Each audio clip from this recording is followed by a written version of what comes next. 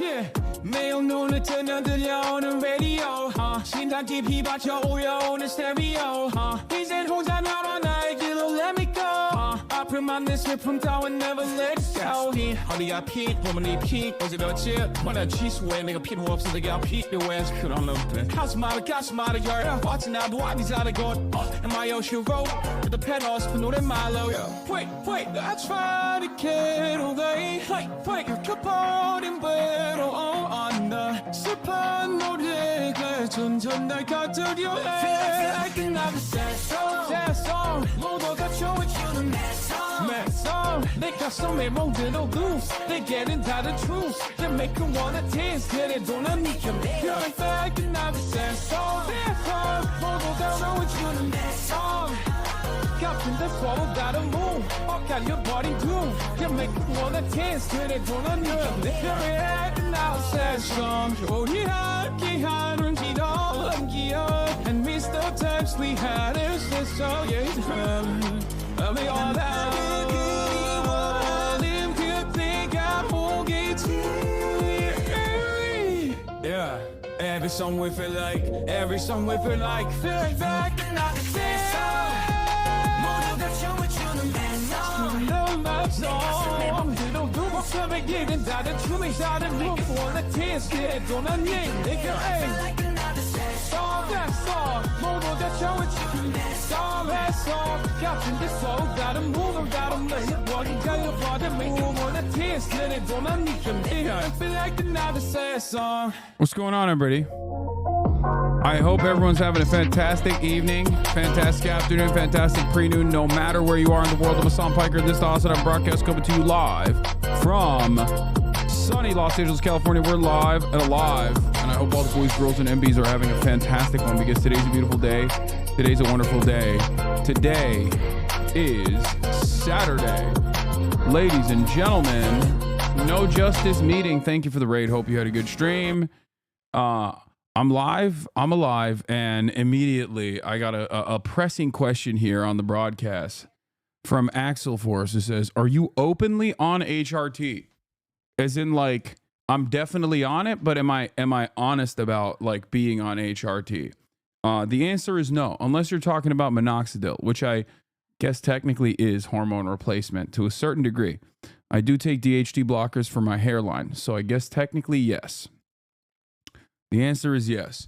Anyway, folks, it is the 11th of January. We're in the month of Japanuary, as you guys know. 11th of January, 2025. We have a massive day today, an incredible day today. There's a lot that we're going to be doing later, but also a lot of news to cover as well.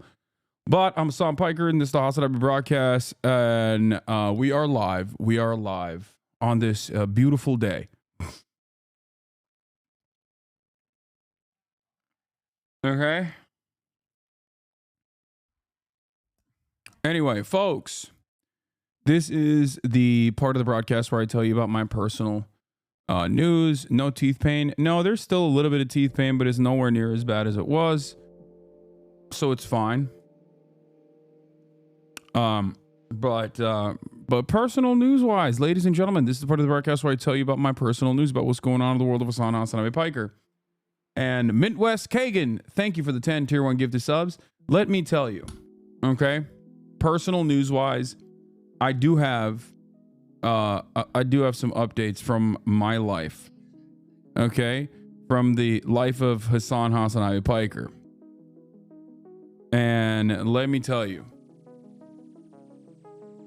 last night I ended the broadcast. I wasn't feeling too great, obviously, but I wanted to hang out with my mom, and that's what I did. I watched Lord of the Rings, the trilogy extended edition. That's like basically 12 hours now. We're on the third and final installation of the trilogy, and we watched like about an hour. My mom calls it a job now. She calls it a job. She's never really been into fantasy. And yet she's watching the heck out of this stuff. So I'm very excited about it. It's an absolute masterpiece. And she's staying awake throughout the whole thing, which is crazy. Like, that's what's so crazy about it. That's what's actually kind of wild about it. The fact that she's not falling asleep. Funniest moment from Sean yesterday. Unk and dad jokes are back. Okay. Who's your favorite character?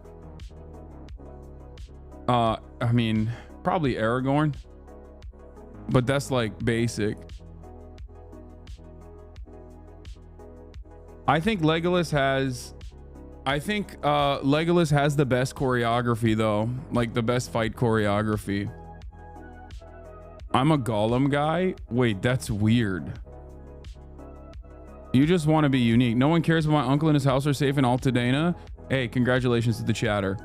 Anyway, but yeah, personal news wise, watched that, went to sleep, woke up early, checked the air quality index. Why did I check the air quality index? Because I wanted to finally train. It's been a couple days since I've not been able to really work out, not been able to get Kaya to work out. So I did. I went out and I played basketball this morning. I'm addicted to ball. But most importantly, it's because I actually personally checked the air quality index. It was moderate. And that's why I played. And I'll tell you where I went. I went to one of the evacuation centers. And I actually balled with some of the evacuees. As a matter of fact, it's not even a joke. This morning, I spent the morning balling with a bunch of people that had evacuated. Many of the evacuees were actually coming from the Veterans Affairs office in Brentwood. A lot of homeless veterans there. They had to be evacuated out last night. But we balled up and they were dope. Bro, genuinely, what the fuck are you doing, Lamau? Everybody needs to calm down. I checked the air quality index, okay? I didn't go and ball on my own for no reason. And we won. And we won some games. We lost some other games. But it's all good. But yeah, a lot of the evacuation center people, at least in the one that I went to, was a lot of them were the homeless vets from the VA place in Brentwood.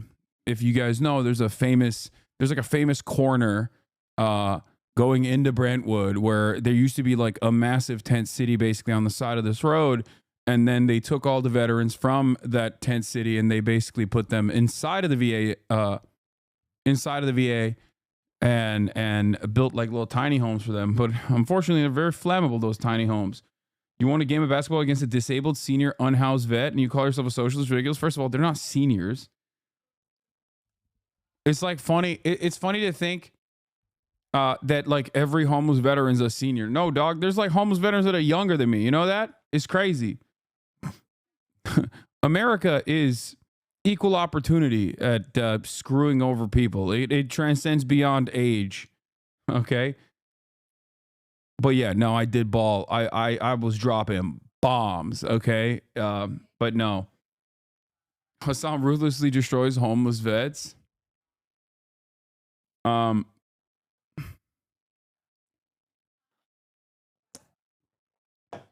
Also, yeah, I wasn't going to hold back.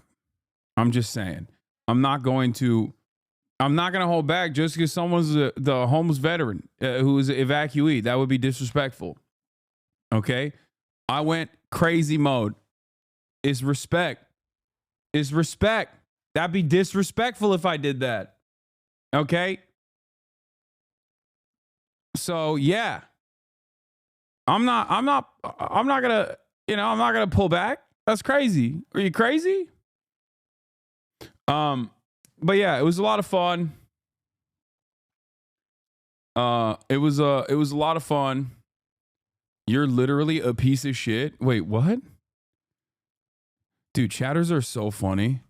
Like, one, I'm joking, and two, like, yes, you're right. I should have done what you do, which is get grossed out by people from afar and be afraid of them instead of just like, treating people like they're human beings.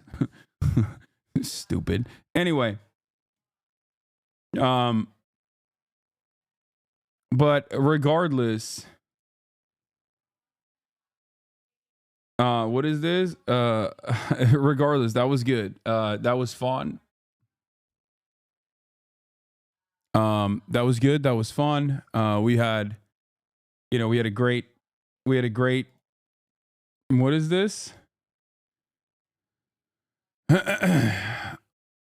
We had a great morning overall. Okay. What? You killed my kid's favorite YouTubers, brother. You will out-hoop anyone. I mean, I still got cooked though. They were so nice too. They would just keep going in to the shelter to bring out there was one dude who kept going into the shelter to bring out like water. And I was like, bro, it's good. Like, I'm good. I brought my own. But he's a very kind dude. Okay. Regardless, that was fun. I also set up something crazy. Okay.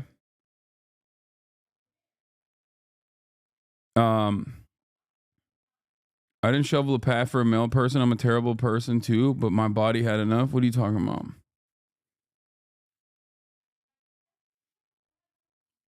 But you go have a nice morning hangout with folks and get on here and people just bitch at you. That's crazy. I mean, it doesn't matter. It's because people are, people don't know people don't understand it. I set up something crazy this morning. Shouts out to Caroline for this because last night, Caroline apparently DM'd me and was like, hey, do you want to link up with this guy? Like, I'm going to try to reach out to this one guy. He's a Hollywood producer. Okay. His name is Scott. And basically she sent me the information of this Hollywood producer guy, who works with incarcerated firefighters. And she was like, hey, I think we should reach out to this guy. And I was like, wait a minute. This dude's name is super familiar to me. And it turns out it's because I actually had a lined up meeting with him on Friday morning, but he had to evacuate, so he couldn't do the meeting. He wanted to link up with me already this past Friday. So I look on his Instagram. I'm like, oh, he already follows me. I hit him up. I'm like, yo, can we do this? Can we do a live stream or whatever? He's like, dude, that's an incredible idea. I really wanted to do that. So yeah, what a wonderful way to link up with this guy. We didn't get to initially have that meeting, but it don't matter. So today later, we are going to be going to the Rose Bowl and feeding some of the incarcerated firefighters, and hopefully they're going to let us interview them as well. So So yeah, that's going to be later at around 6 p.m. Pacific. But before that, I'm going to do my regular stream. But yeah, that's what I did this morning. And I've been on a posting storm basically. Okay, I've been on a storm posting my face off. What is an incarcerated firefighter? In the state of California, there is a firefighter training program where incarcerated individuals can go and fight these wildfires. It's oftentimes for $26 a day. It's, really ruthless conditions. But it's a complex program, and I want to get to talk to these guys and show you. Most importantly, I want to show you that these are, human beings. And yes, at any point, you can have approximately 30% of the firefighters that are fighting wildfires be incarcerated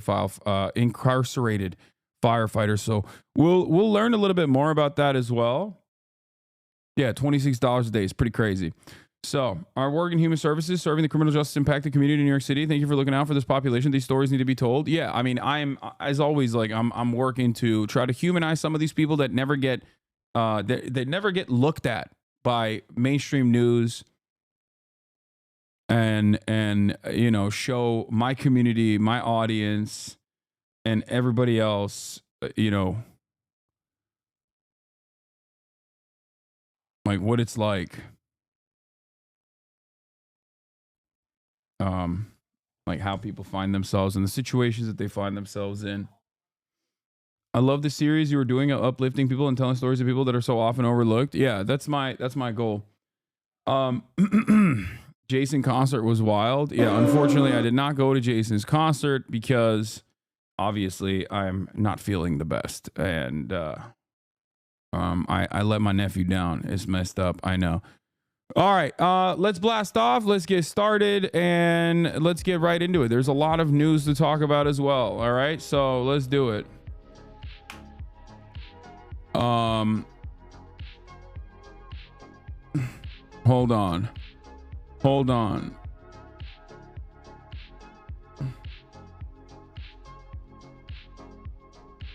What was I gonna say? Is Caroline coming today too? If she wants to, I hit her up, but I think she's still sleeping, so we'll see. All right, Tamasius, thank you for the playlist. LA fire spread with new evacs. Why did the fire hydrants run out?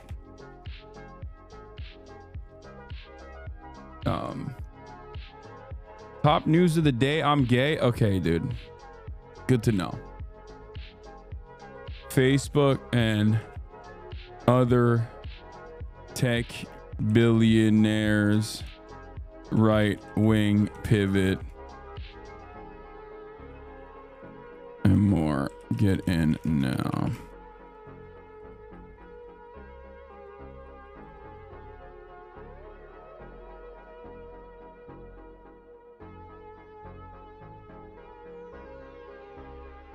Morning voice. Yeah, I got that morning voice. Okay.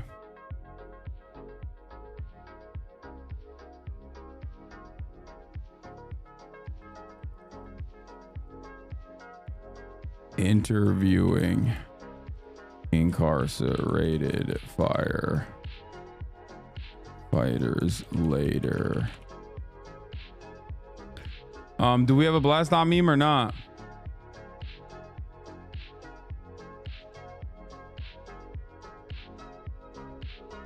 Hasan, how do you have so much aura? I don't think I do, but thank you.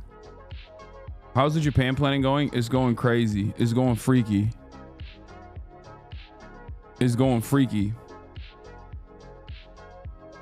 All right, where are we at? Well, do we have a blast off meme or not?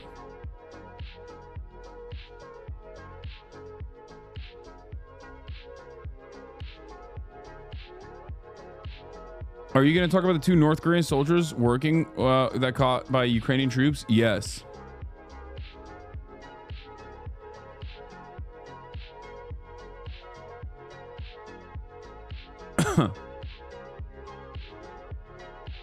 Is Morg going to Japan too? Who's Morg?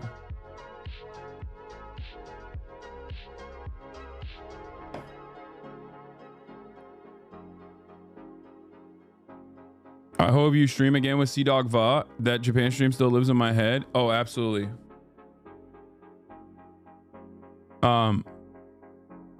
What's the name of the comedy group you watched yesterday about fires and climate change? Oh, RDC.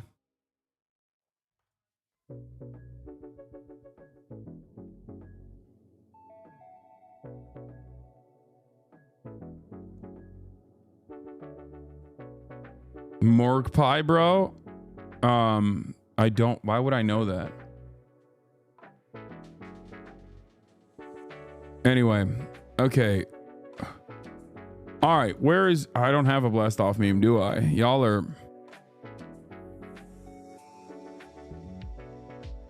Y'all got nothing for me, dude. Y'all got nothing for me. All right.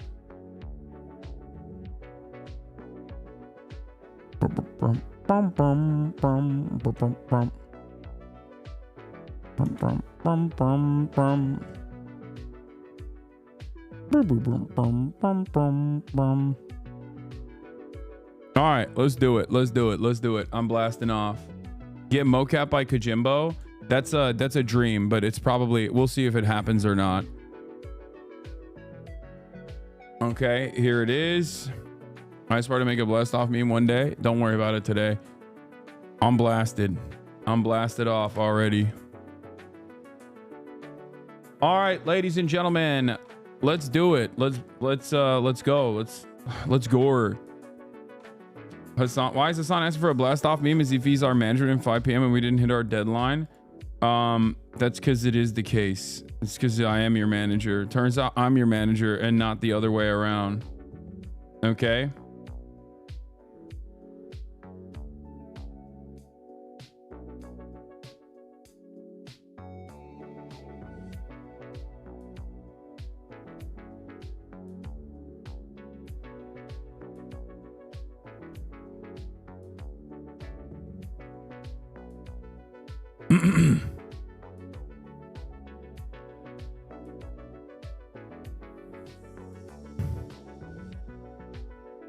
Are you always caps lock? Who gets to send blast off memes? You can send it to me. If you're a subscriber, you can send me links. So that's one reason to subscribe. For $6 or for free with a Twitch Prime, subscribers get to send me links, even though there is no there is no guarantee that I will click on them. Anyway, here's a moment from my interview yesterday and we accreted them to the Sean national O'Brien, agreement. leader of the Teamsters. We won that, and we accreted them to the national agreement. And it was good that that happened because we exposed them. They're actually suffering from a disease called diabetes, right? And they should be actually telling the truth that they don't want the Teamsters Union, that they don't want to allow us to organize. So I went to the first opening negotiations in November, and I'll tell you, I'm a person, a leader that believes in leading from the front. I believe in discipline and having respect. Whether I like you or I don't like you, you're my opponent. I'm going to respect you until it's time not to respect you.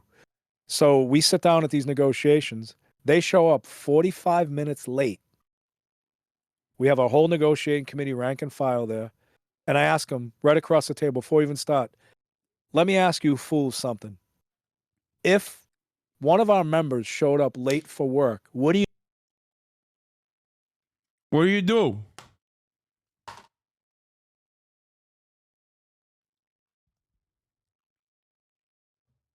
Diabetes. Speaking of diabetes, apparently James Woods also has a little bit of diabetes, where his house survived the wildfires. So, he probably thought it was actually on fire though, because his neighbor's house was on fire. All right. Anyway, where were we? Okay, we got a lot to talk about, so let's get into it. I kind of want to do a docu-series if there is anything later. If there's anything later that we can look at as far as a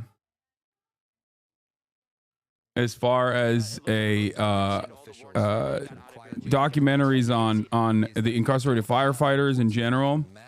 But yeah, updates. California wildfires are spreading and evacuations have been issued. Coming forward and not knowing where it's moving on both sides of that same hilltop, where on the one hand it's going into Brentwood, on the other hand it's going into Encino. It's pretty terrifying stuff. I know a lot of people that live on both sides of those. Parish. So let's hope that is an indication that maybe a lot of people did heed the warnings and get out. But the fact that the numbers are so far, at least, as low as they are is quite remarkable when you think about the scale and scope of these fires, and we say fires plural, that we've been dealing with in Southern California. Well, Sheriff Luna did point out that the majority of the cases that they have And seen, yeah, winds are going to pick up on Sunday, Monday again. In the deaths, that these are people who had chosen not to evacuate. So a lot of the, even the personal stories that we have heard from some people who have tragically died, their family members had seen them prior to them evacuating themselves. Oh, this is Vice. That from incarceration to firefighter. At a moment's notice, and then after all was said and done, they asked crews to go back there, and unfortunately had seen had ended in a very tragic way. Yeah. We're looking at this picture now, which actually looks a little better. I pause a little bit because it looks good, and then all of a sudden we see another loom up again. This is a show about incarcerated firefighters? That's crazy. And, just a beautiful sight when you see that bright red. Yeah, here it's moving towards Brentwood as well.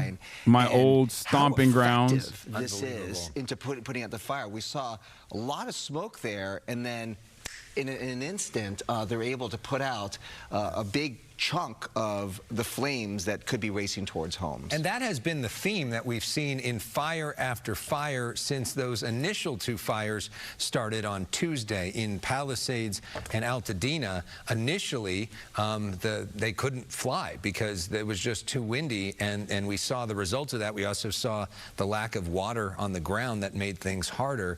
But since then, we have seen really urgent, massive flare-ups that look incredibly threatening, and obviously this one got to property there.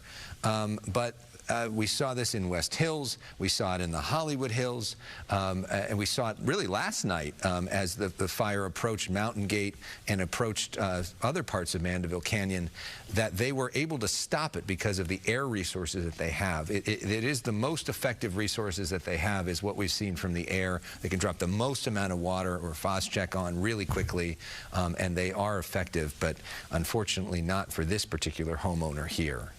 This graphic, oh my God, ain't no way. That's a penis. This is the.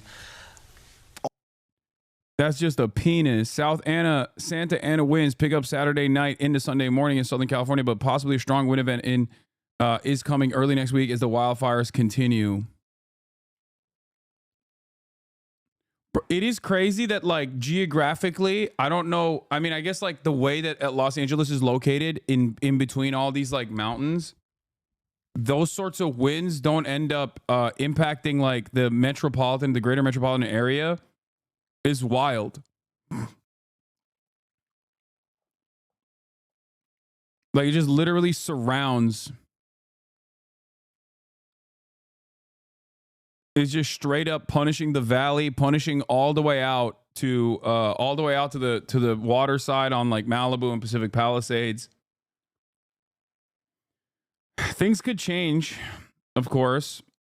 Oh my God, Hemet, Mama, we made it, bro. This is the worst way to be recognized. You know, this is the worst way to be recognized. What is this? You are the media now. 3:26 p.m. 1:10:25. Wait, what? I heard from my brother, a firefighter in Central Oregon, that 60 fire trucks in the state sent support to LA fires are being held up in Sacramento for emissions testing. They likely won't pass inspection and won't be able to help. What a joke. The Oregon strike teams arrived Thursday and are assigned to the Pacific Palisades fire. 11 of the teams began their assignments this AM. The teams are motivated, committed, and excited. What do you mean? Yeah, this guy is just stupid and wrong. What are you talking about? Is this the joke? Oh, the joke is that you are the media now, as in people just lie, and then those lies go super viral, and then, like, here you have left post just needs a few more likes before Elon. This is a crazy quote tweet, yeah. It's so nutty, dude. It's so nutty. Look at this. Look, these guys are actually working on the ground already. This guy hours later is already, hours after, they've already posted about it. Oh my God, Linda Yaccarino.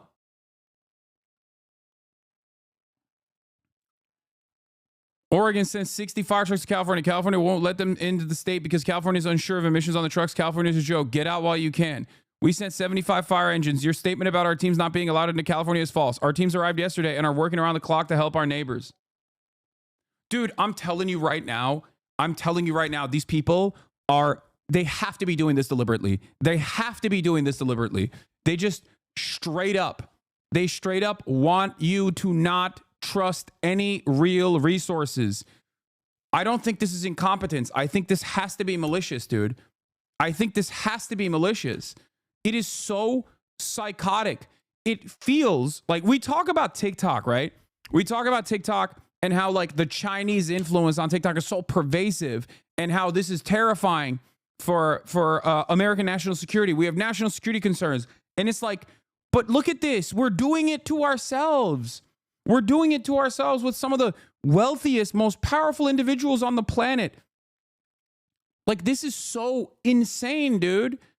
How can people not recognize that this right here is terrifying? Okay? Virtually all the information that you get on Twitter about anything at this point, at least like the first 5 top performing posts are just going to be straight up lies that right-wingers have just concocted. And now Facebook is like, yeah, we're going to fire our moderation team. Like as though they have anything but just AI slop on there anyway, genuinely breaking the brains of all of your elderly family members, all your elderly relatives. But this has to be malicious. Yeah, finally a community note arrives on the original post hours later, after it already had a couple million views and thousands of retweets. At 48,000 likes, it gets hit with a community note.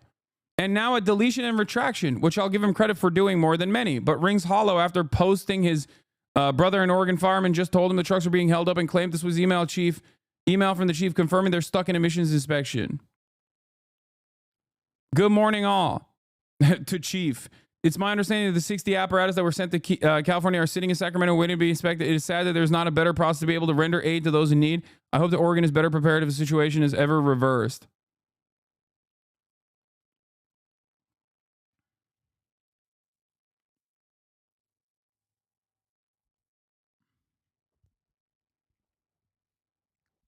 Seems like it worked pretty well, no? Could be faster, but the alternative is what exactly?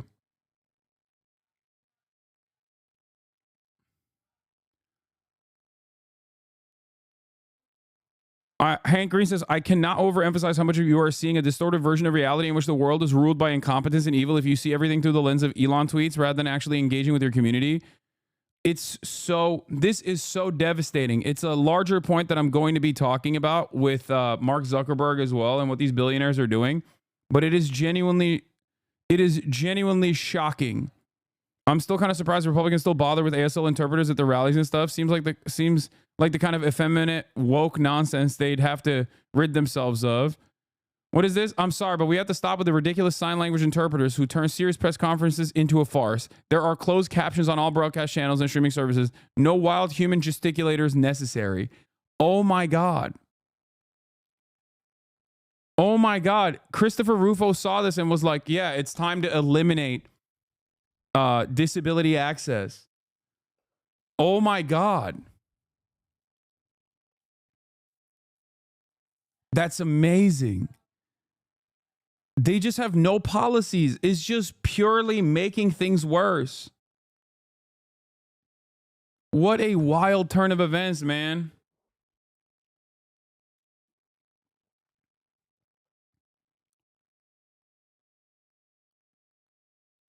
Yeah, I saw this as well. Rogan's podcast used to be about comedy, martial arts, and conspiracies, and now it's just basically laundering the reputations of supervillains. Yeah, I 100% agree with this take. I've been very frustrated about this as well. I'm going to be talking about this in a little bit as well. But like, this man went from conspiracy theories that like sometimes are anti-government to basically having exclusively billionaire supervillain defense contractors, dude.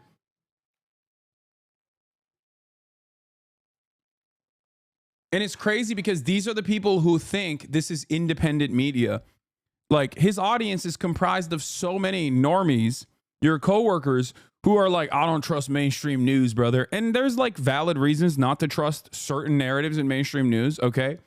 But it's crazy to me that those guys then go and listen to a conversation with a supervillain billionaire who is laundering his reputation in broad daylight by talking to Joe Rogan, someone that you like. And half the time they're also talking about, like, you know, defense contractor shit. It blows my mind. Like, what do you mean? If when CNN does interviews like this, you go, oh, what the hell? These guys love the elites. But when Joe Rogan does it, it's like, oh, no, he loves the elites in a cool way. I love this elite as well.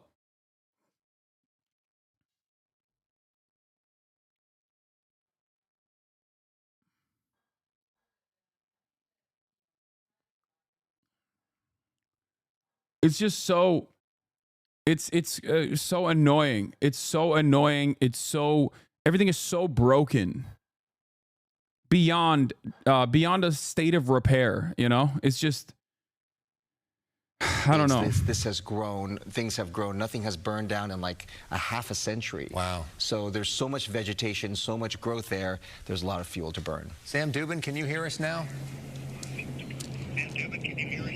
Yeah, Alex, you hear me? I can, although I heard myself too, so I don't know if there's a way to. Anyways, we were talking If about. you guys can hear me, I'm just going to start talking here. Yeah. So we're up here on Dirt Mulholland, which is a fire road up here in the Santa Monica Mountains.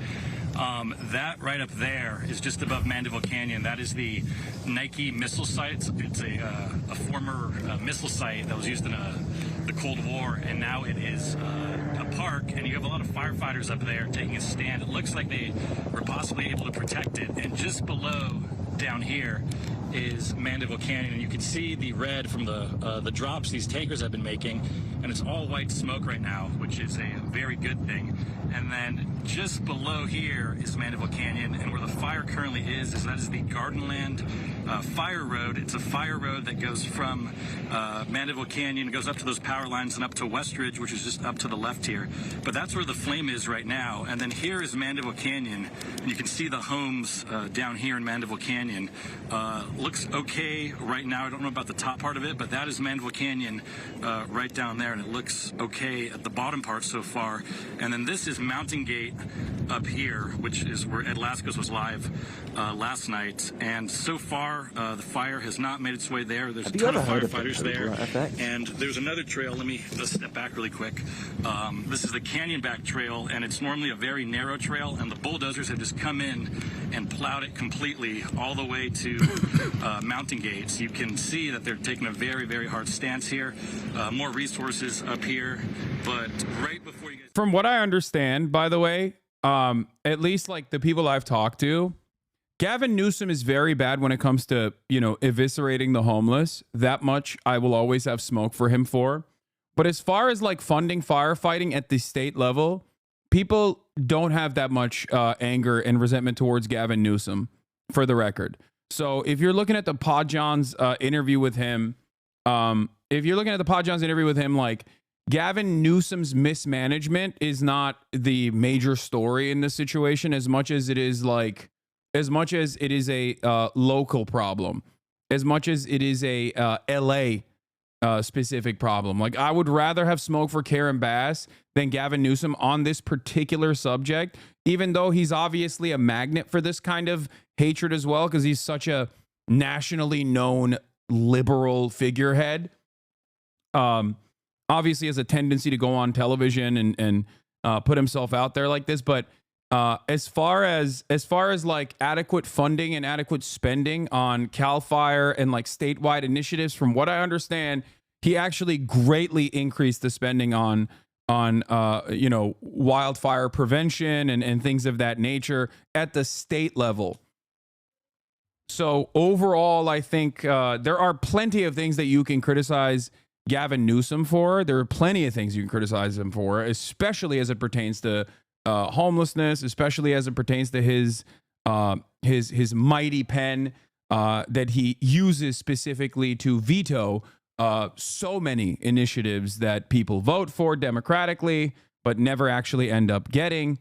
This is not one of them. He's essentially being blamed for an uncontrollable firestorm that could have not been prevented no matter how much you fund the fire department. Yeah, I'll say it. I say it like this, and I did bring this up as well. Even with Karen Bass, like, as it pertains to the mismanagement that the LA fire department got, right? Additional management or additional funds, would it have been able to actually successfully combat this fire? I don't think so, right? Because it's such a it's a natural disaster, right? Like it certainly would be better, okay? And there is absolutely anger and resentment that you can direct towards the local governance and the mismanagement in this process. But as far as funding initiatives and trying to figure out what went wrong here, as far as I understand, I don't think Gavin Newsom is as responsible.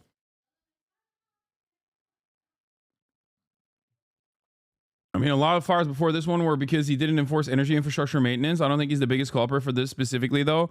There is also truth to that, for sure. Them to get on the fire quickly. I mean, we think about the private firefighters during that first fire night on Tuesday night. There were blocks and blocks burning where there were no firefighters to be seen for hours, and that's part of the reason that this got to be as big and as bad as it was in terms of the devastation. Yeah, not having enough firefighters in this situation is partially because we just don't have enough firefighters to deal with not one, not two, but three, and sometimes even 4 wildfires at 80-mile winds, okay?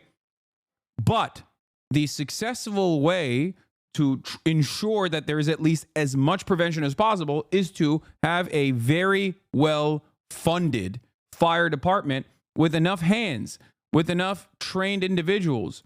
I hate you communists so much.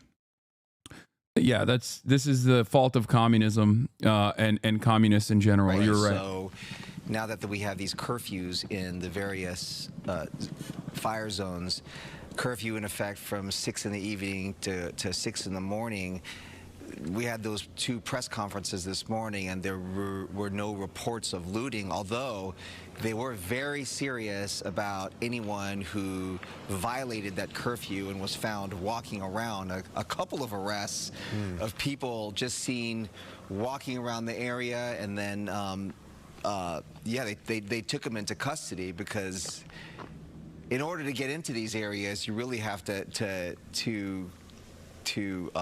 be very creative, because these checkpoints and security checkpoints are very tight. So and we saw that yesterday in this area, especially in Pacific Palisades, on Sunset near Amalfi.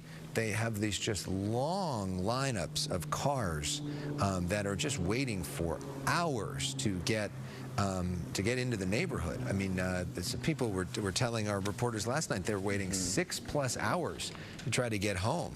Yeah. And it is, I mean, it's frustrating for a lot of people to see that, and but then you get into these areas once you get in, and it's so stunning, right? To see the destruction up close. Yeah, lots of folks having a tough time getting in too, because people escaped at a moment's notice, and they didn't have any of their ID. They don't have a property deed, anything that says that they actually live in the area, and unfortunately, why do 40-month subscribers do this? Did you see losers on Twitter celebrating because they thought your house burned down? Yes, they literally celebrated.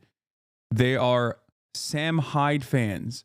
They like a pedophile Nazi. Okay, they're fans of a pedophile Nazi. I love when those people cheer for my death and destruction. Okay, those are some of the worst people online. Why do you even bring that up as a 40-month subscriber is the question I have for you. Okay, yes, dude.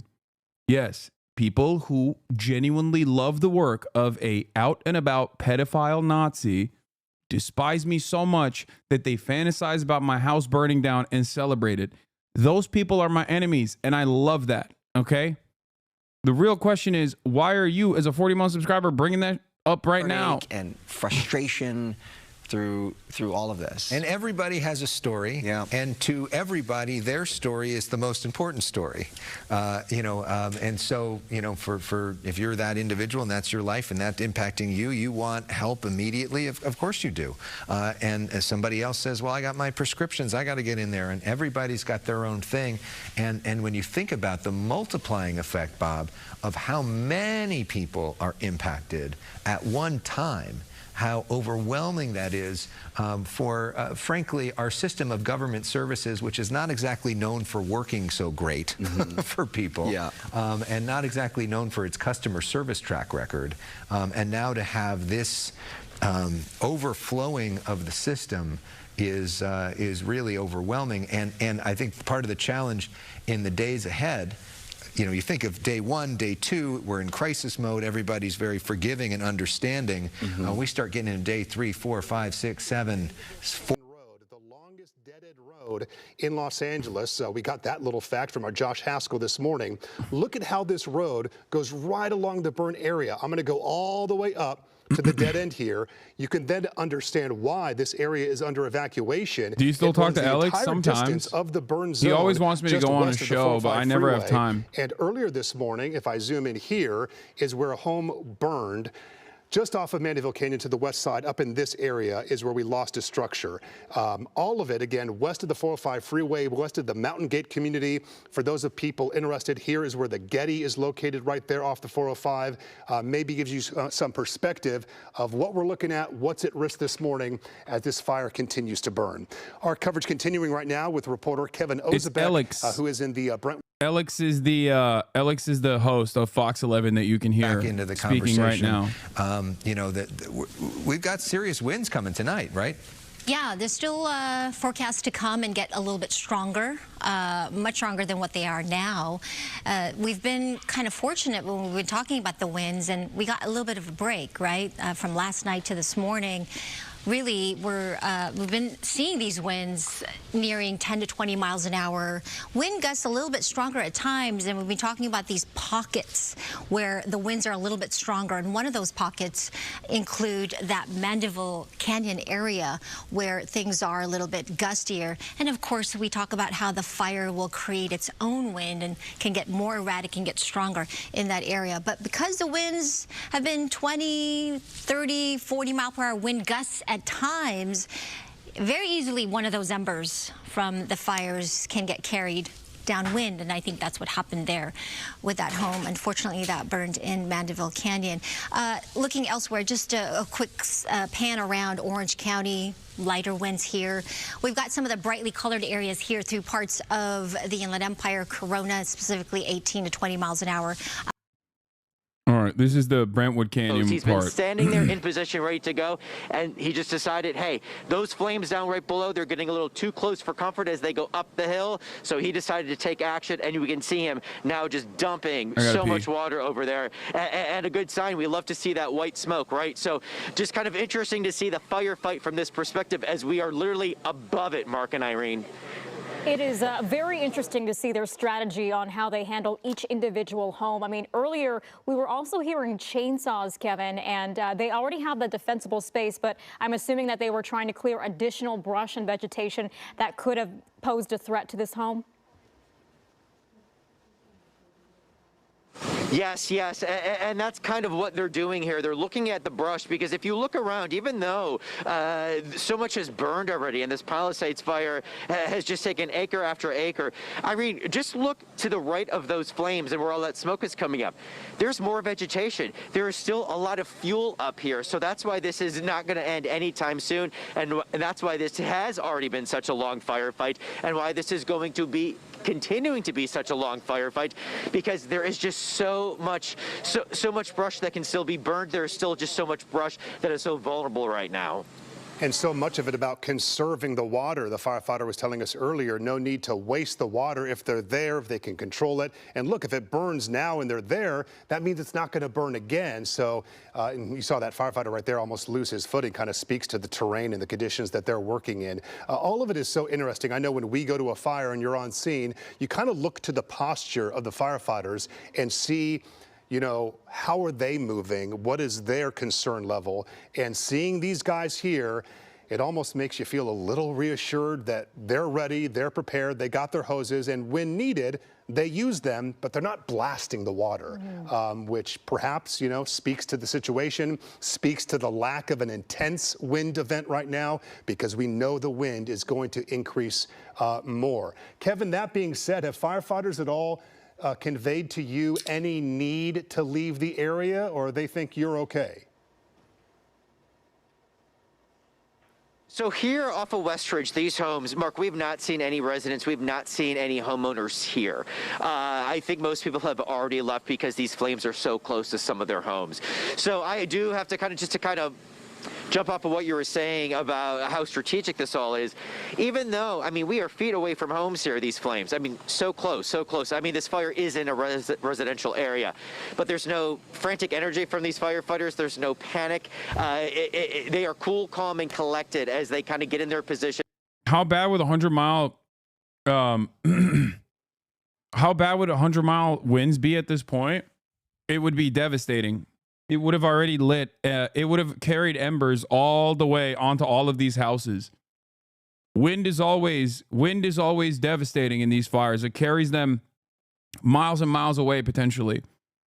It makes it infinitely more difficult to put out. Not even only LA City. I mean, LA County, of course, as well. But the mutual aid, these fire departments that are coming not only regionally, but from beyond. It is. Why does it feel like it'll only get worse? Right now, that's amazing. They come from right NorCal, now, they come from other states, and it does they feel really like do that help with this because firefighting the effort. winds are going to pick up Kevin, again. You've been monitoring this situation. What is this? Anti-DEI is just becoming an accepted way to be racist, to be sexist. You can't as openly say you don't want women in that field or that you don't want black people. You can say DEI and mean all that because you're too pussy to openly be a bigot. It's weird that dunking on firefighters during a massive fire is what right-wing culture warriors have decided is the best expression of their politics. Starting to think that anti-wokeness has become the new mind virus. I mean, starting to think that, Leighton.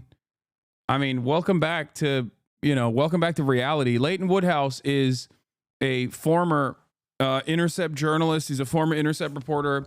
Him and a couple of these other guys like made this crazy, I wouldn't say like pivot, but they definitely,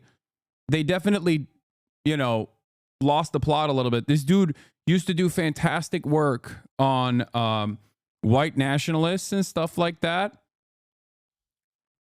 Like white nationalists and radicalization online, and then Lee Fang and him, and I've interviewed Lee as well, and Lee still does fantastic work when it comes to like corporate lobbying and whatnot. But they did kind of lose their minds a little bit on wokeness and how annoying it is and how annoying wokes are, and they kind of did that for the past 4 years, and now, I mean, they never really stopped doing good journalism in the process,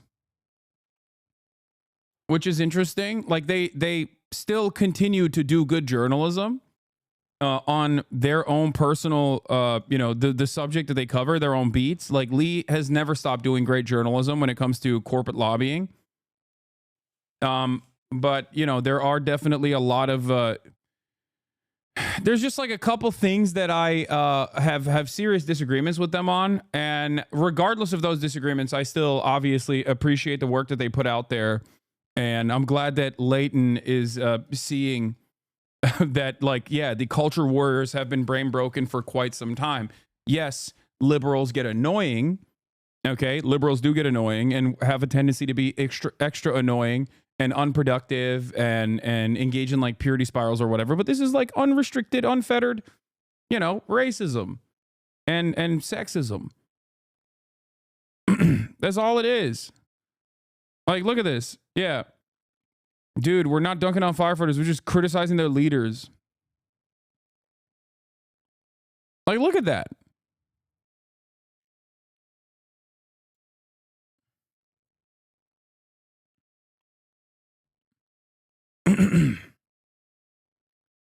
Yeah, the real woke mind virus has always been right-wing nonsense. Anyway, this is something that Elon Musk just retweeted as well. We pretend to work, they pretend to pay us. Old Soviet Union phrase. Infrastructure failing as absentee staff declare more time, more money. A fire chief focused on human sexuality. A mayor luxuriating in a presidential palace in a foreign country. Symptoms of a common broken system. This is from Barry Weiss's Free Press, which of course is also multi-billionaire backed.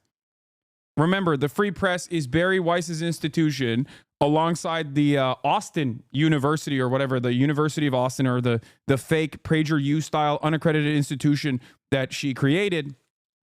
Basically, these guys are trying to create their own quote unquote independent outlet online when they're still heavily funded by the same billionaires. It's a grift. Okay. So what are they doing? What is Free Press doing in this crisis? What are they doing? Oh, that's right. They're cutting propaganda. Let's take a look. Water to put out the Palisades fire. This is the Santa Ynez Reservoir. It's the water supply basically for the Palisades. When they first started fighting the Palisades fire, they ran out of water extremely quickly. Wednesday, 3 a.m., they were basically out. And there's been a lot of talk on why this happened. So how long has this reservoir been empty for? Since February of last year. There was no communication from the Department of Water and Power to LAFD that there was a water supply issue. The firefighters, when they started fighting the fires, no one informed them that the reservoir was empty. This reservoir holds 117 million gallons of... It's what's crazy about this part of the story is like, yeah, the reservoir is empty because of a thing that your donors don't want. Okay. The reservoir is empty because of a thing that your donors don't want to recognize.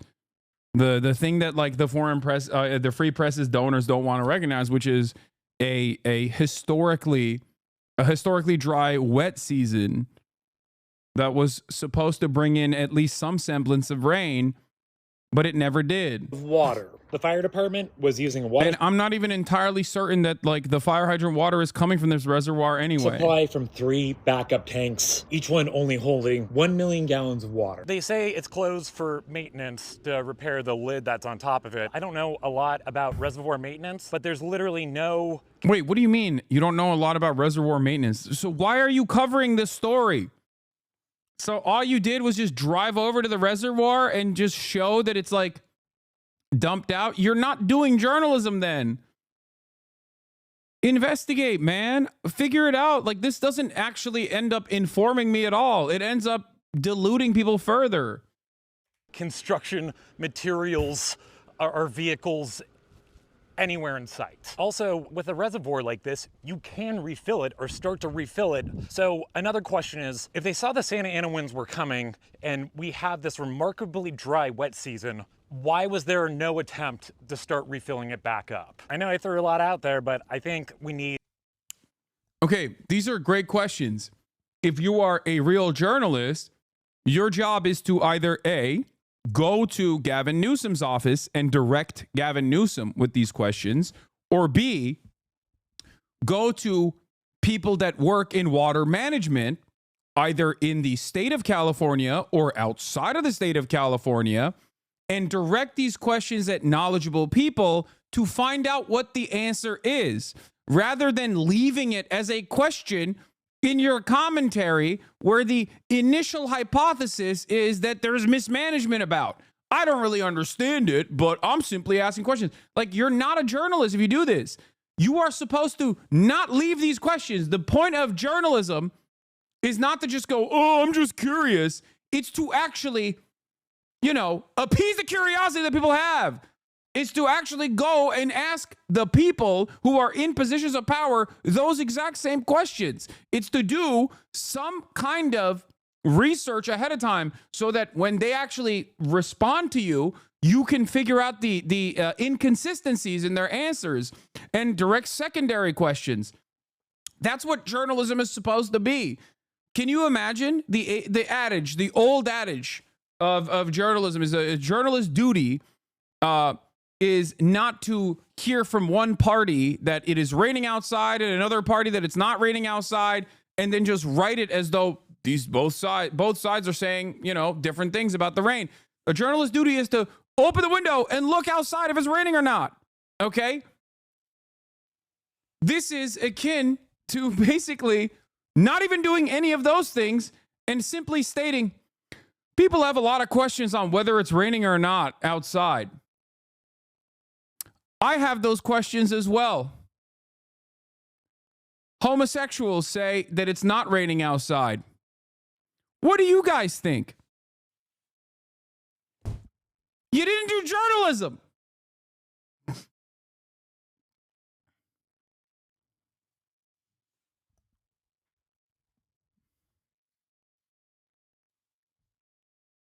It's so frustrating. And these guys also masquerade as though they're like a reputable news outlet that has some semblance of independence as well, because they're online.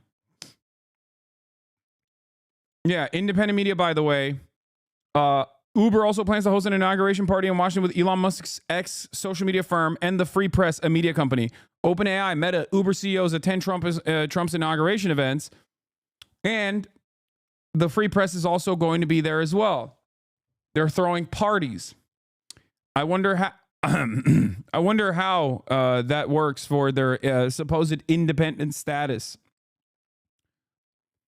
What a day to be alive for truth-telling.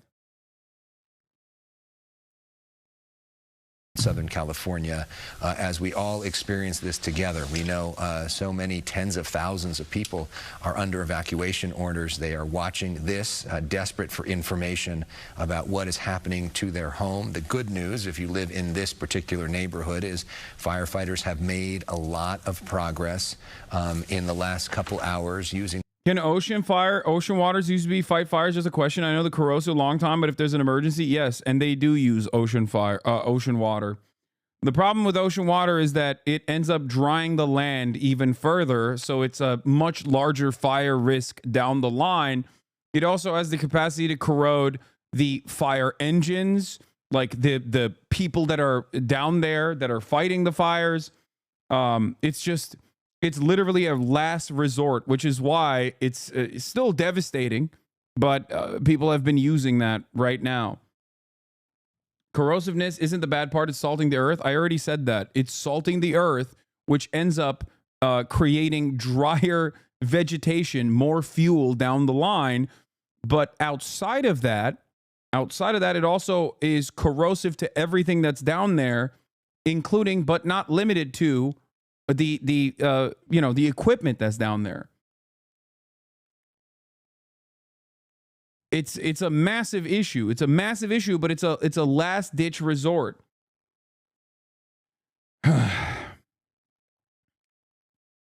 Family who will be incredibly impacted after losing just about everything.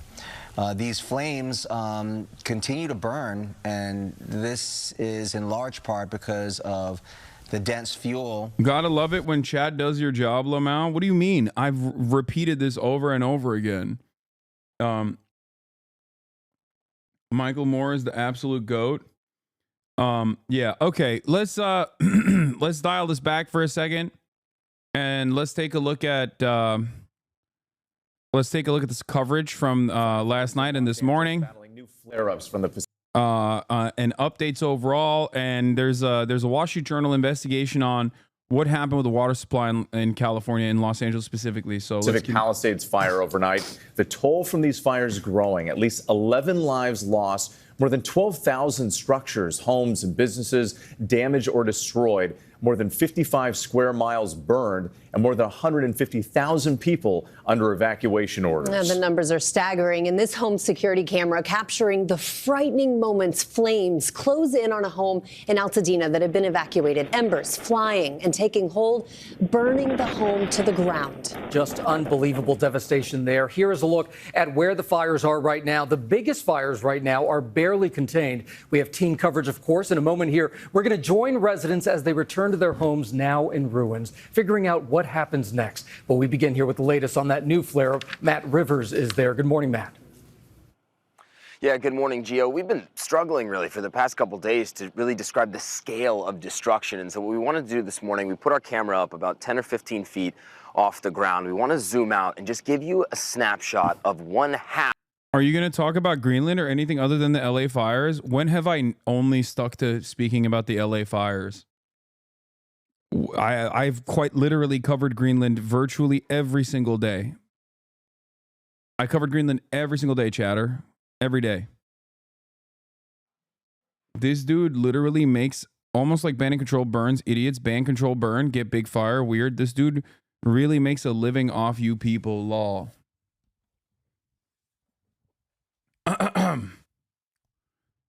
Chatter makes shocking discovery about streamers. Chatter makes shocking discovery about Twitch streaming. Realizes that it would be infinitely better if I was a professional media broadcast that was sponsored by Raytheon rather than you, okay? Where I still maintain my editorial independence. You don't actually have to give me anything. If you don't want to, I don't run any ads.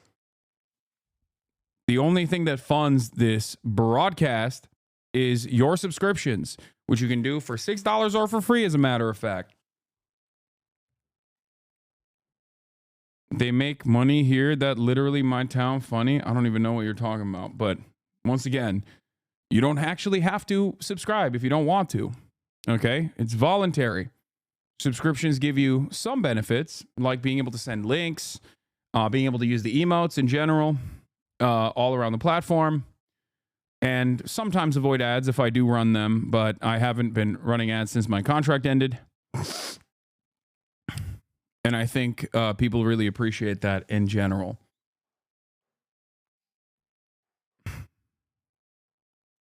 Of one block here in Altadena. This was a home here. That was a home behind me. Another home down the block. Every single thing on this half block of Altadena Drive has been completely vaporized in a matter of hours because of that fire. Gio, I've been covering disasters around the world for the better part of 20 years now. It takes a lot to shock me, but what we are seeing here is truly horrific. This morning, apocalyptic scenes unfolding across Los Angeles as multiple wildfires blaze through the city. With all due respect, I think you're being a little too lib-brain by saying there wasn't much Newsom or the mayor could have done to prevent this. No, that's not what I'm saying at all. You're completely misunderstanding my point. I have been incredibly critical of the mismanagement coming especially from Los Angeles County. What you're failing to comprehend in my statement is that these wildfires are so expansive and so fast in how quickly they spread due to 80-mile winds, due to the Santa Ana winds, that even if you had 1 million firefighters, it would be incredibly difficult to keep it under control. There's a reason why even the professional firefighters are saying the same thing. They're saying, like, yes, we are underfunded. Yes, we are underfunded. Yes, it would be better if we had more funds. Yes, there are certain instances where, like, they run out of water. But having said all of that, like, for example, water hydrants, right? This was a major point of contention in the first day. In the Pacific Palisades, they ran out of water on certain water hydrants. People are trying to figure out why that happened, right? In other places, they're talking about how there weren't enough firefighters. There was just like fires ripping through with no firefighters to combat it, okay? And if you listen to the actual firefighters, if you listen to the fire chief, for example, she very openly says, at the end of the day, fire hydrants are not designed to actually combat a wildfire with 80-mile winds, right? They're designed for structural fires. It's designed to combat structural fires on a city block. If the entire city is on fire, then it doesn't, the water, no matter how many water hydrants you have, you're not going to be able to combat it. If anything, in my opinion, a lot of the mismanagement actually comes in the initial stages of prevention, okay? The prevention and mitigation methods are busted in general. That is a real big problem. Because there's only so much you can do once the fires begin and try to combat them. Having said that, you need to do the best you can. You need to do everything you can to make sure that there are buildings that are up to code. Make sure that there's no dry brush. Like there's so much you can do beforehand. The fire chief is saying that the cuts negatively affect the service in their response to the fires. They're almost out of 1/5 of their vehicles because they had mechanics cut. Well-resourced right here. Yeah, we're going to talk about all of this. Yes. Obviously, that's why I said I have much more smoke for Karen Bass in particular than I do for California State in general and even Newsom, because I think that their hyper-focus on moving the budget around, absolutely did ruin key aspects of this. Having said that, okay, understand something. Having said that, even if they were completely funded, I don't think that they would still be able to. I don't think that they would still be able to stop all of these wildfires. Okay, that's all I'm stating. My point is that even if they were funded to the gills, there is no proof that they would be able to completely stop all of these wildfires. It's just not. Like at that point, it's just more so about like what you do before these wildfires start.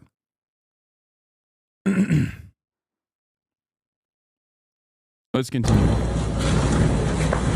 The Pacific Palisades fire flaring up once again overnight. Stunning aerial footage showing the inferno growing stronger and stronger. Even firefighters fleeing from the scene, forced to leave their vehicles behind. That fire only 8% contained. Massive plumes of smoke filling the air as first responders attacked the flames from the ground and from... Firefighters can't stop the root cause of these massive fires? No, that's not correct either. There's a lot of like, it's called fuel, right? Dry vegetation. And I don't know, like invasive vegetation in general that's like flammable. All of that stuff, like communicating that to every single person in a at-risk area and ensuring that people actually take the proper steps ahead of time to make sure that they clear out their area, they clear out their neighborhoods of all of that flammable material, is something that the fire department could communicate. The problem is, if we're already mismanaging funds, okay? If we're already mismanaging funds, that's going to be an afterthought. Like that kind of stuff, the public-facing communication stuff, or the forced upkeep of supply lines, for example, like the power lines, ensuring that the brush and the vegetation that is overgrown on top of the power lines that are swinging wildly during wind seasons, like all of that is an afterthought because it's invisible until it becomes a massive problem, until it becomes a major issue. And even then, we still don't actually do enough power line maintenance, for example, because that's just how it works. That's just how capitalism works. It's easier for these utility providers to, pay out these massive lawsuits after the fact, after, hundreds of people, thousands of people lose their homes and hundreds of people die, even like in the Campfire fire that where 85 people died, right? It's easier for these utility companies to basically just, pay out the victims after a long and arduous legal process, rather than, especially because there's no criminal punishments for the people responsible for this kind of cost cutting. It's much easier for them to just not do the maintenance and then pay off after the fact.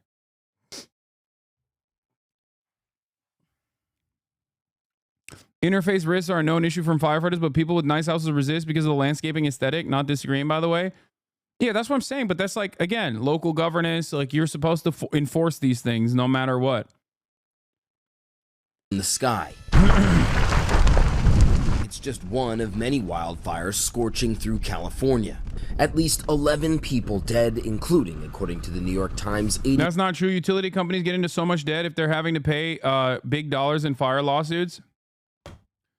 Okay, well, they've already done the math. They consider it to be better for their profit margins, especially if they're short-term focused. I hate to correct you, but it isn't cheaper to pay out after these disasters. Yeah, no, it's a short-term bet. You're right. Thank you. That's correct. It is a short-term bet. They're short-term profit seeking. So for them, they would rather ensure that they don't do the proper upkeep and hope that it never, gets out of hand. And then they end up getting bailed out regardless. So it doesn't matter because there's no interest from any local or state official to actually take over these utilities usually, even after decades of mismanagement.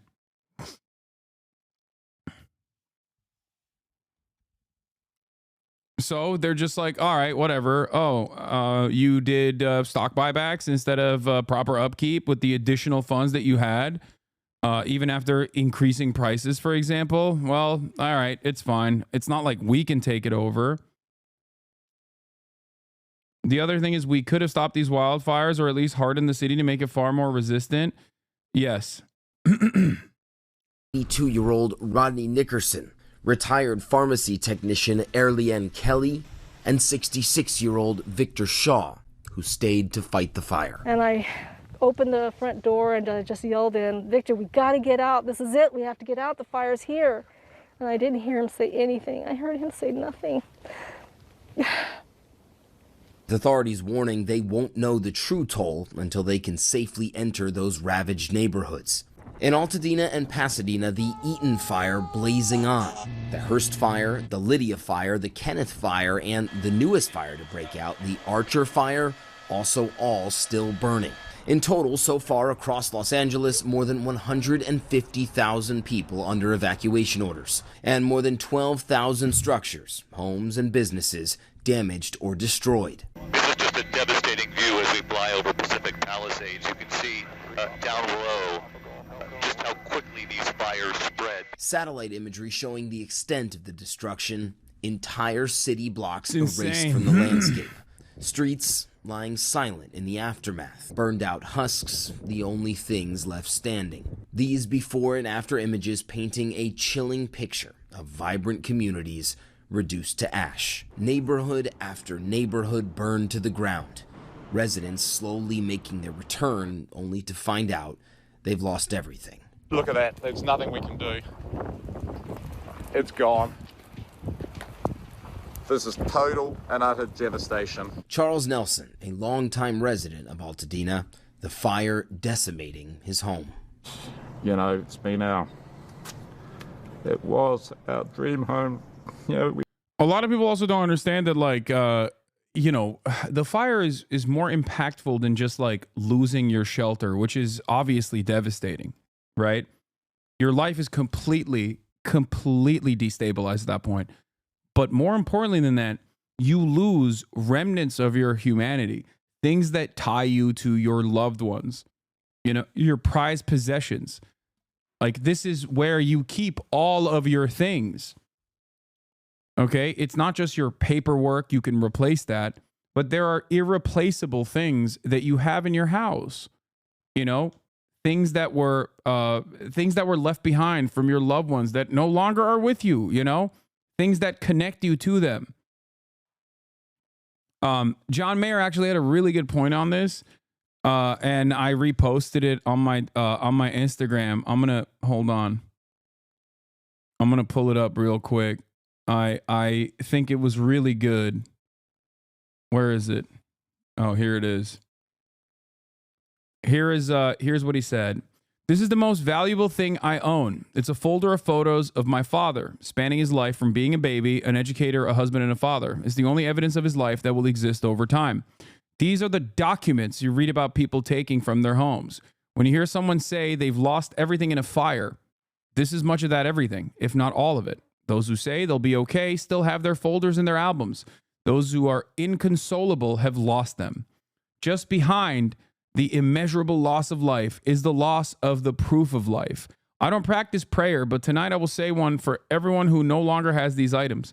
It's not about the art and the collectibles. It's the photos, the letters, the class rings, the eyeglasses, and the things that we keep the things that we keep to remind us that those we loved were here. May those who have lost so much find some semblance of hope and support from their family and friends. Stay safe, look out for one another and yourself, and trust that humanity and all it entails, though sometimes hard to see, is alive and well. This is truly devastating." It's true. Like when your house burns down in a fire, a lot of people immediately start thinking like, oh, well, you know, you're devoid of shelter. But like outside of the material realities there is something immaterial, something infinitely more consequential for a lot of people. Things that remind them of their loved ones, you know, that are no longer with them. Like all of these cherished possessions. It's you know, it's genuinely devastating. People don't realize that after the fire's over, there's a grueling, awful process that takes years sometimes to get these houses rebuilt. Yeah, just verifying who owns what is a whole nightmare, and then insurance companies come in before you're allowed to even go into the homes. That's just the start. Yes, there's also opportunists at every step. There are opportunists that have already started the real looting process, okay? People who are, one, trying to immediately offer cash for the existing lots in people's weakest moments. Okay, that's number one. Number two, you have price gougers in the rental market. Come February 1st, this is going to be a gigantic problem in Los Angeles. If it's not combated adequately, you will see the housing market go out of control even more than it was. Okay? You are going to see the real looting, not the poor people that are messing around or are you know, trying to take advantage of the crisis to steal a television or something, okay? The real looting will happen at the point of banks, private equity, and the real estate market, okay? That is where the real looting will occur. The real looting will also occur on the insurance side as well. Just remember that. But you will not hear that. You will never hear about that in the news, okay? They'll maybe begrudgingly point to it every now and then.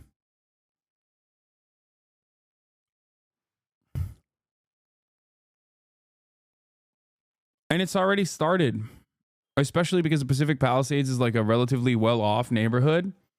A lot of the surrounding areas that have homes intact, single-family homes intact, are putting up rental properties that are double the already inflated rental market prices.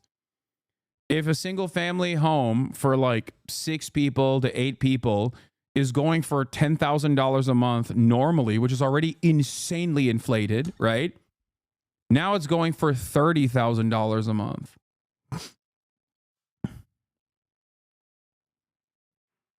I've seen it. And you see the ash on the cars. Yep. You see it everywhere, and this is so toxic. We spoke again to a health expert and a doctor about the unhealthy, very dangerous air quality actually outside, particularly for those who have any upper respiratory the issue. fires haven't even been put down, and there's still people doing craziness if you have some like kind that. of disease, this is just detrimental. And if you don't, this can certainly cause those kinds of things. So we encourage you to limit your activity outside. Just get in your car and go and get to where you need to go. I had a call from my son's coach about basketball practice, and I said, no, absolutely not. Unless you're inside in a gym. This is just very bad air quality all across the board, not just where the fires are burning, but across SoCal from Ventura South into Orange County, the Inland Empire.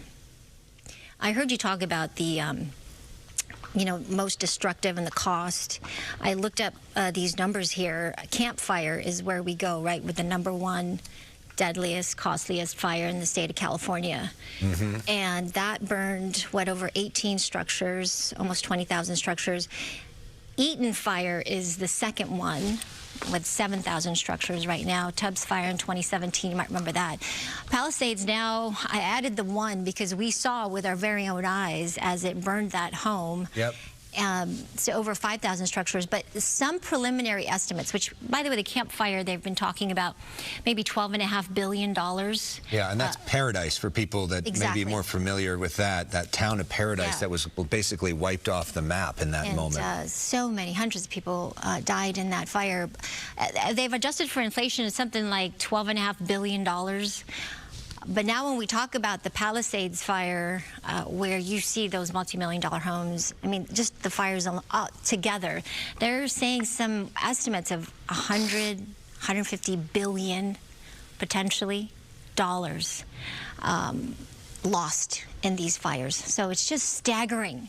Yeah. Staggering. It is. I tried to get a specific answer from Governor Newsom on that, and he said it's way too early to tell, and if we start throwing around numbers, everybody's just sort of guessing. But he said, because he had been to the Camp Fire at Paradise with President Trump, the head of CAL FIRE I talked to also yesterday had been to the Camp Fire, and they both said that what you see in Pacific Palisades is actually worse. When you look at the scope of it, that it's the worst fire that they've ever been to.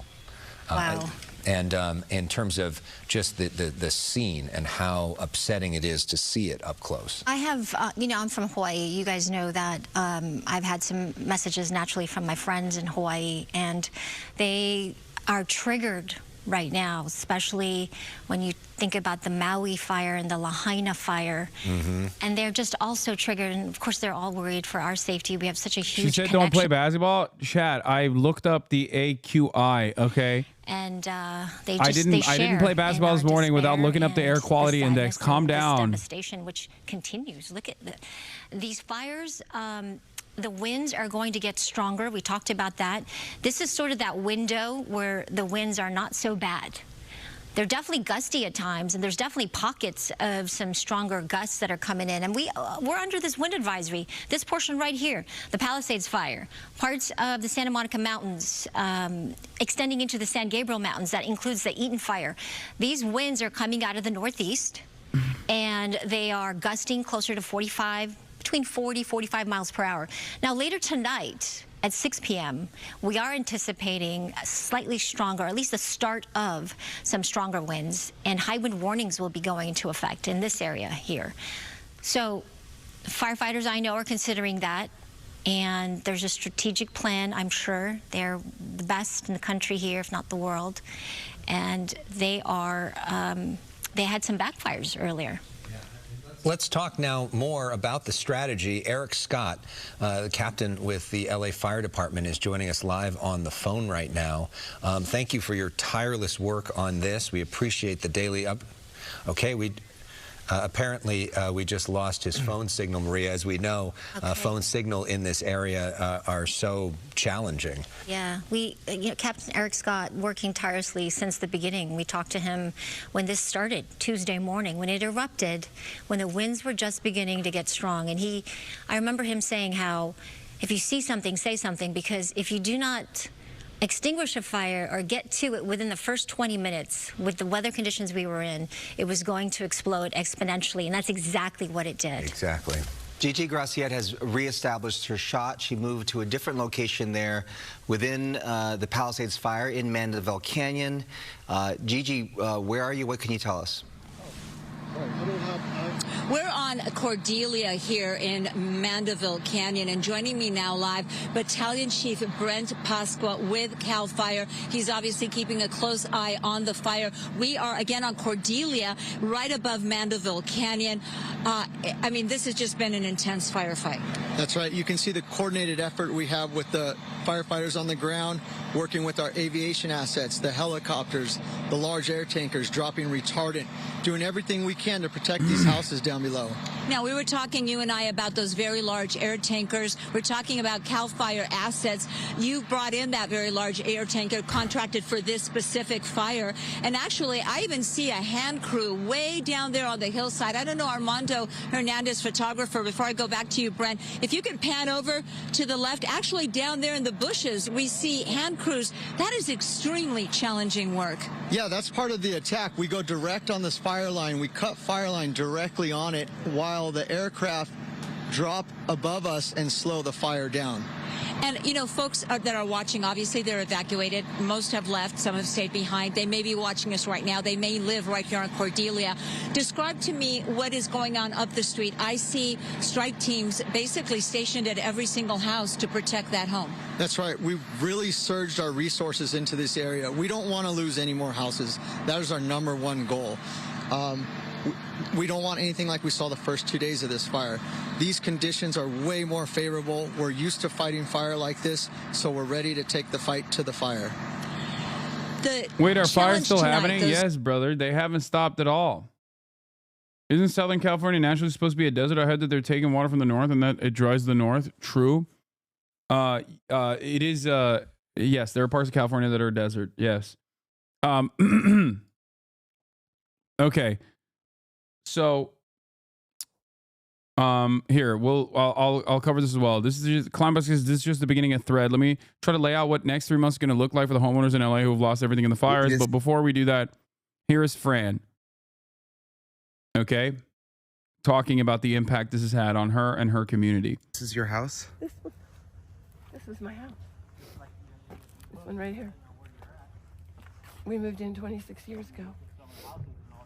And we did the floors and we put in windows and doors and painted and just put, my grandchildren loved it. My son and my daughter-in-law, my family, we hosted Christmas Eve and Christmas Day here and everybody was here. My little house that I loved. My husband just had his 4th cancer surgery. I poured everything into it. My nephew. I'm so sorry. I know. I really am. I don't even know what to say. That's okay. I don't even know what I'm doing. I'm just. We haven't been sleeping. We haven't slept. We're staying at a hotel. We have nowhere to go. We don't know what we're doing. We were close neighbors. Buzz and Todd. His mom passed away and they took over the house. John just lost his wife that he adored, but was taking care of that house. She was a Superior Court judge, and Beverly and John, so much love. She was so incredible, and the house is gone. I just can't believe they're all gone. Like they're all gone. See, Debbie and us and Tina, our children went to school together from kindergarten. Our kids are in their 47 years old, and Debbie's 47-year-old son tragically passed away last August. Her oldest child. Her grief is so deep, I can't imagine. My rental home in Florida was destroyed by Milton. Not looking for sympathy, just providing context of the LA residents. I did not sign up for a natural disaster, nor do I have any experience dealing with them. The initial loss of property is just the beginning. Newsom now needs to get FEMA coordinated because step 1 is access and assessment. After Milton, there were homes in the middle of the road, a road that have 5 feet of sand covered in some places and debris everywhere. My property was located in a place that was protected by the National Guard. No one was legally allowed to even see the home for 5 days. Everything's a mystery until you get to your home. How bad is it? Everything you have to do at this point is a hassle. Where do you stay? How do you rent a car? If I really want a pickup truck, why are there only electric cars available to rent? It's difficult to know where to begin. Okay, this stuff is random Twitter threads. It's my fault for even reading it. Okay, I wanted to just show you that video. But the thing I wanted to point to you, the thing that I want to point out is that like the crisis will get significantly worse for people who have been impacted, because now they have a secondary crisis of tremendous amount of paperwork and the rebuilding process. Okay. And in that process, there are going to be some real looters. A lot of people look to the situation and go, oh, looters are actually going to come down and take advantage of this chaotic situation to steal the valuable possessions of people who have been fortunate enough not to be super impacted by these wildfires, to have their entire homes be burned into the ground. But the real looters are actually the predatory insurance companies that are going to do everything in their power to not pay you out, even though you gave them money, knowing full well that if the unthinkable happened, that you would be covered, okay? The real looters are going to be real estate developers, private equity that come in and look to your most vulnerable moment and offer you like below market rates for the plot of land where your home used to remain, okay? Where the remains of your home are. They're going to try to seize as much of the real estate marketplace as fast as they possibly can, okay? They're going to lowball you. This also plays along with the insurance companies because the insurance companies are working to maximize their profits. And in a crisis like this, they're, going to only be able to do that by refusing all of your claims. And in that weak and desperate moment, you are going to have to make a very difficult decision. Do I just sell off my land instead of the tumultuous rebuilding process? The other looters are going to be the landlords because you hopefully have a little bit of money, right, on the side. Insurance will kick in to pay your rent, for example, if you're fortunate enough. And the people that own numerous properties know that. So they will raise the price of rent. Market conditions. Okay? That is the real looting that will take place. But that looting is invisible. That looting is only done through the normal process of capitalism, profit-seeking entities, faceless, lifeless corporations doing that looting. So instead of focusing on that looting, wood houses is crazy. Okay, what's really silly about this is that California is a earthquake region, okay? Wood houses are not crazy. Concrete also burns, chatter, just so you understand. And considering that it is a earthquake-prone region, yes, wood houses are a more hardened defense against that sort of thing instead of concrete. That's the reason why these houses are built with wood. It's not because it's like they wanted to, be caught light on. They wanted to be lit on fire.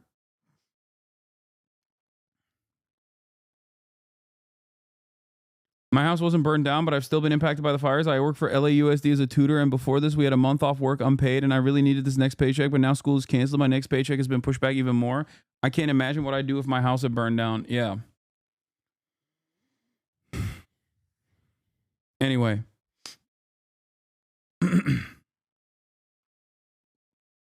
We brought up our kids there. Victoria DeSantis finding her home of 20 years reduced to rubble. But in that debris, a miracle. Her engagement ring found by a firefighter. Okay, you guys are saying concrete doesn't burn, okay? Concrete doesn't burn. Concrete doesn't burn. Okay, brother. You do understand that it's the second reason is that these areas are also at risk for earthquakes. Okay? You understand that that's the major reason why the standards of building these houses with wood is built that way. It's not me doubling down. Okay? I don't think you understand. People aren't just like stupid. People didn't just like build these houses with flex tape and wood so that they could create tinder boxes. There's a reason for why they do it. Chile and Japan are almost fully concrete brick with proper wooden houses that don't break, as you say, but it's a money issue. No, in Japan, they use wood as well.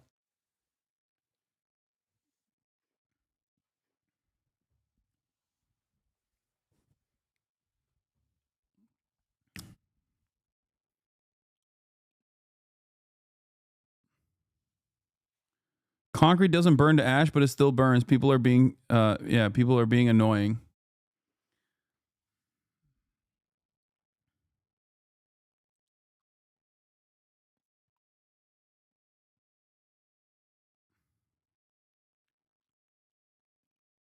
This is like apocalyptic. Micah Kelly builds homes with fires in mind, including this one of the only houses left standing in a neighborhood that buckled under the flames.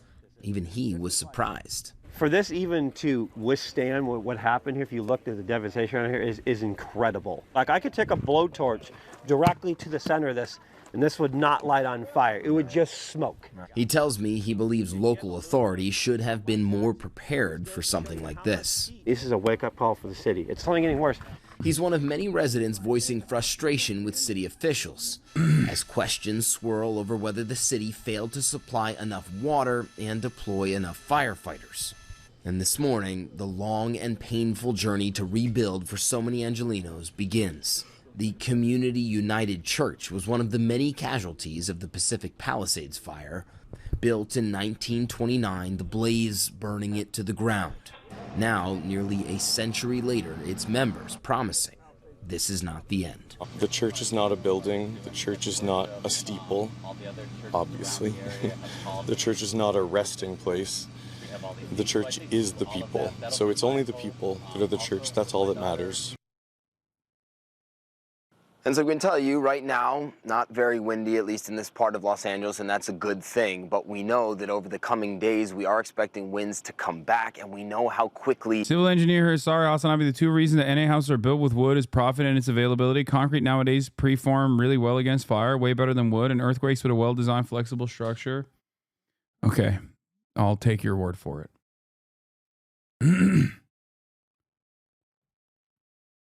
One ember can spread, multiple embers can spread, leading to the kind of destruction that we saw here.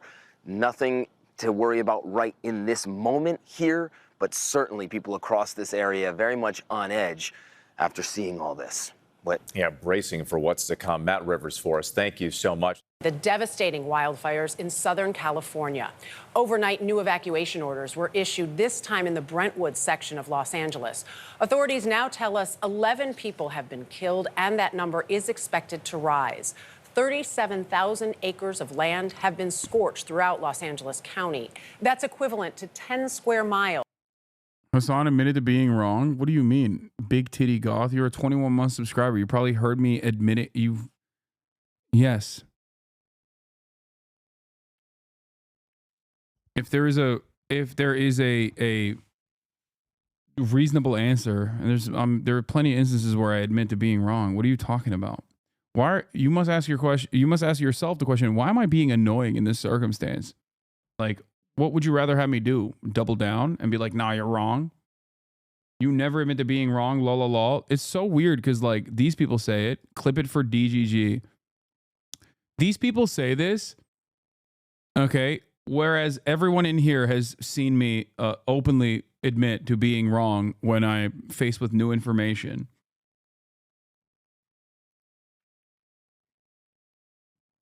Also, this is so sad. What a sad person you are, dude. He's still saying you never admitted. You just encountered me admitting it. Ugh. You were wrong about Israel and you never admitted it? See, this is the issue. I was not wrong about Israel at all. As a matter of fact, I was right about Israel 100%. It is you who refuses to see the reality. I'm baiting? Okay, well. An area greater than the city of San Francisco. More than 12,000 homes, businesses, schools, and buildings destroyed, and 150,000 people still under mandatory evacuation orders. There are 6 major fires burning throughout Los Angeles, the largest of which is the Palisades fire, burning in the The best part about this whole conversation is we have it every time you admit you were wrong, every single time. I know. It's the best. Scale Pacific Palisades neighborhood that straddles the Santa Monica Mountains and a strip of beach along the Pacific Ocean. That's where CBS's Maurice Dubois picks up our coverage. Maurice, we are so glad to have you. Good morning. Michelle and Dana, good morning to you. The wind has somewhat died down here this morning, but the National Weather Service is still warning of elevated to critical fire risks for all of Los Angeles and Ventura counties through Wednesday. That's just days away. And as we speak right now, take a look at this. This is just 5 miles away from us, the Palisades fire burning in the distance. It is just hard to get your head around it. An eerie glow in the early morning sky. And now the health department has issued a local health emergency, saying the wind and smoke has severely degraded the air quality. It's been 5 days here since two of the largest of these fires started, and this morning they're both less than 10% contained. Against that backdrop, questions are now being raised about how state and local officials responded to this unfolding disaster. And for more on that, let's go over to Tom Hansen in nearby Brentwood. Tom, good morning to you. Hey, Maurice, good morning to you. Well, it's a very active scene behind me. You can see the flames are continuing to rage. And look, you can even see that they are carrying out water drops, which is about to happen right now, where they're going to drop gallons of water onto some of these embers in the hillside. There we go. There it goes right there. To try to put out these flames, it really just highlights what a challenge these firefighters are up against. And as these flames rage, so too do the questions from residents, millions of which got false alarms when there weren't actually in any danger. Also, the other question that is growing this morning is whether or not firefighters were well equipped enough to get a handle on the blaze when the flames began. At night, the hills above West Los Angeles still look like a hellscape. The winds driving the Palisade fire lulled enough for firefighters to use water-dropping helicopters. By day, the devastation is clear. Hundreds of homes in the Pacific Palisade neighborhood are little more than rubble and ashes. So I came home today, and now it looks like we definitely have to go again, so I'm going. Do you know where you're headed right now? Yeah, I do. I have a pool house in Coldwater Canyon, and I hope it doesn't get all the way over there. To the east, the Eaton fire ravaged the Altadena neighborhood. Even the homes left standing are uninhabitable. Damage is smoke damage. It's not livable. 4 other fires still burning throughout Los Angeles County. We will not stop until the fires are fully contained. But while firefighters try to get the upper hand, some residents and officials are pointing fingers. It's just devastating. We need more help here on the ground. Los Angeles Fire Chief Kristen Crowley has said her department has been hampered by a lack of resources. Even with an additional 100 engines, I tell you, we were not going to catch that fire. But with that being said, let me be clear. The $17 million budget cut and the elimination of our civilian positions like our mechanics did and has and will continue to severely impact our ability to repair our apparatus. California Governor Gavin Newsom is calling for an investigation into why some hydrants in the Pacific Palisades neighborhood ran dry at the height of the fire and why a 117 million gallon reservoir was out of service. Meanwhile, some residents want to know why 10 million Californians received false emergency evacuation warnings. CBS News' Jonathan Vigliotti posed the question to Los Angeles Mayor Karen Bass. You have millions of people here who get these alerts. They are ignoring them. There is a real threat here. What is your message to your constituents who are losing faith? I want the residents of Los Angeles region to have faith. We are doing everything we can to bring the situation under control.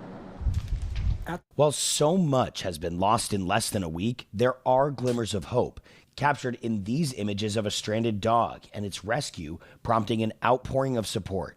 Max was taken in by a local dog rescue, which has since received a flood of donations for all of its residents. Thank you, Whittier. Thank you, Los Angeles. The way the city of Los Angeles is coming together to help each other, it's overwhelming. And for the people here, help is on the way as well. There are dozens of food, clothing, and supply drives happening all throughout the weekend across LA. Maurice. Okay, Tom Hansen in Brentwood, thanks so much. These fires impact. All right, we're going to talk about the fire hydrant water supply. Impacting so many communities across Southern California, wiping out multi-million-dollar homes in the Pacific Palisades and Malibu, and now growing questions about water supply issues firefighters had to deal with. ABC's Jacqueline Lee joins us now from Malibu. Jacqueline, good morning. Well, good morning. There is destruction everywhere we look. We are currently standing in a shopping center here in Malibu where there used to be a bunch of small businesses, but as you can see, they are gone. The only thing standing is a staircase. There's a lot of ash debris, and some framing left behind. And what you can see is we are across the street from the Pacific Ocean, from Pacific Coast Highway, and that place is famous for just the sheer amount of luxury beachfront properties. That is no longer there. It is wiped from the map. And what that shows us is this Palisades fire burned so quickly to the south that the only thing stopping it was the Pacific Ocean. Now, this morning, we are learning more about water supply issues. A local fire captain telling ABC News that when a structure with a sprinkler system burns down, that water from that system continues to flow, that impacting the water supply and losing pressure for those firefighters fighting these fires here in Los Angeles. In addition, we're learning that a nearby 117 million gallon reservoir, it was taken offline for repairs before the fires, a brush fire burning close to that facility. Governor Newsom is demanding an investigation into the water issues. We also know the LA Fire Commission sent a report by the fire chief to Mayor Karen Bass just weeks ago, raising the alarm about cuts to the fire department's budget. There are, of course, a lot more questions than answers this morning. And coming up in the next half hour, I'll have more details about the human. What does percentage containment refer to? The perimeter of the fire or the total put out? I think it's the like the perimeter. Right? I don't know.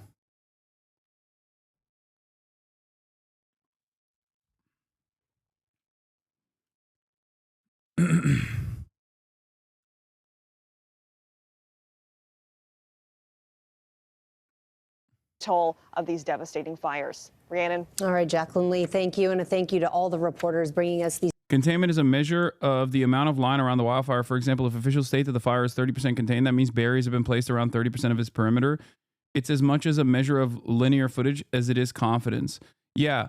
So, for example, in the Pasadena fires, like not Pasadena, sorry, in the Pacific Palisades fire, for the past couple of days, they said it was 0% contained. And that's because wind conditions was making it impossible to establish a stopping point for the fire where they're just consistently tackling the edges and to contain it within that area. It doesn't mean that the fire stops, even if it's like contained by, 10%, 30%, whatever. It just simply means that they are able to stop it at certain areas. These devastating images, our hearts just break for everyone impacted. Let's get over to the forecast now. More Santa Ana winds are headed to California this week. Samara Theodore is here with that. Samara, Mother Nature not giving us any relief. No, Rhiannon, but this morning is crucial to firefighters as the winds have gone down. It's their time to make headway because by this afternoon into this evening, those winds are going to pick back up. So we're getting that classic setup back in play, winds increasing again tonight. This is going to lead to that critical fire risk from Malibu and Simi Valley into San Fernando, Riverside, Anaheim, Ontario. Wind gusts could be as high as 65 miles per hour. Again, we could be in for a relative humidity between 10 to 20%. And it's not just the fires, it's also that smoke coming along with the fires here. We have that apocalyptic low-level smoke headed down into Santa Monica, reducing air quality even as far south as Redondo Beach. Gio? Let's hope that they can contain more of those fires before those winds move in. All right, Samara, thank you so much. All right, here's the Wall Street Journal. LA fires. Why did the fire hydrants run dry? Some of the major questions we have here in front of us is why did the fire hydrants run dry? That's number one. And Gavin Newsom, the governor of California, has already started the process of conducting an internal investigation as to why this happened. But outside of that, the other question is, why are there no controlled burns? Could the controlled burns actually stop the LA fires? And why are there no controlled burns? Is it bureaucratic red tape, or are there some serious consequences? Do they do controlled burns in California? Okay. When fire hydrants ran dry in the Pacific Palisades, it sparked a wave of criticism and even misinformation. Because Karen Bass didn't fill the reservoirs. So all the fire reservoirs were not, so the fire trucks are there, they couldn't pump water. They cut the water off. They don't have water. Surveys show LA did have water, but amid widespread frustration and a report that a local reservoir in the Palisades was offline and empty due to repairs, California Governor Gavin Newsom issued a review of Los Angeles water and power. Here's how the water supply system works and what we know about why hydrants ran out of water at the height of the Palisades fire. About 2/3 of LA County's water comes from sources outside of LA. And because LA is surrounded by mountains and hills, much of that water has to be pushed up to higher elevations. Well, water is heavy, relatively speaking, and so it takes energy to pump it upstream. Eric Porce, director of the California Institute for Water Resources, says you can think of the system sort of like a tree with interconnected branches. There are big trunk mains that move water from a source, like a water treatment plant or a reservoir, and carry it to smaller distribution mains, which split off from the trunk. From there, the water is moved through even smaller pipes or lateral. Yeah, they do a lot more controlled burns in Northern California than they do in Southern California. It's a lot more difficult to get controlled burns kickstarted in Southern California. We'll dive into that in a little bit, okay? And I'll tell you why it's a issue. Water to homes, businesses, and fire hydrants. In some areas, tanks and reservoirs are placed throughout the system to help maintain pressure, because pressure is what pushes water into all of the nodes. But during the LA wildfires, officials said intense demand overwhelmed the system, which drained several tanks and meant that there wasn't enough pressure to push water to hydrants up in the Palisades. So I want to make sure that you understand there's water in the drum line that just cannot get off the hill because we cannot fill the tank fast enough. Officials say there wasn't a lack of water in LA, and data shows that major California reservoirs were at or above historic averages when the fires broke out.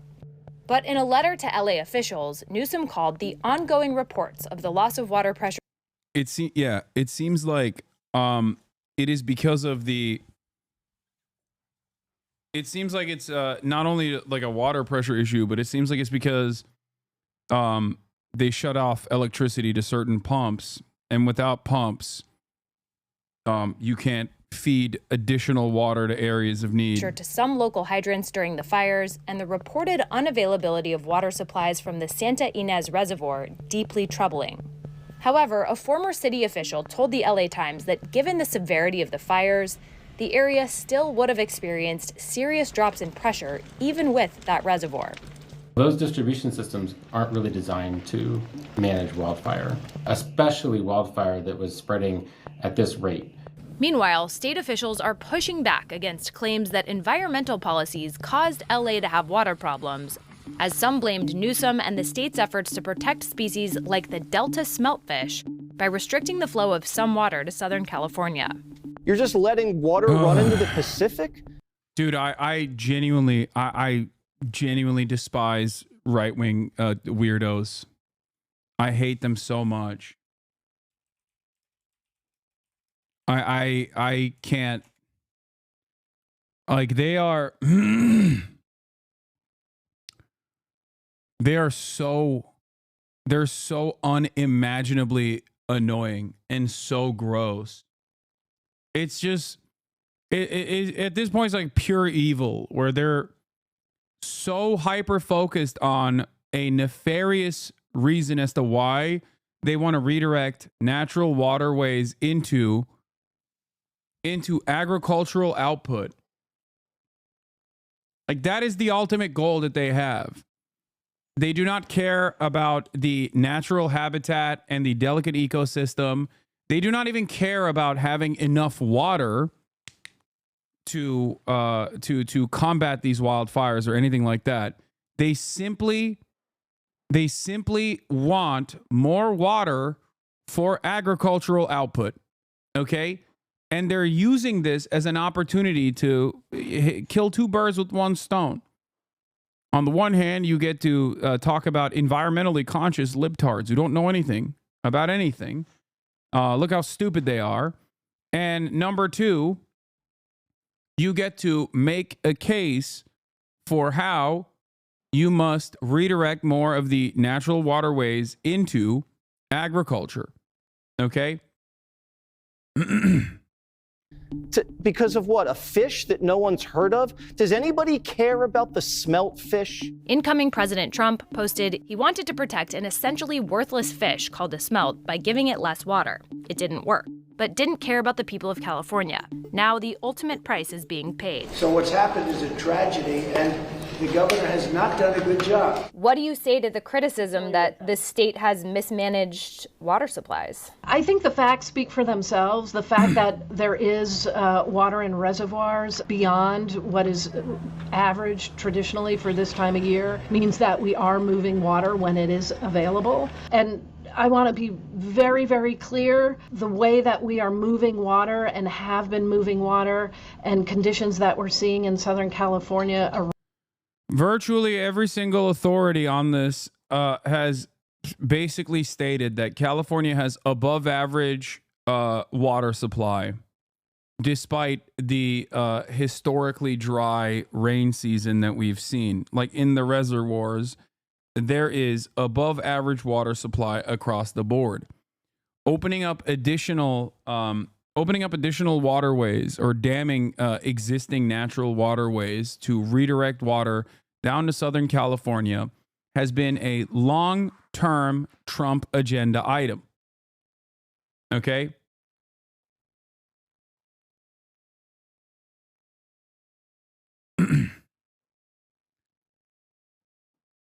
They want this specifically for additional agricultural output. They don't care about the devastating impact that it will have on the natural habitat. It's not just about smelt. Okay? It's not just about like protecting smelt. It's about ruining a delicate ecosystem specifically so you can have more green golf courses and more agricultural business. Okay? As far as I understand, in 2019, Donald Trump actually tried to push for here. Trump claimed Newsom refused to sign a water restoration declaration that he said he would have directed millions of gallons of water to areas now burning, alleging he prioritized a small fish called smelt over residents. In response, Newsom's office said there's no such document as the Water Restoration Declaration. That's pure fiction. Trump appeared to reference his administration's 2019 proposal to redirect water from the Sacramento-San Joaquin River Delta to Central Valley farms and Southern California urban areas. I want to repeat this again. He wants to redirect the Sacramento-San Joaquin River Delta to Central Valley farms and SoCal urban areas. California officials and environmentalists successfully sued to challenge it in part because they argued that the rules would endanger wildlife in the Delta, including the smeltfish. In December, President Biden's administration, in cooperation with Newsom, endorsed new regulations they said will allow more water to be pulled from the Delta to Southern California while also protecting local wildlife. An official who helps oversee Southern California's water supply refuted Trump's claim that these proposed changes could have mitigated the wildfires. Mark Gold, the water scarcity director for the Natural Resources Defense Council and member of the Metropolitan Water District Board that provides water to 19 million people in Southern California, told CBS News, the issues have nothing to do with what amount of water we have stored within the region. The Metropolitan Water District has a record amount of water stored at this time. Isn't the streaming wars? What?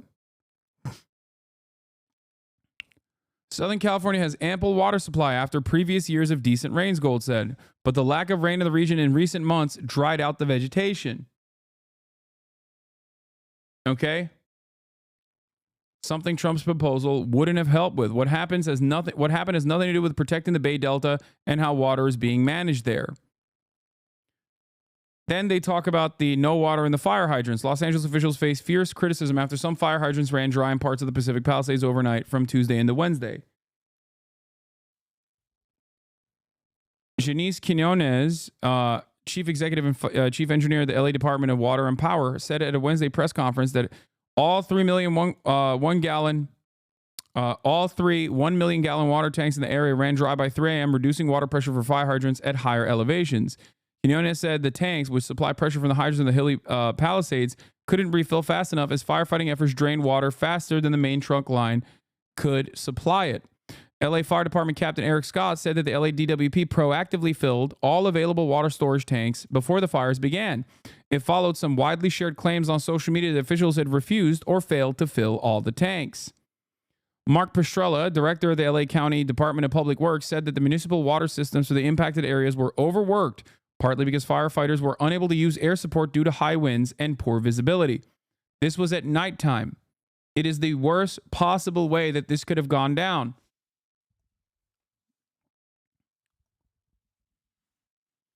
Okay?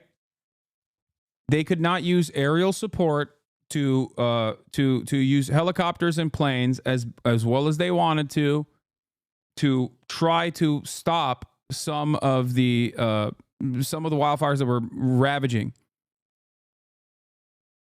I repeat once again, you cannot combat a water hurricane. I mean, not a water hurricane. Sorry, a fire tornado with fire hydrants.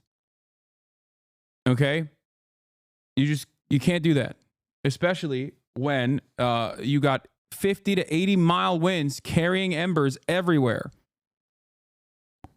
It was a fire cane.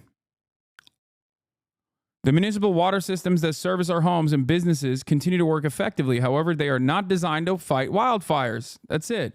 A firefight with multiple fire hydrants drawing water from the system for several hours is unsustainable. This is a known fact. In a statement, Newsom said he was calling for an independent investigation into the loss of water pressure for local fire hydrants and the reported unavailability of water supplies from the Santa Ynez Reservoir. The Santa Ynez Reservoir, a 117 million gallon water resource near the Pacific Palisades, was out of use for repairs when fires tore through Los Angeles neighborhood this week. Another thing that Trump claimed was that President Biden, in a social media post, claiming the current administration is leaving him with no money in FEMA. FEMA's disaster relief fund was rapidly dwindling last October after Hurricane Helene and a series of major disasters, but Biden signed a bill in December that added $29 billion to the fund. On Wednesday, the agency told CNN that they approximately had $27 billion left in the disaster relief fund.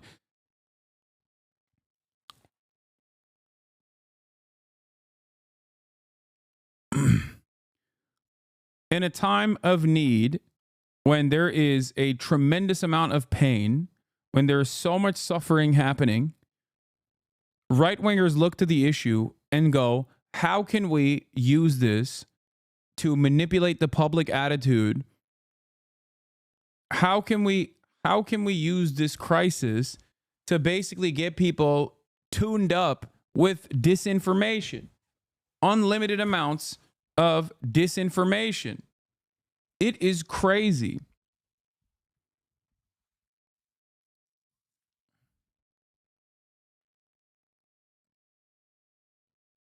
NorCal resident here. This has been an issue for a long time. NorCal's always conserved water better than SoCal. 10 years ago, when there was a drought, it was the same story. Hasanabi is correct in his assessment of the water issue. This is purely LA County and SoCal not managing themselves effectively, and right-wingers are taking advantage of that mismanagement just to fuck up the ecosystem so their golf course can be green.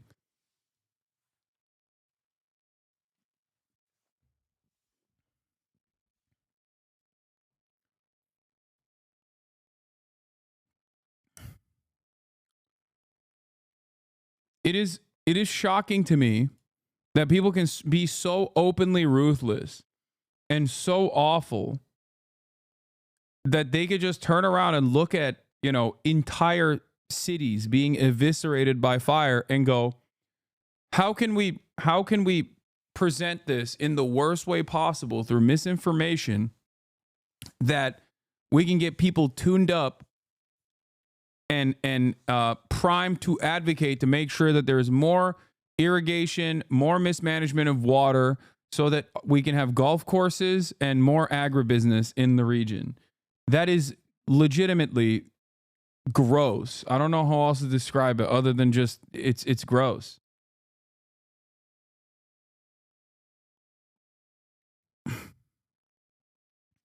Line of cars is it is far. I had to stop walking. I had to return back to the truck because I couldn't get that far away from it. So that just speaks to how anxious people are to get to their homes, to check on things, to get things that they need. I spoke with one man who was here trying to get his son's medication, and that was earlier. Those were the only people they were letting in via escort. When that escort was here, were those to get medication or something important like that. Earlier, when we were on, you might have seen me speak with a woman who was also trying to do the same thing and just check on her home of 20 years. She's lived in this area 40 years, you know, just concerned for her home and for the community around her. So that's the situation out here. Again, it is moving, albeit very, very slowly, as people try to go back and check on their homes and their property. Zach, I've noticed 2 people had to be turned around and left the area. What's the litmus test for being able to go in? You wait all that way and then you're turned away. What's the litmus test to be allowed in? Okay, so here's how it's working. So they're looking, let me have you, Alex, show that second. They're checking people's IDs to see if they have identification or any sort of paperwork that proves that they're from the region, because they're terrified of looters actually running into the area to steal stuff. On camera, that'd be furthest to the left. And so they're looking at driver's license, trying to see where people are and then group them in, like I was saying earlier, to get people going at the same time in one area. They are literally going to turn away people that live in this area if their driver's licenses are, you know, if their driver's licenses don't show that they're from the area, just so you understand. And like this media truck coming in right now has been through, so they might recognize them and let them through. But the first time you come in here as a member of the media, or maybe anybody else too, they are looking at our press badges very closely. They looked at our press badge, and then they asked to see our driver's license. And let me tell you, they were looking at our names. They were looking closely at our pictures to let us in. And so you see that guy, he's been in here before, so they kind of know him already. And I just say that too, as I was saying yesterday and earlier today, that they're being very serious about who they are letting in, because we know that the arrests have been made for people not following the curfew, or of course for people who are looting, which has been a major concern of so many of the residents that I've been speaking with. And it's also been the reason that so many people said that they would or have stayed back behind in their houses too, because they were concerned about looting. And so you just have to think, imagine somebody staying behind because they're concerned about looters, and then the unthinkable happens. A fire comes down and that their life is at risk now because they're afraid of somebody taking advantage of this situation. But to those people, I am telling you that it is a very hardened perimeter around here. We can't guarantee that, you know, your home won't be looted, but they are taking this very seriously from what we can see here on the ground. And for us to even come in, we have a big, huge news truck. We're, to me at least, very obvious media just by our vehicle, but they still checked our badges and our identification. And we had no problem showing that because we know how serious the situation is and how concerned residents are about looters or anything else going on around their property. Whether it's standing or not, these residents are concerned, and they're also very anxious to get in. Now this Bro, I'm not kidding when I say this is disorder and more. This is more of a clear indication that we are at the verge of societal collapse. A normal, functioning, civilized society would not have these issues. You only have these fears, okay, when there is an unimaginable amount of wealth inequality, where people are so starving and so desperate that they're literally doing the most inhumane thing you can do, taking advantage of a natural disaster like this. And I also personally think that they're greatly overemphasizing the dangers of looting in an effort to do propaganda, in an effort to show that the National Guard and the police are actually valuable resources. Meanwhile, you got the actual valuable resources doing their very best to put out these fires, working around the clock. It's crazy. The disaster is natural to an extent. Wildfires are a natural disaster, chatter. That's crazy.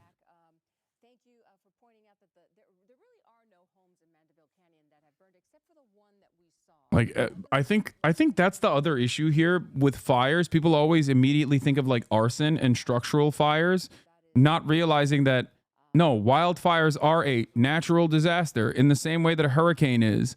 There are methods of prevention, but you can't 100% eradicate it. If that was the case, Australia would never have a wildfire season. Okay? Like if that was the case, there wouldn't be a wildfire season.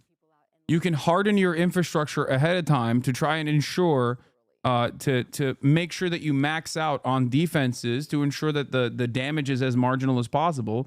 But yeah, obviously wildfires are still a natural disaster. Black residents whose homes have been burnt down are being detained and harassed by the LAPD in Altadena. Yeah, I heard about this as well. Hasanabi, you can say this is a natural disaster. We're also seeing global warming is increasing the occurrences and severity. People are trying to outwoke you. No, I think people don't understand. I think because most of the fire that you see or experience in normal conditions is just like a structural fire, you know what I mean? Like a gas leak or something. So they just don't think that it's like a natural disaster. It's understandable. They don't think about it like in the same way that they do about an earthquake or a hurricane. That's what it is. Because if you don't live in an area, where there are wildfire seasons, it's pretty hard to comprehend. The only thing you see is an electrical fire, a structural fire, a gas leak, things of that nature. Not realizing that, like, no, there is, this is a natural disaster.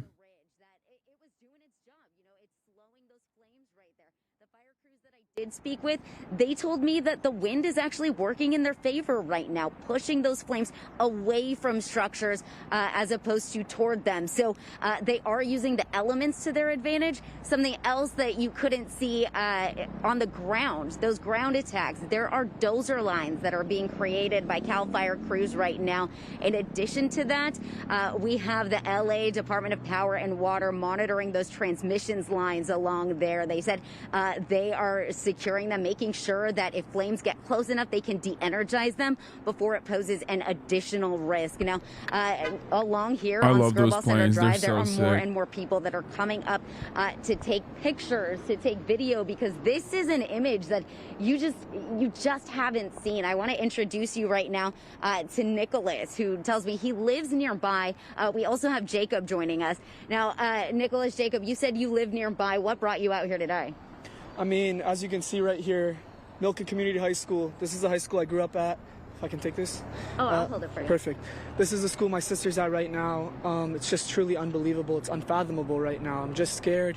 I was just at Bel Air Crest helping my friend evacuate, and I just drove by, and I'm just in total shock. I'm in disbelief right now. I think I bawled there. You were telling me that last night you were helping people evacuate? Yes, last night my friend lives right over this yellow tape right here. Me and Jacob, we were just running and just trying to do everything we could to help our friend. It's just so sad.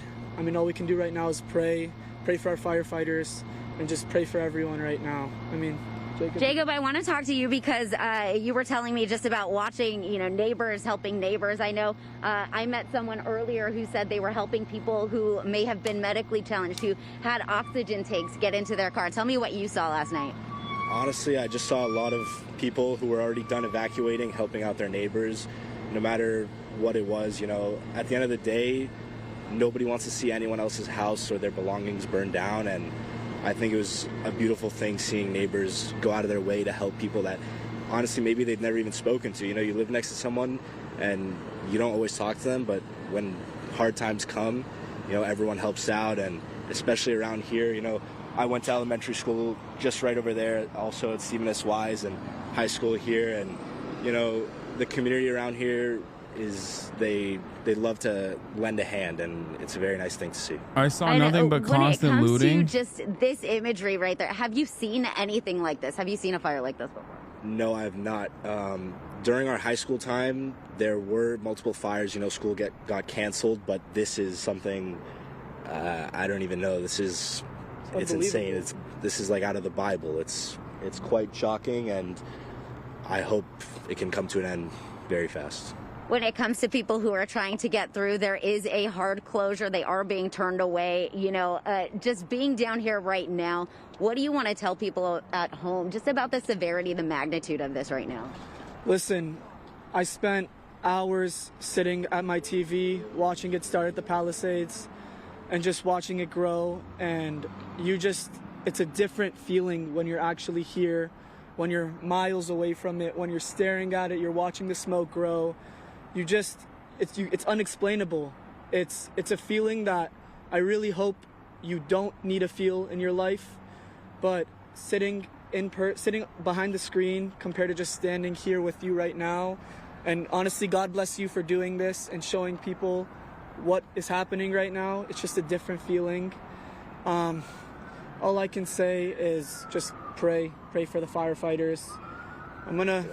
For the families, for just, there's so many people involved in this that we just need to try helping. We've been trying to help, donating, doing everything we can. It's not going to stop anytime soon. We really hope it will. But in the meantime, just spread the word. This is severe. This is something we've never seen before. I know it's been brought up. Why are you guys saying God maxing, bro? They're in a disaster. Y'all are so crazy. It's so strange to just like look at people who are trying to survive in a disaster and being like, oh, God, why is he not saying, oh, my science? Like, who cares, man? Why are y'all being so annoying? Like, be normal, please. Oh, my Lord.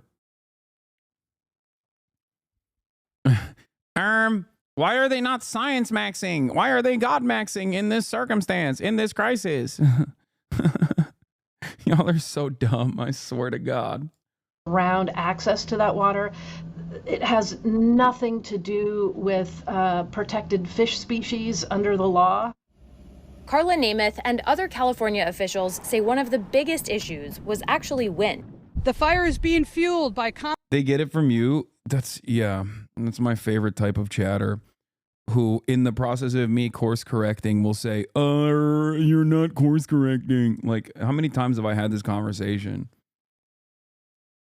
Combination of strong winds and surrounding topography, which is making it extremely challenging. Sending thoughts and null hypotheses to those affected. Yeah. Sending thoughts and logical conclusions. Sending thoughts and logic to those affected. Oh, my science. For our personnel that are assigned to this incident.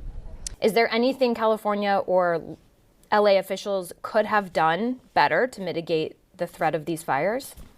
There will be lots of opportunity after this event to understand what happened, and we will learn from that, and especially in the context of climate, and we will adjust and move forward. I think it's really important for folks to understand that a fire suppression strategy for a wildland fire is not dealt with localized community fire hydrants. It's just not the right scale.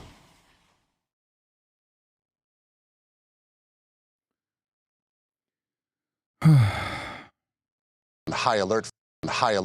All right, there it is. Let's talk about the real issues, okay? Reporter talking to enslaved firefighters.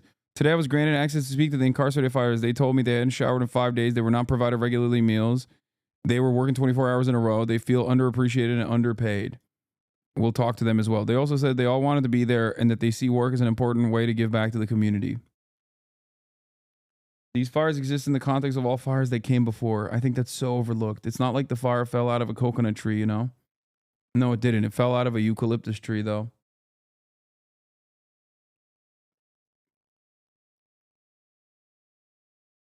Anyway, when people say thoughts and prayers when a shooting happens, isn't that cringe? Did you just... American brain, dude.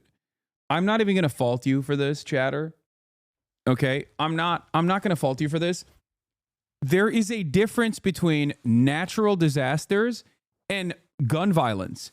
Gun violence is not a natural disaster, no matter how much Americans act like it is. There is no other country on this planet where people go, oh, that's a naturally occurring phenomena, gun violence. Okay? That's why one is cringe, because it's a very preventable issue, whereas the other, no matter how much you try to prevent it, can still end up devastating an entire region, because overcoming nature is quite difficult. There are actual actions that one can take to prevent these things, including fires. Yes, you cannot totally prevent the fires, but you can protect those who are more economically vulnerable. Oh my God. No, there is... The reason why it's cringe when people say thoughts and prayers after gun violence is specifically because it is not a natural disaster. Okay? There is no way that you can 100% chatters, unless you have a wind machine that I am oblivious to, unless you know that there is like some kind of weather wind machine that I was just unaware of, you cannot combat 80 to 100 mile winds. Virtually every single professional that works in dealing with the harm mitigation has said as much.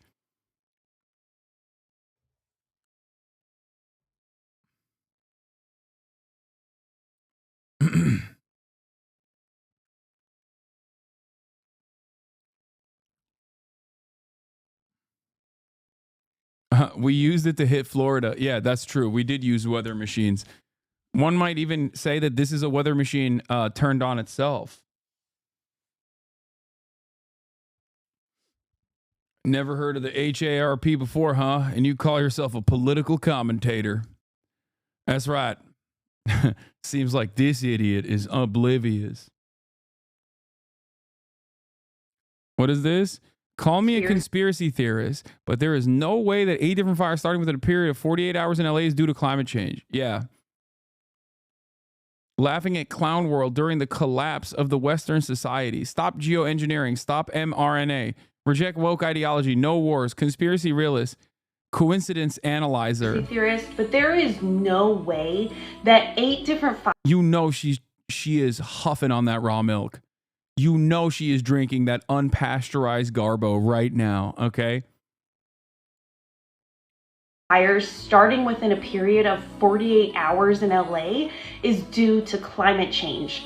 You want to tell me that insurance companies canceling people's policies in these areas over the past few months, officials cutting firefighting funding, emptying water reservoirs, and being more concerned.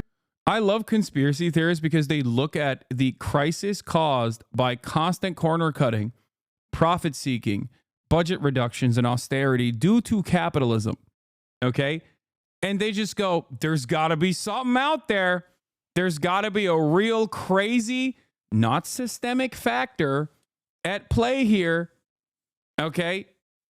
Let me keep drinking my raw milk. I'm sure I'll find the answers there. It's always so funny. It's like they are so goddamn close. They are so close to kind of recognizing what's going on. It's a joke.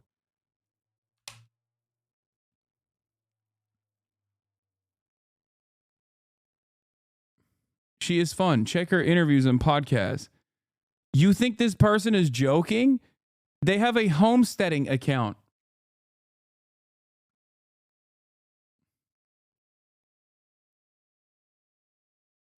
They're selling healing powers of tallow.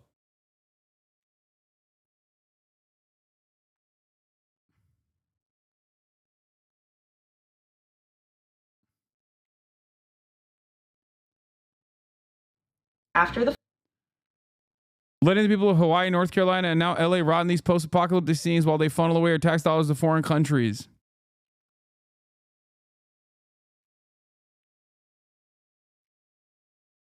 Look at the milk stain on her chin. It's definitely a joke.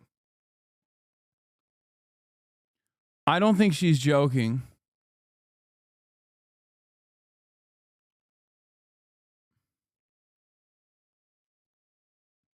And I don't think 48,000 people clicked on the like on this tweet because they were like, haha, this is a funny joke. I don't think she's joking at all. About sending aid to another country is just coincidence? Okay. Call me. The fires. North Carolina, after the floods, supposedly received roughly $2 billion for disaster recovery. And now we have LA with Joe pledging 100% rebuild costs, just like he did with North Carolina. He even said with North Carolina, I'm here to say the United States, the nation, has your back. We're not leaving until you're back on your feet completely. So how is that going for the people of Hawaii or North Carolina? Because they are not back up on their feet. They even had to pay property taxes on properties that don't exist anymore, and they are still living in tents. Is it possible that these events are just part of a massive land grab for things like 15-minute smart cities?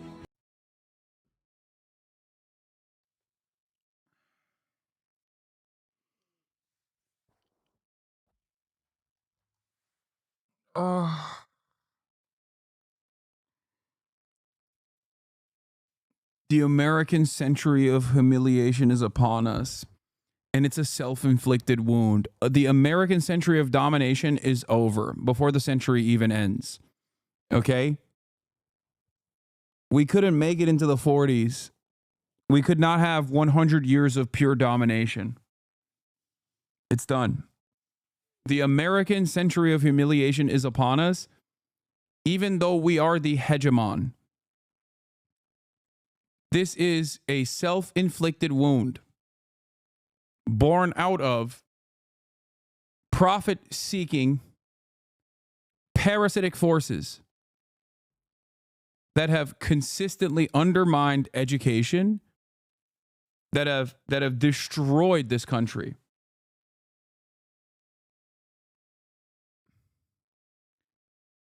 Wow. The Burger Reich is shitting and farting itself to death. It's so bad.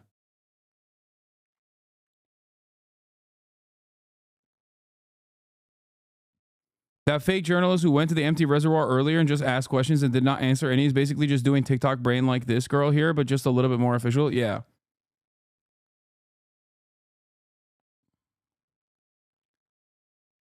And you may be thinking that $2 billion is a lot for disaster recovery, but just a few weeks ago, Joe pledged almost $6 billion to be sent to here, bringing the total amount of aid sent to here around $175 billion that we know of. And you still think your elected officials care about you? Okay. I like that chatters were convinced that this person is so insane that it must be satire. That's cool.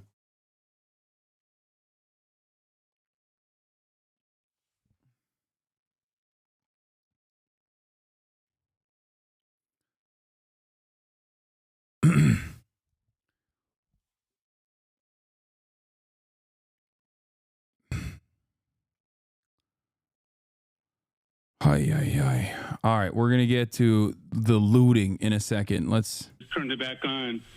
So it was almost inevitable. I gotta go pee real that quick this again. was going to occur. We always need to have boots in the ground. The idea that they don't have boots in the ground and some of this terrain is inaccessible, they need to get firefighters or crew members in there separating the burned from the unburned. So some of the feeds will show the aircraft doing outstanding jobs as far as the helicopters making pinpoint drops, or some of the fixed aircraft making retardant drops, which is great. But at some given point, you still need to get boots in the ground to separate the burn from the unburned to get containment lines in. Well, that is a story we've been telling, actually, for all these days, that there just aren't enough resources to go around. And it's just extraordinary, Daryl, when you consider how many fires are burning. And while there might be one that's drawing all the attention, you certainly cannot let the others just go. So there are plenty of people, plenty of fire officials and professionals that are handling all those other fires. And we kept seeing so many little spot fires pop up, little vegetarian fires. Yeah, not vegetarian fires. But what we have seen this morning, Chief, is the air power has really been extraordinary. We saw one home burn, but talk about the value of those resources and how important they are. Yeah, I think that today you can see the significant value and investment that we've made at the state, local, and federal level as it relates to aircraft, because you have aircraft from all three entities. And you can see the impact that it's having today because the aircraft are able to fly. The helicopters have water sources where they can quickly pick up water. One of the coolest military-sponsored projects with the federal government is the utilization of bomb droppers. I think it's called MAFS. It's so sick. MAFS C-130. Okay. They literally they changed their payload from actual bombs into fire retardant material MAFs equipped with C-130s joined the fight against raging Los Angeles fires. A C-130 MAFs 9 from Nevada Air National Guard's 152nd Airlift Wing performs a water drop. They either do water drops or they just straight up deploy a payload with like water in it.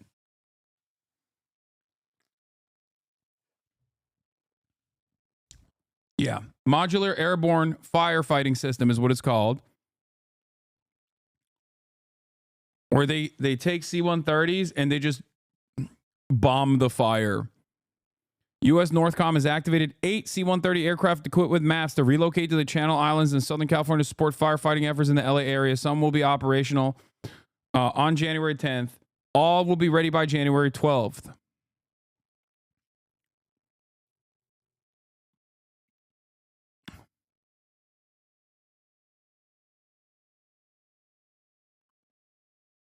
Anyway, C-130s are awesome because they can fly slow while being so damn big, which means they can spray more ground.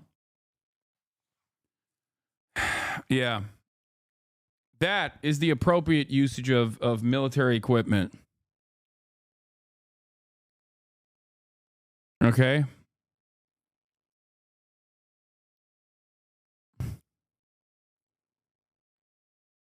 MAFs was instituted in 1971 as a collaborative effort between the U.S. Forest Service and the Department of Defense to produce equipment, training, and operational procedures to integrate military air tankers into a national firefighting response, Northcom said. The U.S. Air Force explains that MAFs unit can fit inside C-130 airplanes is installed without any structural modification. And within 2 hours, the MAFs equipment has a jet blower type nozzle on the rear left side near the bay doors. The carriage unit consists of a cylindrical tank, pumps, and other electronic control, and operation units that are loaded by Air Force loadmasters through the rear ramp. Here's a video of it.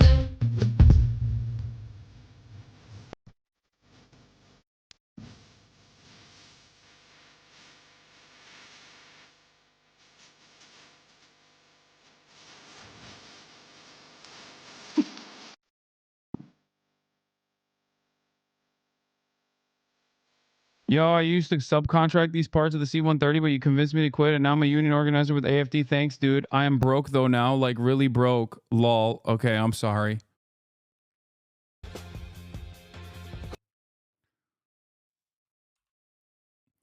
The system can discharge a fire retardant load of 3,000 gallons, which is 11,356 liters for the Euro cucks in the chat, in less than 5 seconds through a discharge tube located in place on the left rear paratroop doors of the aircraft. Released from an altitude about 150 feet, the retardant covers an area 1/4 of a mile long and 60 feet wide, with the plane returning to an air tanker base to be refilled again and airborne in less than 20 minutes.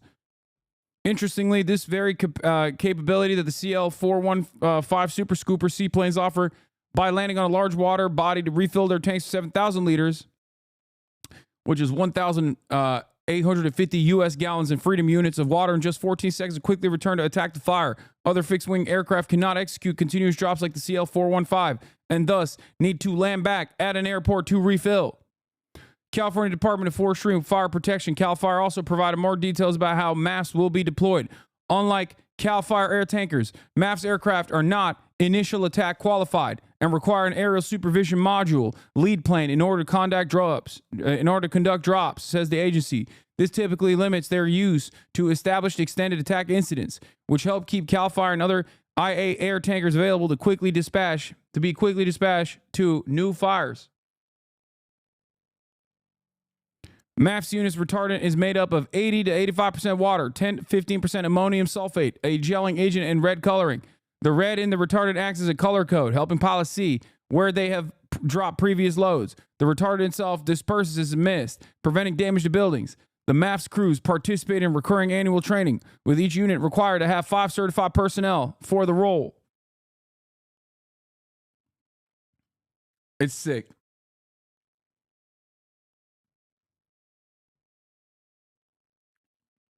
Yeah, you need to use your tactical deployment speak. I mean, they are. Here's a MAFs unit operational in the state of California, dropping flame retardant liquid. Deploying flame retardant liquid, 8,000 gallons worth. Sir,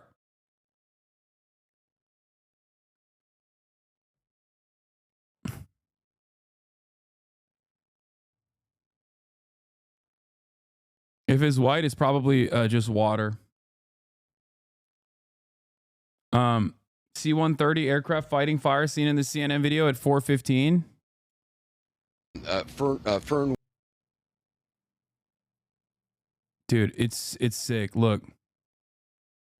Some other smoke trails as well. So they are trying to save this community. That is where the battle has been joined.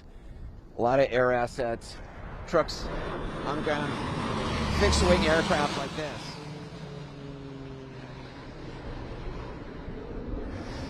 There it is. Sir, yes, sir.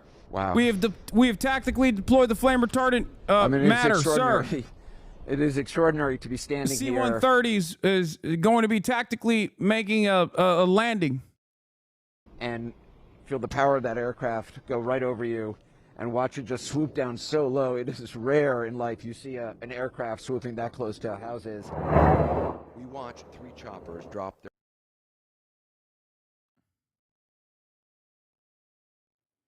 Is it just me or is that plane just looking fine as hell? I agree. What? It must feel so good for a Vietnam era plane to drop chemicals on forests. At least this one is to save lives for once. You know what I mean? It still gets to do what it loves to do. It still gets to do what it was tasked to do, dropping chemicals on a forest. But this time it's to save lives rather than, you know, melt Vietnamese villagers.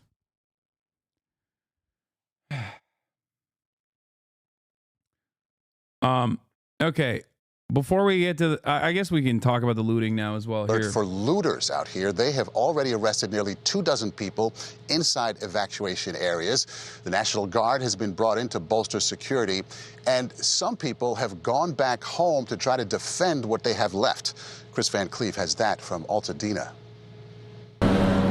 The sense of loss in Altadena is hard to describe. Destruction is everywhere.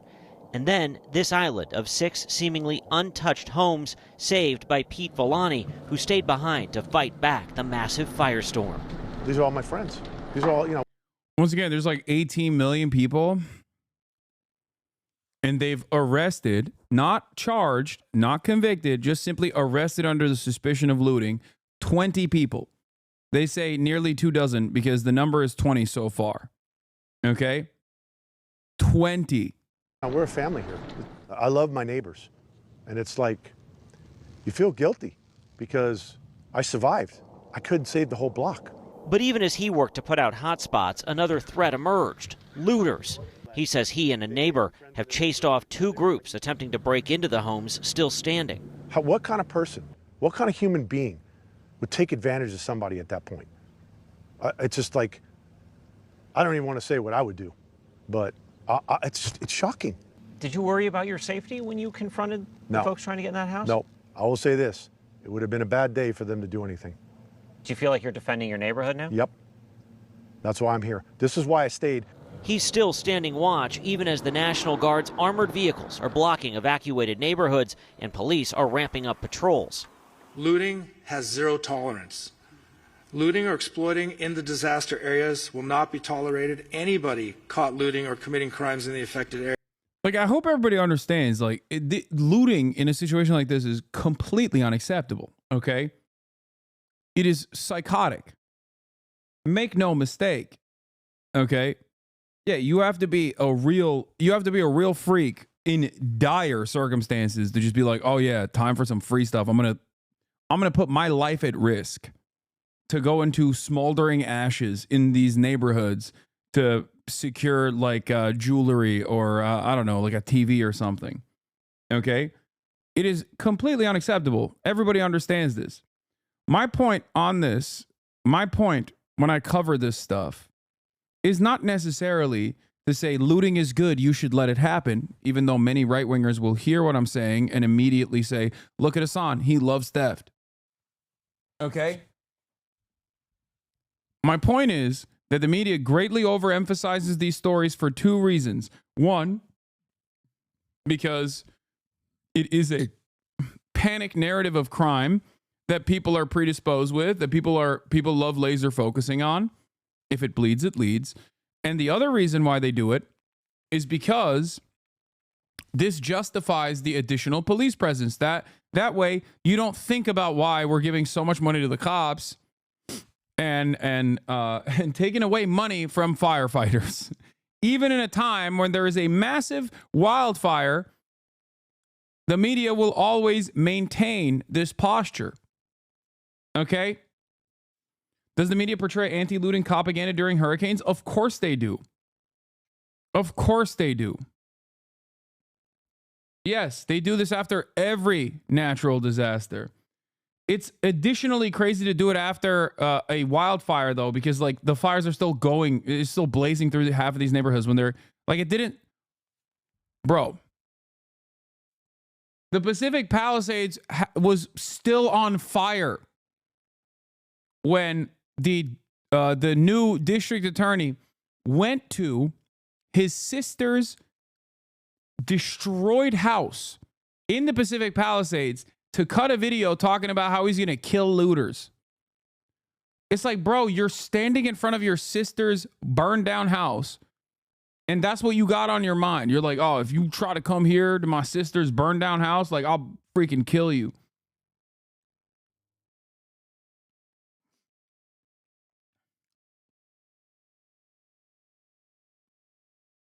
Looting narratives go crazy. They're protecting us from imaginary looters. Do you remember the news during Katrina? Yeah. Katrina was particularly deadly because people did actually, quote unquote, take matters in their own hands. And they just started shooting random black people under the suspicion that they were looting. Okay? Luckily, it hasn't gotten to that degree here in California, Los Angeles. Woke California hasn't started doing that yet. But of course, the more people hit these like looter lines, the more people panic about this sort of thing, the higher the likelihood that you could potentially go to jail or be detained or arrested for the crime of trying to go back to your house while also being a black person or while also being a brown person or, not looking the neighborhood profile, you know?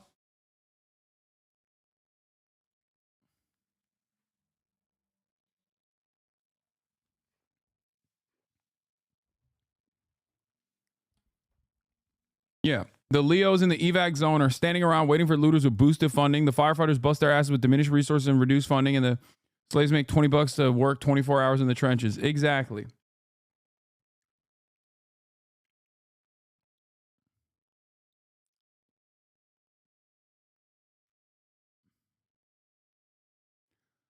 I think there is a real reason for why police and even the National Guard must create a security perimeter around these disaster zones. Okay? That I get that. You do that specifically so that you can open up pathways for emergency vehicles in times of need. You can do that, or you must do that, to ensure that random people don't go back to their houses, and then that becomes an additional problem for the emergency services to deal with because now you have to rescue people. Okay? That makes sense. You can just say that and, be perfectly fine, but they have to overemphasize the looting aspect. Okay? They have to consistently talk about how they're going to blow away any looter that even looks in the direction of a house, no matter how smoldering. Okay?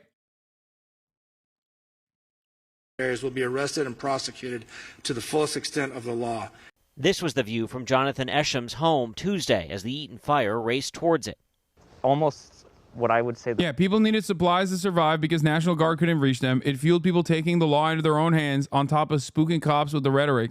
It contributed to killings like the Danziger Bridge tragedy. This is in Katrina, the famous Danziger Bridge tragedy, where they just straight up shot like a bunch of black people under the suspicion that they were looting. I think this is dangerous and irresponsible by local and national news media to consistently heighten the tensions in times where people are already in crisis. the surface of the sun might look like, you know. It was just pure chaos and panic everywhere. He evacuated, and while the fire stayed out, it appears someone tried to break in, busting out a window and trying to pry this one open. The idea that somebody could have been in your house while you guys were evacuated. It's horrifying. Like, I don't even want to imagine it. A horror disgustingly man-made in the middle of this massive natural disaster. For CBS Saturday Morning, I'm Chris Van Cleve in Altadena, California.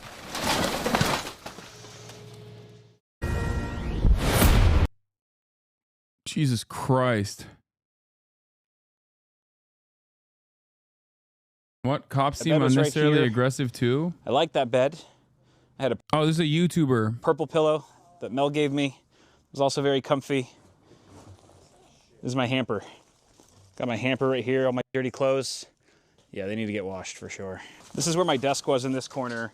And one thing I'm very sad I didn't get out of here before it burned down was my laptop that had a lot of my family and friend photos on it. Photos of my girlfriend and I, the cats that unfortunately were not backed up anywhere else. And it seems to be gone now. This is the office. This was the small office in my house that was really just used for storage for the greater part of my stay here.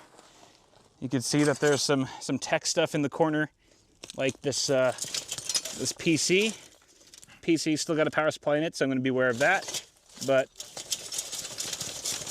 I believe this was a Cooler Master case. Oh, it's earlier before the police confront him? Of course, we are. We're meeting up with one of my friends, Alvaro, right now, who has a truck. It's much higher off the ground than my car, which we're going to need if we plan to access my house. I don't mean to be rude, but how do people in that area not have important things in a box by the door right now? Dude, I don't think you understand. The Altadena fires just came out of nowhere, and so did the Pacific Palisades ones. Like, it straight up escalated to this point that no one thought it would have. It happened virtually in a matter of like 30 to 40 minutes. This is not an area where there is a lot of wildfire impact.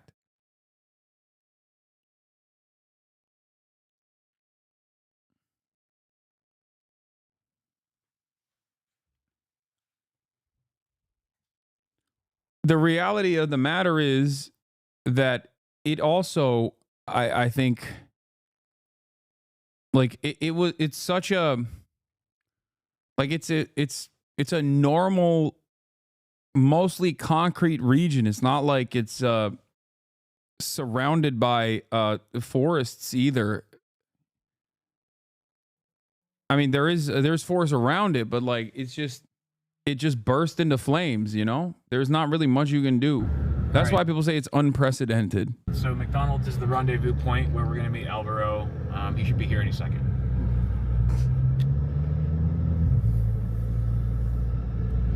Alvaro and his doomsday truck have arrived.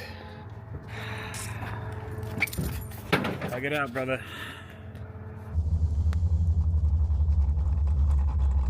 Holy crap. Whoa. Oh my God. Oh my God. Like, look at these streets. Like, does this strike you as a area that's like predisposed to wildfires like normally? No, it's not. It's on fire every year at this point. Assume your house is going to burn.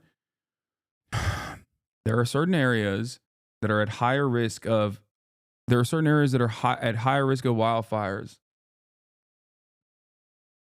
The expectation is not that like every single part of Southern California could light on fire at any given moment.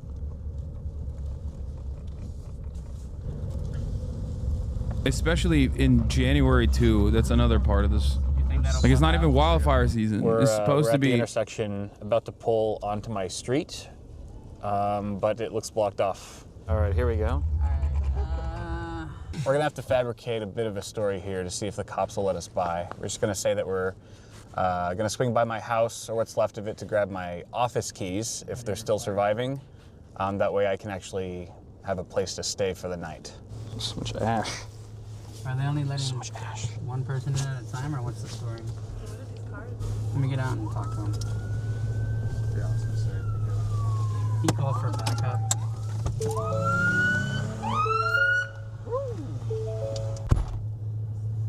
Okay. Wow, he called for backup. Why is he putting his hand on his fucking gun? They are telling us to go down. They're not super happy. Oh, I gotta wait for them to go so I can turn around. I'm trying to. We're trying to do our job. Okay, all right. Don't drive past codes or anything else. Go. Wow. It does look like they're letting people walk up. They just don't want vehicles driving up the hill. So I think we're just gonna park and just go by foot. Look how good the cops are, dude. I'm so glad that they're protecting and serving. You know? Oh, that's so sick. Alvaro brought shovels for us so that we can sift through the ash a bit easier. So we got 2 shovels, and Mike has a hoe because he has a. They don't want the vehicles in there, for those of you who don't know. They don't want the vehicles in there because they don't want looters, okay? That's it. Because they think that everyone that's coming in to the neighborhood with a vehicle is not actually people like this who just want to go through the rummage through their remains, okay? But instead, that they are all up to no good. They're, you know, they're there for nefarious purpose. A hoe. Wow.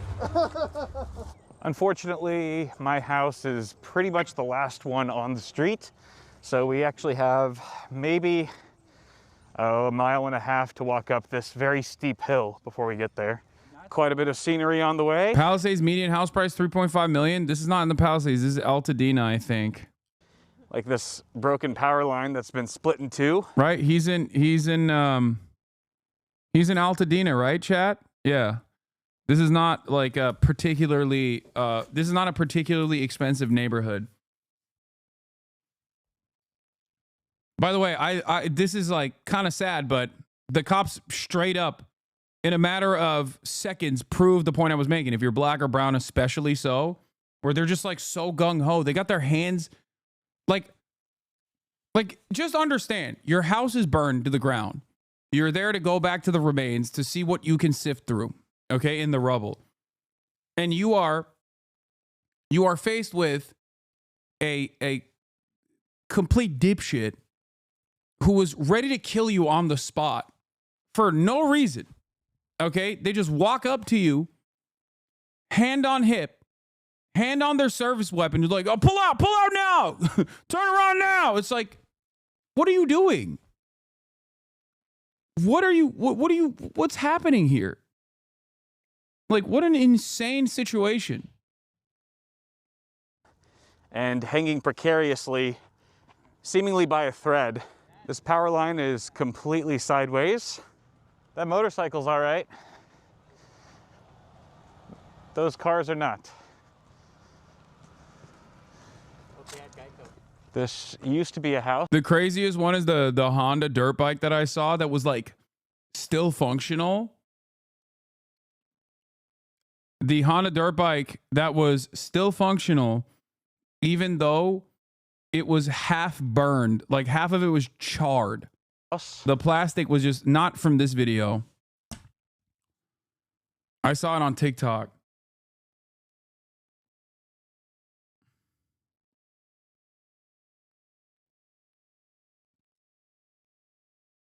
And they give more money to the cops and the firefighters for looters instead of the actual fires. Yeah. It is no longer.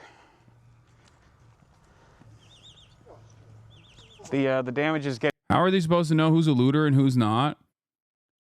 Okay, this is the problem with the initial assessment that like everyone that's trying to go back here is a looter. Just so you understand.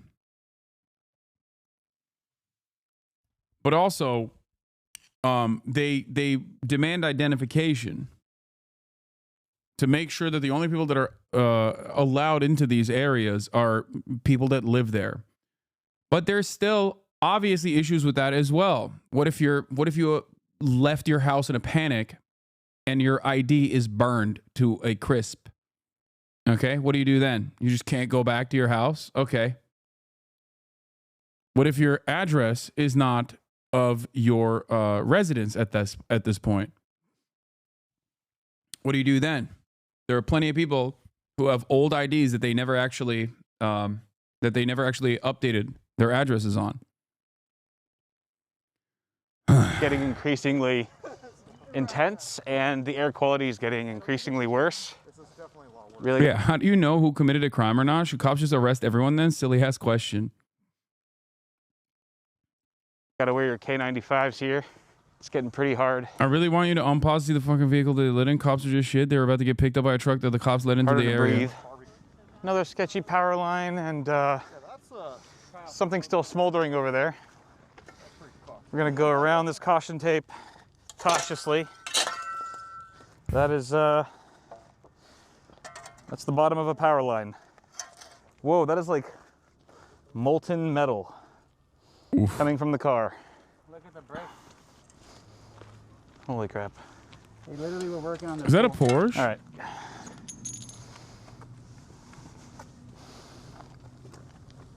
Wow.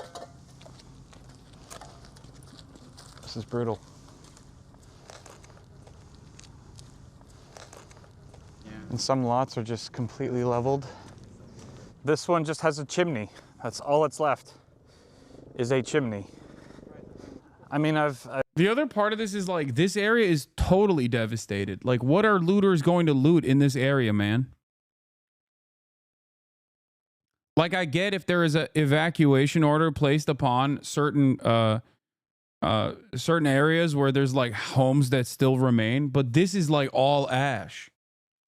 Like, what are they gonna? They're gonna loot the cinder? Oh man, I love free charcoal. You know what I'm saying? I've passed by these houses a million times, and some of them I've admired, you know, just looking at the front yards and how they did things and taking mental notes for future plans in my own house. This is the one house that it was stayed intact. Yeah, it's looking a little different today. Wires. Hopefully they've cut all the power to those, but better to be safe than sorry. That was, or an RV?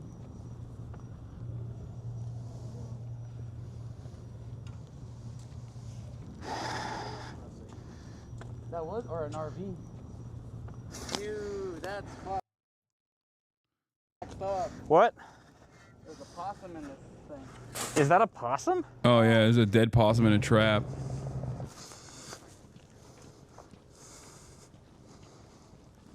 It's all ash. Literally, the next house is lootable. Brother, there is one house that's standing. What are you talking about? You saw this entire neighborhood, and there is one house that is intact in the entire neighborhood. Looters are going to be hitting that one house? Is that what you think is going on? Do you think this is appropriate use of funds in that regard? 26-month subscriber. Still, anyone and everyone is actually always invested in looting. Okay? Everyone and anyone. All right? All the time. We have to hyper focus on this. Okay? We have to make sure that this is the most. I like that you sat through me pausing and doing commentary for 20 minutes over this video to find the one house that's intact next to a house that is burned to the ground in an entire city block that is completely reduced to ash. And you're like, well, what if the people wanted to loot this house? You're right, man. What if? You're right. Is this a normal way to exist? I don't understand it. I feel like this is not city behavior, but I guess with the way that suburbs work, there's more and more people like this who operate with this mentality where they're constantly in a panicked situation where they're just like, because if chatter, I don't know if you live in a city or not, but like anyone could technically walk up to you in the middle of the road and just put one in the back of your head. Okay. Anyone, literally anyone could do that. Right now, when you go outside to get groceries, someone could walk up to you and stab you to death, okay?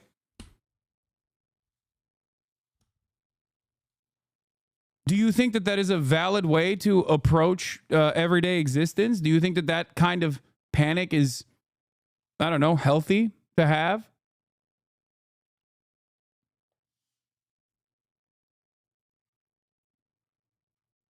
Great, new fear unlocked. Yeah, anyone could walk up to you right now.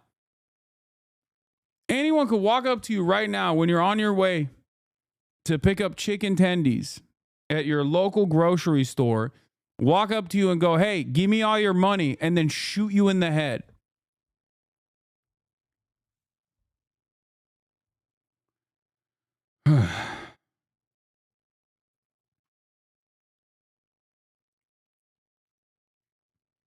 If it's not healthy, if it wasn't healthy thinking, why do conservatives already think it? Because they're unhealthy. That's the problem. They're deeply unhealthy.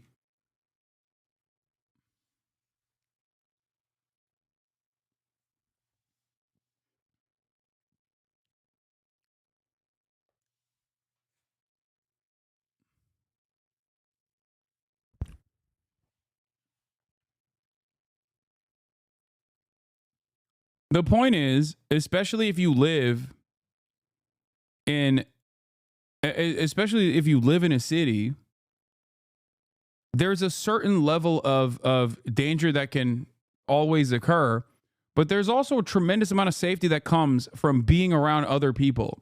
And if you've never lived in a normal city, it is impossible for you to comprehend this.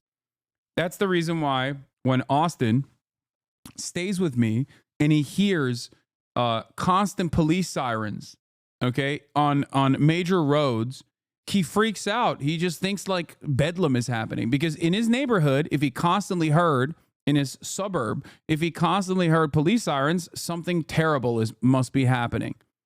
Okay? While the likelihood that you have a lot of people around you increases the likelihood that danger might come your way. Okay? There's also safety in being surrounded by other human beings.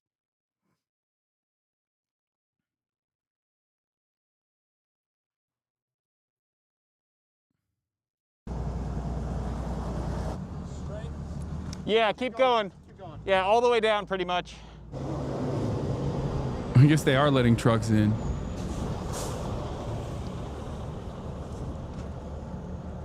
All right, this is good.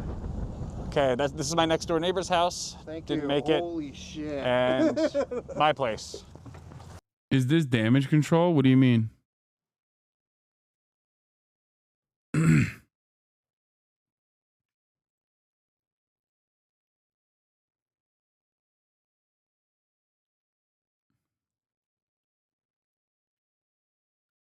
Anyway, I personally am more afraid of like quiet suburbs. Anyway, here's some updates from local officials on Eaton Fire. And finally, to our Los Angeles County residents, please be assured that we will continue to battle these wildfires until they are fully contained.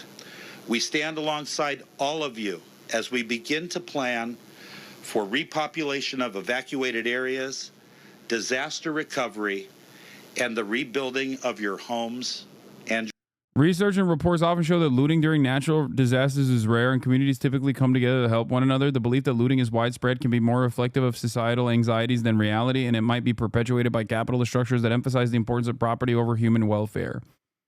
Yeah. No, absolutely. And this doesn't mean that like there is no looting, okay? This doesn't mean that there is no looting that occurs. Of course there is, all right?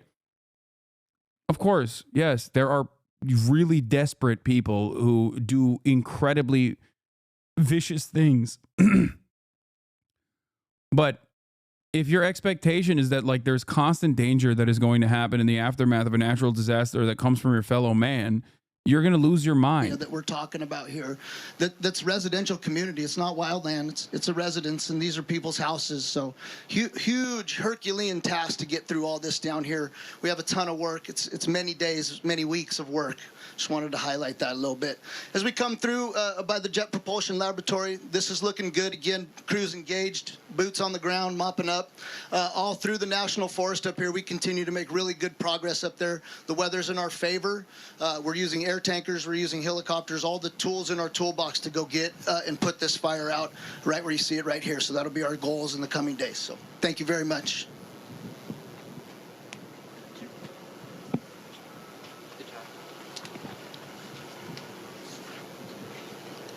Now we're going to have Los Angeles County Sheriff Commander Tanya E. Plunkett. Good afternoon. I'd like to take this time to update you on the Los Angeles County Sheriff's Department's effort in dealing with the Eaton Canyon fire. Currently, in response to the fire, our staffing has increased to approximately 500 personnel.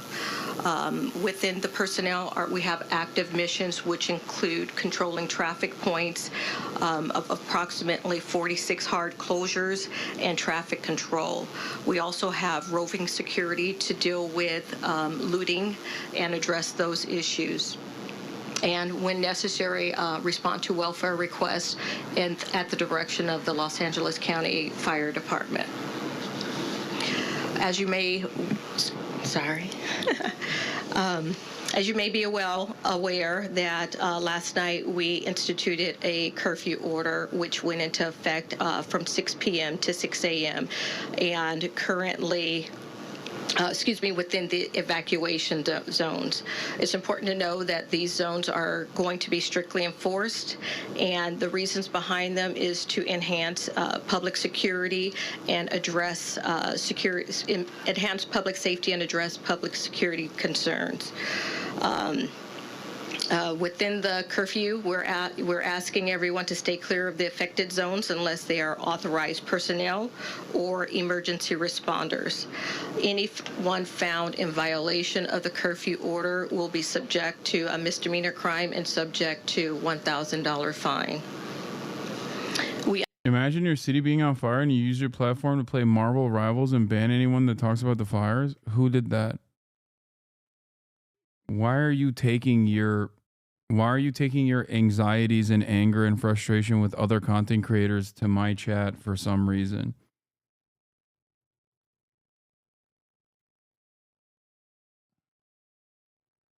Are you okay? I'm like, see, this is what I'm Pokemon. Okay, dude.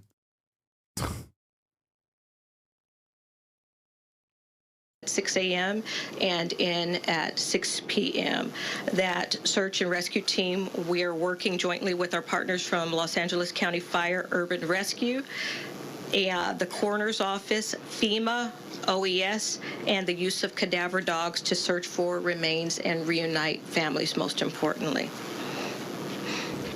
These searches will be a part of a grid search, like I mentioned, between the hours of 6 a.m. and 6 p.m. due to safety concerns and our inability to operate during nighttime hours. Unfortunately, we report that we have 8 deaths within the Eaton Canyon fire area that was affected by the fire. And in an effort to deal with the death and the tragedies as a result of this fire, we do have, working with our partners, family assistance centers that are open to provide information to people looking for missing family members, and that location is the Pasadena Civic Center. It will be comprised of OEM, sheriff's deputies, LAPD, Red Cross, the medical examiner, and yeah, they also implemented a curfew, a 6 p.m. curfew, while simultaneously there's like evacuation orders in place, which I think is so wild because at the same time, it's like they're doing the curfew because they're like, oh, if you're ever in or around your house after 6 p.m., that means you're a looter. Like then the arrest numbers are going to go up. Basically, that's it. Because the assessment in that situation is like, if you're in or around an impacted neighborhood after 6 p.m., that must mean that you're there to do, illegal things like stealing. Is there still a fire near you? Chatter, I am in the heart of Los Angeles, which means I am surrounded 3 parts by fire. Although, having said that, I'm also very far away at the same time. Like, this is the situation right now. Look. Oh. I'm in this area. Okay? I'm in this area. There's the Eaton fire, near Pasadena, Altadena. And then there is the Palisades fire that has seemingly made its way into densely populated areas of Encino. But overall, the West Hollywood area is not impacted directly. Can you share this link? This is Watch Duty. It has been an incredibly helpful app. I've been using it since these fires started.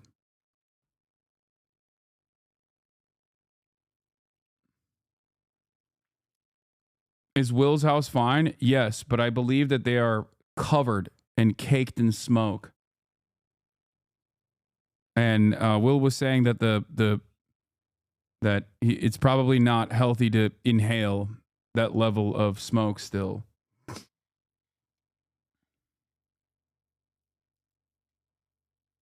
Yeah. From the city. New Orleans Police Department versus unarmed civilians at Danziger Bridge, 19 years later.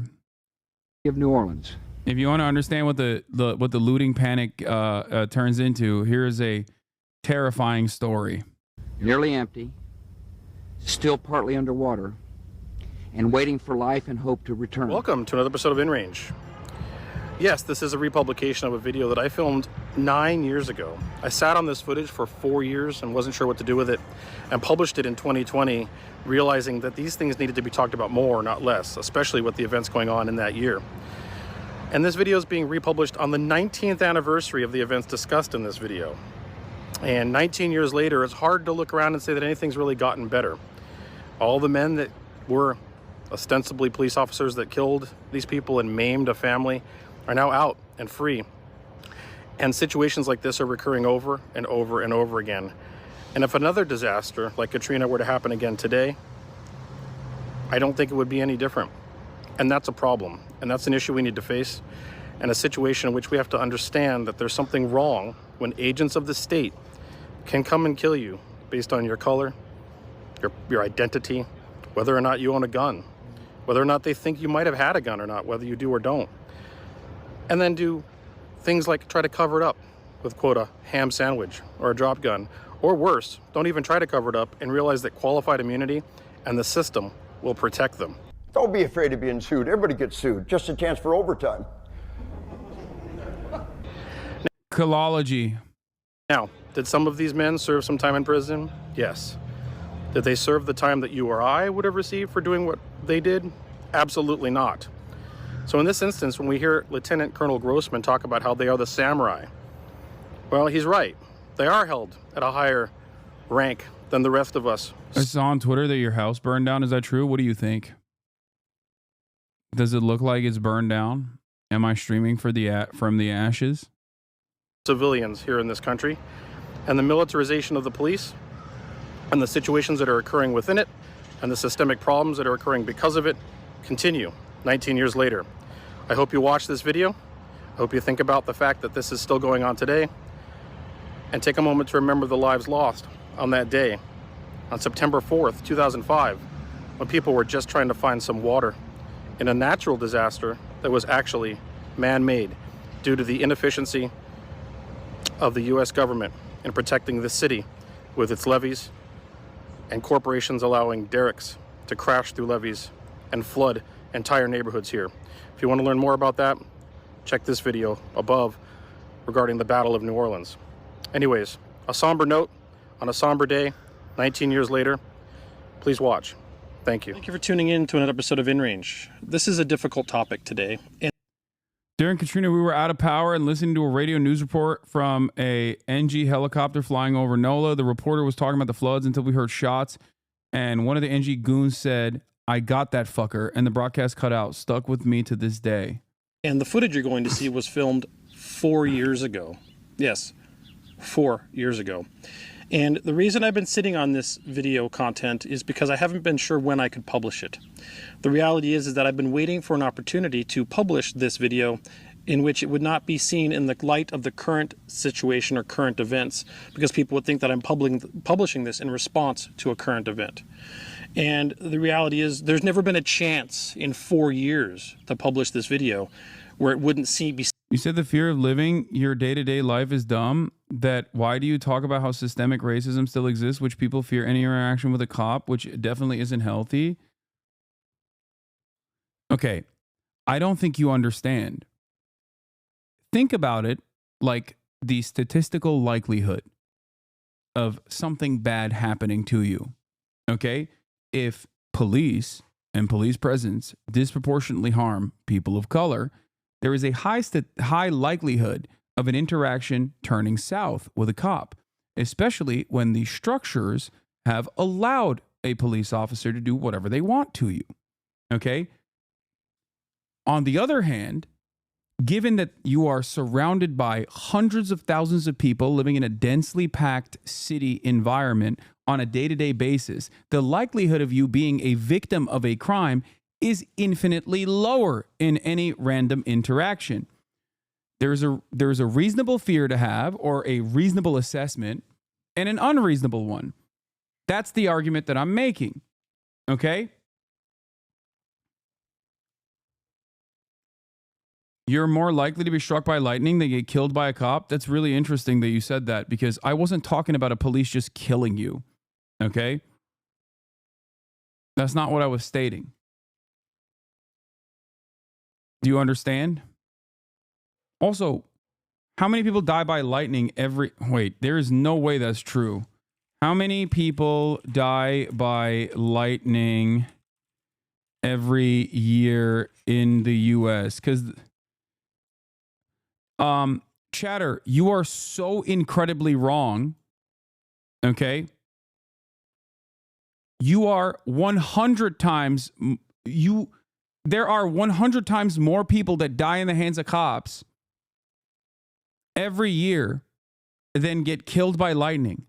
Why did you say that?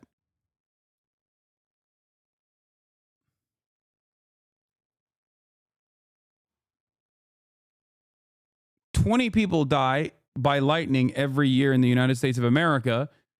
2,000 people die by cops. Well, maybe not 2,000. What is it? Let's see. Police killings in... Oh, it's not because of race. Wait, what? That's crazy. So you just put forth a completely ridiculous number and then immediately got disproven and then moved on to say, oh, that's not the case. I was like, it's just stupid. Stop. It's not about race. It's not about race at all. It's not 2,000. It's 1,000. I apologize. So not 100 times more likely, but 50 times. Police kill around 1,000 people, give or take, every single year. It's a 50x multiplier. Listen, bro.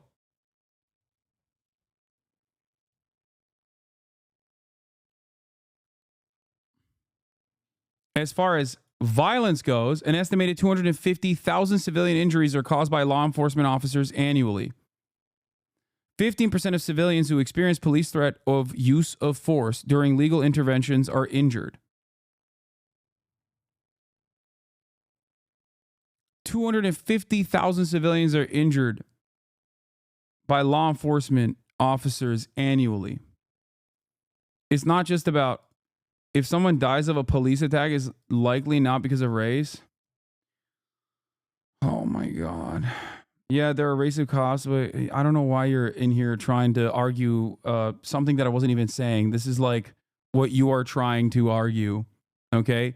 Police are disproportionately more police have a higher likelihood of targeting you and even apprehending you and arresting you, okay, if you are not white. That's it. Seen as a commentary on a current event. So I'm going to give up on that idea because it's never going to happen, and I'm going to publish it because I think it's important to be published. One of the topics that I, Carl, cover here on In Range TV are issues of historical significance that I believe are intentionally left out of the general population's narrative, culturally lost, whether it is Old West or modern. Things that have been intentionally left off of the general understanding is something that I believe should be brought to light, because it's those topics that really give us insight into society, whether it's historical or current. And the one that I'm covering today is about the murder of a number of innocent and unarmed civilians on Danziger Bridge, September 4th, 2005, just a few days after Hurricane Katrina. And while you are inevitably going to paint this in the light of whatever current event is going on today, whether you're watching it right now in May of 2020 or watching it in November of 2025, I have an unsettling feeling that there'll be something going on in this country that will make you think that this video was published in response to that, and that is not the case. I also am going to dub in moments through this video, things that I have been able to find out more after the fact and hopefully correct the narrative. The other thing that I do want you to understand is that this is wholly my work. Okay, I'm not gonna watch the whole thing. I think it's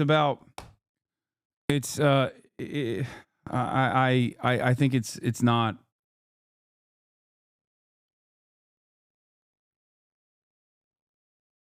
It's not a. I mean, it's relevant to the looting argument, but I think it's like directly talking about the Danziger Bridge. The directly talking about the Danziger Bridge shootings is probably a better way to do it.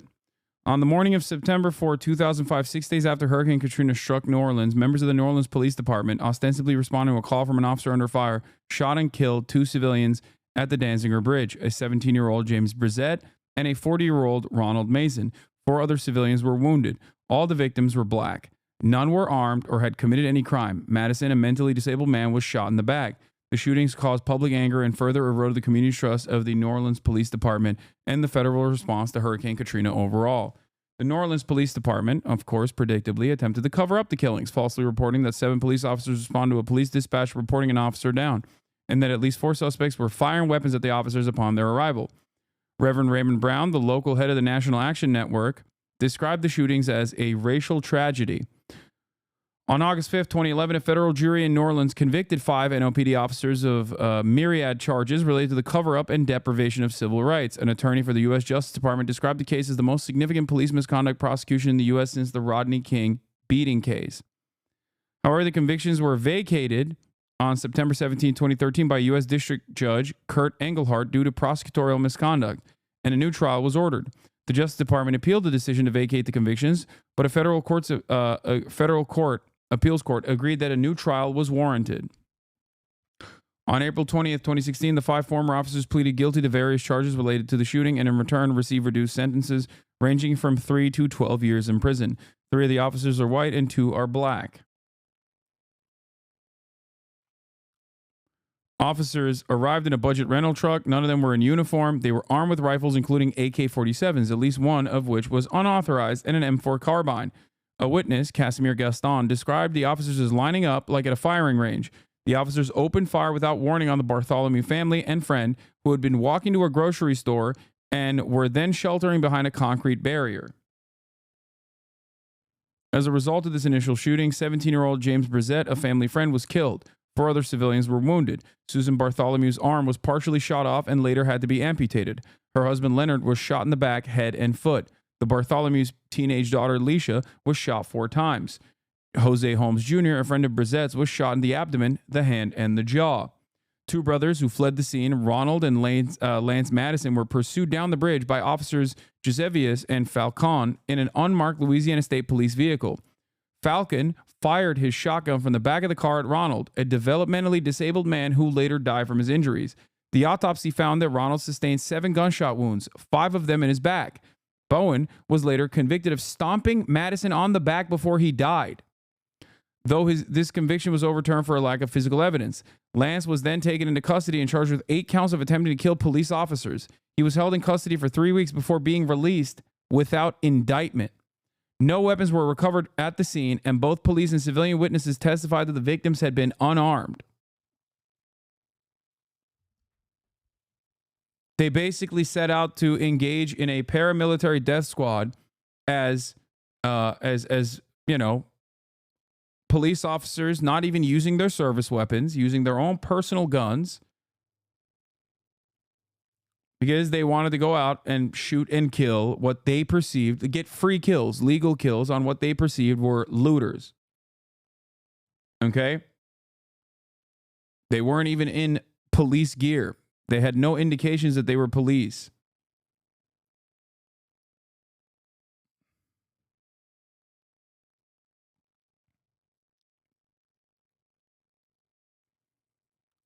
American hero Chris Kyle, American hero in air quotes, Chris Kyle also lied about sniping black people off of the top of the Superdome. Okay?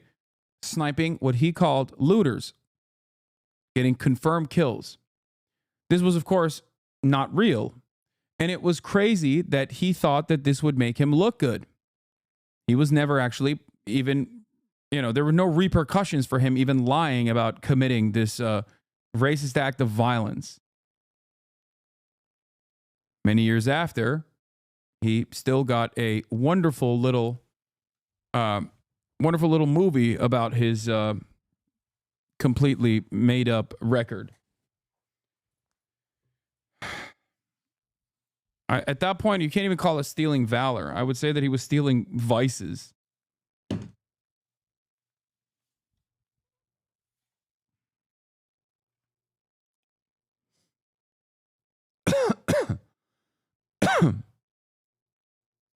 He was lying about engaging in a racialized lynching. Oh! We had a whole house. Now we have nothing. That was our chimney where Santa comes and now it's gone. Everything that we built here to just be gone. Everyone has lost everything here. I have to start all over again. I can't. We have fire up Hastings Ranch, multiple structures involved. Having the family is the most important thing. A nightmare that no one can wake up from. That's what they're saying in LA. At least 11 people are dead and even more missing. A chunk of land the size of San Francisco has been destroyed. Some of the most beautiful land in the world. Parts of Pacific Palisades look like Hiroshima after the atomic bomb. Entire communities decimated. In Altadena, about a dozen homes are left in a neighborhood of 5,000 people. Dude, I find this so strange when they look at a natural disaster and then compare it to man-made horrors beyond comprehension. But you like the man-made horrors beyond comprehension. Like it's so weird. It's such a strange thing to be like, yeah, it looks like Hiroshima. And it was good when it happened to Hiroshima. People. 3 major fires are still uncontained as crews are bracing for another weekend of the powerful Santa Ana winds. On the streets, it's turning into the wild, wild west. Looters on scooters ransacking homes. Thieves are dashing through rubble and ash. Dude, it's so funny. Like, this is half the chatters think this, by the way. According to all of the people that I have responded to, at least, half of the chatters in this community are just like, you don't understand, dude. When the looting starts, the shooting starts, brother. You're crazy. Ash with flat screens. Some of them disguised as fire officials and utility workers. The looting is so out of hand that some residents are scared to leave their burned out homes. The governor, Newsom, says looting will not be tolerated. These communities have suffered enough. Well, unless they loot less than $950, then Gavin doesn't mind. One of the Winklevoss twins called out Newsom saying this, quote, "You and your party have been tolerating looting for years. You normalize this behavior and lawlessness. You are a disgrace. Resign now." It's a free-for-all in LA. Every man for themselves, literally. yesterday. Local residents had to take down a vagrant with a blowtorch. They witnessed him setting fire to old Christmas trees and garbage cans. Neighbors called 911, and before the police arrived, they detained him with zip ties and a rope. A good old-fashioned citizen's arrest. Here's LAPD. What we know right now is that the incident started here, and about 30 minutes later, a suspect was detained over in Woodland Hills area by citizens. So someone purposely set the Kenneth fire? At this time, that's what we believe, yes. Do you know how or why they did that? That I don't know. Is this a crime scene right now? Yes. Dude, my thing is, if you have an institution, an organization like the police department that is, you know, very invested in looting narratives and very invested in like showing that they're doing a great job, if that police department says there's not enough evidence to suggest that this person is an arsonist, right? When they could have just as easily lied, as they do time and time again, if there's enough evidence to stick on a person, then that person might not have actually committed an arson. You know what I mean? Like, that's it. Because cops detain people all the time. The very fact that they're still running with this idea that this guy was definitely an arsonist. And I'm not saying that there wasn't any arson or anything like that. I'm simply stating that I do not know. But the way I see it is like, if this dude had any evidence that the police could pin on him for being an arsonist, then they would have kept him in detention for the suspicion that he did the arson. Is Fox News saying the police lied? I don't understand what Fox News is saying. I think they're just going along with what the initial suspicion was. So everything's closed off. It's being investigated as a crime. Police brought him down to the station and a few hours later released him back onto the streets. They said there was no probable cause to charge him with arson, even though there was a half a dozen witnesses who saw him setting things on fire and the guy to blowtorch on him when they... Like, what is the argument here? That cops want to let, like, arsonists go? Like, what is happening? I can't. Oh my God. Oh my God. We are losing our minds, dude. Like, I don't know why this dude is biking around with a blowtorch. Okay? I don't know. And I understand why those civilians thought that he was an arsonist. Okay? I get it. If you see a random dude on a bike with a blowtorch, you're like, that, you know, you're not, your first inclination is not, oh, he's probably using it to do dabs, okay? Especially when there's a wildfire going on. But the difference is, I understand the motivation of the police department in getting a ginormous W. Can you imagine how great of a justification it is for your expansive budgets if you caught an arsonist? Are you kidding me? I mean, that's a fantastic, major dub. Massive W. Right?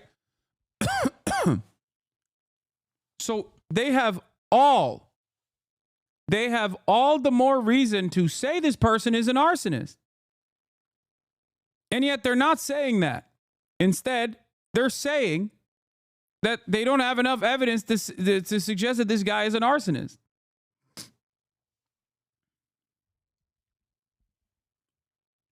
So for Fox News to make it seem as though, like, nah, the woke police let this guy go, like, you're living on an alternative universe. They arrested him.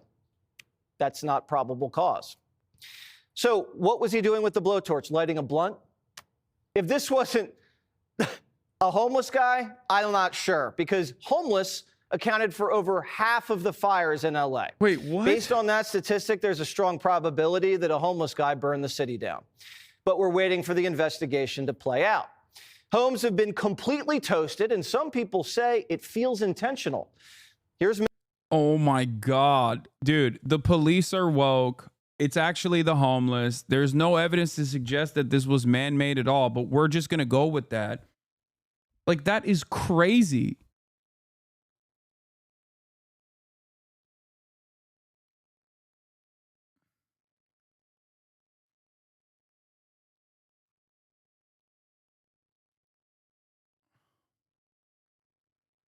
The idea that fire inspectors would ignore arson evidence and suspects is completely insane, especially in Cali, where there was once a fire inspector who was himself an arsonist.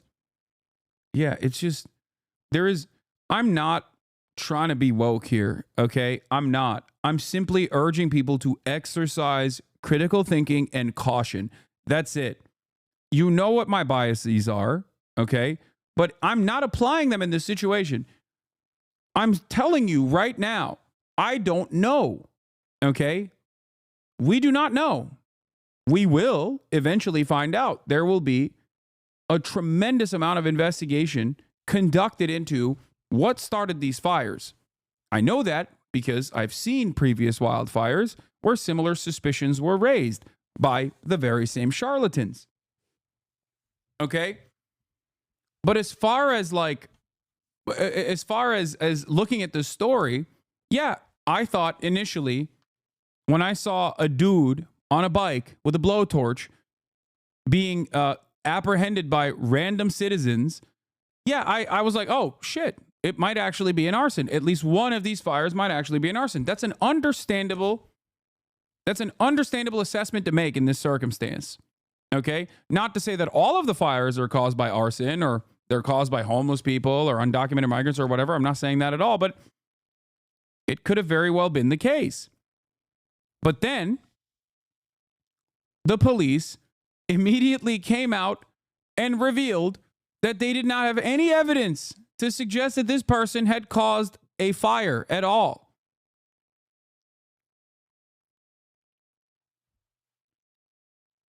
It's over at that point. Like, what are we doing?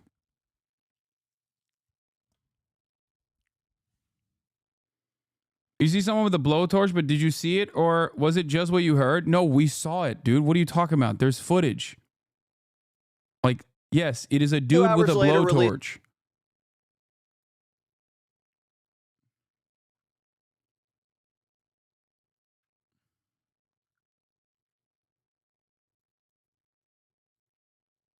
It's funny, blaming your own viewers too is the homeless fault, and especially those victims who lost their homes and became homeless. Good job, Fox News.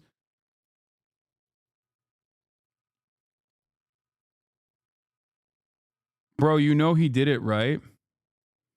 Hasan, you know the location of the Kenneth fire was an ember from the Palisades. The wind was going in the opposite direction and they're nowhere near each other. It was right above Hidden Hills. Honestly, no doubt in my mind he was an arsonist. You need evidence in this country, though.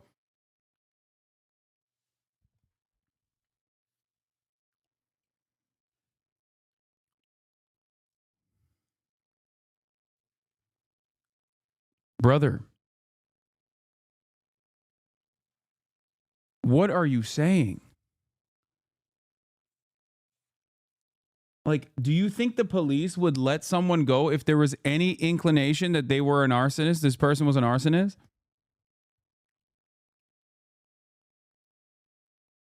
Jesse W. photo. Oh my God, it's Jesse Waters. It's Jesse Waters' photo.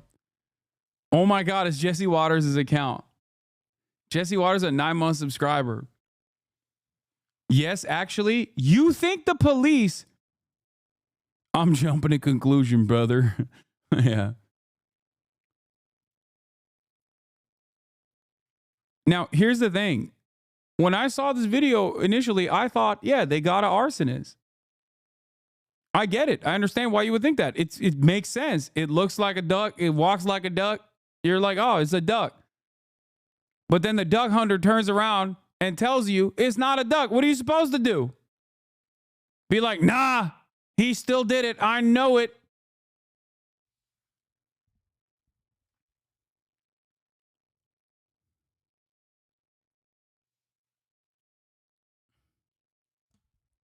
Like, you can't. What if it's just bad policing? Bad policing is not what you think it is if you think letting a guy like this go is bad policing. Okay? First of all, he's brown. If he was a white dude in an Acura or above, okay, and they let him go, that would be bad policing, like the Ted Bundy case, very famous case, where cops just like let him walk past him because he was a handsome white gentleman, okay? That would be bad policing. Bad policing in other circumstances is keeping people detained under faulty evidence or no evidence whatsoever. Bad policing doesn't go in the direction of like letting especially black or brown criminals or suspected criminals escape.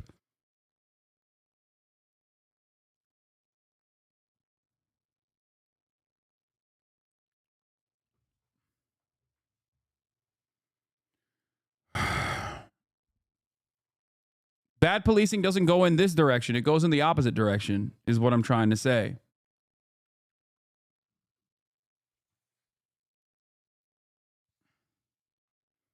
Anyway, having said that, I'm not saying carrying torches around in the open is not sus. I think it's sus too. What are you talking about? I know. I'm recognizing that. Anyway, the point I was making is that when there are multiple major wildfires taking place with 80 to 100 mile winds, okay, that are swinging telephone poles and power lines wildly in the direction of overgrown shrubbery that is right up in the ass cheeks of those power lines, as you see electrical sparks. And you immediately go, must be arson. It's like, that feels a little wild. That feels like a jump that you are taking. Okay? Literally woke warrior on a natural cause. I just don't think the police would lie like that, though. They're instructed and they swear an oath. Wait, you're baiting, right? There's a term for it. It's called test-a-lying. Yeah, police would never lie under oath. I'm a woke warrior. You're right. Half a dozen witnesses who saw him setting things on fire and the guy to blowtorch on him when they arrested him. That's not probable cause. So what was he doing with the blowtorch? Lighting a blunt? Since I thought, oh, damn. Anyway, based on that, he then follows up by saying, like, from 2021, homelessness-related fires made up 54% of all fires that the department responded to. There's a strong probability. He assumes that guy is a homeless person and also an arsonist, which is crazy. That a homeless guy burned the city down. But we're waiting for the investigation to play out. But the funniest assumption, in my opinion, here is that the cops are woke and let him go. Been completely toasted, and some people say it feels intentional. Here's Mel Gibson. It's very sad. And there were many things, gone. Yeah. Here's further evidence. Here's further evidence that will defend my point here. Further evidence by a man who I can only explain as going through a mental health episode, a very public mental health episode. On in the blaze that, I've thought about since I thought, oh. Here's famous racists going through it in broad daylight. Oh, damn, that's too bad. But, works of art, photographs, rare books, old books, some as old as, 1600, it's like crazy. Irreplaceable. And irreplaceable stuff. California has a lot of problems that sort of baffle the mind as far as why they do things. And then in the events like this, you sort of look, well, is it on purpose? All these fires should have been contained within 24 hours. It's the duty of a politician to prepare for the worst. And everyone saw this fire coming. I talked to a fireman once. This is one of the reasons it freaked me out. He goes, dude, one day, he goes, it's just going to be the right wind and fire is going to start in the right place and it's going to burn through LA all the way to the ocean. And there's not a fucking thing we can do about it. I go, really? He goes, yeah, we just get lucky. He goes, we get lucky with the wind. He goes, but if the wind hits the wrong way, it's just going to burn straight through LA, and there's not going to be a thing we can do about it. Yeah. You know who else also made these predictions? Aside from the firefighters, or the one firefighter that happened to talk to Joe Rogan? Climate scientists!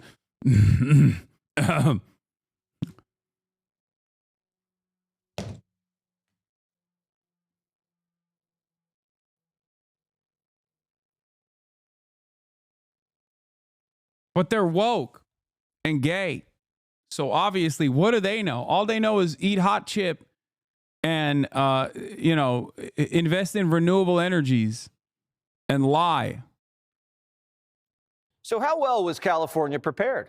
Last week, the reservoir in Pacific Palisades was completely empty. There was no water. It could have been filled with 117 million gallons of water. Everyone saw it coming, but there's no way it could have started on its own, and it has to be an arson.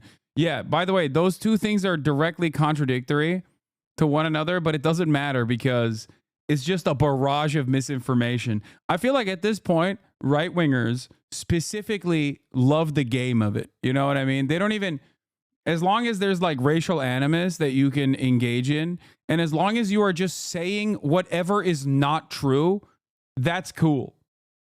Okay?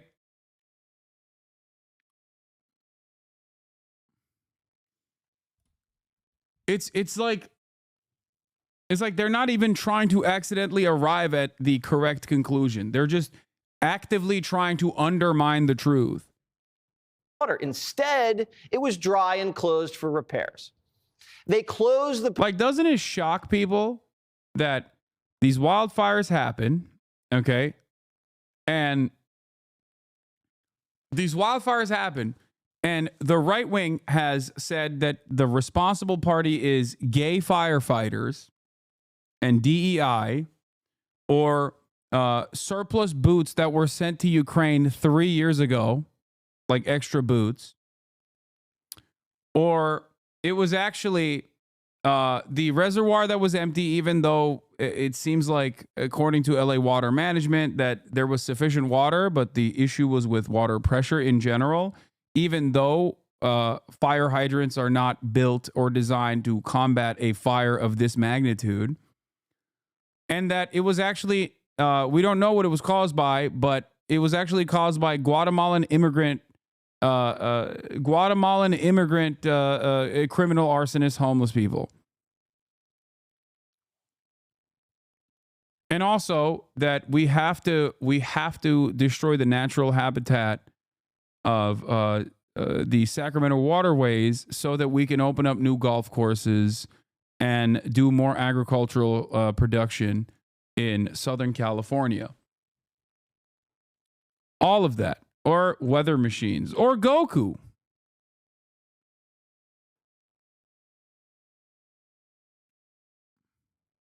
Pacific Palisades Reservoir during the season when the Santa Ana winds blow the hardest. And now the whole town's barbecued. And LA's water czar knew it. She basically watched them drain it. That's according to the Daily Mail. Janice Quiones gets paid $750,000 a year. Wonder how she got that job. Gavin Newsom also cut the fire budget. What is the implication is what? That she got the job by being not white or something?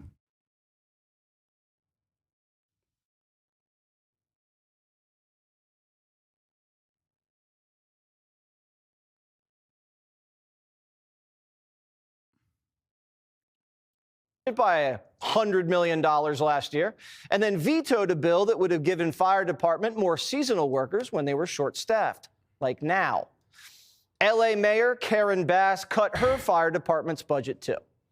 LA couldn't even get a simple evacuation alert right. Last night, the whole county panicked. We're just mapping out here are under mandatory evacuations, and obviously you can hear all of our phones are going off some type of alert, an evacuation warning, it looks like. Yeah, my alert reads, Yeah. This is an emergency message from the LA County Fire Department. An evacuation warning has been issued in your area. Yeah.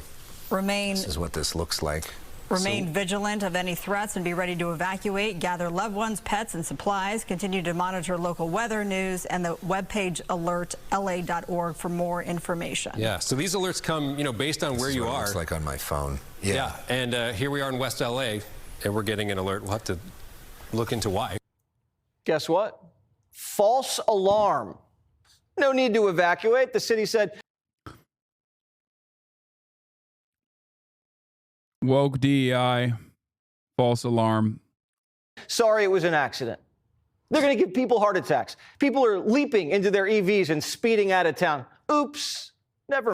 Why are you defending this? Look at what our hometown looks like. Defending what? Do you think I'm defending wildfires or local government incompetence? I've criticized it plenty. As a matter of fact, me criticizing Jesse Waters' idiotic commentary here is quite literally me continuing to defend the truth. I don't defend anything but what the correct assessment is. Okay?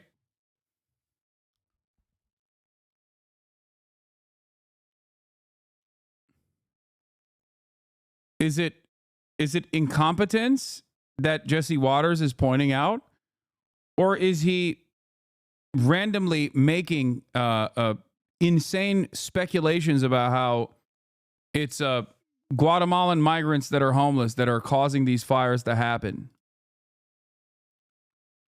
How is that actually pointing to the incompetence?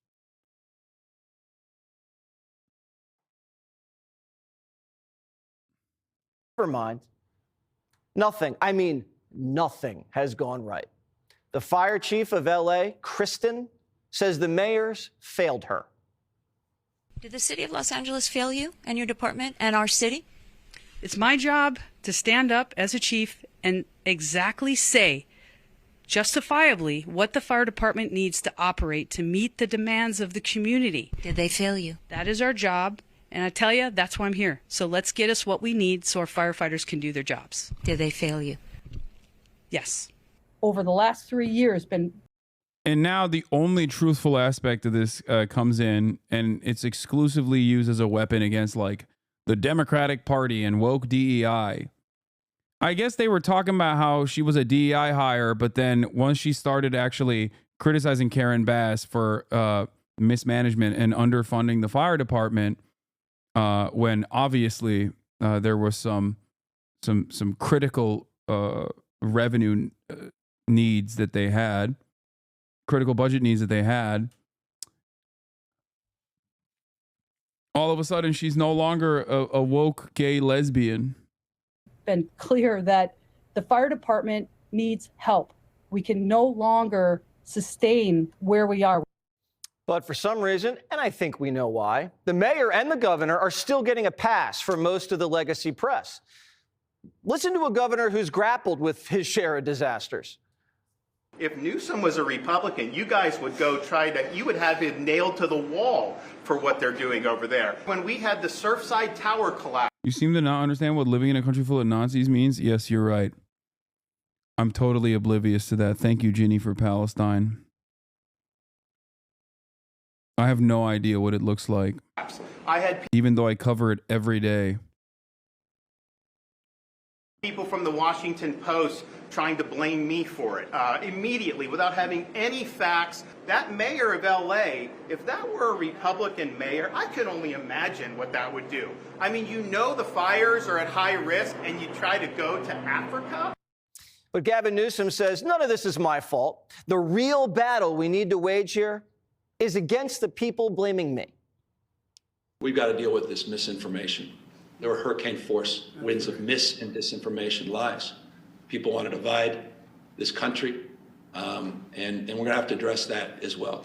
And it breaks my heart as people are suffering and struggling that we're up against those hurricane forces as well. And that's just a point of personal privilege that I share that with you because it infects real people that are out there, people I meet every single day, people the mayor's been meeting with.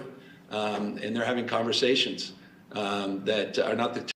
Nazis killed dozens of my blood relatives, and you guys casually say our country's filled with Nazis. How do you expect to be taken seriously by people who have actual beef with Nazis? Wait, what are you talking about? You think people. Dude. You think that we should just wait until the final solution is implemented? Like, what's going on? Donald Trump has actively said he's running. Yes, our country is filled with Nazis. It is true. What are you talking about? 100%. What do you think mass deportation of 20 million people looks like? Like, this is silly. There is no. What is this like? Oh, I'm going to gatekeep the word Nazi. We're in the initial stages of the Madagascar plan being implemented against undocumented migrants. There's a massive, meaningful gap between where we're at now and actual Nazis. No, there isn't. No, you just think someone is a Nazi after the fact. That's the problem. That's the issue. This is a silly, thought-terminating way of approaching what is happening in front of you. It completely undermines the necessity for learning about history. We shouldn't learn about history at all. Okay? It is not useful to learn about history. Yeah, I will wait until not even 5.9 million. I will wait until 6 million people are ruthlessly slaughtered, and only then will I feel comfortable calling the perpetrators Nazis. Like it's not like Hitler came in and immediately started murking people, okay?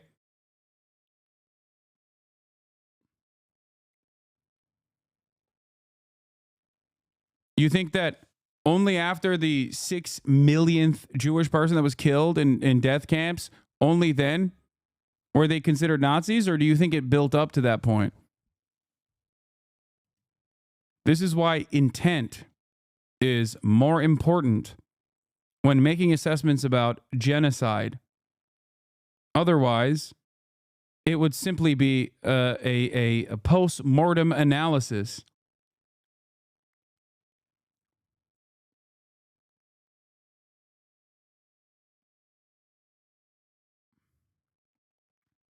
Typical conversations you'd have at this time, and you wonder where this stuff comes from.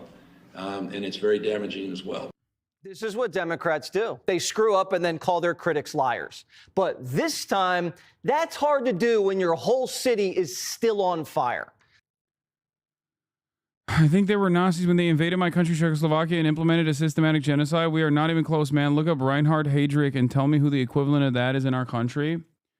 Do you think that before they actually invaded Czechoslovakia and implemented a systemic genocide that you shouldn't have called them a Nazi or been afraid of what they're doing? I'm not a debate nerd, but that is just not a logical argument. If they start doing Nazi shit, I'm with you guys. At what point do you think Adolf Hitler can be considered a Nazi? Is it when he wrote Mein Kampf? Is it after the Reichstag fire? Is it the initial steps of the Madagascar plan that was supposed to be a forcible deportation of all Jews and suspected Jews and socialists? Because a lot of the stuff that I'm talking about predates the invasion. I understand what your concerns are. The problem is, I've already addressed those concerns and you refuse to hear it. Okay? Fascism doesn't happen overnight. One moment you're not a fascist and then the next you are. It doesn't work like that. Okay? It happens over time. It happens over decades sometimes. When you are actively running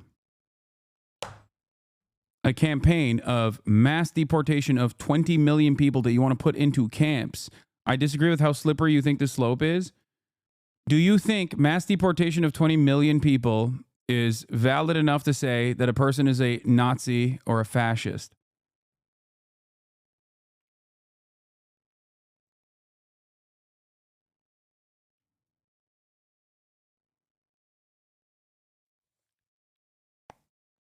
Fascist, yes.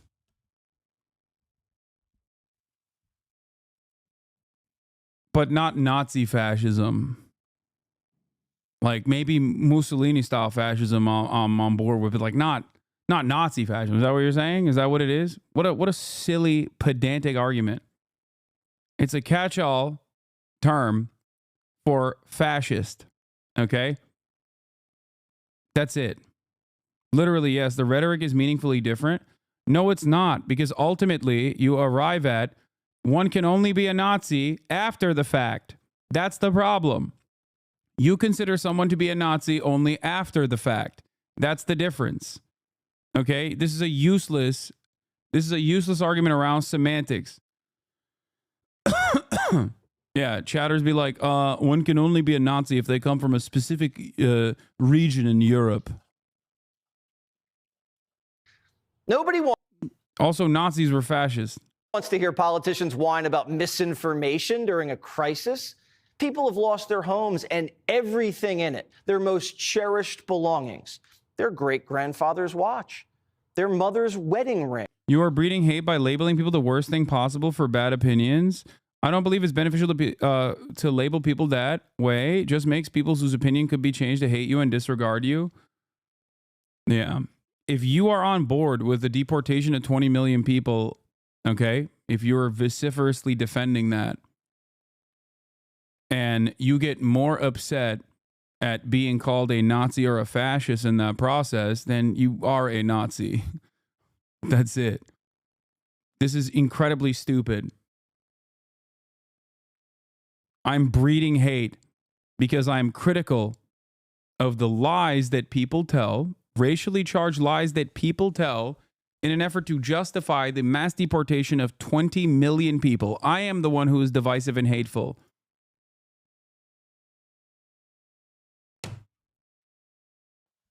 What are we doing?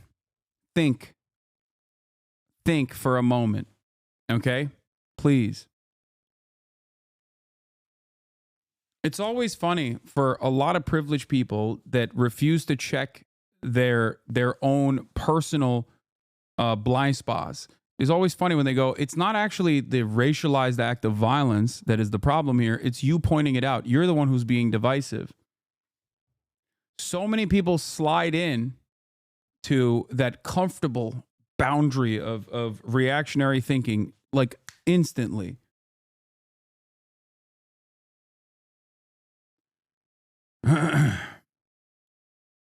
Check my previous message for the thick chatters, please. Let's hear it. Well, nothing there. Okay, no previous message that was sent.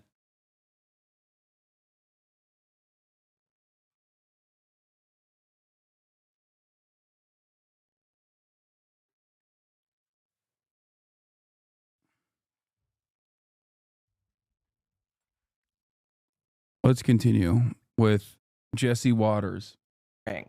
Priceless family heirlooms. Some have no insurance. The home is all they had. And they turn on TV and the governor's complaining about his approval rating and what someone wrote in the comment section. This fire has unleashed a fury in Hollywood. Actors and actresses who would never dare attack a Democrat because it could cost them their jobs are lacing into Gavin. Here's actress Sarah Foster, quote, "We pay the highest taxes in California. Our fire hydrants were empty. Our vegetation was overgrown. Brush not cleared. Our reservoirs were emptied by our governor because tribal leaders wanted to..." This is just a rehashing of all of the right-wing talking points. Some of it is true. And some of it is just like silly nonsense that Donald Trump primed people into thinking is the real reason. Save fish. Our fire department budget was cut by our mayor, but thank God drug addicts are getting their drug kits. LA Mayor and Gavin Newsom resign. Your far-left policies have ruined our state and also our party. Even Morning Joe can't defend this. And they've defended everything, and I mean everything. We don't know the exact causes for the complete failure of government to be able to protect these homes. I don't think we can say it's a smelt alone. We don't know what it is, but I do think it's going to be like Hurricane Katrina. I mean, the infrastructure has been slashed. It's hard to hear people say in one of the richest cities in the world that, oh, we don't have enough water to protect people's homes. We're witnessing the collapse of liberal society. Everything's on fire, falling apart at the same time because of stupidity, corruption, and radical priorities. Reservoirs are bone dry, but California Democrats are spending millions on DEI, migrants, and drug addicts. Now, Primetime tried to save California. Remember the last couple of years? We finally threw up our hands and said, we can't save it. if they don't want to be saved. After 30,000 acres have been torched and the fire's still not contained, in the capital of Sacramento, they just called an emergency session to battle Trump. Is now the right time to have a special legislative session on allocating money to fight Trump in a way that you could already do without a special legislative session? So I'm here to address these. Yeah, when it happens in red states, the act of God. When it happens in blue states, is DEI and woke liberal policies, and also gay immigrants that are homeless, that are doing arson, and also looting while doing arson. They're doing arson and looting at the same time. Yeah. These wildfires. And sometimes it's actually happening in red states because of blue states that have weather machines that are blowing the winds in the direction of the red states to kill them. This is a historic wildfire. This is a historic event. These wildfires, as I mentioned, are going to be quite possibly some of the worst wildfires and disasters in the state. While people are trying to understand what's going on and are worried about disaster relief, worried about the ability to get homeowners insurance, your chamber gavelled into a special legislative session to prepare for Donald Trump. Again, is now the right time for that? So certainly our focus right now is Speaker Ashley. At this moment, my colleagues and I, we are acting with great urgency to ensure that we're providing much needed relief. Liberal society's gone mad. People have been institutionalized for less. California has been trying for years to destroy Western civilization. Well, this is what it looks like. They finally... What are you saying? Dude, what it... Oh my God.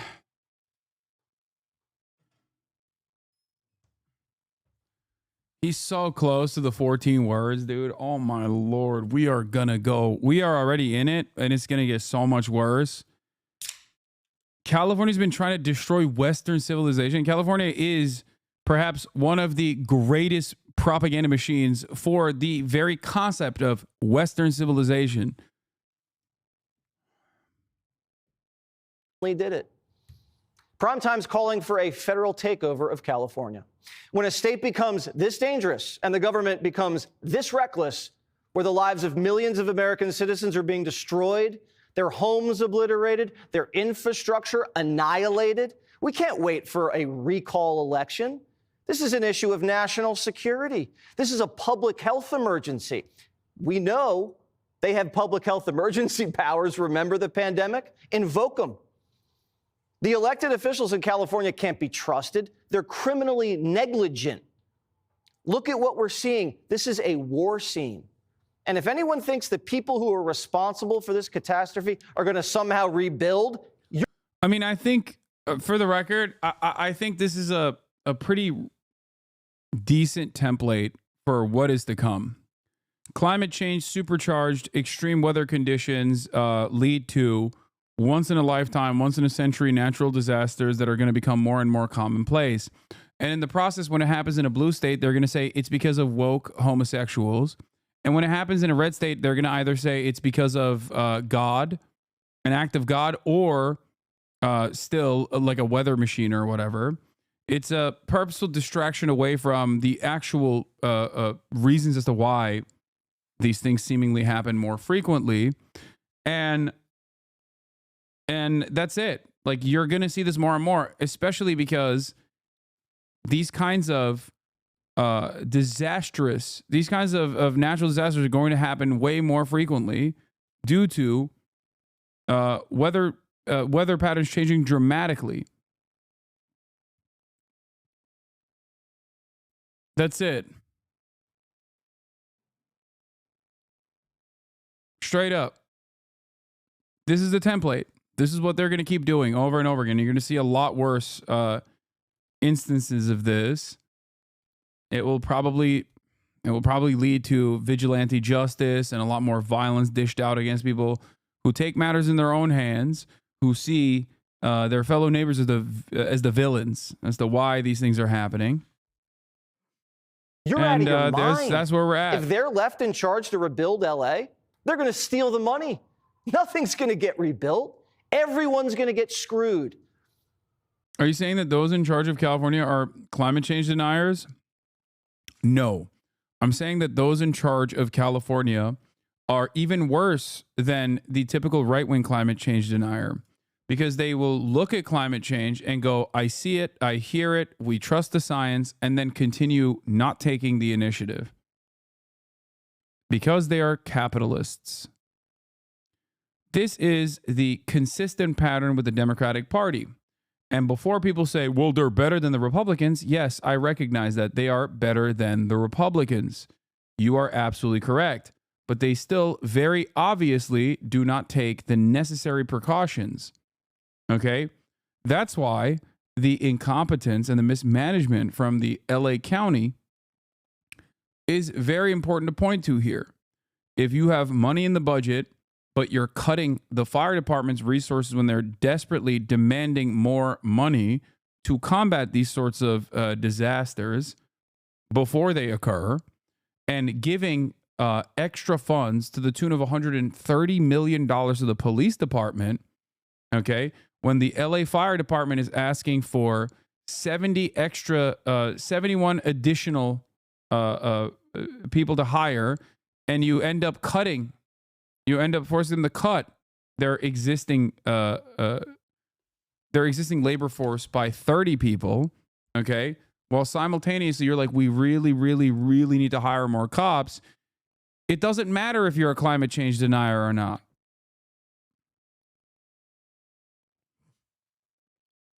It doesn't matter.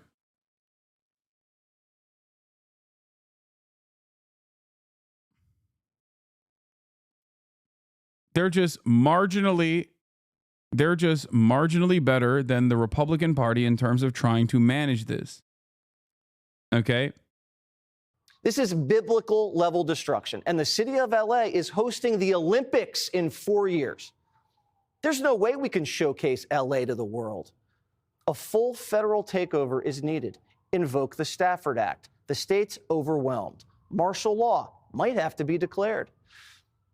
Primetime praise for the poor people of LA, and hope we can put out this fire before. Fighting for a better future. Tonight, an inside look at the partnership between the state and CAL FIRE as they prepare for the brunt of fire season. It's a really good inside look at something you'll see only on CBS 13. Andrew Hobner takes us to a correctional camp in Nevada County. Washington Ridge Camp doesn't feel like a correctional facility. This place, it's a chance to figure it out, you know, get away from the hustle and bustle. To the men clad in orange jumpsuits, it is, and it isn't. It pretty much takes away the CDCR part of this experience. When we go out to fires, the public is very supportive, very happy to see us. The captains treat us as men. Jamil Thomas is serving time for a weapons charge and says the prison environment is very different than what we see at camp. It's very racially segregated. So say this person over here does something I have nothing to do with. That involves me now. This place here is completely, you are held accountable. In the mornings, he goes outside, takes. It's so crazy that these dudes are so desperate for like a crumb of being treated like human beings, which they are, that they're like, this is great. I get paid sometimes $26 a day. Okay. And I get treated like a human, you know? People are appreciative. People offer dignity to me. In the mountain air and reads books on spirituality. And we got a saying, I mean, you know, if you're not happy here, you're just not happy. Firefighters here aren't paid much at all by normal standards, but even from within, there is a push for them to make a more livable wage. We have no issues in camp treating these guys with the respect of a firefighter. That's what they are. Inside the camp, individuals. Will this program give them a pathway to employment when released? No.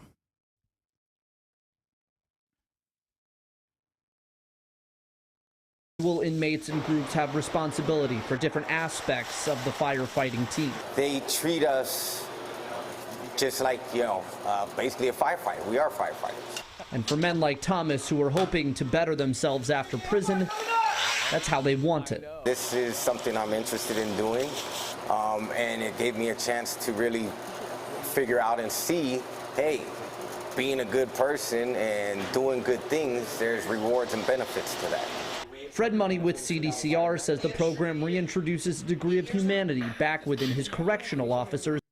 Is it recidivism at all? No, these programs are actually really good, but the problem is it's being done in a way that is maxing out. Like it's being done in a way where it's basically, I mean, it's slavery, right? All matter of training that you get that is adequately compensated can be incredibly helpful in reintegration. Okay? Incredibly helpful in reintegration. The issue, on the other hand, is that these guys don't actually get the jobs. It is unimaginably rare for an inmate to be able to get gainful employment in a fire department, especially in Los Angeles County, after they get out. They're only good when they're doing this job for $5 to $10 a day, sometimes upwards of $27 a day. On the exact opposite of the spectrum are private fire brigades, where people get upwards of $7,000 a day protecting properties such as former LA mayoral candidate Rick Caruso's property in the Pacific Palisades. We will be talking to some of these inmate firefighters later today. Can you say more about why they don't get employment after getting out? Because there is desperate need for extra hands in combating wildfires, but there's not enough money.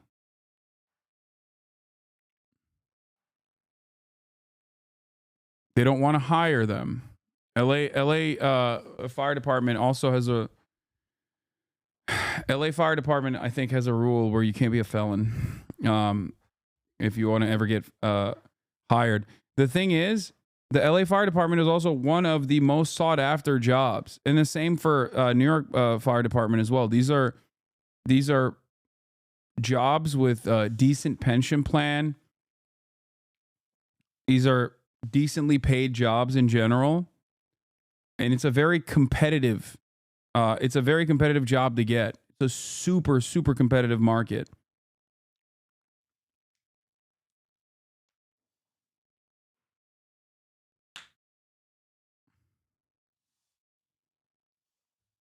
So they're only good to fight these fires if they can be used as slave labor to basically displace the remaining Los Angeles Fire Department's existing firefighting numbers. They do it for much cheaper, you know?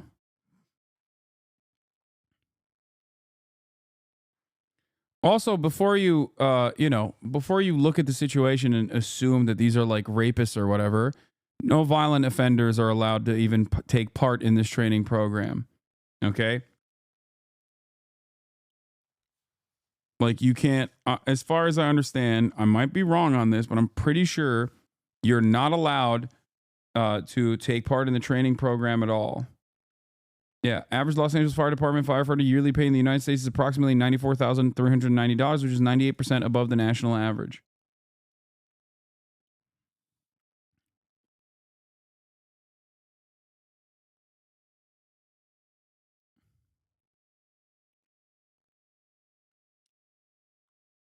Yeah. California inmate firefighters are legally barred from serving as full-time firefighters after prison.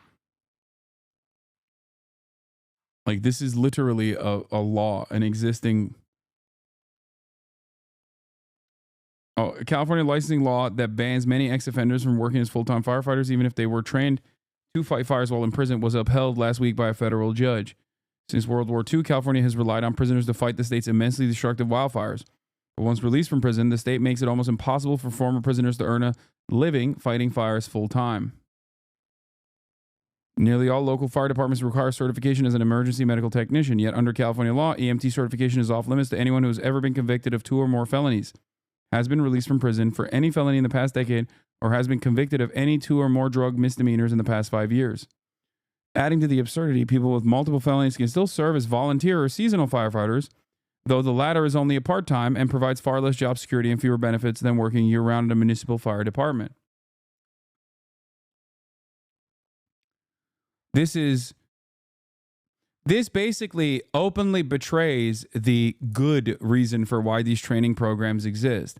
These training programs are good for reintegration, right? It is supposed to lower recidivism, the likelihood to reoffend, because if you have a gainful employment opportunity in the aftermath of your prison sentence, you are significantly less likely to fuck that up, okay? It is one of the most... It is one of the best possible ways of engaging in the rehabilitative process. The issue, however, is that that's very obviously not the point. They want them as slave labor that can be easily expended.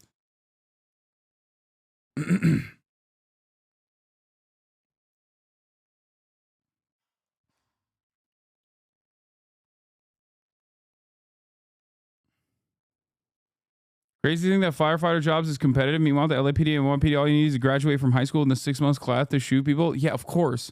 This is an infinitely more difficult job. Yes, fighting fires is an infinitely more dangerous and infinitely more difficult job than being a cop. I think we all agree with that, right? I hope that people understand that. That's a crazy thing.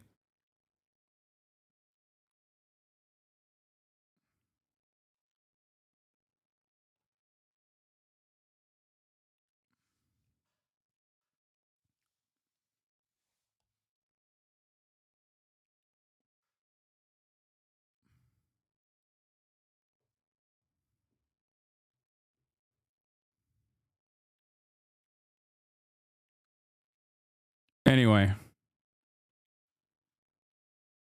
although the court recognized that California's ban has been subject to public critique and that plaintiffs have alleged a valid injury, it nevertheless sided with the state and upheld the ban. Judge John Mendez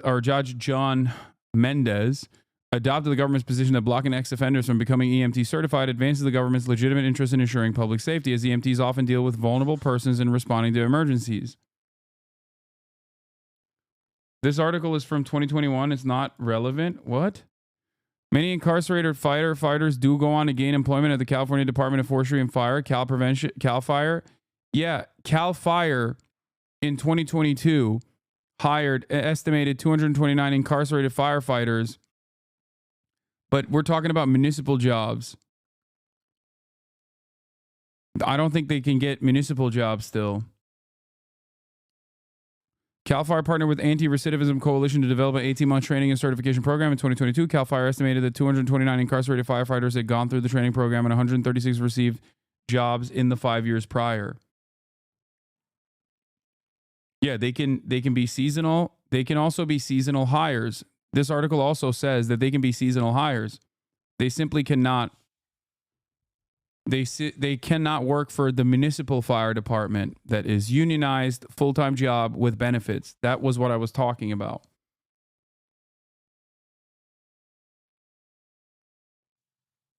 And even then, those numbers are low to begin with. Nay, it's easier to be a firefighter. You know, all the fires are bad compared to a cop where you have to determine between a good black person and a bad one. They treat them the exact same, but it's still hard to do so. Why are you talking shit when you need to look up the law? Wait, what? No one is talking shit. I think that chatter is providing extra information, and I think that that's valuable. If he had brought forth information that I was oblivious to, I mean, if I didn't know, if something changed that I didn't know about, like hiring municipal firefighters that are convicts, then yeah, I would tell that chatter, thank you. Sorry, Marukusu Chan.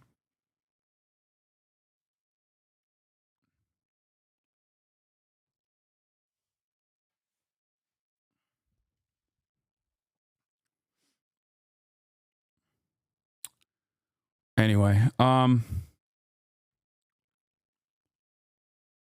thank you for the additional clarification. All right, let's talk about the city budgets real quick as well before we continue with the Let's talk about the city budgets because obviously, you know, we have budgetary concerns.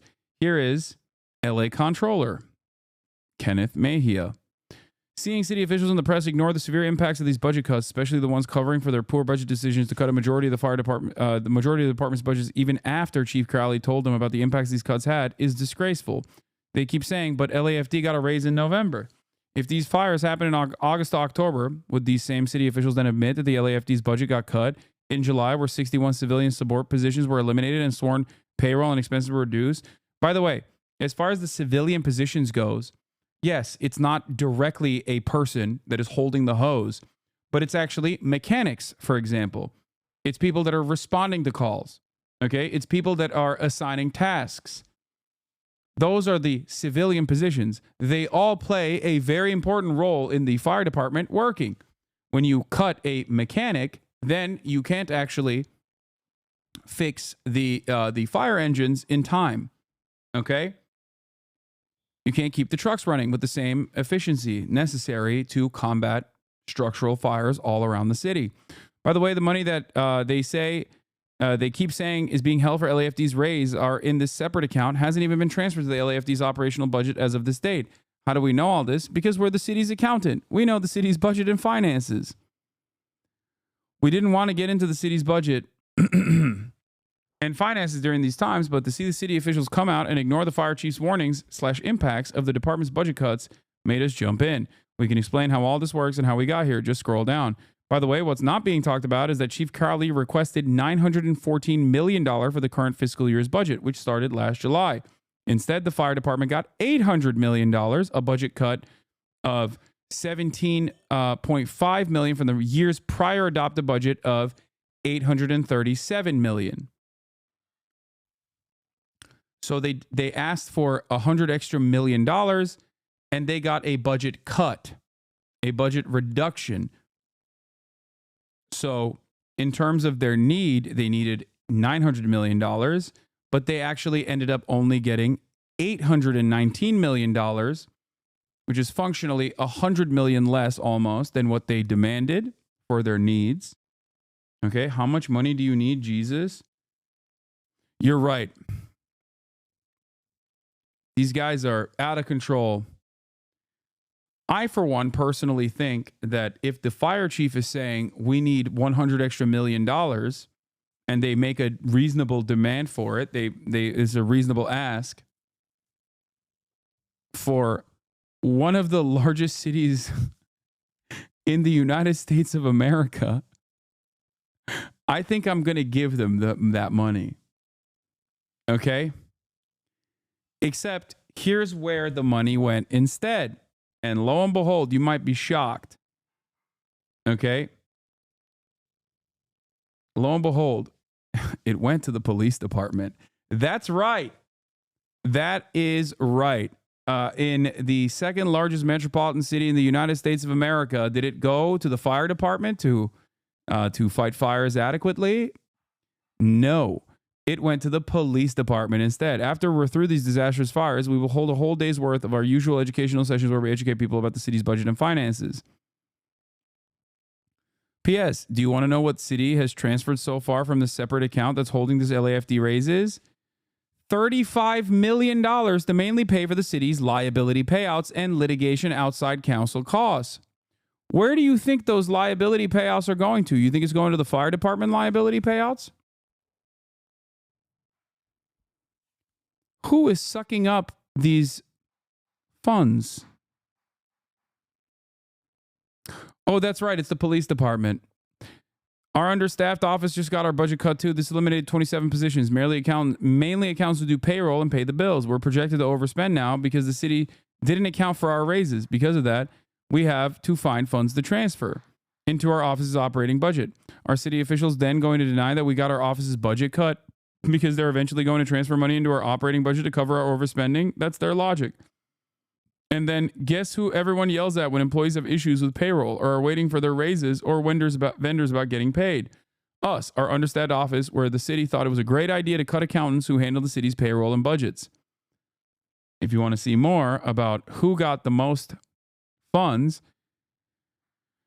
operational budget increases in the fiscal year 2024-2025, please go back to this list and you will see exactly who got the whopping largest sum.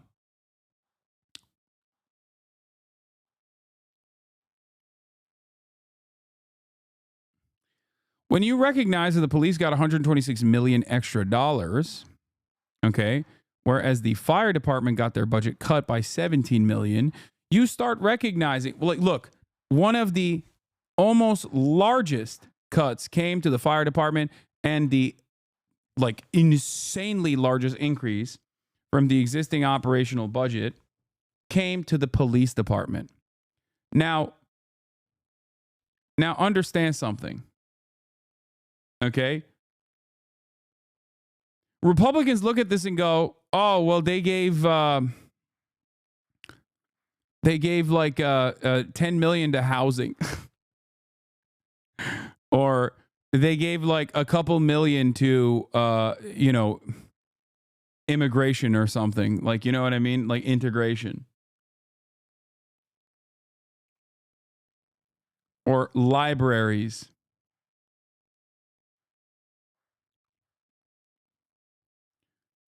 Meanwhile, the police got $120 million in increase.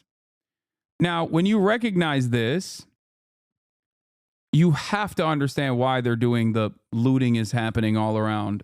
And we have to have a muscular, militant police force to combat the never-ending looting. Please look away from the tens of thousands of structures that are burned to a crisp and how we could have at least, reduced that to the best of our ability.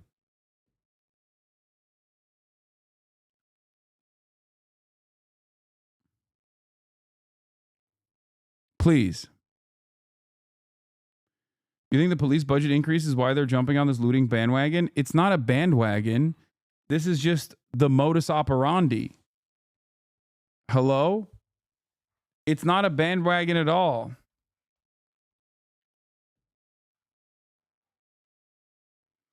And once again, in the grand scheme of things, these minuscule budget changes are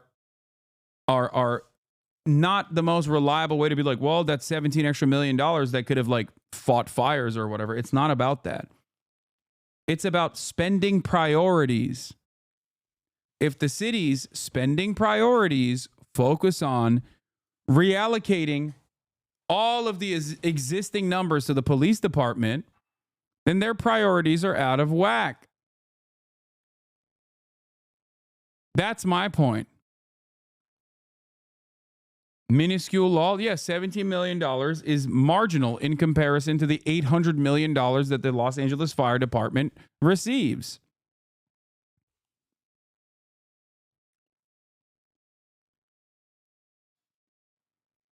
The public salary information on who's paid the most is also crazy, though. These firefighters making $500K to $800K a year. You're right. We should cut these nasty firefighters and their salaries, dude. Like, you're talking about the highest level. You're talking about like the chief.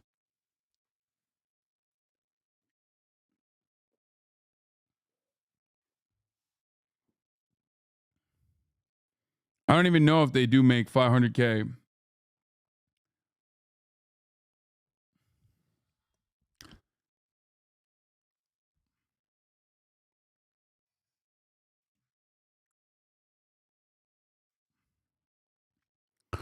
It's also funny because, especially when paired up with overtime pay, you have the average beat cop getting $200K a year.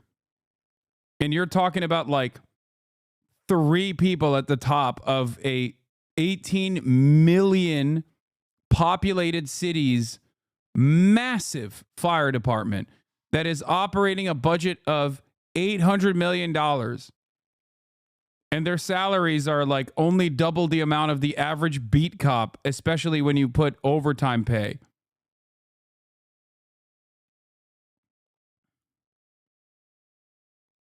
Pretty sure the guy on the ladder makes $7 million. Yeah, I don't think the guy on the ladder is making $7 million a year.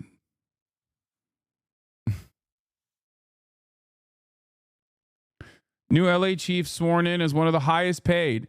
Salary range for the position was set at $408,000 to $507,000 during the search process. The previous chief, Michael Moore, resigned from the position. LA police chief gets paid $500,000 a year.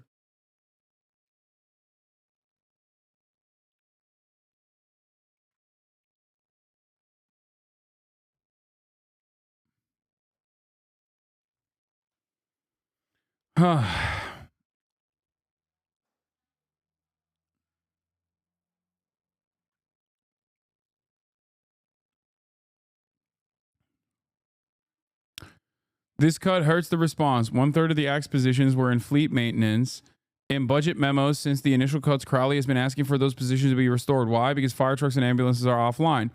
Firefighters showed up to fight when the call was made, and they didn't have enough working vehicles. In budget memo after budget memo, Crowley has been explaining how this hurts their readiness and why it needs to be fixed.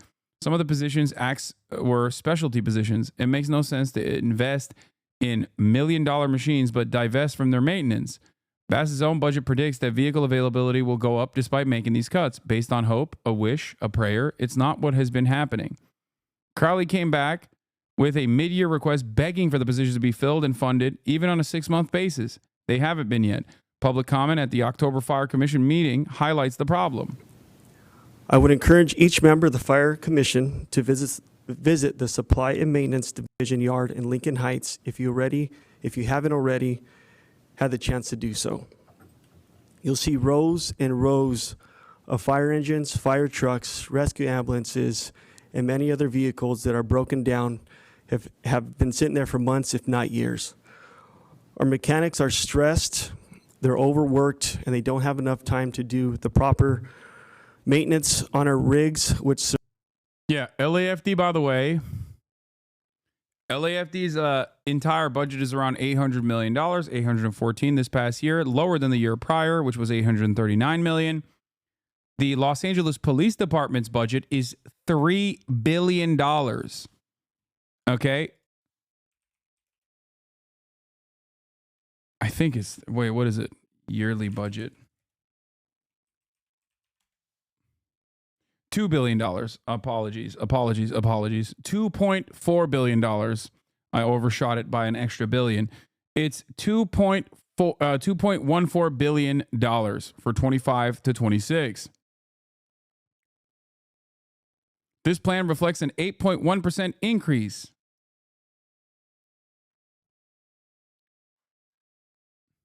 The LAPD, is it how many millions? I always love using the term, the number. What is the daily cost to Los Angelinos for the LAPD yearly budget?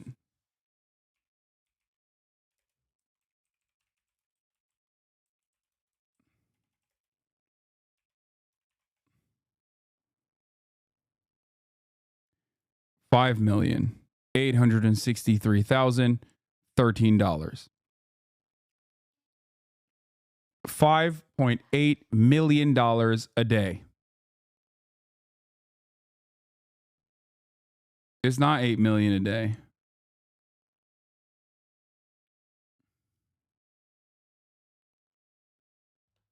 That is the cost of the Los Angeles Police Department.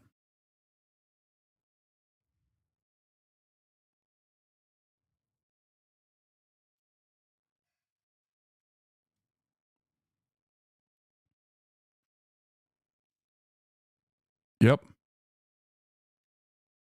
Serves the citizens of Los Angeles.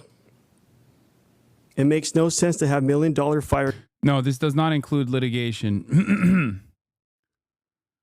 Base pay, overtime pay, other pay, personnel benefits totaling 2.4.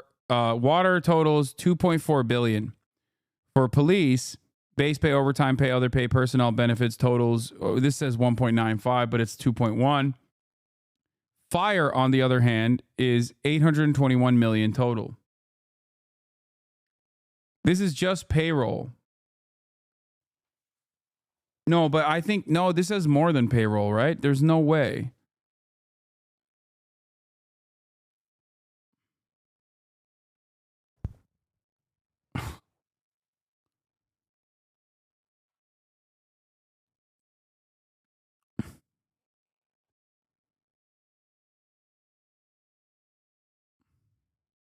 Where's Cinemarxism? This is your shit. Yeah, 2.4. I mean, you got it. Yeah.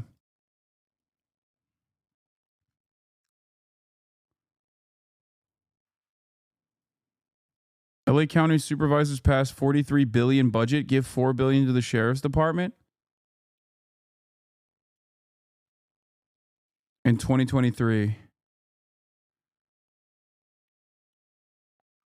Despite pleas from activists who pointed to the department being infested with deputy gangs and currently under consent decrees for the inhumane conditions in its county jails.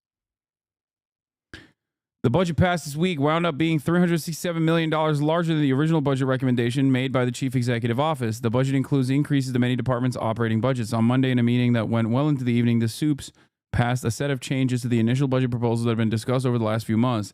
These last changes include allocations of monies to an additional 552 staff positions, another 16.3 million to addressing homelessness, 29.9 million for more for various departments to move people with mental health conditions out of jails, at least another 52 million to county jails, and another 117 million to restructure the juvenile probation system.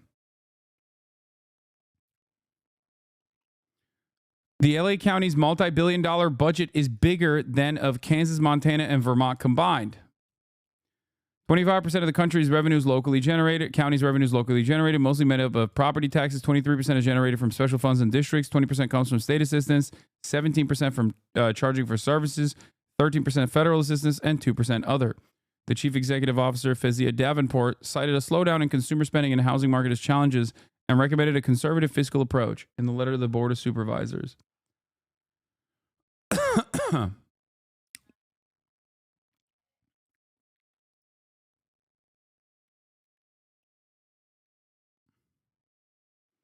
Supervisor Holly Mitchell, 2nd District, made a last-minute attempt to delay giving additional money to the Sheriff's Department by making a read-in motion. However, she lost that vote 2-2.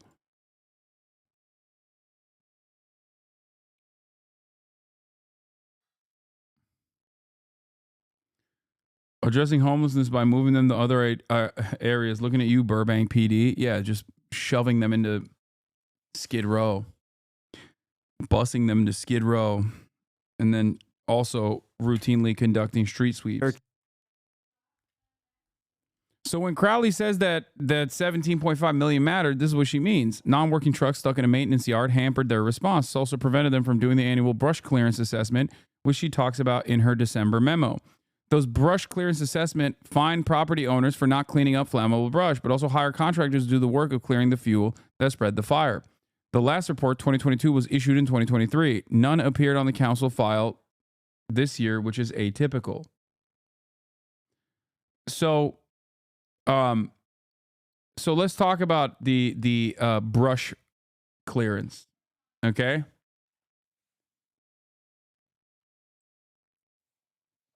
Because there's also like another problem here with an important part of wildfire prevention, okay?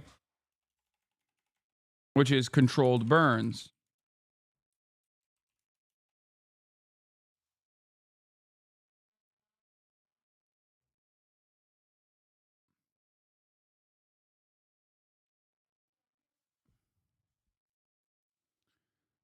Since the cop budgets are so high, we might as well give him some hoses right now. Yeah, but they don't know how to operate that. What do finances have to do with these wildfires? Really, in some cases, so out of control that even if you brought every person on the planet and spent billions, it wouldn't make the difference under those conditions. So I don't understand the subject there. I mean, the problem is that there is mitigation, there's prevention, and also there is active combating, okay? And at every step of the way, the budget does matter.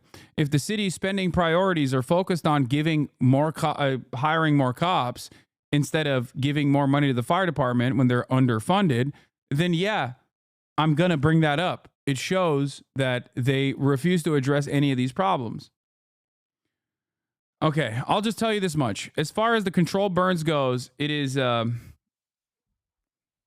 tricky situation, especially in areas that are close to a lot of housing. Why is it a tricky situation? Because fire, you might be surprised to find this, is very hard to control, even if you do a controlled burn. And even a controlled burn can get out of control and end up causing structural fire damage to these cities. Okay? This is one of the major reasons as to why people are very apprehensive about doing controlled burns in Southern California.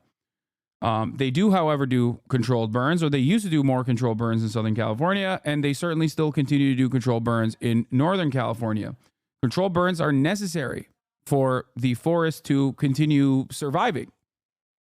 Okay?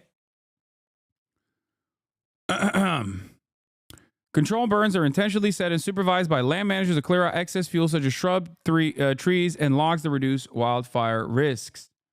The problem, however, is that in Southern California, in the areas like Pacific Palisades, you can't even do a controlled burn because, and as chatters are already yelling at me, it's chaparral. It's not a forest.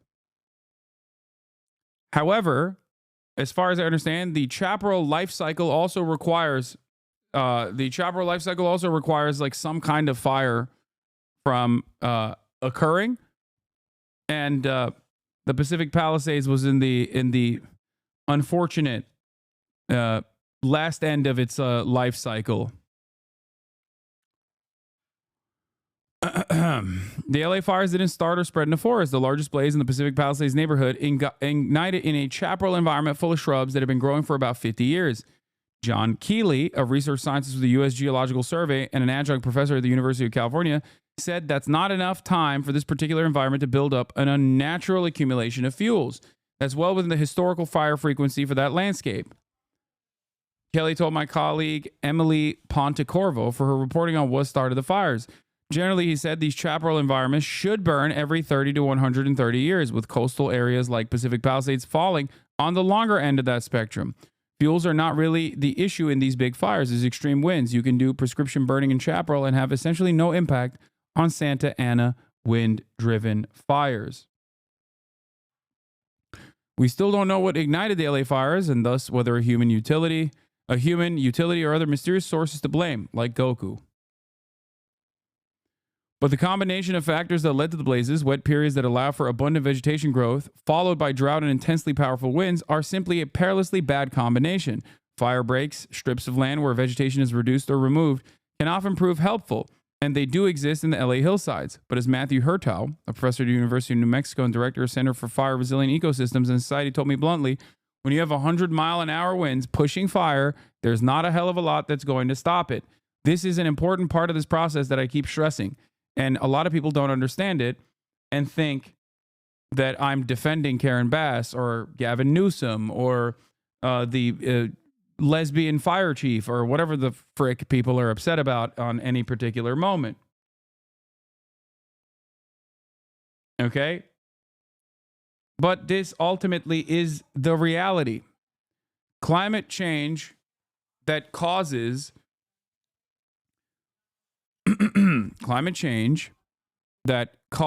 flooding and an explosive growth of vegetation, followed up by extreme drought that turns all of that vegetation dry, perfect tinder, perfect fuel for fires to erupt, create a uniquely disastrous predicament that no number of firefighters would be able to actively combat.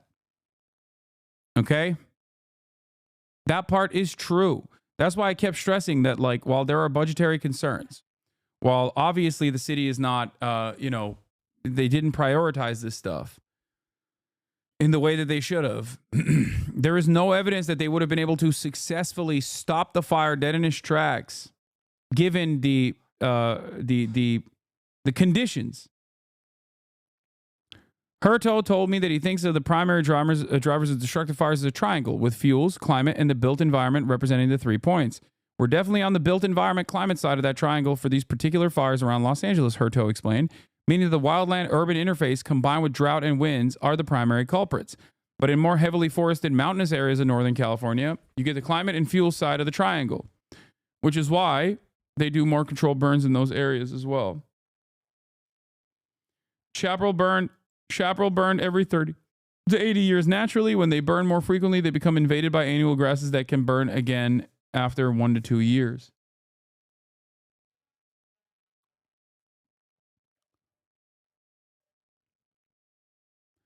Embers can travel impressive distances in the wind, as evidenced by footage of past fires jumping expansive freeways in Southern California. So as Hurto put it, short of mowing whole hillsides down to nothing and keeping them that way, there is little vegetation management work to be done at the wildland-urban interface, where houses bump up against undeveloped lands. Not everyone agrees, though. When I spoke to Susan Pritchard, a fire ecologist and research scientist at the University of Washington School of Environmental and Forest Sciences, she told me that while prescribed, by the way, this is the exact type of stuff that, like, Republicans want to underfund. Like, they want to, they're like, what is this woke nonsense that you're studying? Why don't you study, whatever I think is good? Okay, why don't you study comp sci? Why are these guys spending so much money on hugging trees? Okay, woke nonsense. She told me that while prescribed burns close to suburban areas can be contentious and challenging, citizens can do a lot of their own to manage fuel risk. This is something that I brought up as well. Neighborhoods can come together to do the appropriate fuel reduction in and around their homes. And that makes a huge difference in the wildfires. Landscaping in and around homes matter, even if you have 100-mile-an-hour winds with a lot of embers. So this right here is something that the fire department, in unison with the county, should be actively communicating to everyone and ensuring that there is proper upkeep. Okay? The brush clearing in LA County are private properties on hills or close to the forest to do your own cleanup. I live on a hill in LA, and we have to do it every year to limit the brush that can catch fire. I help my elderly neighbor do hers. Because even if embers fly across with 100-mile winds, it still needs to land on something that can catch, that can erupt in flame. Okay, hold on. My food is here.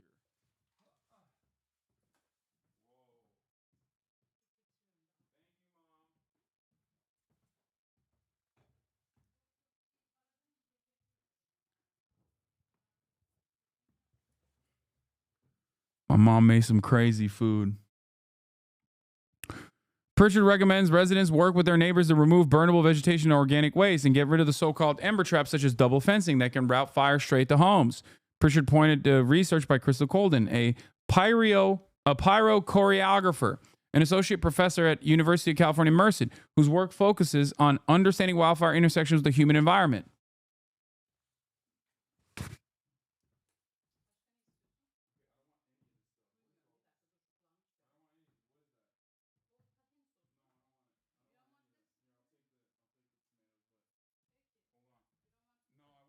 I want the other stuff.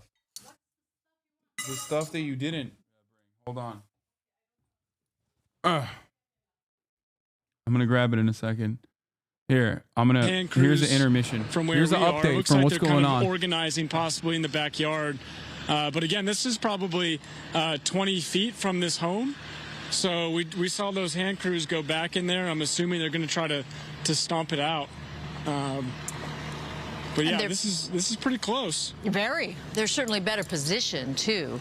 So if it gets any closer, they can, I believe, put water on it. That's why they're there. They're part of the, protection team. Mm-hmm. Yeah, fortunately, the conditions out here are pretty good. I mean, we're not seeing those big wind gusts like we were seeing Tuesday night. I mean, I remember Tuesday it was blowing us over out there, gust upwards of 50 miles an hour. Right now, relatively calm conditions. The smoke's pretty much going straight up. If anything, it's probably blowing away from the homes. So, you know, hopefully it actually helps the firefight in the grand scheme of things if it starts blowing back onto itself. But right now, a little close for comfort for people out here. Absolutely. And I'm sure whomever owns that home behind you is getting very nervous. Do you know, is that particular homeowner still home, or did they evacuate? We believe they evacuated. We haven't seen them. I know our Fox crew's been at their house all day, and I think has permission to be in their driveway right now. But we are under the belief that they have evacuated and are safe, and possibly watching Fox 11 right now to see how their home is doing. And good news to report, it appears like things are going well, and the fire crews are going to make sure that it doesn't reach their house. Well, you know, I was going to make comment that the vehicle that's in the driveway is nose out the way they advise you to be, but then I see a lot of stuff or possessions on top of the hood, which may mean it's one of the media teams there that has parked in that direction, but also they took the advice to put their vehicle in a nose-out position so that they could get out quickly. But again, you know, that is the way. When the fire authorities tell you this is the way you should park your car, you should take it out of the garage and make sure it's in a place where you can get into it and out of the area quickly. The problem with the area where Matthew is now and where most of this firefight is going on, we're talking about canyon roads, we're talking about narrow roads. That, too, is the reason why they don't want people to get back into the neighborhoods. Even if you do own a property, I'm getting text messages from someone who says, can you get me into my home, into my neighborhood? And the answer is no. The National Guard is there to keep you out, not just because of the looting concern, but also because they don't want you to get in the way of what the fire professionals have to do. What the wow, firefighters now have they're to saying do. what the National Guard is supposed to be doing. Fire trucks are big. They're big and wide. If you add to the parking situation, you know, that's just going to, it's not going to help. So, you know, imagine all the people that do want to go back. They want to see what the condition of their property is. That it's very frustrating. But the answer is, nope, you cannot go back in. Not when there is such an active firefight going on, as we see yet another fire truck go by. Hey, Matthew, can you tell where, is that an LAFD truck that just passed you, or by chance one of the more exotic ones coming from out of area? That's from Santa Monica, so a little bit of a drive. Not their jurisdiction, I believe, so they're definitely here helping out. And I do want to show you this, because I think this is pretty interesting. We always talk about those embers, and when you were talking, one landed right next to my foot. I don't know if you can see that, but that's, you know, the concern. Even though what we're seeing right now is relatively small, we know that those embers can travel upwards of 2 miles, and if it lands on a piece of dry vegetation, it's still hot, can start another spot fire down the road, and that's why we have those evacuations further out than where we are right now on the edge of the fire line, right? So, yeah. And you were also talking about all the vehicles parking nose out because there's only one road out, right? So if the fire were to come down, we always need to have an exit plan. So those are things that we think about as members of the media. You leave your engine on and you face the way out. So if things change very quickly, you can get out of here and try to be safe. In a moment's notice. All right, Matthew, keep a watch on those flames. Let us know how it's going. We'll check back with you in just a bit. We want to, this is the Palisades fire, of course, and that active flame on this ridge here, hillside in the Mandeville Canyon area. We want to get to the Eaton fire, and right now there's a virtual community meeting underway held by LA County Sheriff and LA County Fire, giving the latest information. Let's go ahead and dip in. Containment is not control. Doesn't mean that the fire's out. It just means that we have some shaky line out there, and firefighters are mopping up, and we're working to secure it, and we're working to make it good. So when you see red on the map, those are areas that we don't have containment yet of this fire, meaning that there's considerable amount of work still to be done in these areas along the front country. Also want to call your attention here to these sections. Each one of these sections is a 1 square mile area. And so down here, this map doesn't represent it as well, but this area here is a community, and it's square miles. All right, let's keep going.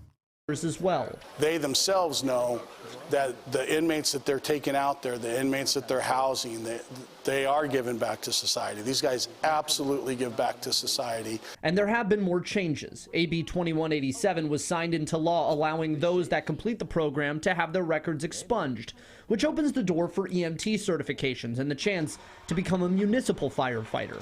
There's also a training center in Ventura that serves as a re-entry program with full-time opportunities for CAL FIRE at the end, paying roughly $2,800 a month. We have several inmates previously incarcerated, individuals that are now running their own hand crews, their own firing operations out there on the street. As we prepare to head back to Sacramento, a real fire call goes out.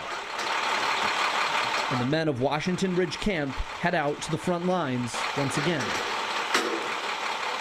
As Thomas says, doing what they came here to do. I think that there should be more of this and more programs out there because, again, it shows you a different way, and at the same time, you are held accountable.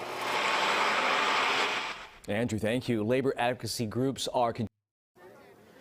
We're in Santa Anita Park, and quite frankly, it resembles a refugee camp on the edge of a war zone. But this is the community's response to the emergency. It's usually a multi-million-dollar horse racing venue. Horse racing has been suspended because of the quality of the air. So they put out a call for people to bring whatever they could, and my goodness, are they responding. They're bringing water and food and pet food, nappies, books for children, and clothes in absolute abundance. And those clothes are being sorted into different piles for toddlers and children and adults so that people who've lost everything have somewhere to go. I'm going to stop for a moment and talk to Dan, who's one of the volunteers here. Dan, are you surprised by the response of the community to the call to help? I wouldn't say surprised, because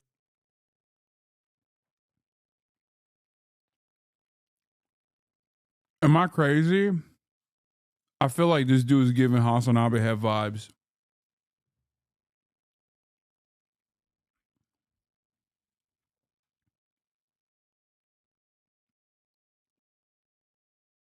it's what we do.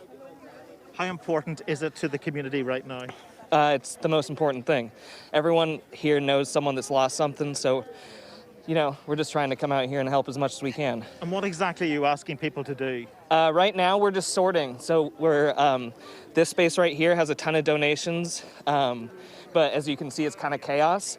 So right now, we're just sorting everything and trying to make it as usable for people as possible. It feels like this is going to be needed for a long time. Yeah, I have no idea. We just showed up, so we're just helping. And thank you for what you're doing. The need certainly is significant here. 10,000 properties have been lost between the Eaton Fire and Palisades Fire. The occupants of those homes have lost absolutely everything. So right now, this is all they've got. Priority. That's something Donald Trump talked about on the Joe Rogan Experience. Yes, he did. And then recently, Mark Zuckerberg from Meta was on the Joe Rogan Experience. He was talking about the kind of pressure that he got, that Facebook got from the Biden administration to censor during COVID. Watch. During the Biden administration, when they were trying to roll out the vaccine program, while they're trying to... I want to understand what a Hasanabi head vibes is. All I'm saying is anytime I see people doing mutual aid, anytime I see people working in like local activism, there's always at least one. And that dude always looks like the dude that we just saw.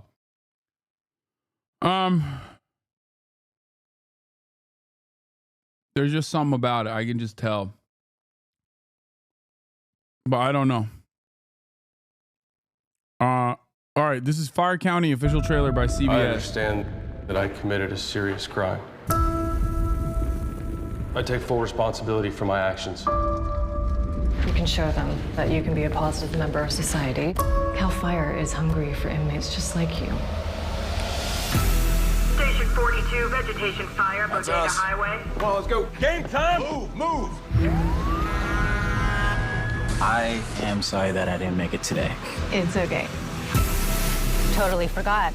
It's our anniversary. Girl, you forgot your anniversary? Shut up, Jake. We are terrible people to date. I don't know why she puts up with me. You're a firefighter. She's basically dating Superman. Good morning, gentlemen. This is 3 Rock Con Camp. Your life is pretty simple. I'm gonna teach you guys to remove the vegetation from the forest floor so the fire has no fuel to burn. You work hard, you do what I tell you, you'll reduce your sentence and go home to your friends and your family sooner. Yes, sir. Station 42, vehicular accident on Buckeye Road. Fire in the timber. This has potential to become a major incident. 3 Rock responding. Grab your tools. Let's go. All right, guys. This is a real baptism by fire. By the end of the night, I'm gonna know what kind of a man you are. What'd you do? I'm here because I robbed a man at gunpoint. He got up in my parole hearing saying he forgave me and he hoped I could turn my life around. Wait. Can you get...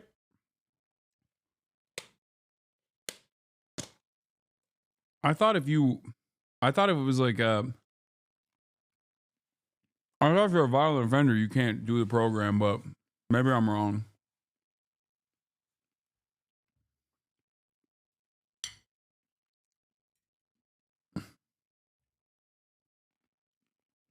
I have to believe that if I work this program that I can succeed, but I can't do it here. And why is that? Because this is my hometown. I left for a reason. Buddy? Why'd you have to leave this place? Long story. Dude needs to leave town. It's usually over a girl. I wanted to see you tonight before I go to work. I love you. Fire has gotten into Miller Canyon. This thing's gonna rip right into town. We'll make our stand. Right here. Water drop! God, I love this job. They have to be deemed physically and mentally fit for vigorous activity to participate and cannot have been convicted of rape or other sex offenses, arson, and escape history. Oh, I guess you can be a violent offender. Okay.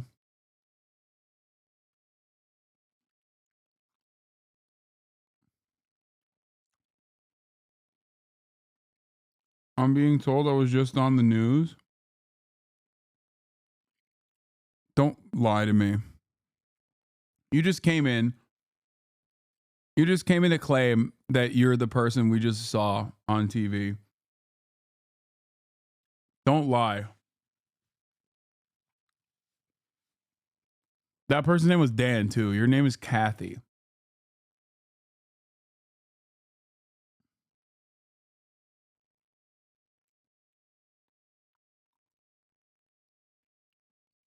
When about are we talking to the firemen today, Abby? In an hour, I'm going to be leaving to make my way over there. And by 6 p.m., that's me from Eagle Rock Run Club Law. I don't believe it. Post proof.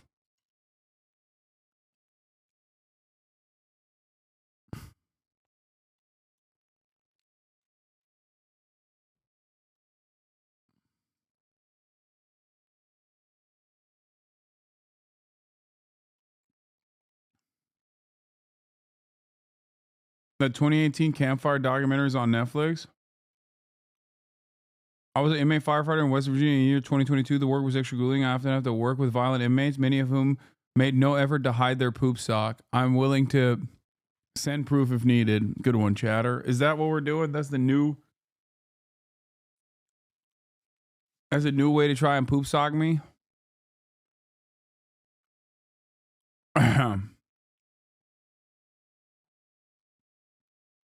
Disrespectful.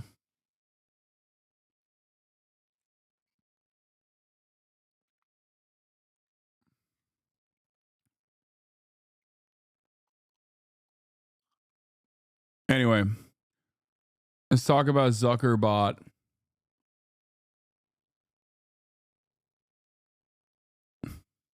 push that program, they also tried to censor anyone who was basically arguing against it. And they pushed us super hard to take down things that were honestly were true, right? I mean, they basically pushed us and said, you know, anything that says that vaccines might have side effects, you basically need to take down. And I was just like, well, we're not going to do that. Like, we're clearly not going to do that. I mean, that is kind of inarguable. Bro, I'm sorry. But it is so unimaginably simple to dupe conservabots. All you need to do is just be like, yeah, I hate vaccines and gay people and Mexicans, really. What I hate the most, though, a gay vaccinated Mexican. And then that's it. They're like, oh, he's no longer overcome by the woke mind virus. That's it. That's all it takes, man.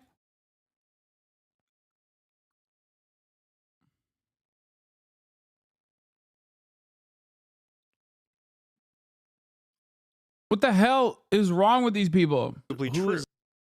But he did. Right. And he's a weasel. just like everybody covering their you-know-whats in the fire situation. This guy was weak. And you know what's interesting when I was reading all the stuff about it? Do you remember when people were talking about him being presidential timber, like he could run for president? Remember this? This is, oh yeah, there was a lot of talk about that. Like this guy, he's so brilliant. He's I think it's awesome that these guys still are saying we don't trust them, though. Which is also weird, because it's like who's this for them?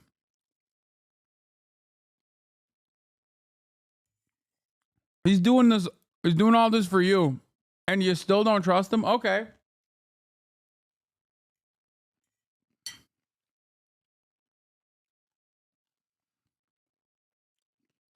I like it. I'll take it.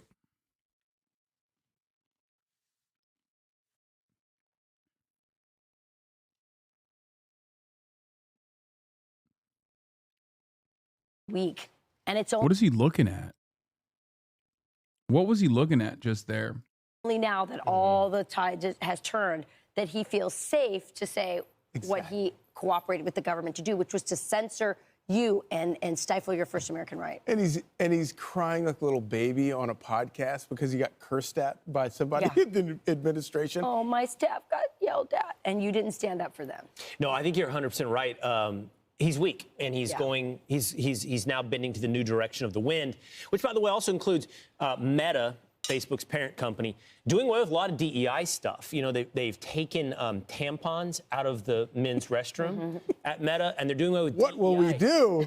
They're doing away with some DEI. This is a memo leaked from Meta. On hiring, we will continue to source candidates from different backgrounds, but we will stop using the diverse slate approach. The practice has always been subject to public debate and is currently being challenged. So they're doing away with DEI initiatives. It's also not just for employees. Like you think DEI, they're DEI to hire someone, but they were also favoring contractors who were of diverse. So it's much bigger than you think. And they're saying we're going to start sourcing from any American who has the best price and the best deal, as opposed to. That's amazing. They're just like racism purists.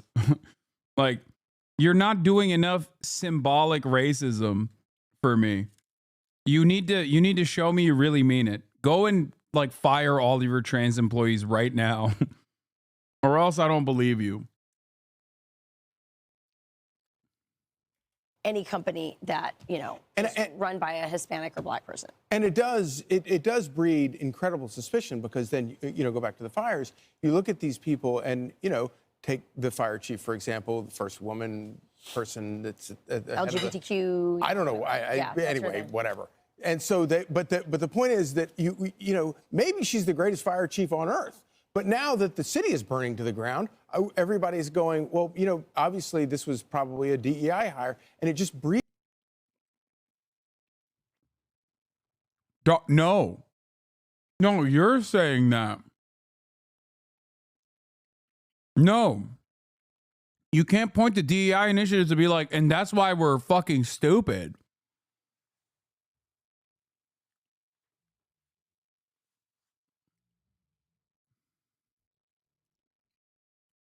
Oh, I can't believe people weren't immediately anti-gay. It's just that like people are now logically anti-gay because of DEI. Breeds the suspicion. Yes. It makes you like if you're Ben Carson and you're a brilliant surgeon, but because you're black, you get accused of, people assume that you got there not by earning it. Because of affirmative action. Yeah, and it's a pernicious, even in the best cases, it's pernicious. Absolutely. I'm Steve Doocy. I'm Brian Kilmeade. And I'm Ainsley Earhart. And click here to subscribe to the Fox News YouTube page to catch our hottest interviews and most compelling analysis. The Joe Rogan Experience. I was really worried from the beginning about basically becoming this sort of decider of what is true in the world, right? That's like kind of a crazy position to be in for billions of people using your service. And so we tried to put in place a system that would deal with it. And early on tried to basically make it so that it was really limited. We're like, all right, we're just going to have this system where there's these third-party fact checkers and they can check the worst of the worst stuff, right? So things that are very clear hoaxes, that there's like, it's not like we're not parsing speech about whether something is slightly true or slightly false, like Earth is flat, things like that, right? So that was sort of the original intent.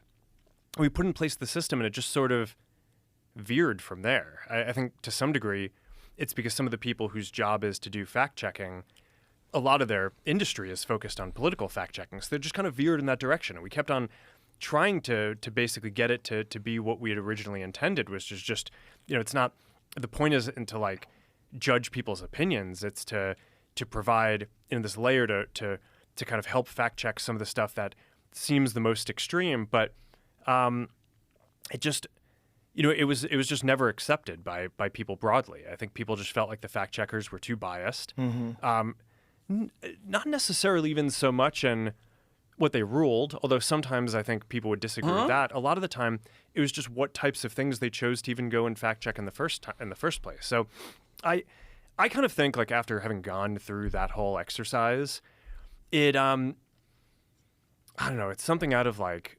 1984, one of these books where it's just like it really is a slippery slope, and it just got to a point where it's just okay, this is destroying so much trust, especially in the United States, to have this program.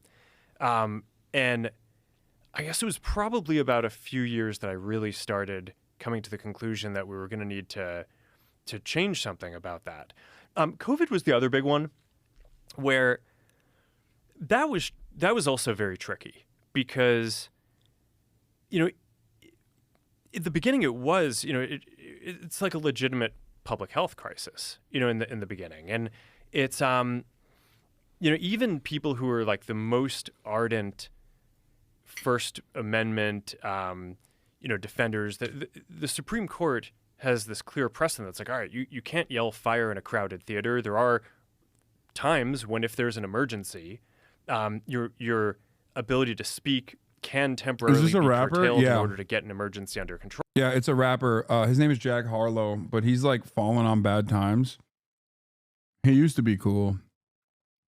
Good friends with Drewski initially, but now he just like does this weird stuff. I don't know. He is of Dominican descent,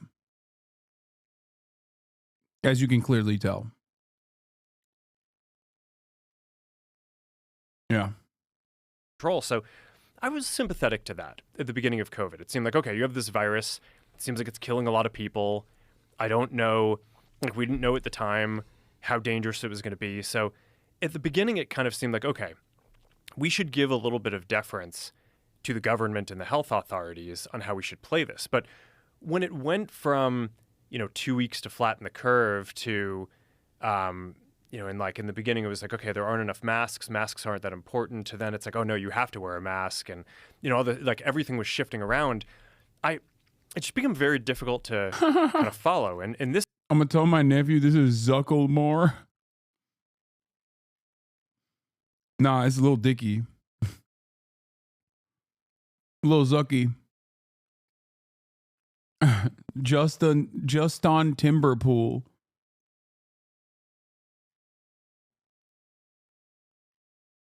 Yeah, he's a musician, dude. Yeah, Lil Zucky.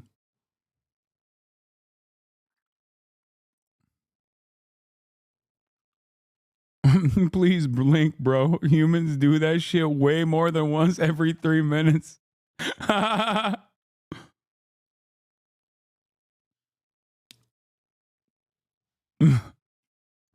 Yeah, he's trying his very best to be human.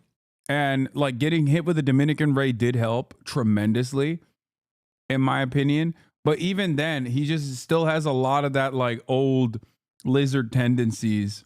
This really hit the most extreme, I'd say, during the Biden administration when they were trying to roll out the vaccine program. And now I'm generally like pretty pro rolling out vaccines. I think on balance, the vaccines are more positive than negative.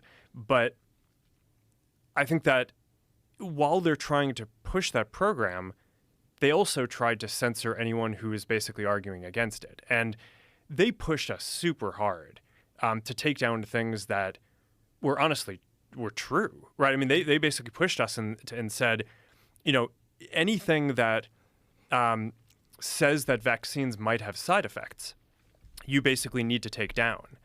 And I was just like, well, we're not going to do that. Like, we're clearly not going to do that. I mean, that is kind of inarguably true. Who is they? Who's telling you to take down things that it was that talk people. about vaccine side effects? Who controlled the media, Joe? I'll have you know. I didn't think it was the case, but yeah, Jews. They do the vaccines and the media. They do it both. It's wild. I'm Jewish. I didn't know. He's like, I'm so desperate. Joe, please. Please, Joe. Holocaust denial is A-okay on my platform now.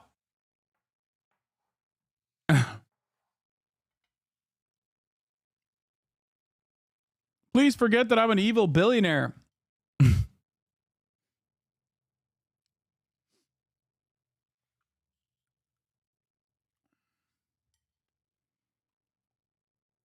It was people in the Biden administration. I think it was, I wasn't involved in those conversations directly, but I think it was. How difficult is that to not be involved in those conversations directly? That's got to be strange too, right? Because you're running the company, but there's clearly you're moderating at scale that's beyond the imagination. The number of human beings you're moderating is fucking insane. Like, what's a Facebook? How many people use it on a daily basis? Forget about how many overall. Like, how many people use it regularly? It's 3.2 billion people use one of our services every day. Yeah, it's wild. More than a third of the planet. Yes, That's so crazy. Yeah, and it's almost half of Earth. Well, on a monthly basis, it is probably half of Earth. But I want to say that though, there's a lot of like hypercritical people that are conspiracy theorists and think that everybody's a part of some cabal to control them. I want you to understand that whether it's YouTube or all these and what. He's about to say, Mark is one of the good ones. He's like, yeah, they do have a cabal, but Mark, as you can see, is one of the good ones. I mean, he hates COVID.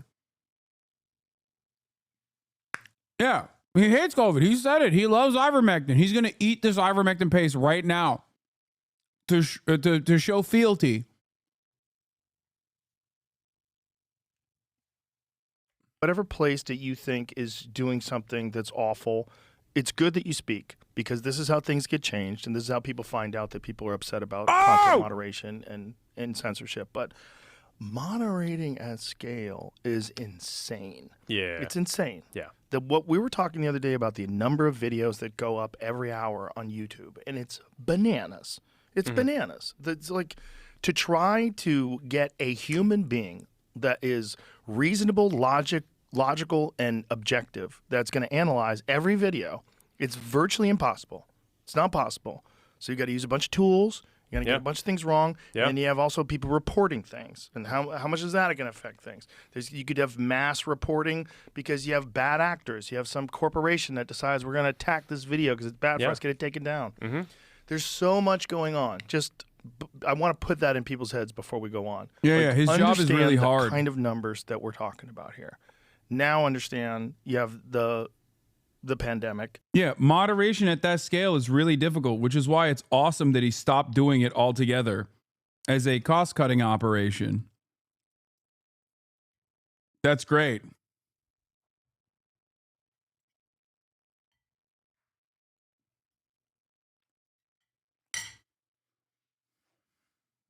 Zuck went from Reddit mod energy to Big Brother energy. Wait, what? Big Brother? What do you mean? No, he went. I mean, he's just a BJJ guy now. That's it. He's Mr. BJJ now. And in that process of becoming Mr. BJJ, he I think he got hit in the head a bunch. I don't know. And then you have the administration that's doing something where I think they crossed the line, where it gets really weird, where they're saying what you were saying. They were trying to get you to take down vaccine side effects, which is just crazy. Yeah. So, I mean, like you're saying, I mean, it's so complicated, this system, that I could spend every minute of all of my time doing this and not actually focused on building any of the things that we're trying to do. AI, glasses, like the future of social media, all that stuff. So, I mean, I get involved in this stuff, but in general, we have a policy team. There are people who I trust. They're the people who are kind of working on this on a day-to-day basis. And the interactions that I was just referring to, I mean, a lot of this is documented. I mean, because Jim Jordan and the House had this whole investigation and committee into the kind of government censorship around stuff like this. And we produced all these documents, and it's all in the public domain. I mean, basically, these people from the Biden administration would call up our team and like scream at them and curse. And it's like, these documents it's all kind of out there. Oh, did you record any of those phone calls? I don't think we but I think I want to listen. I mean, there are emails, the emails are published. It's all kind of out there. And they're like, and basically it just got to this point where we were like, no, we're not gonna take down things that are true. That's ridiculous. They want us to take down this meme of Leonardo DiCaprio looking at a TV talking about how 10 years from now or something, you're going to see an ad that says, okay, if you took a COVID vaccine, you're eligible for, for this kind of payment, like this sort of like class action lawsuit type meme. And they're like, no, you have to take that down. And we just said, no, we're not going to take down humor and satire. We're not going to take down things that are true.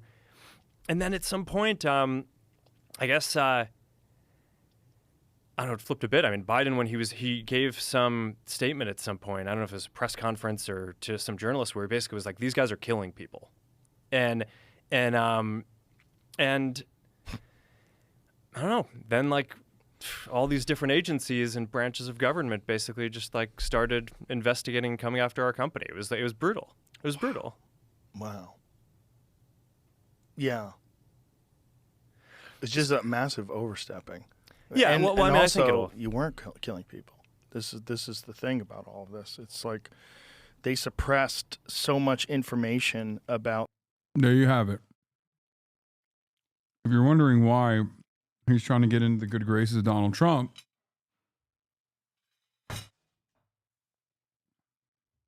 while also simultaneously lying, it's not because he had a change of heart about vaccine denial and now knows the truth that vaccines make you gay and autistic. It's because he hated that he was prosecuted by the regulatory agencies.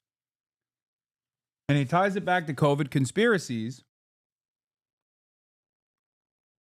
and how he let COVID conspiracies run amok on the platform. But of course, that's not the reason why he was prosecuted by, or he was investigated by the FTC. He is literally lying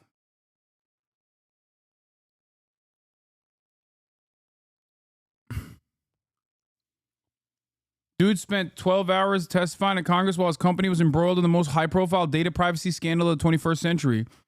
I don't know what the CFPB is or why it relates to social media companies. Wait, wasn't it the FTC too?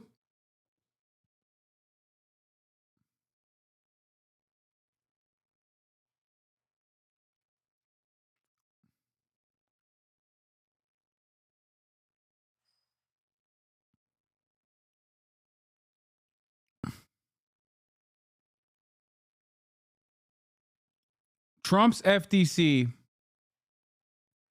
sued Facebook.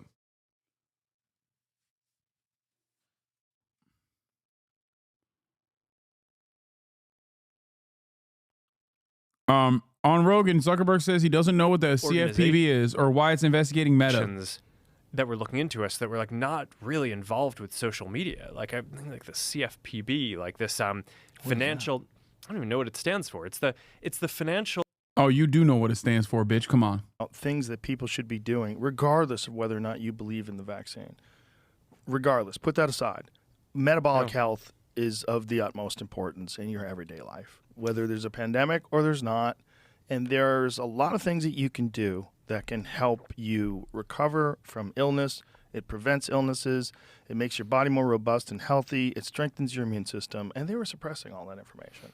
And that's just crazy. You can't say you're one of the good guys if you're suppressing information that would help people recover from all kinds of diseases, not just COVID, the flu, common cold, all sorts of different things, high doses of vitamin C, D3 with K2 and magnesium.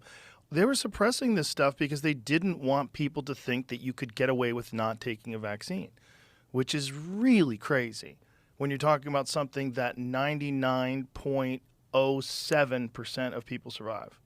This is a crazy overstep, but scared the shit out of a lot of people. Red-pilled, as it were, a lot of people because they realized, like, oh, 1984 is like an instruction manual. I mean, it's like it shows you how things can go that way with wrong speak and with bizarre distortion of facts. And when it comes down to it, in today's day and age, the way people get information. The idea that the American government was actively suppressing people from learning the truth about working out and being healthy, being good for you in terms of like, you know, in terms of recovering from COVID or any number of different healthcare complications is the dumbest argument you can ever make.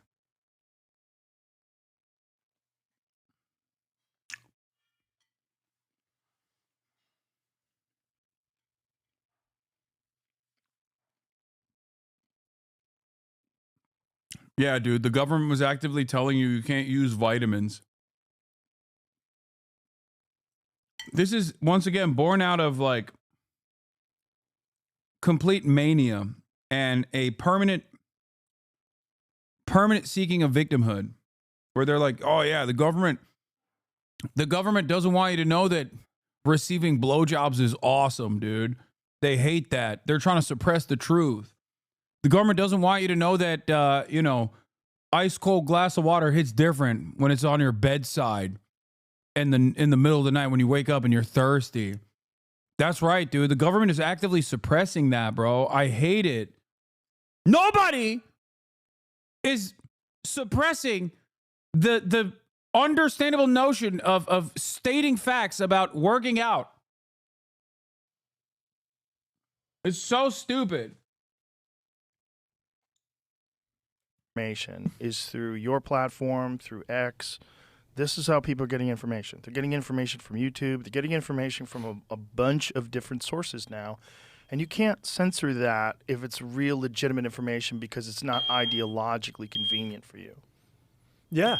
So, I mean, that's basically the journey that I've been on. Right, started off very pro free speech, free expression. My mom is lighting the kitchen on fire. You know, and then over the last 10 years, there have been these two big episodes. It was the Trump election and the aftermath, where I feel like in retrospect, I deferred too much to the kind of critique of the media on what we should do. And since then, I think generally trust in media has fallen off a cliff. Right, so I don't think I'm alone in that journey. I think you know that's basically the the experience that a lot of people have had is, okay, it's the stuff that's being written about is not kind of all accurate.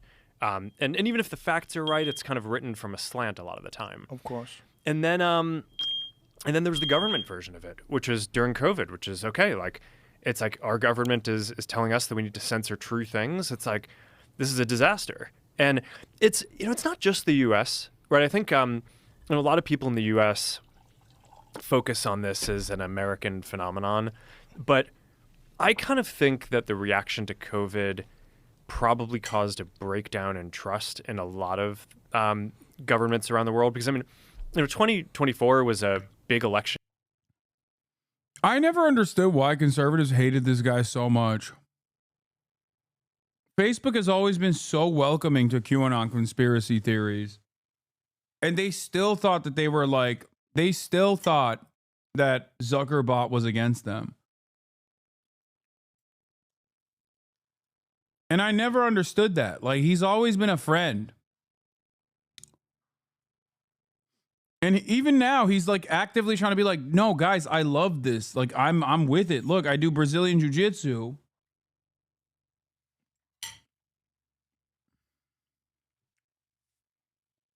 Because he's Jewish?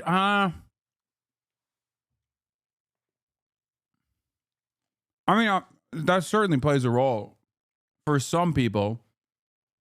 That certainly plays a role for, like, the hardline Nazis, but, Ben Shapiro's Jewish. And he's broadly well received by the right-wing movement.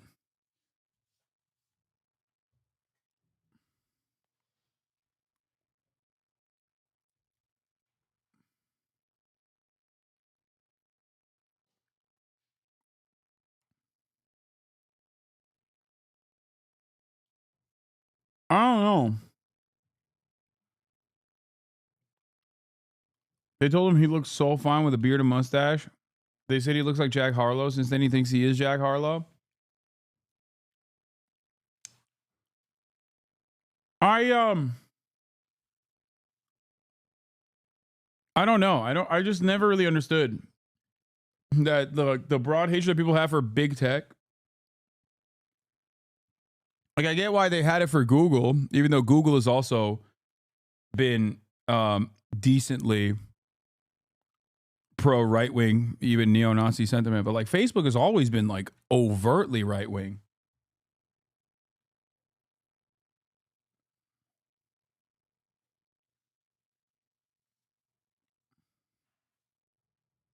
Year around the world, and there are all these countries, India, just like a ton of countries that had elections, and the incumbents basically lost every single one. So there is some sort of a global phenomenon where the whether it was because of inflation, because of the economic policies to deal with COVID, or just how the governments dealt with COVID, seems to have had this effect that's global, not just the U.S., but like a very broad decrease in trust, at least in that set of incumbents, and maybe in sort of these democratic institutions overall. So I think that what you're saying of, how do people get their information now? It's by sharing it online on social media. I think that that's just increasingly true. And my view at this point is like, all right, like, we started off focused on free expression. We kind of had this pressure tested over the last period. I feel like I just have a much greater command now of what I think the policies should be, and like, this is how it's going to be going forward. And so I mean, at this point, I think a lot of people. What do you mean by Google being right wing? I've always maintained the position that if terms of service were properly applied by platforms, the terms of service that are written, right, were just simply applied by platforms, most platforms would look like Twitch.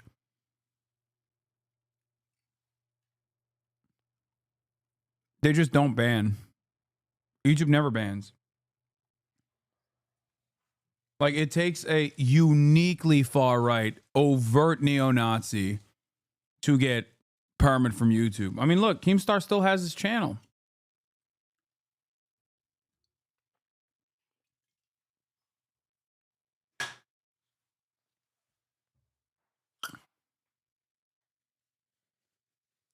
Yeah, you have to do like active crimes on YouTube.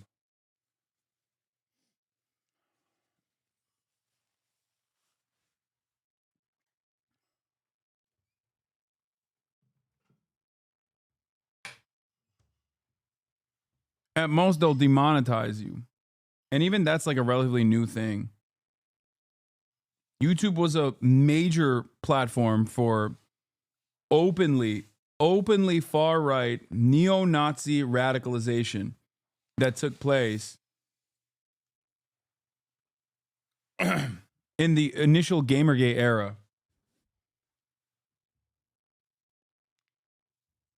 Unless you accidentally include 5 seconds of a trailer, that's the copyright system. They will nuke you from orbit. Okay, that's, yeah, they actively do work against that. That's the one thing that they do care about because that's capitalism. Look at this as like a purely political thing. You know, it's because they kind of look at the timing and they're like, hey, well, you're doing this right after the election. It's like, okay, I try not to like change our content rules like right in the middle of an election either, right? It's like there's not like a great time to do this. It's right. You know, and you want to do it a year later. Yeah, it's like there's no good time to do it. There's, right. You know, and whatever time is going on, there's going to be, you know, so. The good thing about doing it after the election is you get to take this kind of cultural pulse as like, okay, where are people right now and how are people thinking about it? We try to have policies that reflect, you know, mainstream discourse. But yeah, I mean, I don't know. This is something I've been thinking about for a while. I think that this is going to be pretty durable because at this point we've just been pressure tested on this stuff for like the last 8 to 10 years with like these huge institutions just pressuring us and I feel like this is kind of the right place to be going forward. What was it like when they were attacking you? Like, first of all, what was the premise? Like, what were they saying was your offense? Was it that you were allowing information that was not true, that was getting out there? I know there was also, they're saying that you guys were allowing hate groups to speak. There was a lot of this. Yeah. I mean, the tough thing with politics is that there's like... Bro, Elon Musk basically destroyed this man. Ironically enough, initially he had destroyed Elon Musk by being like, all right, talk shit, get hit. And Elon was like, bet, I'm not fighting you. I'm just going to turn you into me. He is literally following the footsteps of Elon Musk. In order to win favor with the Trump administration, he's just like, yeah, I'm just like Elon.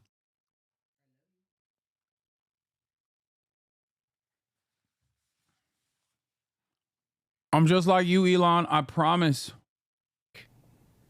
Well, when you say someone's coming after you, are you referring to kind of the government and investigations and all that? I mean, so the issue is that there's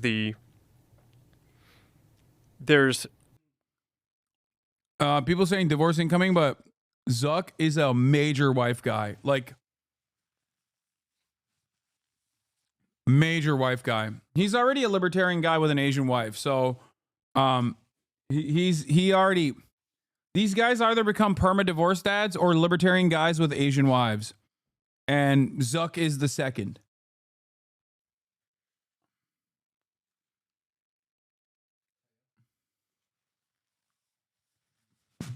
Someone said passport bros. Dog. Not every single person that has an Asian wife is a passport bro. The fuck are you talking about? Didn't they meet at goddamn Stanford or some shit? Or Harvard? Some of y'all are so stupid.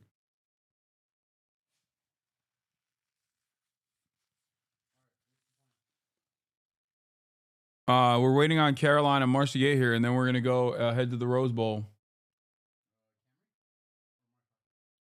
No, we'll take the Porsche. What specific thing an agency might be looking into you for? And then there's like the underlying political motivation, which is like, why do the people who are running this thing hate you? And I think that those can often be two very different things. Do you think there's over a right-wing shift of corpos like Mark would have still happened if Kamala won? No, dude, my car. We're going in my car. We're driving in my car. Sorry. Tim Pool, host of Timcast. Sorry. Are you buying the Zuckerberg transition? I'm buying that he's a fair weather friend and that this is the path of least resistance. But hey, look, we're happy Trump won. So I'll take the power if he's shifting in this direction. But I think when you look at the Joe Rogan, I love that Tim Pool acts like he is like a consequential figure in the right-wing movement. Have you guys noticed that like there are so many silly ass people that are in Trump's immediate orbit, and yet Tim Pool, not one of those guys. I feel like his vibes are so bad that even people in Trump's orbit are just like, I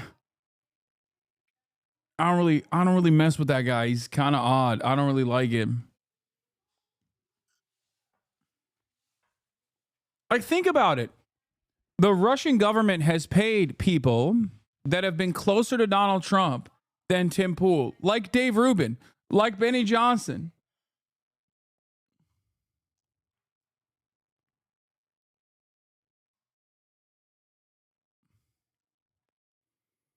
I'm seeing a bunch of this sort of response to my mentions today, which are intense. Worst case scenario for Zuckerberg is not only does he alienate himself from Dems liberals, but conservatives find this public heel turn disingenuous.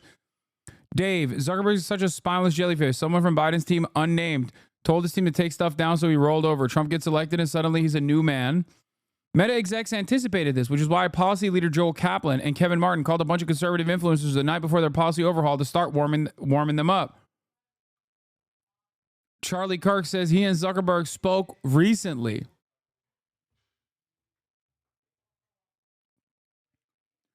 To understand the way that right-wing independent content creators and like the right-wing establishment are basically hand in glove all the time, look no further than this example.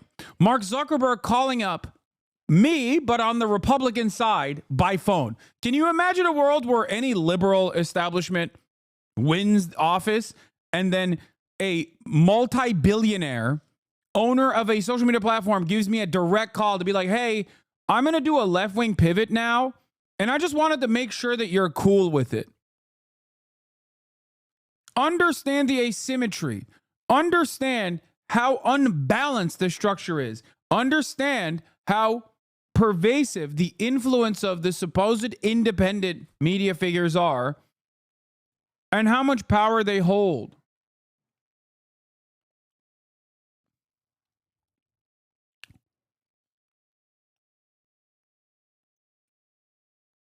But are you cool with it? What do you mean? The left is fractured? They're not the left. The Democratic Party is not the left. Anyway, Mr. Zuckerberg decided to promote Mr. Kaplan's Meta's head of global public to carry out the changes and deepen Meta's ties to the incoming Trump administration, replacing Nick Clegg, a former deputy minister of Britain who had handled policy and regulatory issues globally for Meta since 2018. The night before Meta's announcement, Mr. Kaplan held individual calls with top conservative social media influencers, two people said. I guess Tim Pool didn't get that call. Rogan podcast, and he talks about, oh, they're yelling at us and they're forcing us to do these things. This only scratches the surface. Facebook built a portal for feds to log in to their company so they could flag misinformation. It has long been known, over a decade, that the federal government, the FBI, the CIA, I think the NSA, had backdoor access to Facebook as well as many other companies. So when Zuckerberg comes out and he's all, oh man, you know, they were yelling at us and putting this pressure. We had no choice to do it. You're only saying that now because the news and the information got leaked over a long and hard-fought battle where activists, real journalists, were exposing them for having done this. Now they're giving us the light vanilla version of they were just having us censor this COVID stuff. No. Let me ask you a question, Mark Zuckerberg. Eric Ciaramella, do you remember that name? Yeah. Yeah, this is one of the guys involved in whistleblowing on Donald Trump for the false impeachment against him related to Ukraine. And there was a period where if you went on... This chatter said he signed on to Google with a new account. Since you search for Hasanabi, sponsor post, the best news show on YouTube, Timcast. This is how they keep maintaining, dude. I don't do any marketing. Look at my numbers. This guy gets paid by the Russian government to the tune of, $4 million, does constant marketing, and he barely has any motion.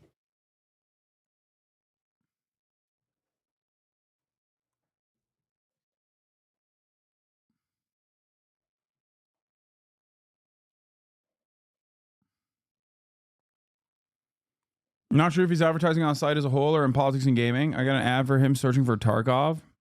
That's funny. Facebook and typed that name in any context, they would delete it without notification, no warning, no rule violation. That is extreme censorship because covering up that name hid a news story of historical significance. We can talk about the laptop. That affected an election, massively important. And then Joe ended up pardoning his son for the laptop that was real that you got censored for talking about. Yep. When Joe Biden says, I could have won, how do you react to that? What was he underwater, like 14 points in the internal polling? They didn't show him that poll. It's really remarkable and scary, though. If you're a Democrat, who do they have? They don't have anybody. They've been desperate to ice. I mean, he's not even wrong. If you are a Democrat and you are used to like all of these billionaires being overtly liberal or whatever, maybe this is a scary predicament. But if you're a leftist, like I know that I've never had, like, there's never been a moment where I'm like, oh man, I feel so protected by billionaires. I feel so incredibly protected by, you know, these billionaires. They're right wing. They're right wing. They've always been right wing. They don't care about anything. They just care about profit. Out anybody who could compete with their established order. And they don't have Newsom anymore. Is Newsom salvageable at this point? When that video came out and Newsom was asked by Anderson Cooper, where's the water? And he said, they're figuring it out. That said right there. Newsom said, I am the governor and I have no idea what's going on in my state. That picture of him with his hands in his back pockets staring at the fire, he's toast. The fire stuff hits me really personally. I have a lot of friends deeply affected by it, and I don't want to sound crass. I see these natural disasters happen in the country, the hurricanes, and I feel for these people. And this may sound a little selfish, but when I have family and friends that are living in those hills, and I don't know if they're alive or dead, it hits me twice as hard.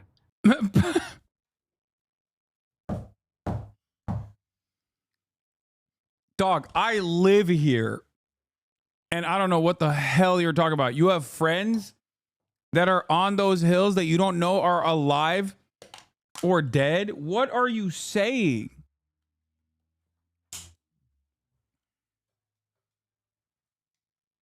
What the hell is he saying, dude? Bro, what a ridiculous exaggeration. Yeah, Tim Pool doesn't know if his friends are alive or dead up on those hills because they don't call him, because they're not friends, because they don't want to call Tim. When Tim calls, they're like, oh, God, gross.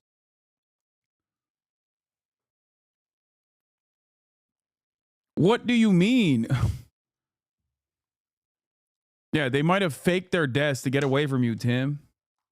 He's talking about you. Yeah, Tim's like, I have friends out there, you know, like Hasan, Hasanabi, Piker. I keep reaching out to him, hoping he's all right, but he doesn't respond to me, so he might be dead. Jesse, you know what it's like to have a loved one die in a fiery inferno? And you look back at your last text messages to him and it's like, please respond. I've been calling for 2 days and you haven't responded.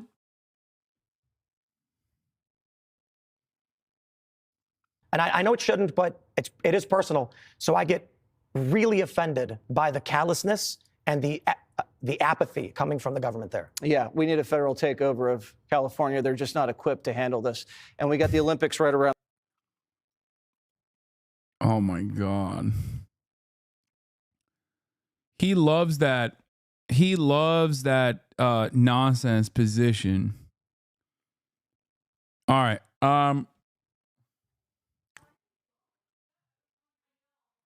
Did the guild say if you don't return on the island, they assume you died as a joke? What are you talking about? Yeah, Penguinzo did a 23-minute video on Elon Musk faking his Path of Exile 2 gameplay by cheating and by hiring people to play for 24 hours of the day from Asian servers. Penguinzo talked about it for 23 minutes. 23. That is insane. I just explained to you the same situation in 30 seconds. That is crazy. And the wildest part about this is not that Elon Musk has always been a con man and a charlatan who has failed upward successfully, right place at the right time, is very lucky to have all of the best people. What are you sending me? Taskid Noah, you are so close to me, man. Oh my God. Taskid Noah, an old name in the chat that hasn't been around in so long, and he is aching. He's quaking for a ban right now. He's like, oh, dude, it's been a while since I've fucked shit up in the chat. He used to do this years ago, okay? New heads don't know. Taskid Noah used to do this years ago. And he is finally back in the chat. Look, he's still doing it. He's still doing it. Look. Look. Look. Take a day off. The fuck's wrong with you?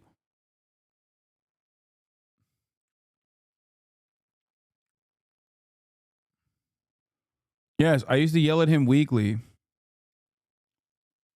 Far more preferable to the consistent drama-loving weirdos in the chat. He would always be like, hey, can you watch this like Quranic interpretation from a mullah with like 13 views? It's actually really illuminating. I'm like, no, dude, I'm not going to watch that right now, okay? That's what he used to do back in the day.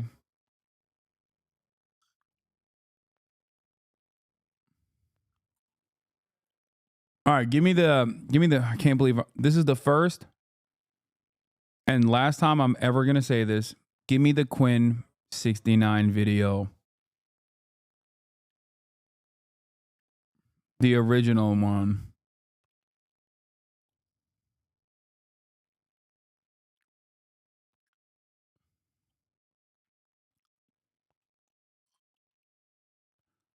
Yeah. My man was so obviously cheating. I have a lifetime of playing video games. At one point, I was, maybe one of the best Quake players in the world. You're actually like a world-class, incredible video game player. Yeah. The Paragon board and the build, you're also... Yeah, we know he's not an incredible video game player because we remember his Elden Ring build. He was fat rolling with 2 shields for no reason. Also, Crypt did a video as well that's probably even better.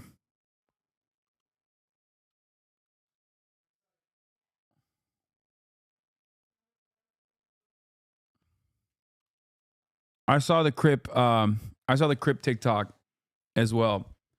Anyway, my point is, it's funny to me that all of the regular incompetence of Elon Musk is not what did him in. It's this. It's literally this. Like a guy like Quinn69 is slated to love Elon Musk. I feel like Quinn69 carries himself in a way where he is like the highest likelihood to fall victim to a crypto scheme. You know what I mean?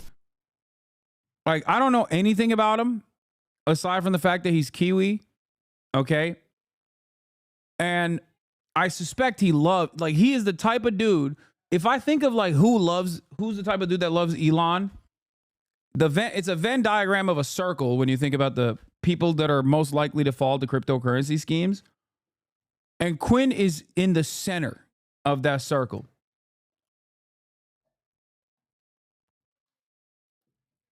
So for me, the fact that this actually got Quinn off the Elon train is hilarious. An innovator there. Yeah, I played a lot of video games. You think about like StarCraft, any game where a lot of people are playing, to rise to the top, you have to be exceptional, period, as a human being. Yeah. There has to be something exceptional about you. Yeah. Are you in the top 20 in the world or top 20? Wow, in Diablo. Yeah. Shooting rockets into space, making e-vehicles, starting a new department of the government. I actually let myself think maybe he actually is an alien, because there's just no way, unless he's paying people to do it for him, which obviously he's not. So let's start off with some context.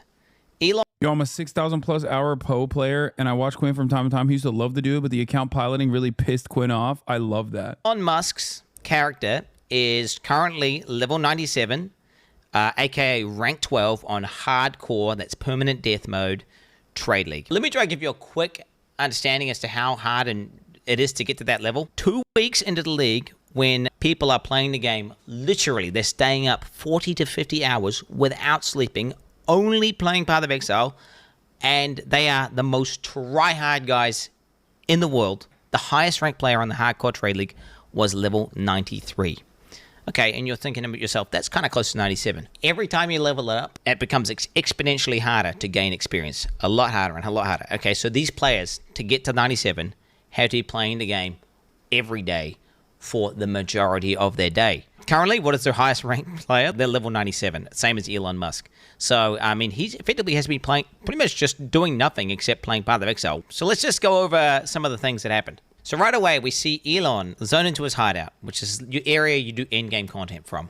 And he opens up his bank, and he goes to a tab called Elon's Maps, which immediately is a little bit of a red flag, because I don't know why you would refer to yourself in third person, but okay, he does that. Elon Musk didn't play Path of Exile 1. In Path of Exile 2, maps are actually called waystones. And he never actually refers to them as maps. He calls them... Play another round here. This is a hard level. Waystone. So it's just kind of weird that he's, again, called his tab Elon's Map. So almost like someone who's a Path of Exile 1 veteran, you know, is kind of making that tab and be like, Elon, you know, there's a tab there called Elon's Maps. Grab your map out there. I've rolled them all for you. They're nice and easy. He then proceeds to walk up to his map device and go to put a map in. The literal first thing you learn upon getting to the end game is how to operate this map device. You're going to start off at a node, and then from that node, you can go to adjacent connected maps. Now, Elon, he's trying to click. Oh, he's trying to do the map that's not in the chain. It's just... Dude. This is why I downloaded Path of Exile and never played it. One, because I'm not a real gamer, but two, like, even portaling to a map is an arduous, multiple-pronged, multiple tree option process. How? It's just like, it doesn't make sense. It is literally so scary. The skill tree is why I've never touched Poe. Okay? You would have fun in the campaign is really not that bad. This is endgame. You don't even get here until 50 hours in. It's good. You know nothing. Don't shit on Poe. No, I don't know anything. And that's why I'm saying I'm too stupid to enjoy it. But then you got this guy enjoying it. And it's not like he's a beacon of intellect. So I don't know what it is. Clicking a map repeatedly, trying to access it. He was not eligible to enter that map. I just want you guys to understand, this is one of the highest level hardcore characters in the game. He would have played thousands of maps at this point. Anyone who's level 97 is, and you know, we're talking one of the most efficient players in the game, period. There is no way you would do that. Why just like sitting there like some sort of geriatric old man clicking this node expecting something to happen, and then he finally kind of gives up after a while and then realizes his mistake. We then get a look at his inventory. So Elon Musk is stuck going into the map and with full bags. If you're an efficient player, you're going to clear a map, you're going to loot the valuable items, you're going to go in and you're going to take those items and you're going to basically look through the good ones, keep the good ones, list them up for sale, and then truck away the trash ones. It's almost like he has no understanding as to like what items are or what you're even supposed to do with them. So now Elon zones into the map. Yo, it's here. So what I'm doing here is just boosting my shield before battle by meditation. Meditation before battle is always good. And he starts killing monsters. He starts obliterating monsters with his character. But what becomes obviously apparent... Chaos Orb, no loot filter. Is like, no, he's just running past Chaos Orbs. He just ran past the Chaos Orb. Chaos Orbs are one of the most important currencies, and they're also really rare. I have about 140 Exalts. I have like 9 Chaos Orbs, just so you guys understand. So in Path of Exile, The devs are these evil guys, and they talk about feeling the weight, and they effectively just drop tons and tons of items, and you have to know what to pick up. So what GGG have done, the people who make the game, they've made this system called loot filters, which gets rid of 90 to 95, even in some cases, like we're talking 98% of all loot that drops, because otherwise your screen is just cluttered. And you won't even notice when you get a good drop. It's unfathomable for someone to be in the top.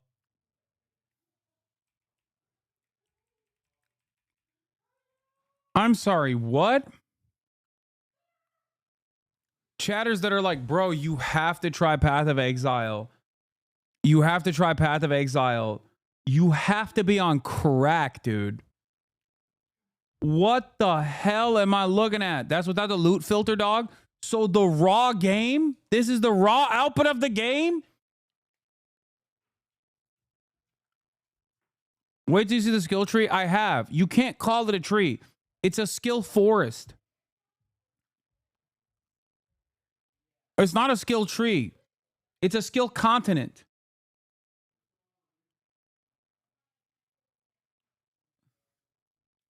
In the top ranks without loot filter. Yet Elon Musk, the god gamer, he doesn't play with a loot filter. The only thing Elon does pick up are maps, because the default in-game loot filter highlights those. Those things are worthless. The actual items of value that he should be picking up, that he would have had to pick up in order to get the gear, leave it on the ground. Anyone who's been playing the game and is a complete expert, we're talking he's cleared thousands of maps, he's been playing that character for hundreds of hours, he's going to be pretty damn good at, playing the character. He gets to the boss, he's fighting the boss, and I want to say for about 10 seconds, he sits there and he's out of mana. Mana is a resource in this game where you need it in order to use your abilities. He just sits there, default attacking the boss without activating his mana flask. Anyone who's played the game and understands the character would understand, like, oh, I'm not doing any damage because I'm out of mana. Elon Musk takes 10 seconds. He then goes on to loot items off the ground. He starts to... Did he kill him? Did he kill him, though? I'm on Elon's side on this. Dragging them into his bag. Like, I don't even know how to describe to you how painful that is to anyone who actually plays the game. And his bags are full, and he just keeps clicking it over and over and over again. Nobody, not even people who are kind of noobs at the game, do this. I don't even think Elon Musk has done the campaign, honestly. Like, just based on what I'm seeing in terms of the gameplay. His settings on the map transparency are turned on by default. His life values are turned on. All these basic settings that anyone in the top 100 would do, he is not doing. Maps can effectively have different content on them, and that content will be signified by icons on the map. So it could be a map which has an He bought such good slash rare gear, he can't really die. expedition in it, a breach in it, or it could be corrupted. Elon starts looking through the atlas, and he finds a map with, I kid you not, 4 things on it. There are 4 things there. So this one has a real risk of dying. 4 things. What are those things? God, dude. 4 things. It's 4 things, dude. So this one You has are a real risk of not dying. this far in the game and calling it 4 things. Stop, bro. Dude, stop. Oh my god. His character died yesterday at rank 7. Wait, this character? Isn't this like 97?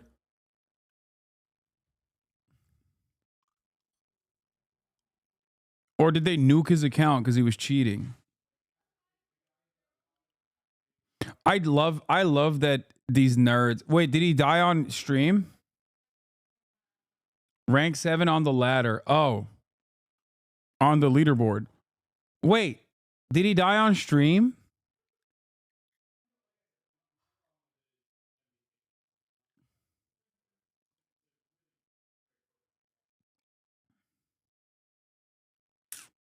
Wait, so he died off stream? He probably executed the bot farm in China. He probably flew out to China and individually killed every single person that caused his booster, that caused his account to die. I wonder how much money he spent. Because, like, these aren't regular boosters. Like, these guys are, they have to be cracked, right? Or is it multiple, you think? And they're running, like, 8-hour shifts so that he can always be on. Because I know he was on 24 hours pretty much. Like, you would have to get multiple pros You'd have to get multiple pros to be able to boost like that. He was rank 7 on the ladder. The character died. Assumed Elon logged in and killed the character. I feel bad for the Chinese guy that invested hundreds of hours. Nah, they probably got paid, dude.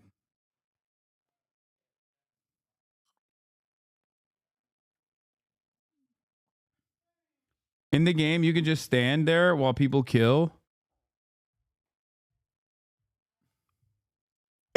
Surely can't. He then goes on. The account died while Elon was giving a speech in Germany. Oh my God, the account died while he was literally talking to the AfD Nazi, talking about how Hitler is actually secretly a communist. Is that when the character died? Because that's so poetic. That's so funny. What a dipshit. On to say, I kid you. This is max difficulty on hardcore. If there's a way to get higher difficulty, I don't know what it is, but this is everything maxed out. Path of Exile has boss fights and end-game bosses, which are quote-unquote difficult battles, which Elon actually did do on one of his streams, where he just went into the end-game boss and died repeatedly to it. Maps are just farming. You go into maps and you farm them for loot and experience.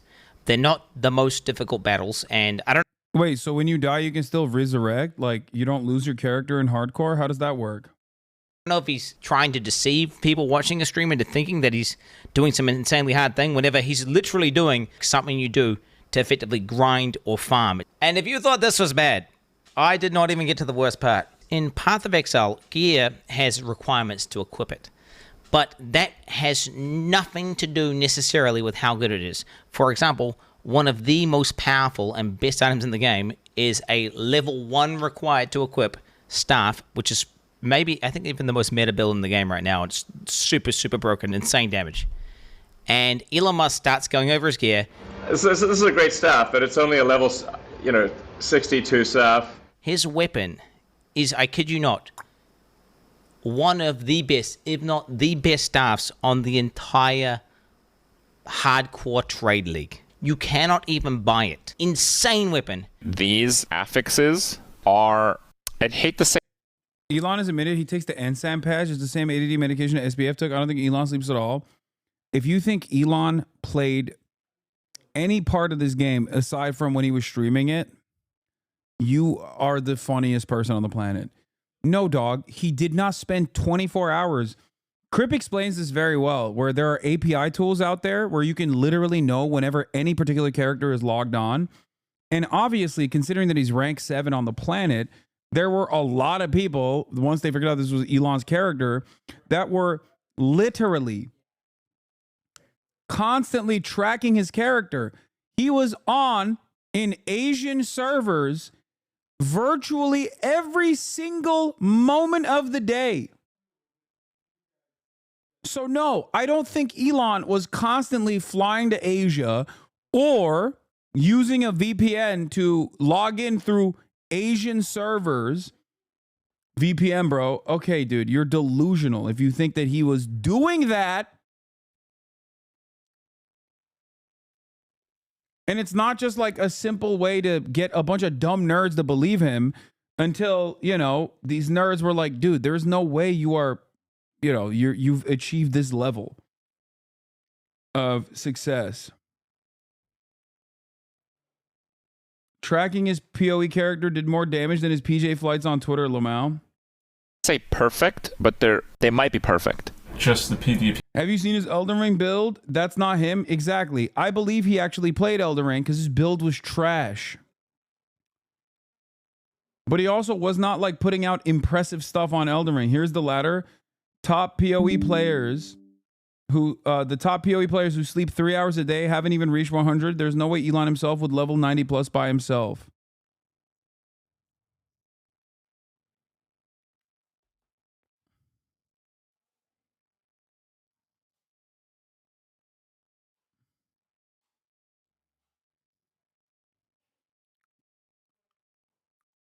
I'm telling you, dude, he just wanted to show off. He wanted to make it seem as though he was this like cool ass nerd, That's it. Yeah, also a VPN from Asia to the United States is also stupid as hell. He wanted the extra ping. FPS criteria on trade, we can see there's literally one staff in existence on the entire market. Not only does Elon have a staff that you can't even buy, but it's so good that second best one, which is missing 2 of what makes a staff so powerful for an invoker, which is the crit and crit bonus, is still 20 divines, and that's obviously very expensive. Here I am, like, level 95, but my staff is only level 62. my helmet is level 56. Int, lightning, and chaos resist. Okay. It's only 56. Amulet level 61. Ring is only level 48, 49. At least a level 75 jacket. It's a jacket with 6 things. Yeah, tell us how bad the item that only drops from the highest difficulty of the hardest boss. Just tell us that it's only level 52. Did you find this at level 52? That's impressive. Level 52 here. They can only ever be level 52. Bro, Elon Musk is a fucking fraud, bro. Pretty low level compared to my character level, but it seems to work pretty well. In softcore, you can get much better equipment. In order for him to have insane gear, he has to understand how the economy works. He has to be basically trading. Anyone who's played Path of Exile to the end game in a trade league knows that you have to trade in order to obtain what looks like some of the best gear pieces in the entire game. If we look at some of these player accounts, we can see what they have for trade. You know, 700 plus items for sale, multiple divine items. You can see hundreds of divines worth of listed items. This is also someone from the top 10, rank number 4. Focus here, worth 50. There's nothing funnier to me than this being what destroyed Elon's reputation with Quinn. Like, Crip is smart, right? I'm sure he wasn't like a big fan of Elon to begin with. But Quinn is exactly the type of dude who loves Elon. Asmon too. Wait, what is? Yeah, Crip and Quinn are basically on the 2 separate parts of the spectrum of people who play Path of Exile. Like you. Quinn is also smart when it comes to this game. Yeah, he just maxed out on being smart in this game. And it took away from all of the other aspects of his life where he's also supposed to be smart.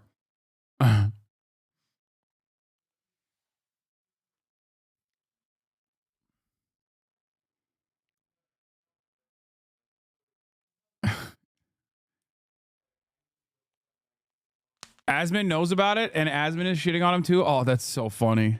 I love that all of the nerds are turning on him. 50 divines alone. This is the number 1 guy. You can see hundreds of divines, again, worth of items, multiple mirrors, all these players. If we go to... Normie viewer here, what's the aim of him pretending to know a video game so much? It's to get, like, sweaty nerds to be... sweaty nerds... Like, Elon loves presenting himself as this, like, deity of all nerds, like the patron saint of nerds. So this gives him, in his mind, nerd cred. Okay? Street cred. Nerd clout. Oh, he's such a big gamer. He loves Diablo. He was so good at Diablo. He's so good at Path of Exile. It's even a harder game than Diablo. And it's just like he's just an insecure man. And everything that he does is to serve that insecurity.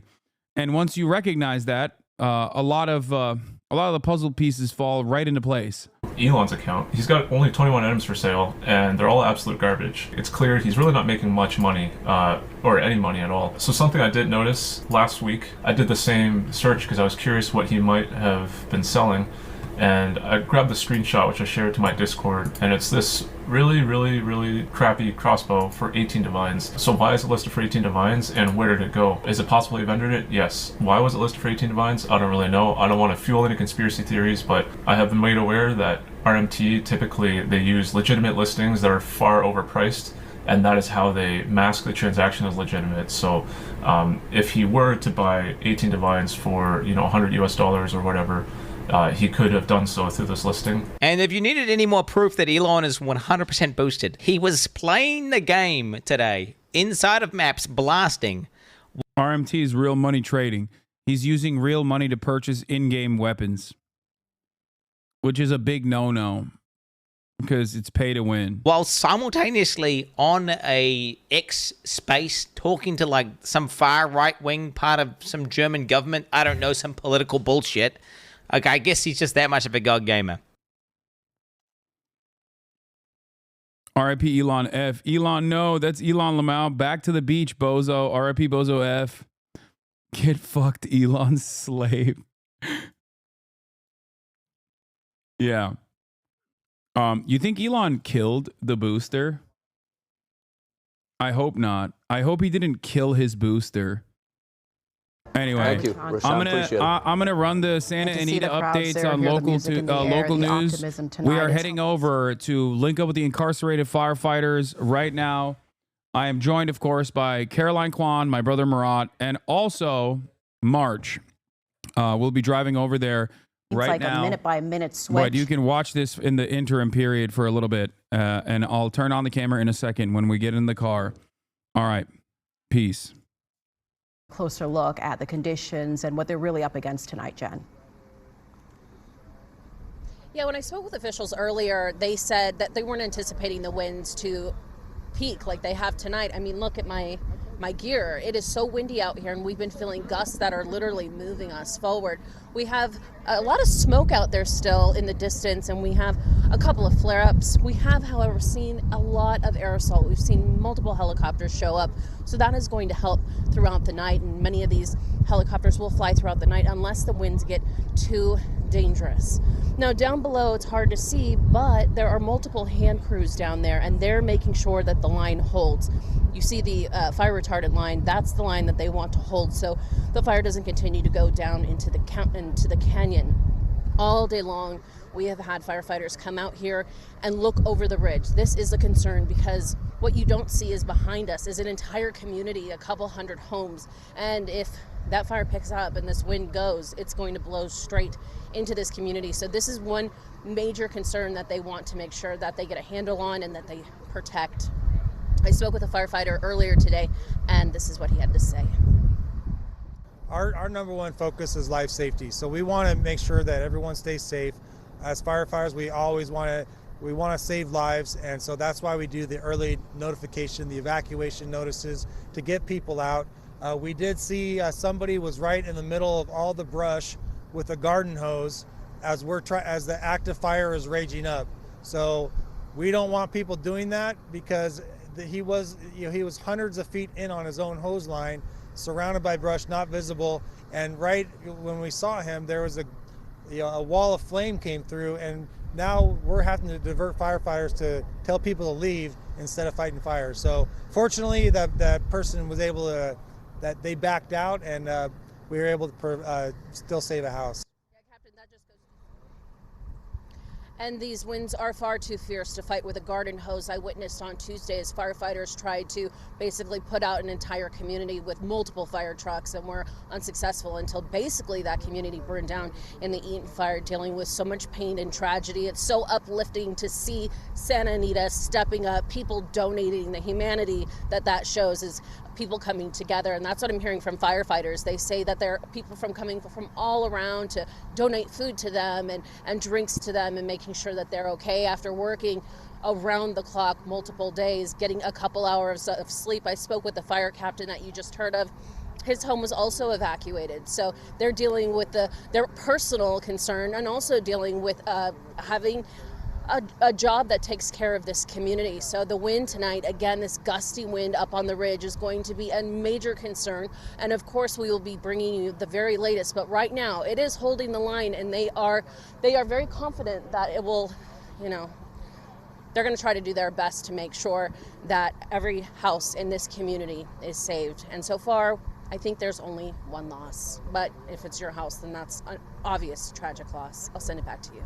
Jen, we can't say enough about our heroic firefighters, all that they've been doing for the past several days, working nonstop. Didn't even get a break today, right, with the challenges ahead earlier. They'll be working into the night. We're in those critical hours right now, though, Kai, where, the winds are going to determine the course of action. We heard that captain say earlier today, if it hits wind gusts of 35 to 40 miles per hour, that flight operations can be halted. It really does come down to the pilot's decision, but how do those conditions look tonight? Yeah, and it's always safety first and foremost. And conditions, unfortunately, are going to get worse, because what we're going to see is the wind advisory turning to a high wind warning, and that is because we've monitored gusts of up to 35 and 45 miles per hour throughout the afternoon. And now, well, we're going to begin to see gusts of up to 55 and 65 miles per hour through the night. On the right-hand side of your screen, downtown Los Angeles, where you could see out to the Santa Monica Bay and look at that smoke, it is now more horizontal, which again shows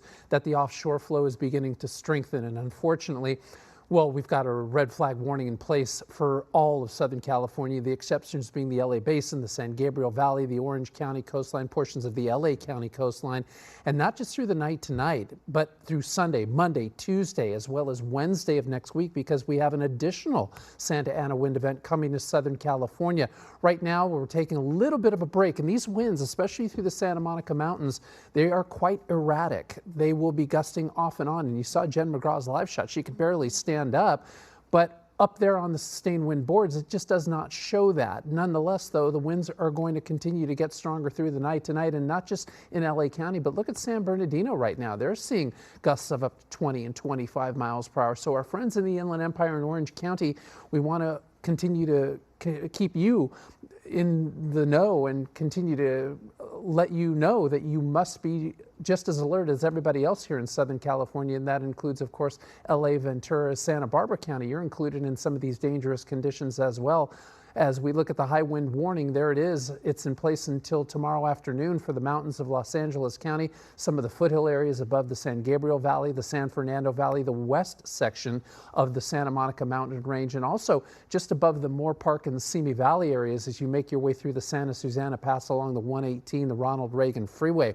Let's go through the night tonight. On the right, once again, your wind futurecast, and you can see those winds getting stronger just past the midnight hour tonight, and that includes the Inland Empire, Orange County. These northeasterly winds, they'll be making their way through some of these areas, sustained gusts up to about 45, 55, and once again 65 miles per hour. Those winds will greet the day for tomorrow morning, but good news, by tomorrow afternoon and evening, well, a bit of an onshore flow returns to Southern California, and those Santa Ana winds shut down in anticipation of the next big Santa Ana wind event coming to Southern California. That'll take place Monday late in the afternoon through Monday night and into Tuesday. You can see again these winds once again as we take a look at that timestamp through the 8, 9 o'clock hours on Monday night, coming through the Santa Clarita Valley, the San Fernando Valley, the Simi Valleys, areas like Moore Park all the way to Camarillo and Oxnard. They'll pick up some strong gusty winds.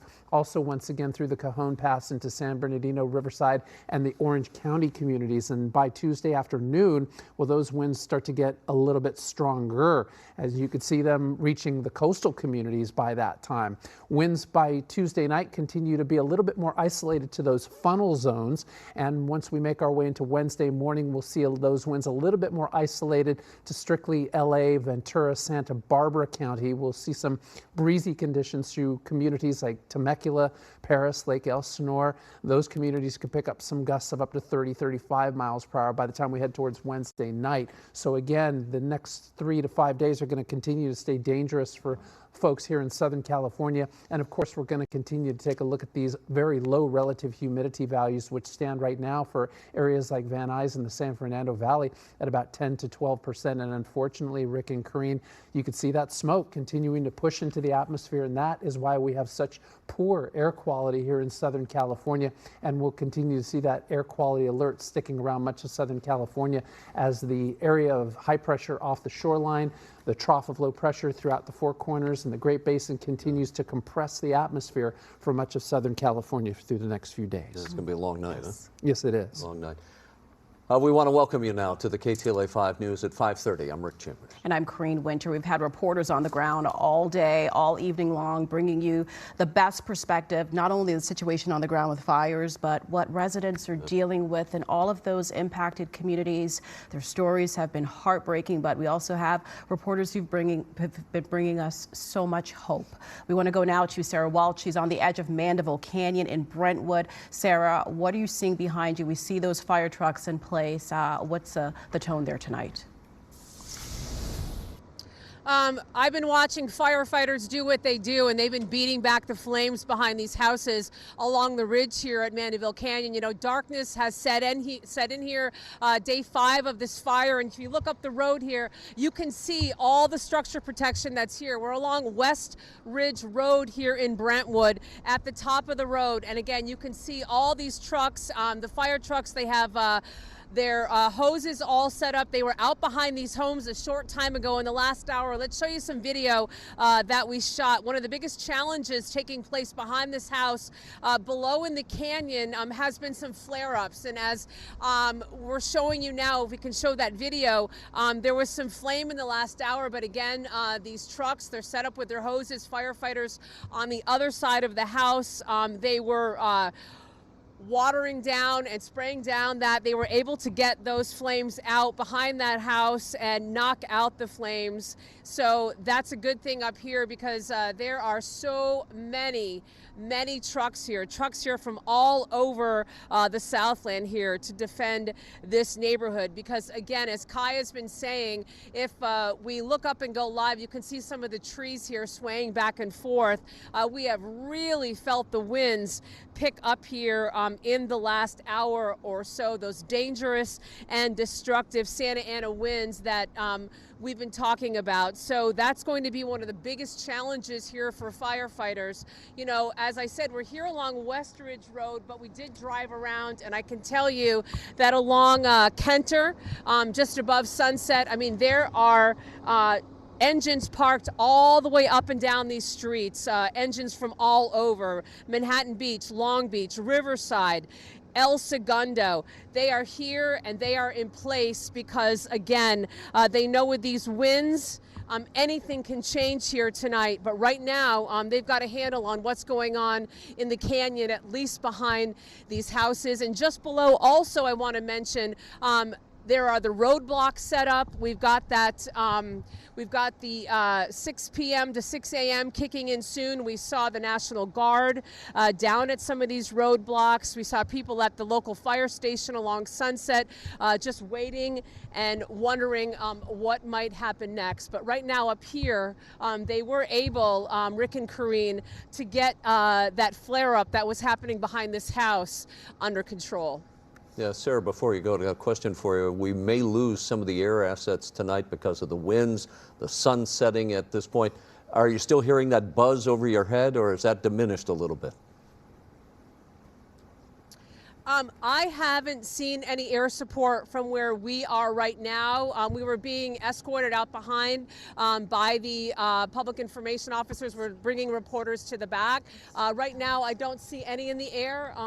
There's a few planes, so I think possibly yes. We're going to get some more information and bring that to you, but let's hope the winds don't pick up, because we know that the air support is so crucial tonight to keep these flames down. Yeah, good point. All right, maintain that position. We'll get back to you later on tonight. You know, we've been spending so much time talking about the Palisades fire that we haven't dealt. I'm swapping. March, can you check the ingest, see what we're at? Looks like we're at 5K, 4.92. Is that good or bad? Not the best. You want high or you want low? No, we want higher. We should have higher. I don't know why it's at 5K only. But, I mean, but if we have 5K here, that means the old backpack might have had even lower here. Yeah, actually, I think I remember this being a dead zone option. Yeah. All right, is this thing live? Yeah, it's live. It's on your belly right now. Well, you can swap it. All right, am I showing the guys in the back? You didn't wear your fire gear? No, not really. I thought you would have. I thought you would have worn your fire gear. You guys can turn on the lights in the back if you want. It's like not in focus. Oh yeah. It's just really focused on me. Okay. Well. Rob, show the people what they're here for anyway. You. There we go.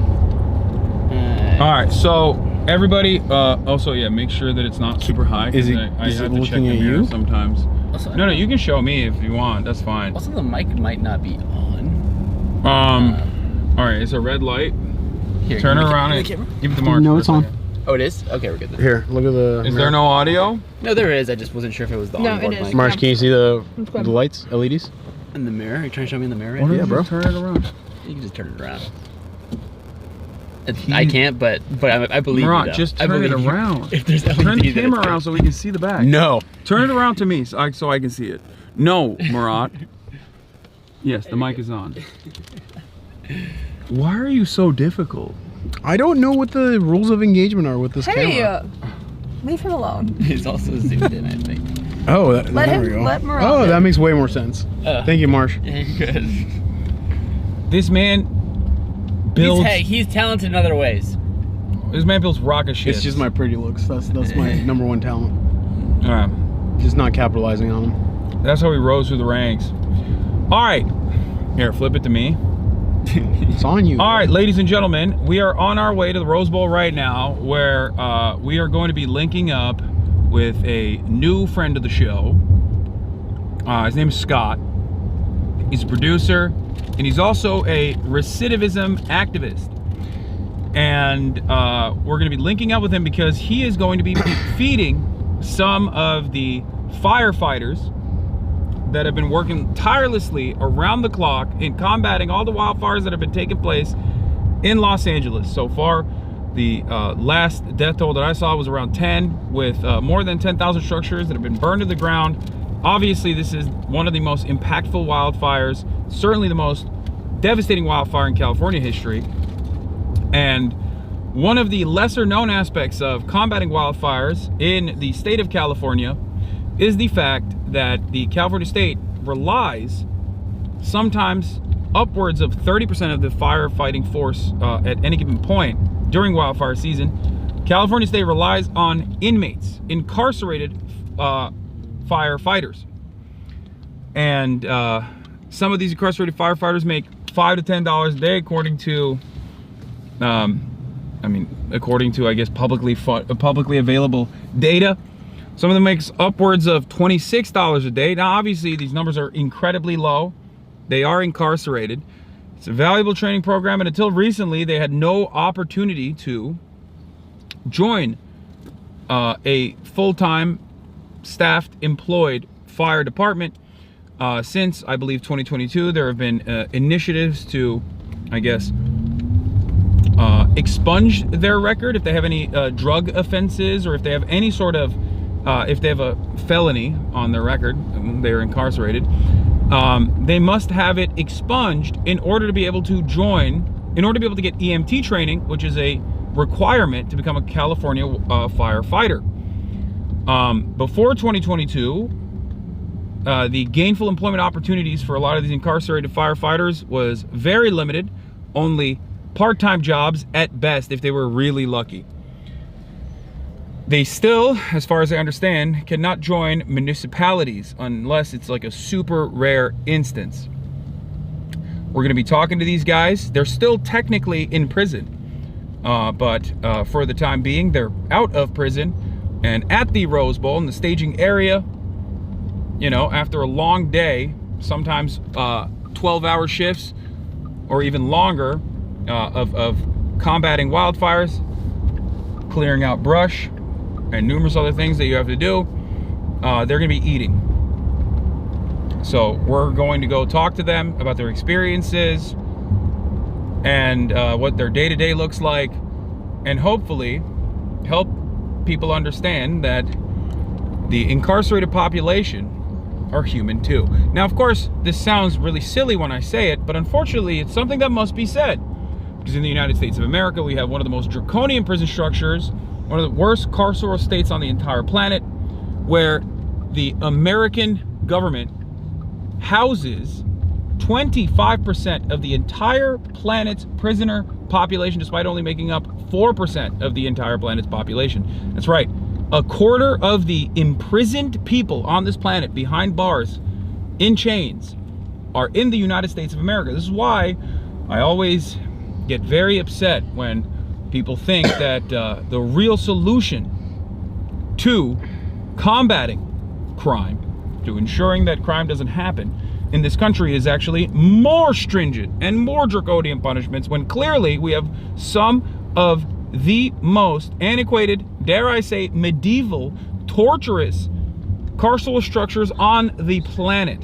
And yet seemingly, that has not solved the issue at all. Seemingly, this kind of deterrence mechanism is not actually successful at lowering the number of the incarcerated population in this country. What actually has worked so far, successful initiatives like training programs and reintegration programs, a focus on rehabilitation rather than incarceration, has actually been successful at combating the likelihood of reoffending. Having said that, however, even in one of the, on paper, most successful reintegration initiatives, this is a very valuable training structure and allowing prisoners to experience dignity and actually give back to their communities in this way, in this very meaningful way. It still seemingly is used as a way to basically have a servile, indentured servant population. Slavery, as you know, is constitutionally protected under the 13th Amendment. Slavery as a mechanism of punishment is perfectly permissible, allowed, and still exists in the United States of America, in many states, including California. California, as a matter of fact, had a ballot initiative in the last election, the general election that we just had, where they overwhelmingly voted to preserve slavery as a form of punishment in the state constitution. This is one of the awful outcomes of said reality. I'm joined, of course, by Caroline Kwan, Marchie Poo, and also my very own volunteer firefighter, engineer extraordinaire, Marat Piker, on this wonderful journey. Thank you guys so much for coming. Thank you for that speech. I'm gonna cut in and just add one thing. Okay. So the Anti-Recidivism Coalition, that's a group that works with these incarcerated firefighters who we are going to go talk to. They currently have a fundraiser to raise funds for these firefighters after they are released from prison. So I think I posted the link in my Discord, but if mods, if you can find that link, if people are looking for a way to donate, but also just to follow their work and understand what it is that they're doing. That's the first thing I want to mention. The second thing I want to mention is that the way firefighting works, not even just during times of crisis like this, is that they're 24 hours on, 24 hours off. So we're going to be talking to a group of people who are on the 24 hours off, but obviously they're exhausted, and it's a lot what they're doing right now, but that's how it is. So they work for 24 hours straight, and then they have 24 hours off. God damn. Yeah, 24 hours seems like a lot. I was also talking about the truck that's behind us. Holy moly, those headlights, dude. Chat can see it. Should be illegal. I can see my future. That's how bright it is. Yeah. Yeah, 24 hours does seem like a lot. I mean, the way you'd get tired. No, you're doing physical labor. No, I know. In like it's really, it's not effective. And really warm and really hot conditions. So, which causes more dehydration than usual. But what I was gonna say is the way this is gonna work is that first we're gonna go over there. Some of you guys are gonna stay in the car while I go and talk to the people there. Scott wanted me to, just like have a little bit of time off camera with them before we go in with the camera. We've gotten prior authorization, prior clearance as well.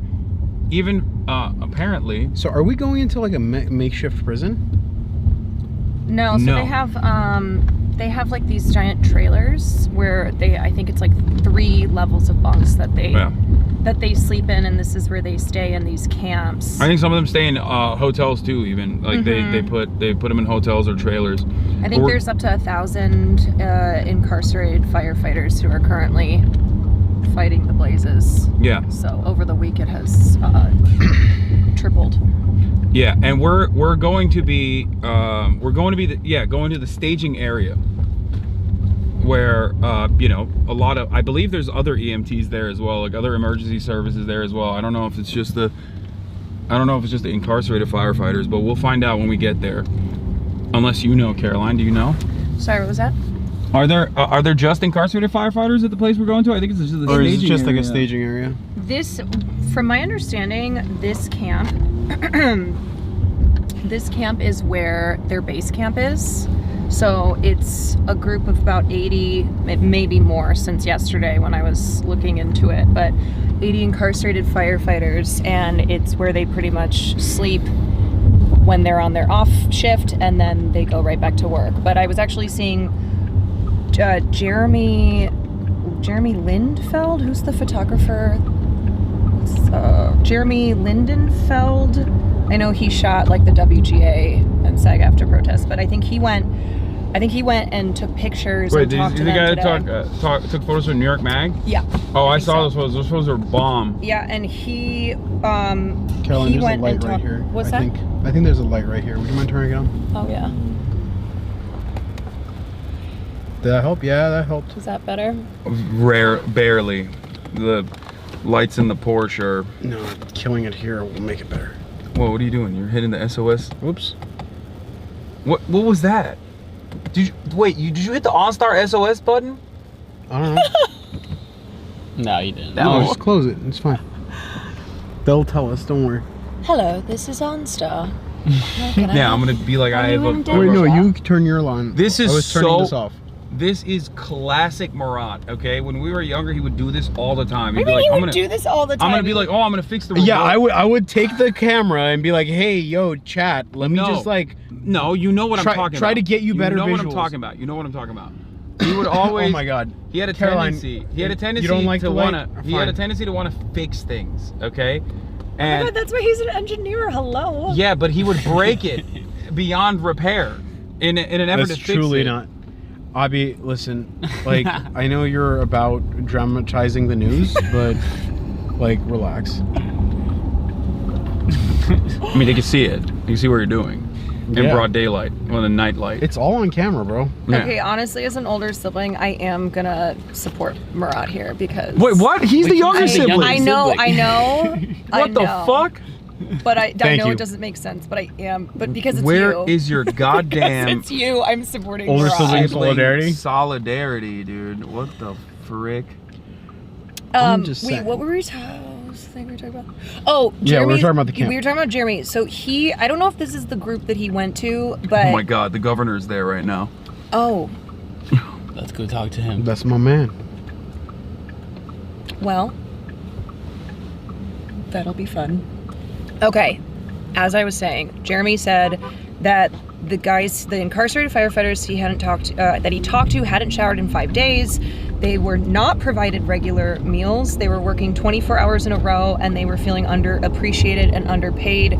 But they felt they felt like they really wanted to be there still to help their city. So I don't know if this is the group, because I know they have bases, in different areas, but I think that's why it is good to go and like bring attention to these incarcerated firefighters and let them Yeah, let them I tell talked their stories. I talked to Scott ahead of time, and I was very I was very demanding in that I wanted to, no matter what, I wanted to like bring something for these guys. But he was like, "No, I'm already bringing the food. What you're doing in terms of sharing their stories and talking to them and sharing what they're doing out here, and showcasing their humanity is infinitely more valuable."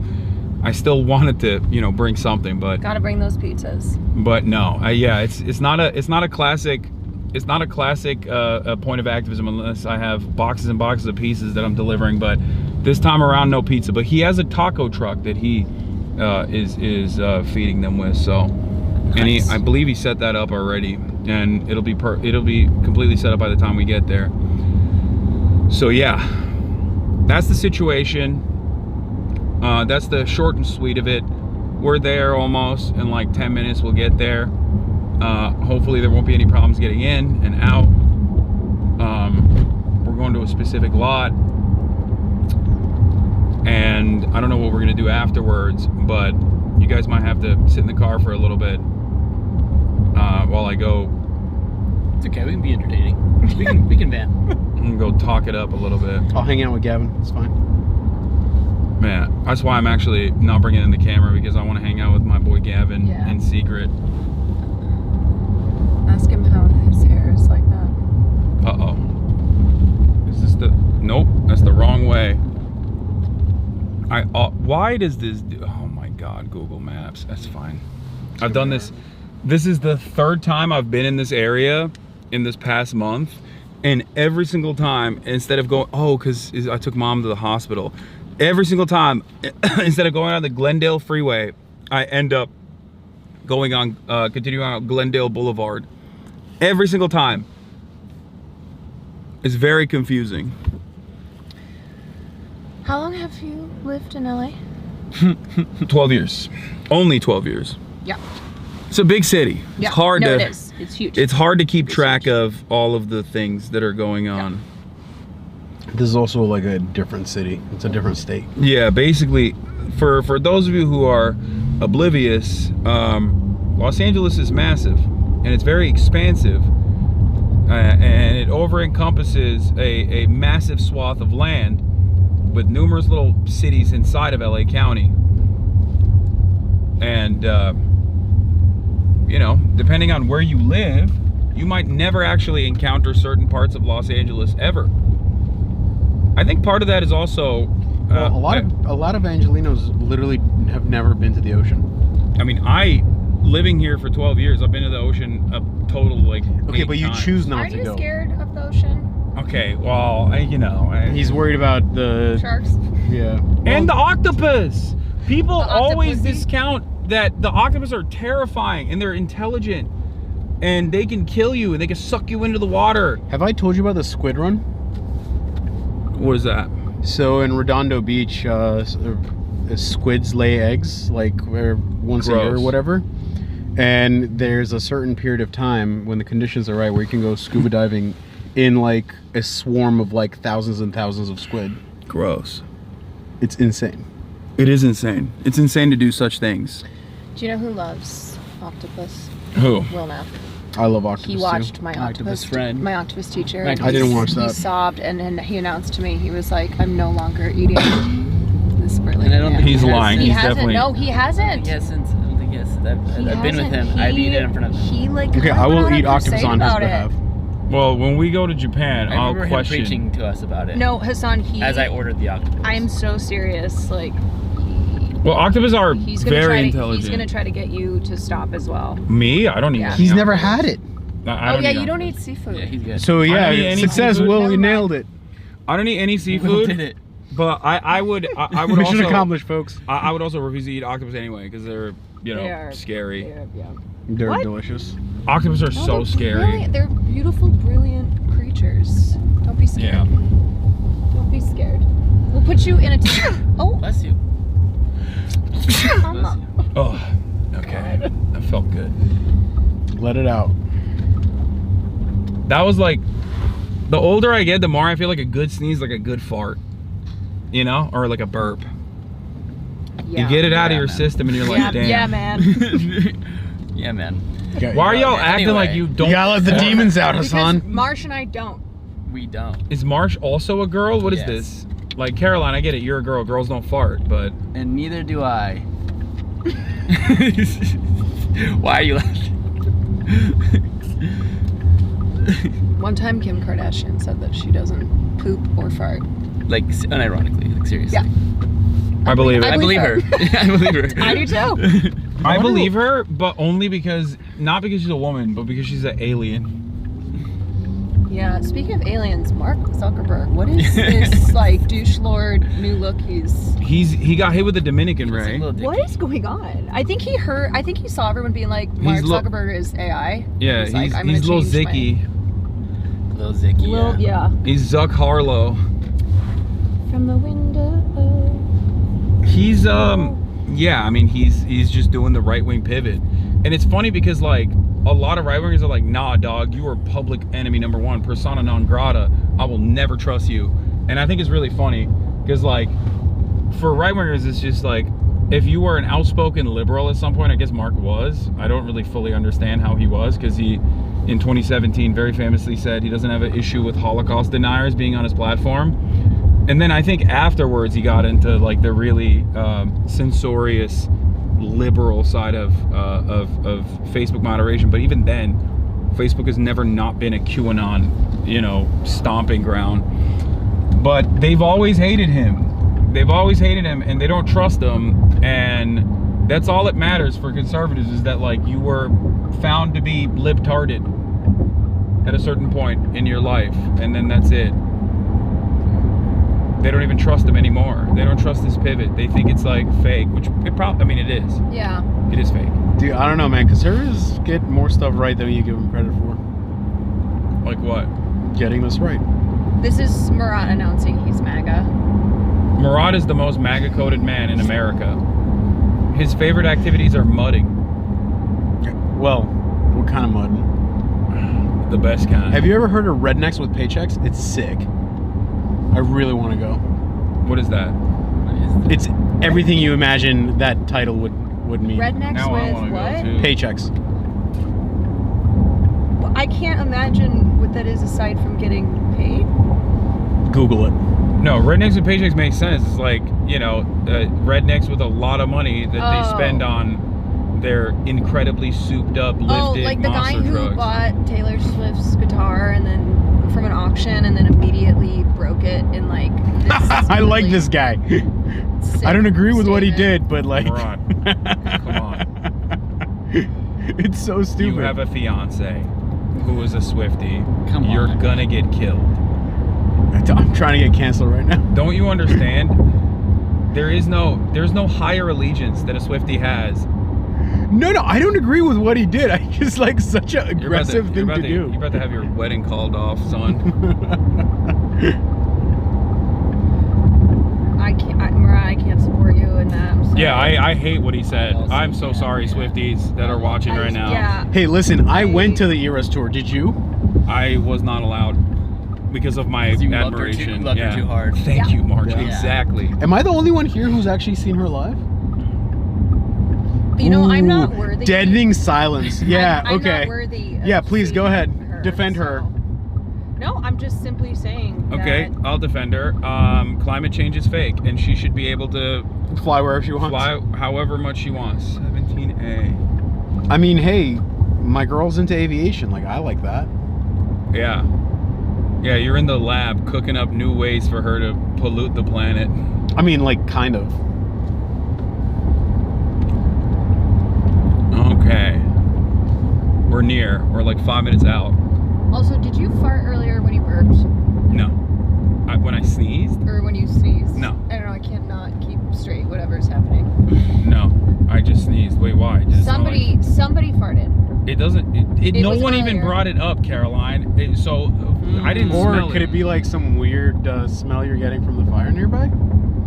Now you're blaming the fires, Murat? I didn't smell it. So whoever smelled it, Half dealt the it. state's on fire. Like, what do you mean?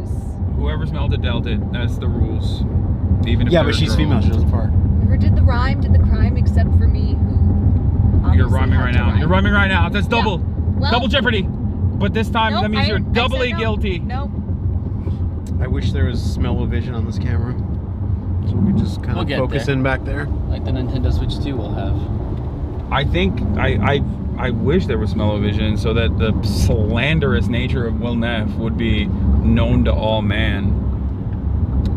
Actually, it's probably better that there's no smell-o-vision because when I burp, it does smell really bad. All right. Well, whatever. I eat garlic. Okay. Oh man. Well, Who likes to eat garlic? Will does like bodily functions as humor, like farts and burps and. Yeah. I mean, it is funny. It is funny when he does it. That's Farts and farts and burps are very funny.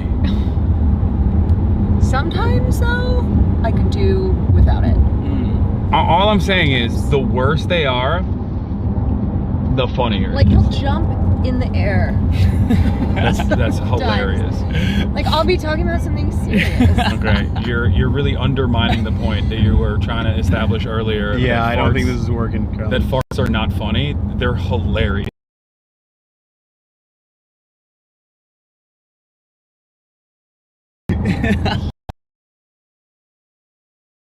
He's got a routine? So much. Baby Maybe, yeah, for effing. We're effing? We're coming back. I think We're it's. coming back. I think We're it's back. this. We're back. We're back. This area here. That's crazy. So we do have spot reduction. We're back. That was fast F. That's crazy. On lowercase f. Yeah, we're back. The fact that this backpack even is still, this backpack also F's is crazy. Bro, you don't have like a cable connected to the mainframe. Like, that's what he needs, though. Once we get that schmink. Yeah, I don't know about that. Once we get that schmink, then we'll have complete unlimited bandwidth, uninterrupted. Okay, Elon's gonna Neuralink us all, and then we'll be able to stream. Oh my God, what? Honestly, I kind of want a chip put in my Then head. we'll be able to stream I just at love avalanches. They're 6K awesome. bit rate at all times. I feel like my memory has gotten worse. I'm like, just put a chip in my head. Just do it. I mean, we are getting older. Elon bat chest. Just do it. Neuralink bat chest. It's like that Black Mirror episode. Yeah. Where they put the. I was like, you know what? I'll take that. I'll do it. Yeah. Dude, this is not a flattering angle at all. Not a what? Flattering angle? Right, you have no unflattering angles. They're just all bad. No, they're all. Oh, he's saying you're a Chad. You're Saying you're a Giga Chad. Yeah, what's wrong with you? Okay. Take the compliment, bozo.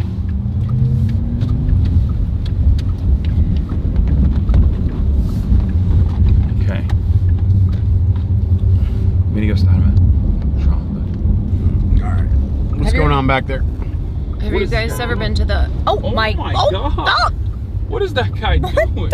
He just stopped in the middle of the road. Indecisive ass. That's craziness. You know, if you're getting on the wrong highway, you just gotta go, okay? And then you're gonna have to turn around. You can't, like, fly across. Have you guys been to the Rose Bowl? I've never been here. Well, period. It's amazing. They have it once a month. My mom would appreciate the things that you're saying. It's like the granddaddy of flea markets. There's apparently a swap meet in Long Beach I really want to go to where they sell like high performance engines and stuff. What?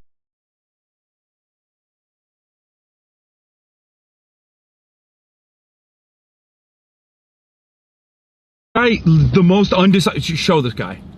Don't No, I'm not gonna show dox that him. guy. No. This guy is literally standing. Chat. This guy is standing in the middle. League of Legends. He's standing in the middle of both lanes.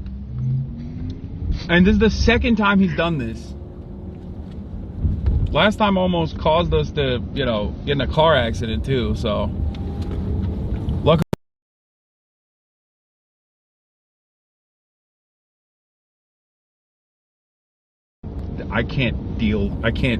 I'm not responsible for the suspension system of the car, Moran. Well, first of all, you are. There is settings. Yeah. Oh yeah, we're down. But it's coming back up.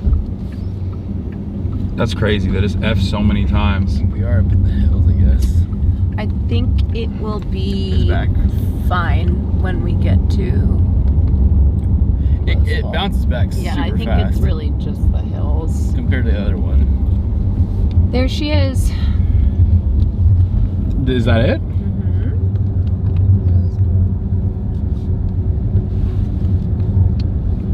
Incident base. Try to say it's great, it just refreshes instantly. Alright, Glaze. Ground support supply fuel. Oh my god, this guy's the worst, dude. I mean, he's Well, it turns out he's a volunteer firefighter, Yeah. like trying to save lives. Yeah. He's like, this guy sucks. Yeah, just learn how to drive, asshole. How about you volunteer to learn how to drive? Okay, let's not, you know, have road rage. You wouldn't last a day on the Rift. Wait, why are you saying that? Oh, did you see those tents? You can't control your anger. Your jungler would kill into your lane, and you would just lose it. You'd throw your keyboard through your monitor. Yeah, well, I'm never gonna. Yeah, this place is huge. This is way more than 80 people. Yeah, no, that's what I thought. It's a staging area for numerous different firefighters, numerous different brigades, probably EMTs as well. They got cranes? Gotta lift things up. This is pretty cool. I'm not gonna lie. We're very fortunate to be able to have this opportunity. Well, I mean, I wish this base camp wasn't here because we didn't have fires, but yes. Yeah, no shit. I think that's established. Bulldozer! I'm gonna come in and go stand on shade. Yeah, I got it. I got really excited about bulldozers. I got it. Merhaba. I learned Turkish. Oh, merhaba. Merhaba. And to you as well. Oh, I see. I was watching, I can't remember what I was watching. It would be like a film or a show. And they said merhaba. And I was like, oh my god. It was probably a Turkish soap opera. I might have passed it. Try entering here. One of these places. Wait. No, that's it. I'm going. No, I don't think I can go through the gate. Okay, go that way. Yeah. Here, let me give this to you guys for a second. Sure. And please don't show the front. Yeah. Oh yeah. This camp. Yeah. That's me. This is it. Okay, keep going. No, Hi, you gotta Cat. open it. This is it. See the group of them. Oh, good. Oh, whoa, they're staged right there. They're chilling.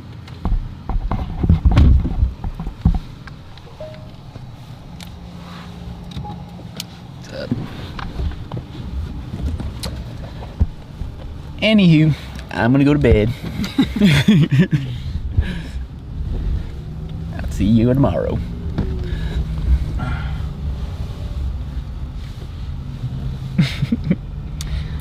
Haas, I brought you a mask. Am I even supposed to be? Oh, Oh, was that you? no. No? Am I not allowed to park here? I don't know.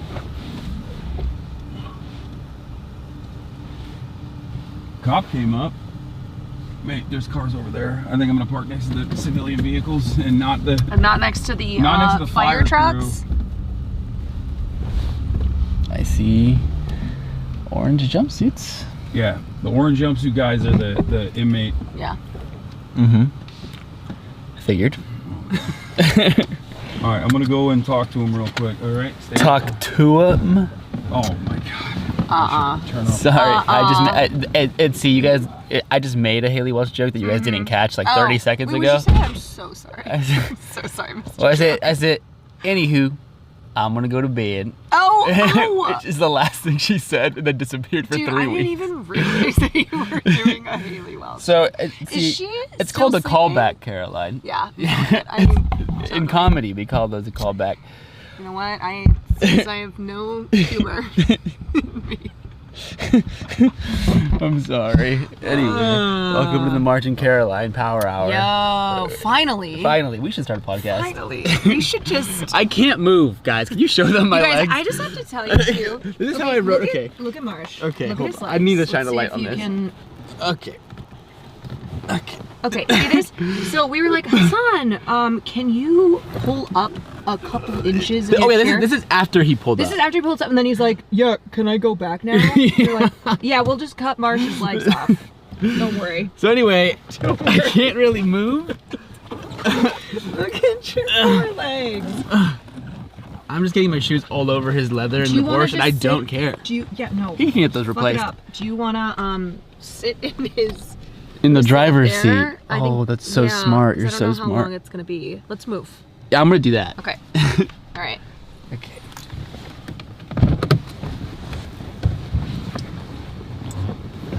Can you walk? Can you even walk still? How are the legs getting out of the car? Oh, hell yeah. That's way better. Okay, I'm gonna give that to you, and I'm gonna move up here. Okay, yeah, we can do that. That's smart. Okay. Oh my god. I could take his car. I won't, but I Yeah, could. you can really smell the smoke. Anyway, hi y'all. What's up? Hey, y'all. Hey y'all. I'm so sorry I missed your Haley Welch joke. It's okay. It was chat. See, it's not for you. It's for them. It's for them. And they caught it, so that's all that matters. I'm a man of the people. That People is, say, you can always count on chat to catch something. right, out of like If 20,000 everyone else people, misses it. like one will get Someone's got to know. it. And it's like if they're the one that gets it, notice it's like it feels more special. Sometimes I like if I make a film reference in a group of streamers who they do not watch movies, I'm always so grateful to the in the chat, to the one person guy in in chat chat. who's like, I got you. Yeah. Man, how are you feeling? In general, Yeah. fine. I mean, the world's on fire, so I think I'm just like so numb to everything at this point. I don't know if you feel the same way, but I have felt like a particular love for LA this week. That Oh, for sure. I don't know. I mean, this has been my home for almost 10 years. Yeah, I mean, I grew up here. Like, Yeah. I've been seeing wildfires my entire life. Obviously, not to this degree. This is fucking crazy. But it's just like, yeah, it's just so sad. I mean, Man, I'm sure you know a lot of people too who've That- lost homes or have had to evacuate. yeah, definitely. Like, but this is just like, I've never seen anything just like this. No, And I feel like no. that's kind of the sentiment shared across a lot of people who've been for a while. It's like, never seen it be this bad. And the thing is, like, I feel like it's only gonna get worse. I mean, Yeah, I like, mean, the winds are it's not even expected to fire season. Right. It's and January. The Santa Ana winds are expected to like pick up again Yeah. into next week, which could undo a lot of the work that the firefighting crews have done. Yeah. 'Cause it just carries like the embers and So it's fucking scary for sure. It is. Thankfully, I was not in a zone that was like mandatory evac. Dude, But Will brought his Pokemon cards. and I respect that. No, dude. Did you think I was gonna be on your side about that? I was pulling packs with him at karaoke at like 3 a.m. We pulled the Venusaur together. Okay, you know what? You're the wrong. I shouldn't have brought that up with you. I should have known. I should have known. Yeah. You'd be like, yeah, no, I get it. Yeah. I told him though. I said, Will. That's the when the house burns down. That's how he's gonna pay for the next one. Do you know he's told me before too? He's like, if anything happens to me, like one day he Save brought the me. cards? One day he brought me over, and he's like, hey, if anything ever happens to me, I'm like What? What are you trying to say? Because if if something bad happens to me, I want you to know where the Pokemon cards are. Oh, and he has them like in a Like safe. he had Like- no, it's not in a safe. It's in a box. It's in a box, and he's like, I Between want two you. saves and a hidden trap door. It's like I want you to have these. He's like, it's worth at least at the time it was like $1,000 worth of Pokemon cards. Okay, not a lot. I was like, not as much as I thought. I was like, for the way is he that was the most talking about. valuable thing that you have? This is. I was like, okay. He goes, so if anything happens Some people to have me, like priceless family heirlooms or just like a bunch of guns. He's no, like- man, it was these Pokemon cards. And he was so serious. He was so serious when he's like, if anything happens to me, he was like, this will keep you and Farley going for a little while. I was like,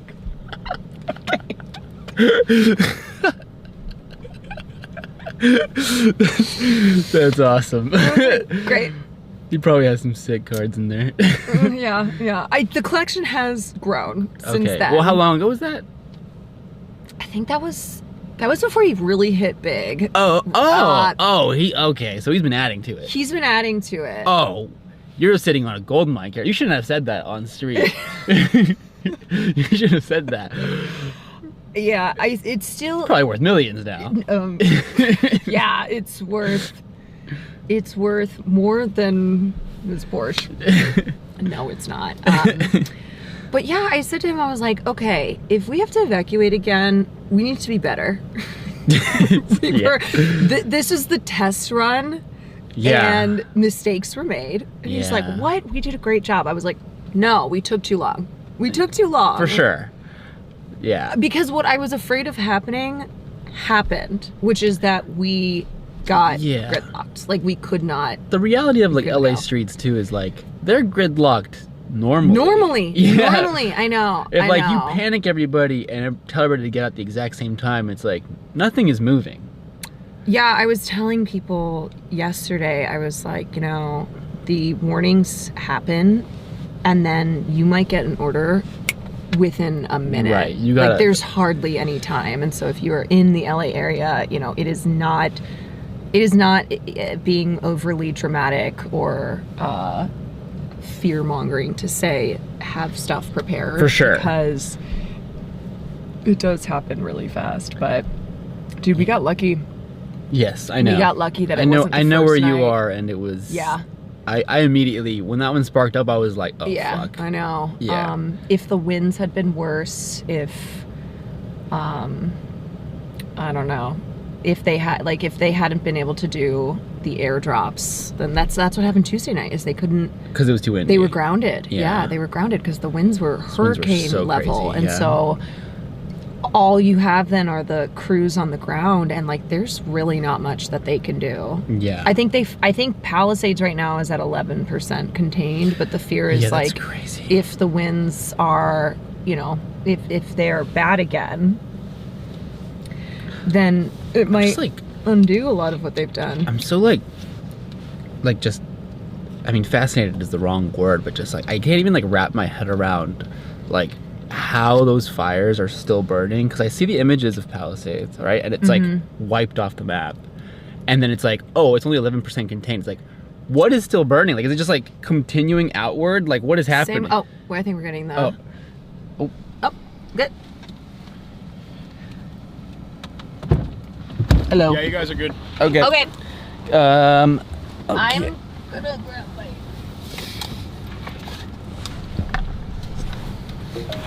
I would suggest wearing that mask. Yeah, I'm gonna.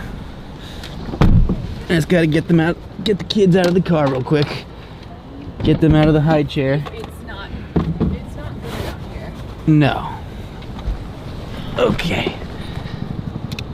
Leave that behind. You got the keys? Yeah. Please hold, chat. Bear with me as the camera is shaky as I'm putting you on my back.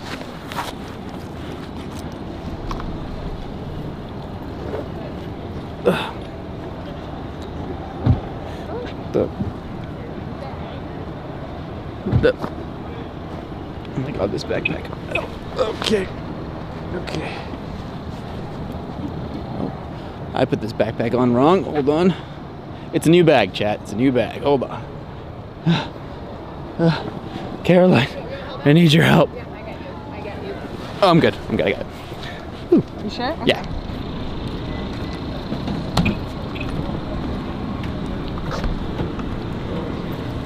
I'm gonna point at the ground until I get the clearance, chat, okay? Pointing at the floor.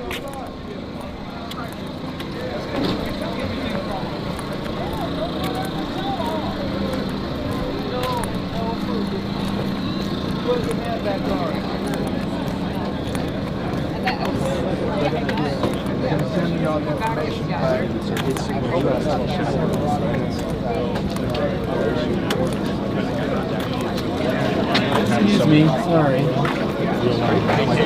Can I? What's up, bro? How you doing? Hi, I'm March. This is March. This is Caroline. Hey, what's up? Can I? Yeah, you can show now. You can. The only thing I should know is that like there's always been misinformation online. When he came in office, Cal Fire budget was $2 billion.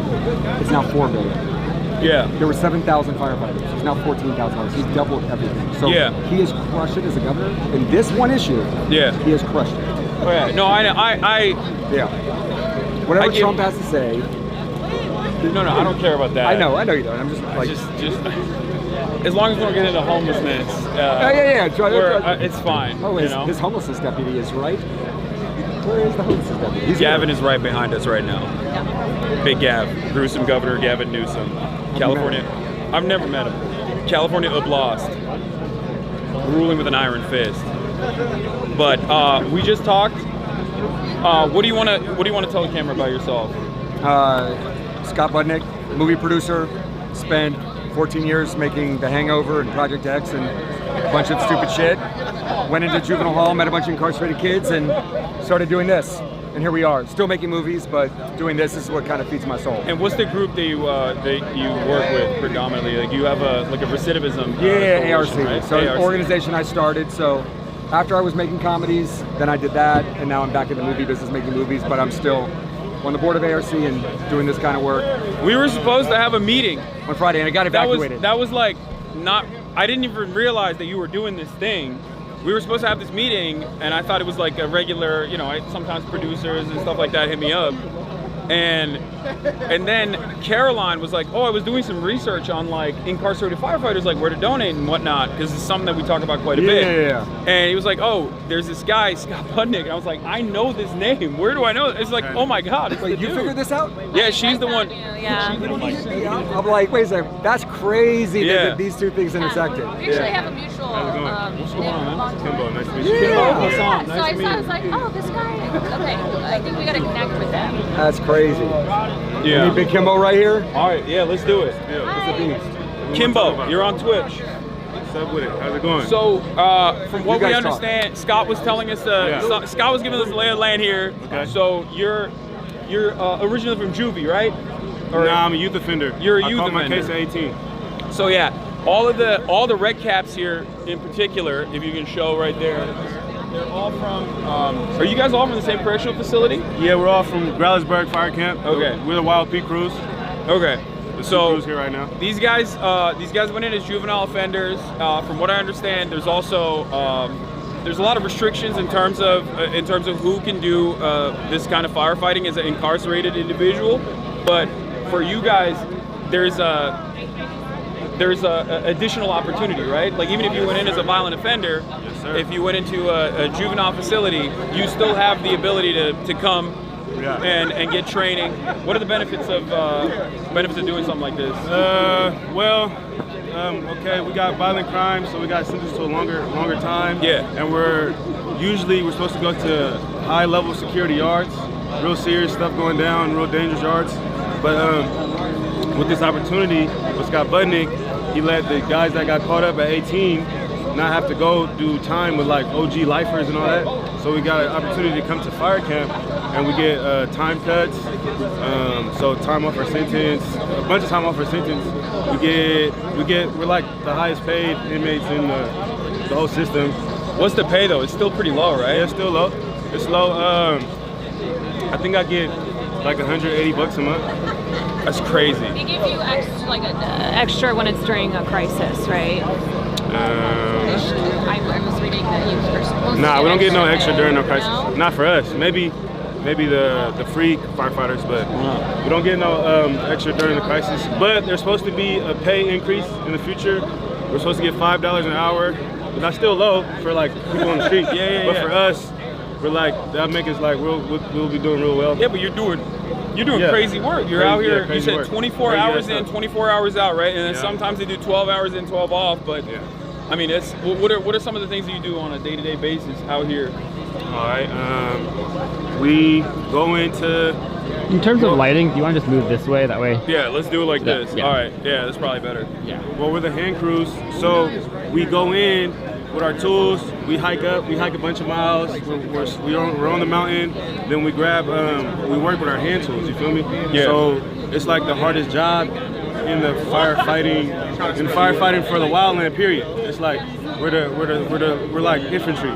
We're the foot soldiers. Yeah. So we're cutting line. We're scraping brush. We're using chainsaws. Scraping brush. We're making a path between the fire and the rest of the fuel, the community, the brush. So we make that barrier. You create that barrier with our hand tools, but it takes a long time. It takes hours and hours, and we go where the bulldozers can't get to. You feel me? So we're going tight spaces, real steep, where a bulldozer would like fall if it would try to go up there. It's crazy. So yeah, it's crazy stuff. We sleep out there. We get our rest when we can out there on the mountain. It's crazy. Yeah. So it gets dangerous too, right? It's dangerous. Yeah. It's dangerous. I have to dodge rocks sometimes coming down. Dodge them. You feel me? I swear to God, my mama. We got to. It's crazy, bro. It's crazy. It's dangerous work. Will you like it? Yeah. Do you feel like it's almost like a respite from being? Is it better than being in prison or no? It's way better because I was in a prison yard. I'm seeing guys get stabbed, get jumped, get beat up. The cops treat us like shit. But here, we get better treatment, right? They talk to us like humans. They talk to us like humans. We got a job. We're underpaid, but we got a job. Yeah. You feel me? And then the community comes out and shows us all kinds of love. We never received that growing up. We never received that kind of love, that kind of recognition for anything we've done. So now, doing this kind of stuff and all this love coming, that's life-changing for a lot of guys, because that's all they be needing is a little bit of recognition. With this, it's life-changing, and we get opportunities at careers. How long was your sentence? You don't mind me asking? 17 years. 17 years? Yep. God damn. They're going to shave it off. Yep. They're going to shave it off. They're going to shave it off. They're shaving some off. They better shave it off. But you feel me? We ain't breaking, you know what I mean? We ain't folding. You feel me? 17 years, but now I'm at camp. I got about 2 years left.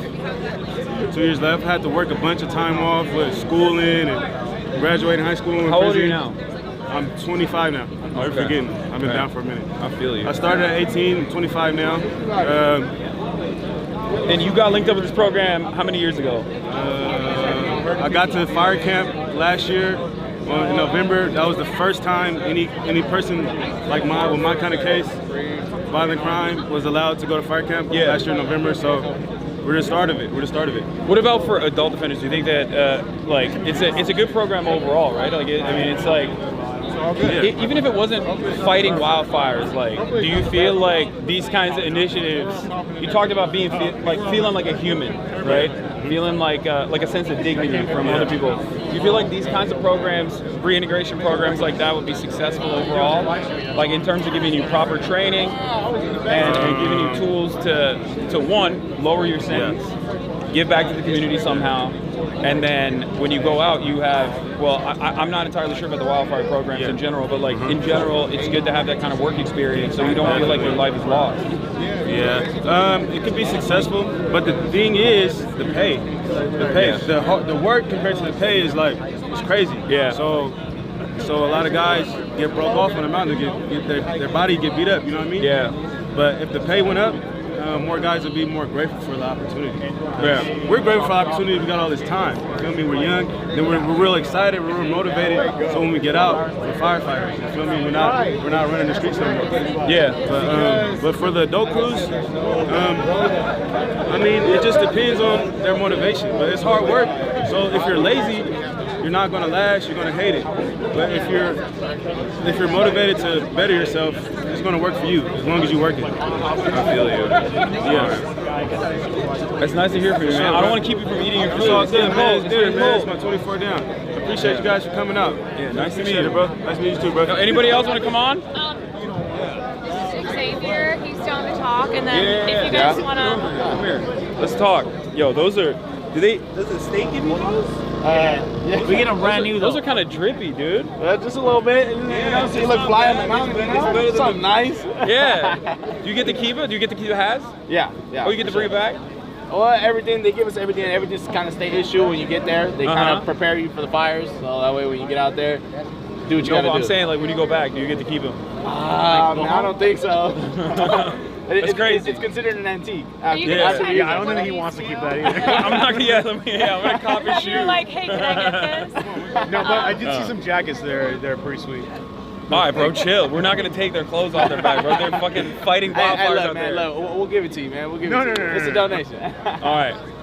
So, how are you guys feeing? Is the tacos good? We're blessed. Yeah? I haven't even tried them yet. I'm not gonna lie to you. Do you want to eat first? No, I'm good. I just ate. I'm good, thank you too. While you eat, you talk. How about that? And then swap it out. So again, Xavier and Angel for those who. You don't want to eat on camera? Huh? Nah. I gotta go wait. There's hella ladies watching right now. They're gonna be judging. They're gonna be judging the way you're eating. He's not shy. He's not a shy one. No, don't even worry. He eats on stream, and you cannot be worse. Fucking with you. You cannot be worse. Yeah. So how you guys doing? We're blessed. You know, we're taking it all in. We just came down from the mountain yesterday. We were assigned to the Eaton Fire. Our division, was meeting up with other crews, doing some hand line. The dozer only goes so far. Our job is really to kind of get in the cracks and crevices where the dozer can go. And when we get out there, we work as a team. This guy is crazy out in the fires, man. This guy goes crazy. So, let me ask you, how long you guys been training? Like, when did you get started with the program? It's a relatively new one, right? Yeah, it's relatively new. I mean, fire camps have been around for a while, but as far as for us, you get sent to a training facility before you're even allowed to come to a fire camp. And the training, honestly, will not prepare you for what it really is. You know, it's only a 2-week program. You probably do a couple sets of push-ups, run a mile or so. But, yeah, but it's like, but does not prepare you it's for nothing the real compared world. to hiking with a pack on or having to cut line for hours. But yeah, like I said, I mean, you won't be able to really figure out what it's about until you get to a fire camp. Yeah. It's a lengthy process. I think these facilities try to imitate the feeling you get when you're on the mountain. You know, the hike can be miles and miles, and you know, you got to carry this water, and your circumstances are subject to change, you know, depending on the winds and how the fire increases over time, you know, and these places really just cannot imitate that emotion, that feeling you get when you're up there, you know. And before these fires this week, had you guys fought any fires before, or is this your first? No, we were just here at the Ventura fire, the mountain fire. Okay. Oh yeah. Just recently. So that was our most recent fire. I mean, fire season just passed, so the last couple of fires we have caught has been down south. I mean, this is kind of crazy to be your first experience. Yeah. But you know, it feels good to be able to, you know, show the community that we're out there. You know, we're trying to help the community. You know, it's a hard time for everybody. You know, God bless those people that were affected in these fires. You know, coming back and your house is burnt down. It's very crazy. You know, it's a very crazy time. But you know, it feels good to be able to help these people in some type of way. Yeah, we were talking earlier about how I don't think a lot of people know that historically 1/3 of California's firefighting force is made up of incarcerated folks, and I think right now it's like 40-something% because of we're the backbone of the operation. How drastic this is. Yeah. There's a lot of you motherfuckers out here. It's the backbone of the operation, and you know, Cal Fire is kind of just the cover up for it, you know, and we get out there and we do the hard work. You know? But shout out to those people. Those people do work too, you know. But we get the rough and tough end of the stick. Yeah. What do you guys like? What do you want people to know about either this program or about just being an incarcerated firefighter in general? Like, is there any, you know, PSA that you want to make? Like, what's something that people probably don't know, considering that a lot of people don't even know that you guys are out here fighting these fires? I mean, one thing I would want the public to know is just that we're taking advantage of the second chance that we're being given, you know, and this is the opportunity to change our lives, you know, the trajectory of our lives, to be able to get a career once we leave, you know, once we hit the streets. And we're blessed to be in this position, you know, and like you said, a lot of people may not know about it, but we're putting the work in to try to not only better ourselves, but better our communities. Bro, don't pump it up too much. They're not gonna give you more. They're not gonna give you more money. It's crazy. They get paid $5 a day. It's we're out there getting it. No, I know, but These fires would be so much larger if they weren't out here. They need to get paid an adequate wage, right? Yeah, no, that's true. I mean, we get paid $5, $5.80 an hour. You're over here like, oh, it's no, great. not even. We get paid. I love being in the fire. $1 an hour. Actually. That was a mistake. On my part. You're gonna get a pay cut after this. You oversold. Yeah, we get paid $24 a day. So I mean, $24 a day. Let me tell you this. When we're on a fire. Talk to me. Did you guys know that you got the normal, like, the rest of the firefighters, right? They're also in the staging area over there somewhere. Correct, yeah. So you got that, and they get paid, like, the municipality gets paid, like, I think 98 grand or something. Like, they get paid pretty well. They get good pensions, good benefits. They got unions. So they're in a decent situation. What would you say if I were to tell you that there's also private brigades on top of that really rich people like Rick Caruso, you know the Grove? You guys know what that is? Yeah, the Grove. It's a mall. Very fancy shopping. It's lame as fuck. Anyway, he owns the Grove. He's a real estate developer. So we hired private firefighters to protect the Grove. You know how you heard about the Palisades that got burned down? 75% of it's gone, except for Rick Caruso's mall in the middle of the Palisades. Why? Because he hired a private brigade. Those dudes are making $7,000 a day to do what you guys are doing. I don't want to. Money is power. I don't want the fucking sheriff to hear me talking like this. Well, I think he didn't encourage you to talk this way. Yeah, $7,000 a day to do basically what you guys are doing. Wow. So think about that. You know, and it's crazy. You know, it's a big pill to swallow. But in this case, the return that we get is our second chance at life. You know, this is a pilot program. You know, a lot of us made decisions before our brain was able to develop, before the age of 25. You know, so I mean, this is our second chance, and this is our second chance to prove it. And you know, at this point, it's a blessing. You know, it's not more about the material, but the growth that we gain from this experience. I think it's important too to talk about how there are obstacles though after you are released, where you have this training, right? You have this experience. You deserve to have this as a career, but you know, it's still really difficult even with legislation that's been passed to work at expunging records and make it easier to get hired in this career. Like it is still the reintegration process is a little tricky, you know, and I believe it depends and it varies on the individual, you know, because circumstances are subject to change. But at the end of the day, I believe if you want to change and you want to get out there, it's how long you guys got? If you don't mind me asking. I got 4 months. I'm out. You got a year and a half left? 4 months. I'm out. 4 months. I'm out. Okay. I reside in the San Fernando Valley. December? Okay. How much time you have left? 2028. Damn, it's gonna be a whole new president by then. Don't worry, none of us are making it out. None of us are making it out by 2028. I taught him what Twitch was. Oh yeah. I've been in long enough, I didn't know what it was. Who here watches Twitch? Anybody? Is it the gaming one though? Yeah, the gaming like one. Xbox and stuff? Yeah, I watched it a few times. Yeah, you guys got any favorite content creators like YouTube, Twitch? Kai Cenat? Yeah, I know Kai Cenat. Damn. Look at that, Kai. Pretty boy Fredo. Kai is that boy, huh? Kai is the boy, huh? 2K basketball. Oh no, I don't really play any 2K. Oh, they're asking you me guys to watch feed basketball games. commentators though? Oh, who do you like in basketball? Everything. Well, we're talking about Twitch. Some of these guys are familiar. Some of them have been locked up too long, but they one of them asked about Kai Cenat. Like basketball YouTubers? No, They do basketball content. And then they're talking about basketball. Gaming. Pretty boy Fredo. So Illuminati. Oh, Soul Illuminati. Yeah, I know Soul. Yeah. I mean, I don't know him personally. I've seen his Twitch videos. come out? Yeah. 2000.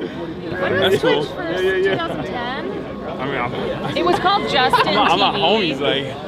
So it used to be called Justin TV, and then it became Twitch. But it was really COVID where it became popular. It started popping in 2020 during COVID. Yeah. Yeah. But I don't know. Everybody was at home, man. Everyone was at home. The entertainment industry is shut down. Gotta do something. We're looking for. So you guys how long have you been doing Twitch? I've been doing Twitch since 2018. Before that, I was at a company called the Young Turks, doing political commentary there. And then I switched over to Twitch, and I went full time in 2020, and I've been doing it. I mean, I love it. It's a blessing. It's given me fantastic opportunities. I get to do insane, cool shit like this. You know what I mean? And I have. I'm a political commentator. Like I talk about the news in general, and you know, I predominantly focus on like labor rights, things like that. Wow. So. You know, and also rehabilitation over incarceration, things like that, prisoners' rights, concepts that are unfortunately very foreign for Americans in general. Sadly. Like, have y'all ever seen like YouTube videos of like a prison in Norway? Look it up. There's a whole show called "The Worst Prisons in the World," right? Yeah, America has the worst prisons in the world, bar none, straight up. They say like, oh, Russian prisons are bad, Turkish prisons are bad, or whatever, but American prisons are obviously the fucking worst. Terrible. They're trying to implement that in California. Definitely. Yeah. They're privately owned industries. Yeah, I mean, it's one problem is that I mean, it's good that incarceration rates have gone down, but now they're like, oh shit, we have less people to use as firefighters. So it's now they dip into the inmate. Right, because they do rely on you guys so much. And do you guys think that they know like the trauma that it causes? What's that? Like, do you guys think that they know the trauma that causes like? I'm not gonna lie, they don't give a shit. It's like He's not lying. They don't give a shit. They don't give a shit when you're out and doing stuff. You know the reason what I mean? why I ask is because I mean you heard of the word institutionalized, right? The what? Institutionalized. Have you heard that word before? institutionalized? Like institutionalized, yeah. So now I've only did it for like 12 years, 13 years. But the point is, I'm about to go home next month. So you go from the cell to this right here. It's like it's culture shocking. So now I guess like the fire camp, bringing back light to the fire camp, right?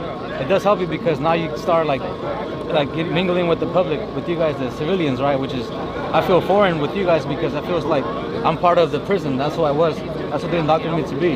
Yeah. That's what they wanted me to be. So like now they want you to get out here and then go to a fire camp and then act like if you're a firefighter.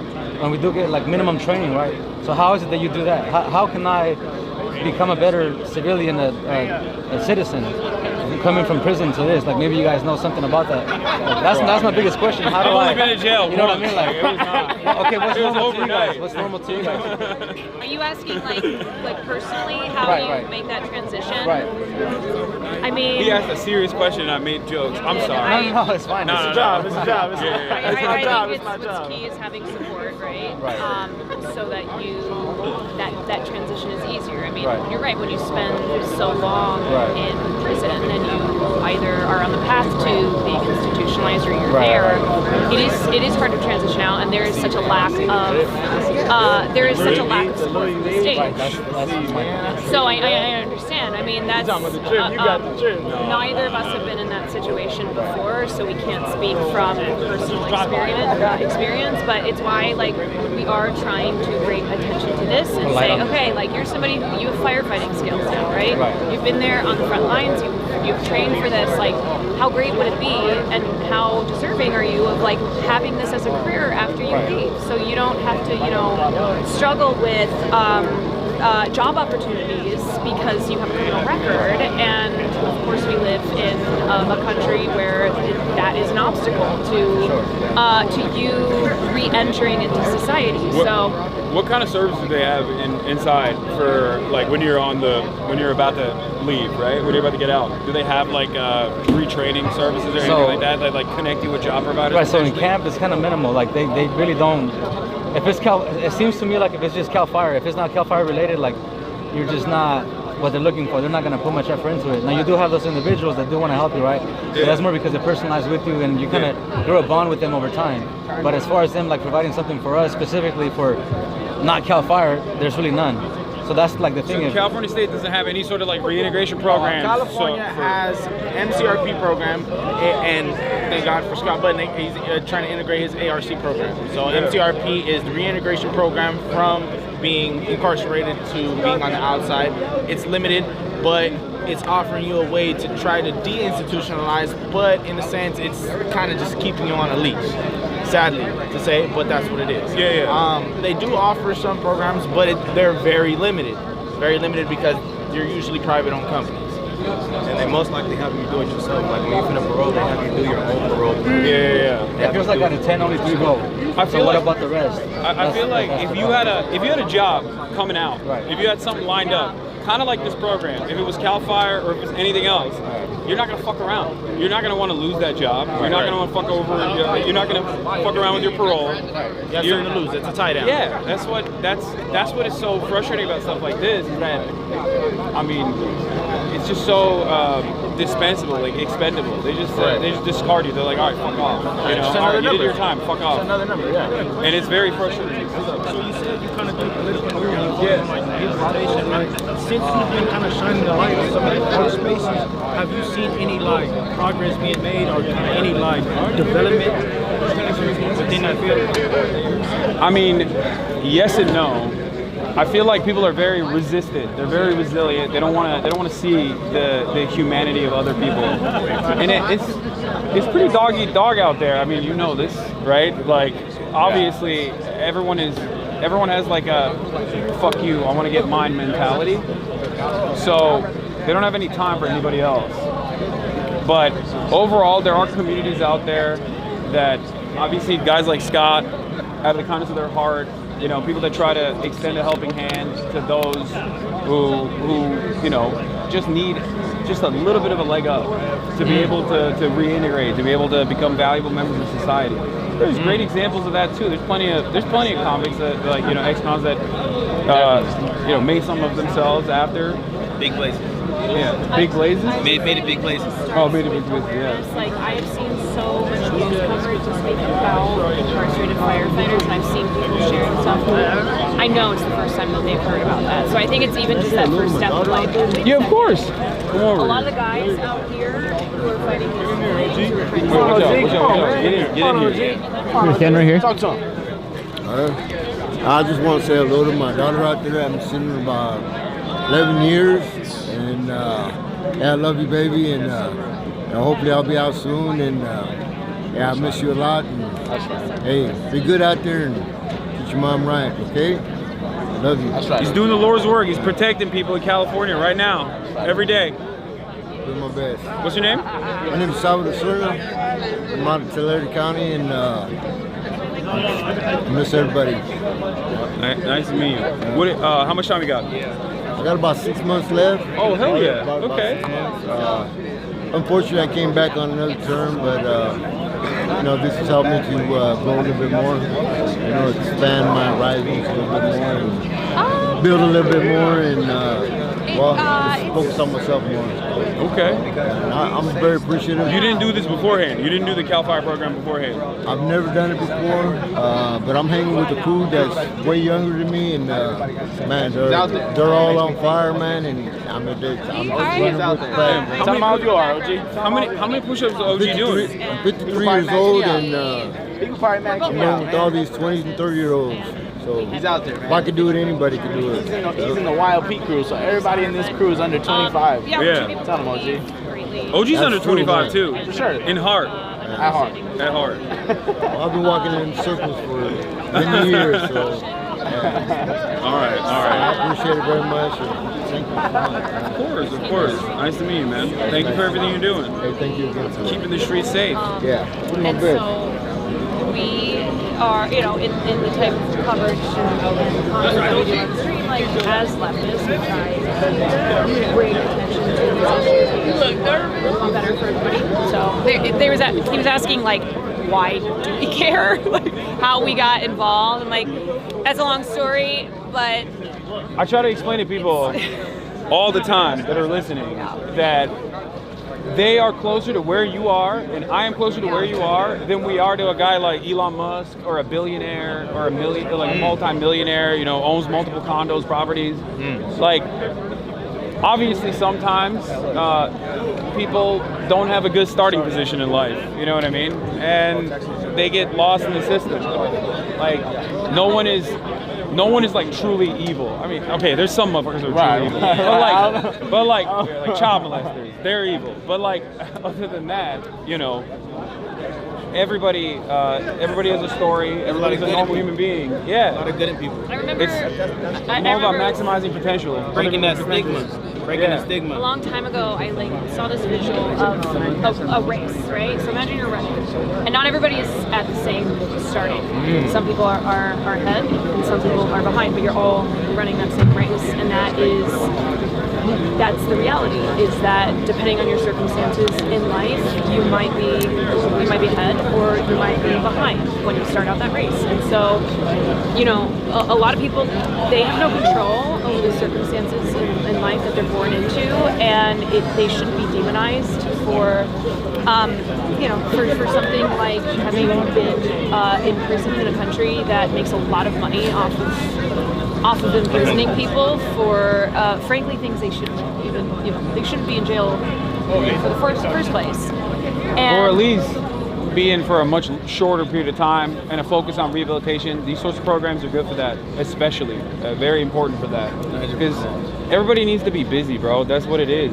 You know what I mean? If you're not busy, you're going to go fucking crazy. Yeah. Sitting around, looking at the same gray bars all fucking day. So obviously, I think breaking that pattern a little bit for you guys is, I assume, very helpful. For sure. Yeah. Bro, you have the Luffy scar. You know what that is? One Piece? It's an anime. Always great. It's a very famous anime, and the main character has the exact same scar that you have. Yeah, probably. You bring up that anime at any. I mean, yeah. You spoke about like like the rogue like individualism, right? And I think we got to get kind of to like the collective identity or the collective mindset. And you spoke of like the race, and so my question is, how do we like bridge that gap to where we kind of like bring the people more together for that collective identity? I think it's a matter of recognizing. I think it's a matter of recognizing. For you guys, it's a little bit different, obviously, because you're in prison. So obviously, there's like there's a very rigid structure to your life, and I think a lot of that is like you see collectivization in like the worst aspects of it, maybe like in the same way that the military does it, where they break you down and reduce you to a number. But I think overall, people should recognize that they have the exact same interests in life.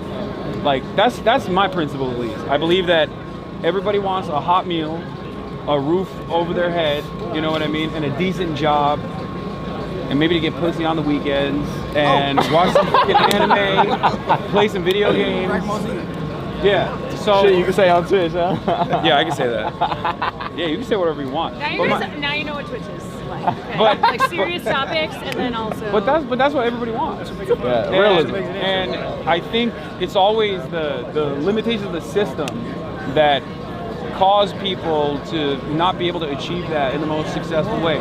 There is virtually nothing different between any of you guys and someone like myself, except for like I'm willing to bet that my beginning point is more affluent, more privileged. You know what I mean? That's it. Definitely. Like I fucked up. I fucked up when I was a kid. I fucked up when I was a young adult. I mean, I got arrested. You know what I mean? Like, but the difference is. Well, I mean, I was broke when I got arrested, so that's not the best example. But like, but still, like, I had a network to be able to rely on, to fall back to, and if that's taken from underneath you, if you don't have that support system, then some people end up falling through the cracks, you know? Also, that's Nick Cannon. That's why. Oh, nice. Yeah. But as far as bridging the gap, I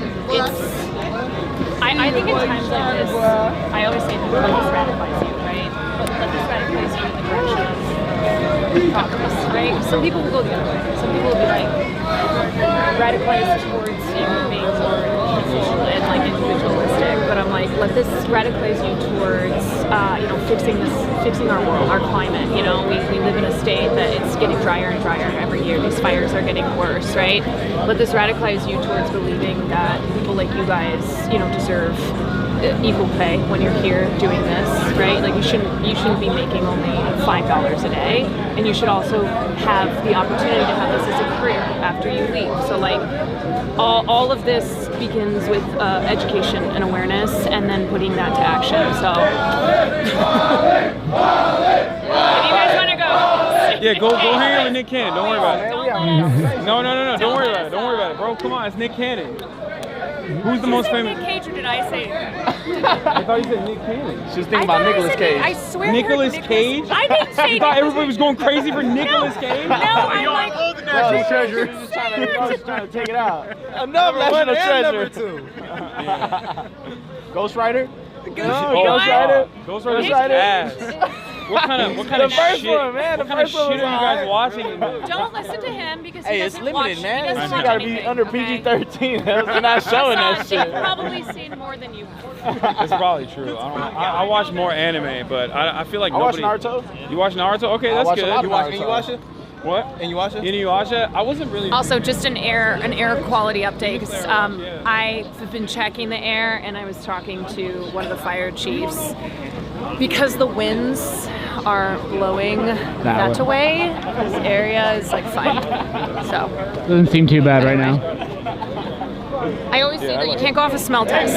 You can't go. You got to be like checking the quality. But Nick Cannon's getting so much play out here, dude. This is crazy. This is not the place you want to get play at, though, man.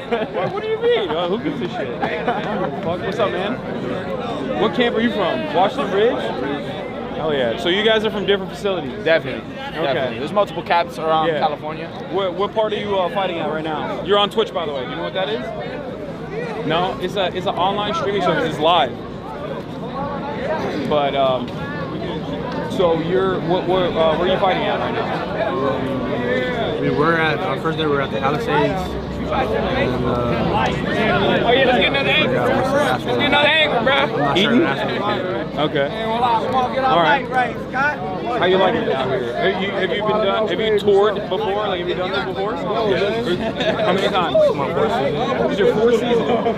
Okay. That's cool. You're so you guys are originally juvie offenders, right? Like you came in from. Well, I got prison, but we're considered youth. Yeah, youth offenders initially, but you're adult. Prison. Yeah. You're in prison. I mean, I guess you're in prison now. What it is they combined YA and people who are under the age of 25 for the specific reason that the prefrontal cortex is not fully developed. The prefrontal cortex is what's developed in charge of decision making and whatever the case may be, you know. So I mean that's why it's true. It's true. It is also true. How old are you? I'm 26. I'll be 27 next month. You're about to be 27 next month? Okay, happy early birthday. Thank you. I'm 33. That's crazy. I'm older than all. I'm old as like 27. You thought it was 27? Thank you. What's your name? Talib? Yeah. Hassan. Nice to meet you, Talib. Nice to you.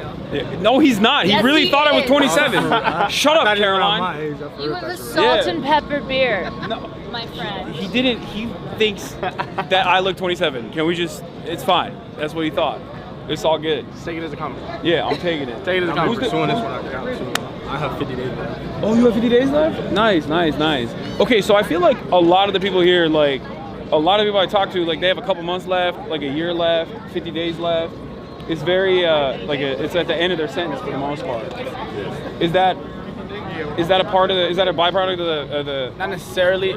Some people, OG that was on camera earlier, he got a couple years left. So it just varies. What it is, it's a percentage drop. The law that Newsom passed no longer have to do the 85% as a violent offender. Yeah. So as you get into these programs, they give you the privilege of dropping your percentage of how much you have to do out of your sentence. So in this case, I was a violent offender, so I go from 85. Without being in these programs, you go to 66, and when you enter the program, you do half-time, so 50%. Yeah. Let me ask you this, and you could totally not answer if you don't want to. Okay. But what do you think, for people who are just like so uninitiated with this process, what do you think leads someone, in your experience, from all the people that you met inside, what do you think leads people into like making decisions like the ones that you made that caused you to go to prison? Being conformed to where you're at. What? Being conformed to where you're at. You know, conformism. Being okay, content with what your surroundings are. You know, some people don't know no better. You know, some people are born under certain circumstances, like you said, or like the young lady said, some people start ahead in the race. Young lady. And Caroline's also 33. That's still young, man. Come on, man. Yeah. So some people's circumstances are a little different, and some people get trapped in a box, and they no longer can see through that. It's a smoke screen, you know, and that's all they know. Sometimes that's all they know, and you can't blame them for it because, like you said, they get lost in the system. So, I mean, it becomes habitual when they get out and they come back because there's no backing to whatever it is that they want to pursue. You know, some people are confused. Some people don't know the terms and the knowledge that they need to progress. So, are there educational opportunities in there or no? Like, do they? Yeah, I believe the college that I'm taking right now is called Rising Scholars through Lake Tahoe Community College. Yeah. And they provide the opportunity for inmates to gain their, I believe their AA, and I believe their bachelor's in some subjects, not all subjects. What are the subjects you can get it in? I'm barely doing college, so I'm in English 101 and counseling, but I believe you can get it in arts and sociology. Do you like it, or is it? I'm not that far yet. Okay. But I read a lot more books. You go through coastlines. As long as you do the work, you can get it in business, sociology. We can get it in anything, basically. Have you done it or no? My last term I was taking classes to get my degree in sociology. Okay. You got 50 days. What are you gonna do when you get out? I'm gonna hit up Scott and see what he has to offer me to help me. Okay. Either Ventura or working at Hollywood CPR. Okay. So, from what I understand, you can get your record expunged to get an EMT certification. Because otherwise, like in California, you can't be a firefighter. But that's a complicated process. But I feel like that's something that's very helpful, right? I mean, there's obviously need for more emergency service personnel, more firefighters, you know. So, good luck. Yeah. Why are you laughing? Why are you laughing? That was very stale, man. I mean, I'm a little autistic. Okay, give me a break. I'm Slightly. I'm a little bit. Give me a break. Oh, goddamn. If you don't mind me asking, who are you with? What's up? Who are you with? I'm just a Twitch streamer. I'm just a Twitch streamer. Okay, true. So I'm just streaming on Twitch. You want to say hi? Oh hell yeah, let's do it. Baker and What's going on, Baker? Williams, Hasan. Nice to meet you. Hasan, nice to meet you just guys. asking like what we're doing, So why we're at here. Finger Canyon? Yes, Finger Canyon. All right, where are you guys fighting right now? I'm at the Eastern Fire right here past right here. Oh yeah. How many tours have you done so far? How many seasons? This is my third season. Third season. Fourth season. Okay. God damn. Is this the worst that you've ever seen? I was on American Fire years ago, but yeah, down south, yes. You like the program? Program's good. Not enough pay, but the program's good. Not That's enough right. pay. Yeah, that's why right. we're here to talk about stuff like that. Yeah. What do you guys get right now? Like $24 a day or something? Yes, $24 That's crazy. a day. It's crazy. Is it the same for everybody? It's the same for everybody, and then you get regular pay Monday through Friday. As far as like a Swamper, you get $10.80. As far as like regular tools, like a Pulaski or McLeod, you're gonna get $5.80. So what are the things that you guys are tasked with right now? You're just clearing out? Yeah, basically like clearing out brush, lemon up, fuel break, doing stuff like that. It's one of the harder tasks, right? In general? Yeah. Labor intensive. Yeah, absolutely. A lot of strain on your body. Yeah. You know, like I say, it's all too within the mental as well too. As far as hiking up the mountains, late night cold. It could be like 2 in the morning if a fire flare up. You know, you got to get back out there, jump in. So it's a lot going on. So you guys are right now. They're on break, right? They're doing 24 hours off. But when you're back out there, you sleep out there. Yeah, absolutely. Right. So they give you like what? Like they give you gear, and then they give you like sleeping This is gear. pretty much what you got right here, and then you got your Nomex on, your Nomex shirt on. That's it. Yeah, that's all. They don't give you any sleeping gear. No, not on the mountains. Not on the mountain. So like I say, because you could be out there scraping line all night, you know, whatever it may be, trying to get a fire out. Yeah. So you can be out there dragging What kind of protective gear do you have? I mean, I can't imagine. For that like you're a gonna... shroud, like you know, you got a shroud that's on your helmet, for like protect you from smoke. You know, pretty much same protect gear you in from Cal Fire burn. we have. Pretty much same gear, just in a different color. That's all. Okay. Yeah. Is it orange or is it yellow? Right. Orange. Is it orange? Yeah. And then as soon as yours are done, they escort you. Yeah, so as soon as we're done, we're gonna go back to the bus, rehab our tools, sharpen them up, be fire ready.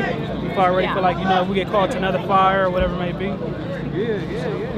Why did you decide to join the program 3 years ago or 4 years ago? I'm gonna be honest, when I first joined it, I just did it as far as like the time reduction, but once I started doing it, I kind of liked it. But once I get released, I won't do it though, because like I said, it's just too much going on as far as like the breathing and the, you know, as far as the air, different chemicals and stuff like that. And as far as I know, some other captains that I've talked to, basically they said like it's just a long-term, you know, health condition, you know, as far as just breathing in all the different chemicals. You guys get any medical after? Like any medical attention?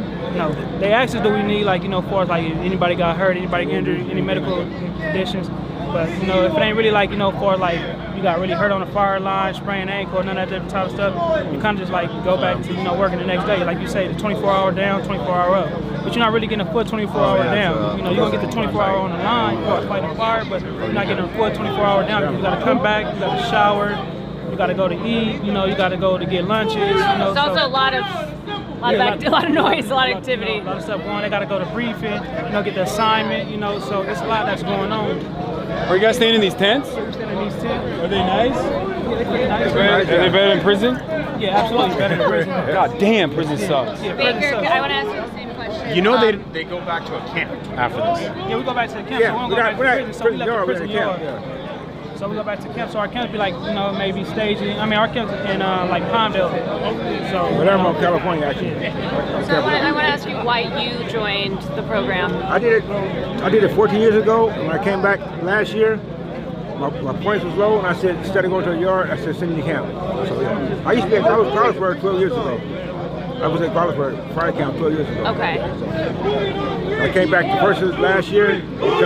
Unfortunately, I came back to jail. Instead of going to a regular prison yard, I said, send me to camp. Have you? So you got out of jail before, and then are you wanting to pursue firefighting like when you're released again? I'm 56 years old. I'm 56. I'm still doing with the youngsters. It's a lot. Yeah, but I still, for my age, I still get up that mountain. So I wouldn't mind doing it. And they say California don't have an age limit. So, it's up in the air right now with me. Yeah. How much time we got? I go on March 15th. Nice. Yeah, I'm done. What about you? I go home in July. Okay. Yeah, so what's the first thing you do when you get out? Drink a beer. What kind of beer? Modelo.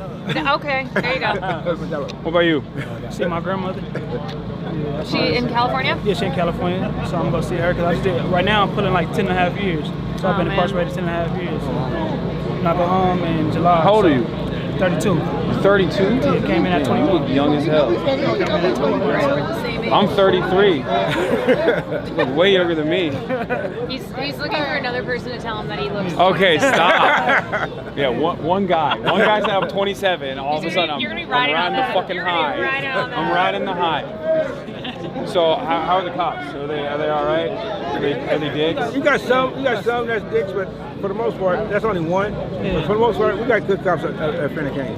It's like you got some smooth ones, then you got some that's just assholes that just basically they don't care, Like I say, just it's just job security. That's how I look at it, like just job security. You feel like they're is it like a personality issue, or do you think it's just like they're just insecure? I think it's all of them. I think it's a personality. I think it's like insecure, and then I think also some of these cops that you look at you down for is like just animals. They look at you like animals, Some of them look at you like, but like I say, a lot of people in here, got good hearts. Some of us made mistakes, and just looking for a second chance. Everybody in here is not a bad person. They go through life, for a lot of in prison, a lot of rehabilitation going on. So like I said, a lot of people rehabilitating themselves and just looking for a better chance at life. You feel it's hard, right? It's hard to do rehabilitation in the current structure that exists, in the current carceral structure. Yeah, absolutely. It's like they make it difficult. Yeah, they do. I got some friends that were in county jail back in the day, and they basically describe it as like when you go in, it's impossible for you not to be worse than when you initially went in. You get worse. It's a lot of trauma that's going on within prison. Yeah. It's a lot of trauma. It's a lot of things that you see that's going on in prison. Whether if you're on a 3 or 4 yard, people as far as getting shot, removals, riots, all different types of stuff that's going on a yard. So basically, like that can be traumatizing, and then especially if you do it so long, you be like institutionalized. Yeah. And how long were you in before you got out the first time, and then? I was in 6 years, got out 14 years, and I'm back for like a year. All right. Well, I'm cheersing your beer when you get out. Thank you. Cheersing that. Thanks a lot for sharing your story, guys. Thanks for talking to us, guys. Appreciate it. Good luck out there. I need to get a water. I'm thirsty. No, it's gone anyway. Hold up. Thank you. That's the live stream, but also YouTube. But yeah, this is Twitch. Okay. You can go to. Y'all know what Twitch is? I ain't never heard of it. No, Aunt doesn't know what Twitch is. I ain't never heard of it either. Yeah, I guess it's technically it's a video game platform. Normally, it's a video game streaming platform. People play video games, and then people can watch it. It's like YouTube, but live. Basically. Thank you. So you mean to tell me that I can get paid for playing Fallout? Yeah, you like Fallout? Wait, hold up. What's your name? I'm Sean Armstrong. Sean Armstrong? Hasan, nice to meet you. Nice to meet You you. fuck with Fallout? I do. Wait, so when did you get in? This is my 13th year. This is your 13th year? Yeah. Damn, so you played like Fallout 1. I played 3 in New Vegas. You played New Vegas? I know the guy who made New Vegas. Never. Yeah, he might see this. Yeah, it's a good game. It is. Yeah. Now they just got PS4s at the camp, so I've been playing on 4. Oh, hell yeah. That's cool. So you guys stay here during the duration of the firefighting, and then you go back to camp. Yes, sir. Right? So for the rest of your sentence, you're at camp? Is that how that works? unless we get in trouble, yes. Okay. And the camp is like much nicer than prison. Yeah, there's little to no tension. The racial disputes is not a thing there. You know, your family gets to bring food to you from the street. That's you it. can eat at visiting. It's not. You feel like a human. Yeah, you got real weights there. Yeah. Definitely. Oh, they got fake weights in prison? No weights. They don't have weights in prison? No, Arnold Schwarzenegger took him out. He took him out? Yeah. Why'd he do that? I don't know. He didn't want nobody else to be brolic like him. I heard that's what it was. Yeah, he got jealous. That's what I heard. What it You was. know, I don't know how true who it is. Was it Collie Muscle that got jacked in prison? I think that's what it is. I heard of something like that though. Yeah, he got jealous. Fucking Arnold. Yeah. When he was the governor. Exactly. That's crazy. Yeah. Hopefully they come back. They've been giving us like resistant bands and agility ladders. We're still good though. You can do calisthenics. Yeah, no, for sure. The SEALs say we got like long wind. We might not be as strong as we was, but we got a lot of wind. Yeah. You got good cardio out here. You have to. Yeah, good burpees. Yeah. How long you got? I got a year left. Okay. This is actually my last year. I get out around December. What are you gonna do when you get out? First thing I'm gonna do is I'm gonna go back to work as a stagehand. I was thinking about getting an electrician class, like a 10-month course at SJC. But I'm also thinking about going to Detroit. So I'm trying to buy me a quadplex. What? Quadplex? What's that? 4-unit apartment complex. Oh, I've seen one in Bakersfield for like $300,000. That's what I say. Any friend of mine, nigga, friend of mine. Okay. Use my money to make money. Okay. In prison. All right. You too. That's fair. What about you? How much time you got? I got about 2.5 years left. 2.5 years left? All right. What do you, I mean, everybody. This place took off like 14 months of my sentence. Like that, from going from 80 to 50, or 66 to 50, it took off 14 months, and that was cool. Yeah, it took 22 a month. Yeah. So I was stoked whenever I seen that. It went from I'm sure you guys February 2028 to I'm sure they should December of 2026. let me ask you something. Do you feel like it's the pay, or is the fact that you get training and you get to do something, or is it the fact that you get shaved time off your sentence? Or out of all of these 4 things that I've had to mention, which one is the most important for you? Which one's the best thing for you? The fact that you stay at camp, where it's like obviously a much more humane situation than like being in prison. Out of all of those factors, which one do you think is the most impactful? I think what I would choose myself, I would rather do 2 to 5 years at camp than 2 to 5 years in Jamestown. I'd rather do 1 year at Jamestown. I'd rather do twice that. Whatever I'm doing at camp, I would take that over anything. The pay's cool. It helps pay off the restitution. You know what I mean? It makes you feel like you're earning a little dollar. Yeah. But that's not. I mean, and we're getting they're upping the pay on stuff. From last time I was in camp, it was like your grade pay was like half of what it is now. Yeah, no, it's crazy. It's still crazy. $25 is unacceptable. It's not. But it's you know, those wages are ridiculous. But I think that the time it's a hard one between the time, man. But I had to, just being at camp itself. You know, I'm learning self-discipline. You're teaching yourself how to work hard. I mean, to get up there and to go up there and cut for 5, 6, 7 hours, you're like sitting there. You're whooped. You've ran a whole Domar of gas, and you're just like, I gotta go hike up this mountain now. And it's a mind thing. It's something to train yourself. Just keep on moving forward. Yeah. And take that. Especially, when you get out of here. A lot of people have never. I'm gonna tell you, this is the hardest work I've ever done, and I've worked my whole life. What did you used to do? I've just done remodeled log homes and like this. A lot of construction, handyman. Where are you from originally? I'm from Tulare County. Okay. Porterville, Tulare County. Tulare County. I have no idea what that is. It's a small. It's not too big. It's north of Bakersfield. Right there next to Bakersfield, Visalia. What about you? Where are you from? From Bakersfield. Oh, you're from Bakersfield. Okay. Yeah. All right. This is a good place to learn. If you got a good attitude about this place, man, and regardless, everybody comes from a different walk of life. this is a place where we can all come and agree on, like, we're gonna go work hard today, and we're all on the line. You're all brothers. I mean, you're all got each other's backs, no matter what race, ethnicity, religion, all that stuff. It just doesn't mean anything. Other people have brought that up a lot as well. So there's a lot of people who are oblivious to the conditions of prison in general, and other people have also brought up the racial tension in general. But it's not like can you briefly elaborate on that, if you don't mind?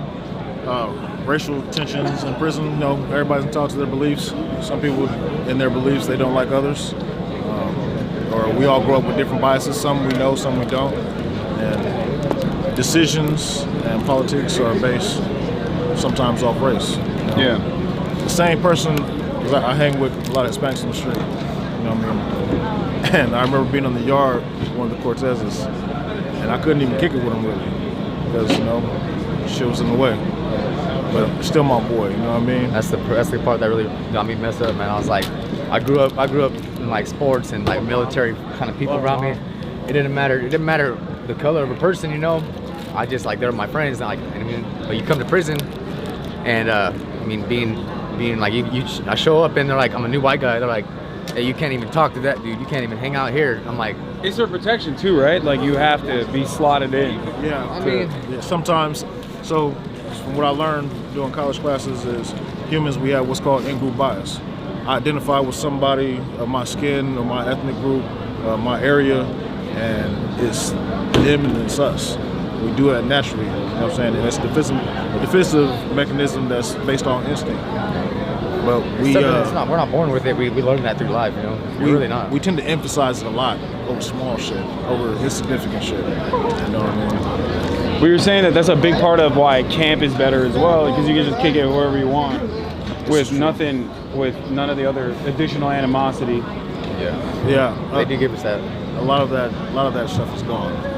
It rears its ugly head sometimes because, again, it's people's beliefs, but the majority of the people in camp, they're gonna nail that in the bud. Like, we're not doing that here. Yeah, because you don't want to fuck up. How does that work? Is it like community policing? Like you're just like, hey, we're not going to tolerate that here, or is it like, because when somebody comes in and an example would be somebody with a bad attitude. Like, how do they weed themselves out? They usually kind of weed themselves out. You know? You know, they show up and they get, and you become like, everybody that's been there, they have a program, you know. They got something that works. Everybody's getting along. You know, everybody comes in. We'll have like a big old group. Something going on in the camp and it's causing a lot of problems. We're rocking the boat too much. We all come together. Hey guys, we need to come to agreement. We got some new guys coming in that we always, we run it down to them like, hey, this is what we're doing, guys. We're not doing the crazy, you know, high power politics. We're just here fighting fires, man. How do they get weeded out? Is like, that's what I'm saying. Do they just send them back? They go back to the prison. They So usually either they're gonna get write-ups from the dumb stuff that they're doing, or they'll clash with somebody because a person will try to take them underneath their wing. Each one teach one is the rule when I first came to prison. So hey man, you're my boy from my area. I'm gonna lace you. Hey look, this is the do's and don'ts. This is why you don't do it. But if you don't want to listen and you want to buck the system, eventually you're gonna clash heads with somebody, and there's always some bigger dog. They're gonna see like the person that's causing problems. Yeah. And I mean, like you can just, you know, they just they don't stick around too long when you start. The cops see everything. They watch us there. Are these the same like camp cops, or are they coming in from? Those are from our camp. Oh, okay, yeah. They're regulars there. We see them every day. They've spent years in the prison systems, worked their ways down to a camp, and a lot of them are veterans, and they know the game. You feel like they're nicer overall than like normal COs inside of the county jail prison? I've met some good and tolerant COs since I've been in prison. A lot of those COs are now working at camps. So yes. Yeah, these guys that are here, they realize that, like, you know. Yeah. It's just like it's good for us to be down here, you know what I'm saying? It's cool, it's where we want to be. It's the same thing for them. I mean, they've been surprisingly chill. I feel like normally, under normal circumstances, they'd be like a lot. I mean, regular fucking beat cops are more annoying than the guys. You have some, but they. It's really even just their coworkers. Everywhere's gonna have their assholes and their hard asses. Yeah. You know, and like the people that are kind of like still in that 4-yard. Yeah. And like, you know. I want to ask you guys, have you been able to shower? Yes. Yeah. It was. Apparently, they haven't been able to shower in 5 days. Oh, Yeah, when we showed up, there was only. They was out there beating that ground. I know why y'all ain't got to be able to shower. Yeah, I mean, he was saying that Scott is bringing in. He got Coachella to donate some like mobile showers for these guys because they haven't been able to shower in 5 days. Yeah, they just barely showed up today. The mobile showers just got here today. Yeah. It was a situation that they had told us. Somebody on the Cal Fire said that they don't want no inmates using their showers. That's why we had to walk all the way around, and then we just got turned around when we was just finna go shower. We still ain't showered yet. Oh, in that one shower unit way over there? Yeah. Wow. They took our unit. Remember, it was right here. Yeah, they took our unit and then told us that they don't want no inmates in their showers, so we still haven't showered yet. So those guys messed up. Got Coachella to donate us our own mobile shower unit. That way we don't have to go through this. I'm off of 24 just from yesterday, still ain't showered or been to sleep today. Yeah. Sure, man. That's crazy. But then when I bring up situations, we know. When I bring up situations like this and then it gets seen by the higher ups, I get kicked out of camp. No, for sure. This is going to be retaliation for speaking up. Sure. And I know I got that coming. Yeah, no good deed goes unpunished, for sure. Hey, we know what you guys were doing last night. You guys were cutting towards us last night. That was a rough cut. How long have you been in and out? Like how long have you been going in to fight? We do 24 up, 24 down. So just like yesterday, we spent the whole 24 hours on the fire line. We're supposed to have 24 hours the rest today. We'll be back tomorrow, 24 hours, and it just rotates like that. I'm just wondering. Comes up to the mop up stage. We usually, because this is a Fed fire now, so like we're kind of just like what we do, like state and Fed is different. Like whenever it's a state fire, we'll do a completely different cut. We'll do a way more bigger cut. We'll do a 10-foot cut with a 4-foot scrape. But these guys, they have us doing a smaller one right now. They just have us doing the 6-foot cut with a 2-foot scrape. Yeah. So yesterday we went in with an 8-foot cut and a 4-foot scrape. Yeah. It depends on which fire you're at and where you're at. You guys on the eat right now? You gotta ask him. Hey, we were told to follow the Fed's rules because they run it a little different right now.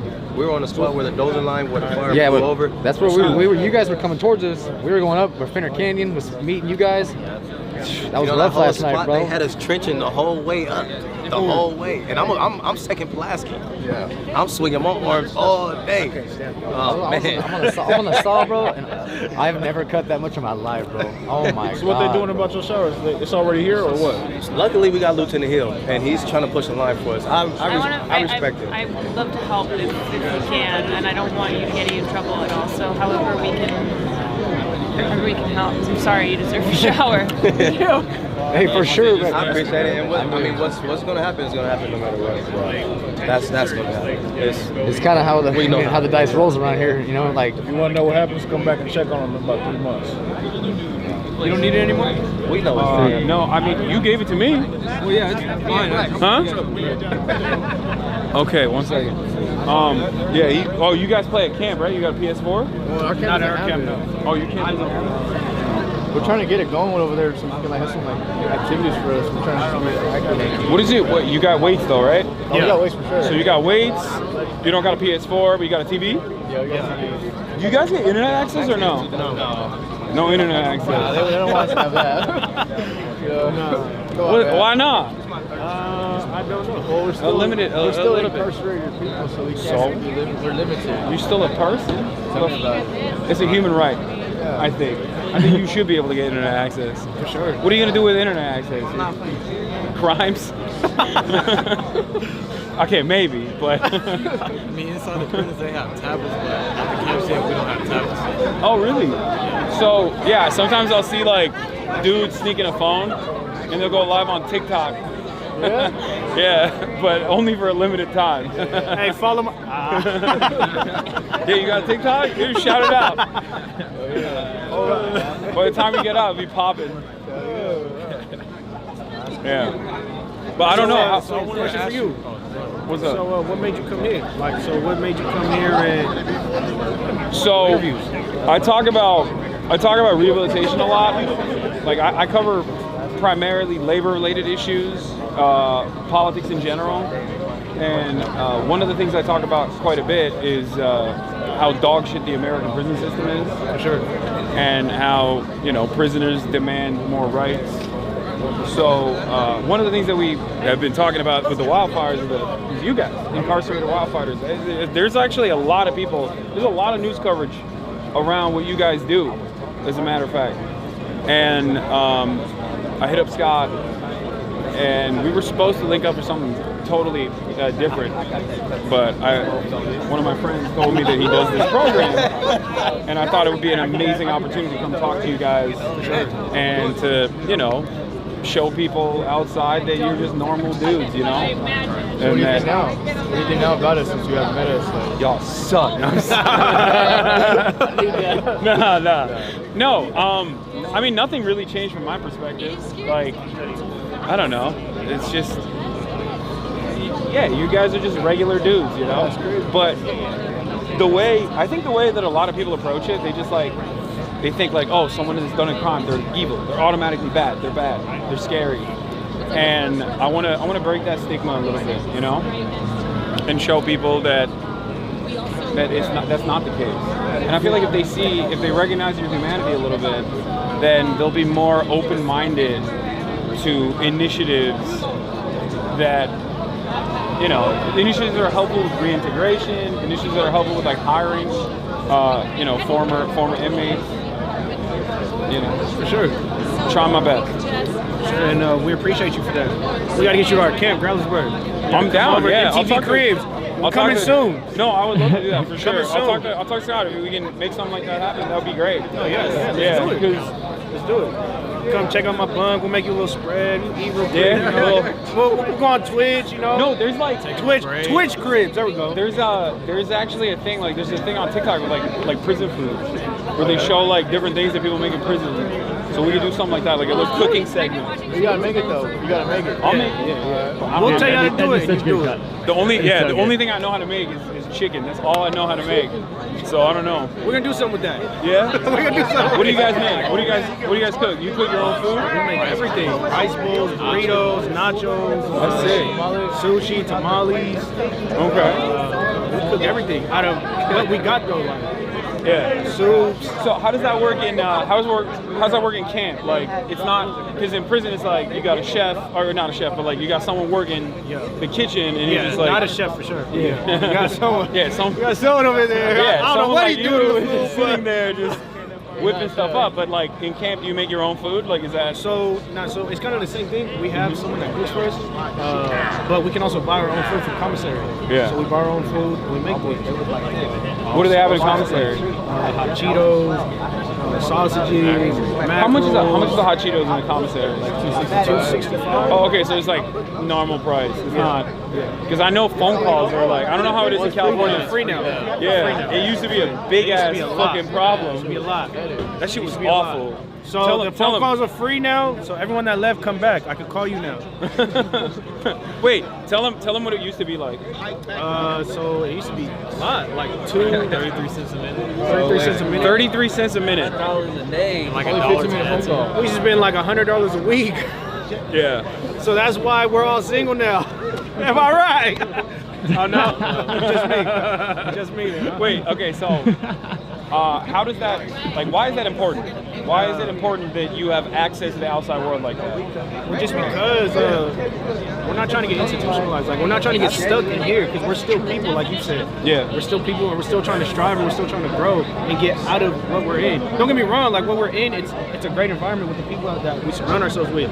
These men right here, I'm with them every day and they're helping me grow every single day. They're helping challenge me. Whenever I call home, I'm able to talk to my family. Not only does it motivate me, but it keeps me updated with the streets. Hey, this is going on in crypto. Hey, you need to get your bank account up. You need to, like, all these information they're giving me that he can't give me because he didn't experience that. Bro, you're doing crypto? Don't do crypto, bro. You're gonna lose all your money. We'll see. Oh my God, bro. Don't do it. I promise. Don't do it. It's not a good idea. All right, you got to put me up on game on that thing. Okay, yeah. Don't do Gotta get into the sports betting. Oh my God. No. No. So what would you suggest to get into? No, don't gamble, bro. Don't gamble. What I suggest unless you're going for the 49ers, then gamble. Hell no. Go ahead, though. Anyway. No, what I would suggest is you know, trying to get a decent wage job and, you know, work a job, pay rent, live a decent life. There's a lot of people who don't go to prison who are also lose a shit ton of money doing crypto and gambling and all this stuff. It's bad. It's not good. We see, so without connection to the world, I wouldn't know this. So now I'm just thinking I'm going right into crypto. But look, we need more connection with the world now. No, you need less connection with the world. You're trying to make crypto puts. You're trying to make calls. How's the crypto doing? Hey, so what's going on over there? Like, what you mean Allah? What?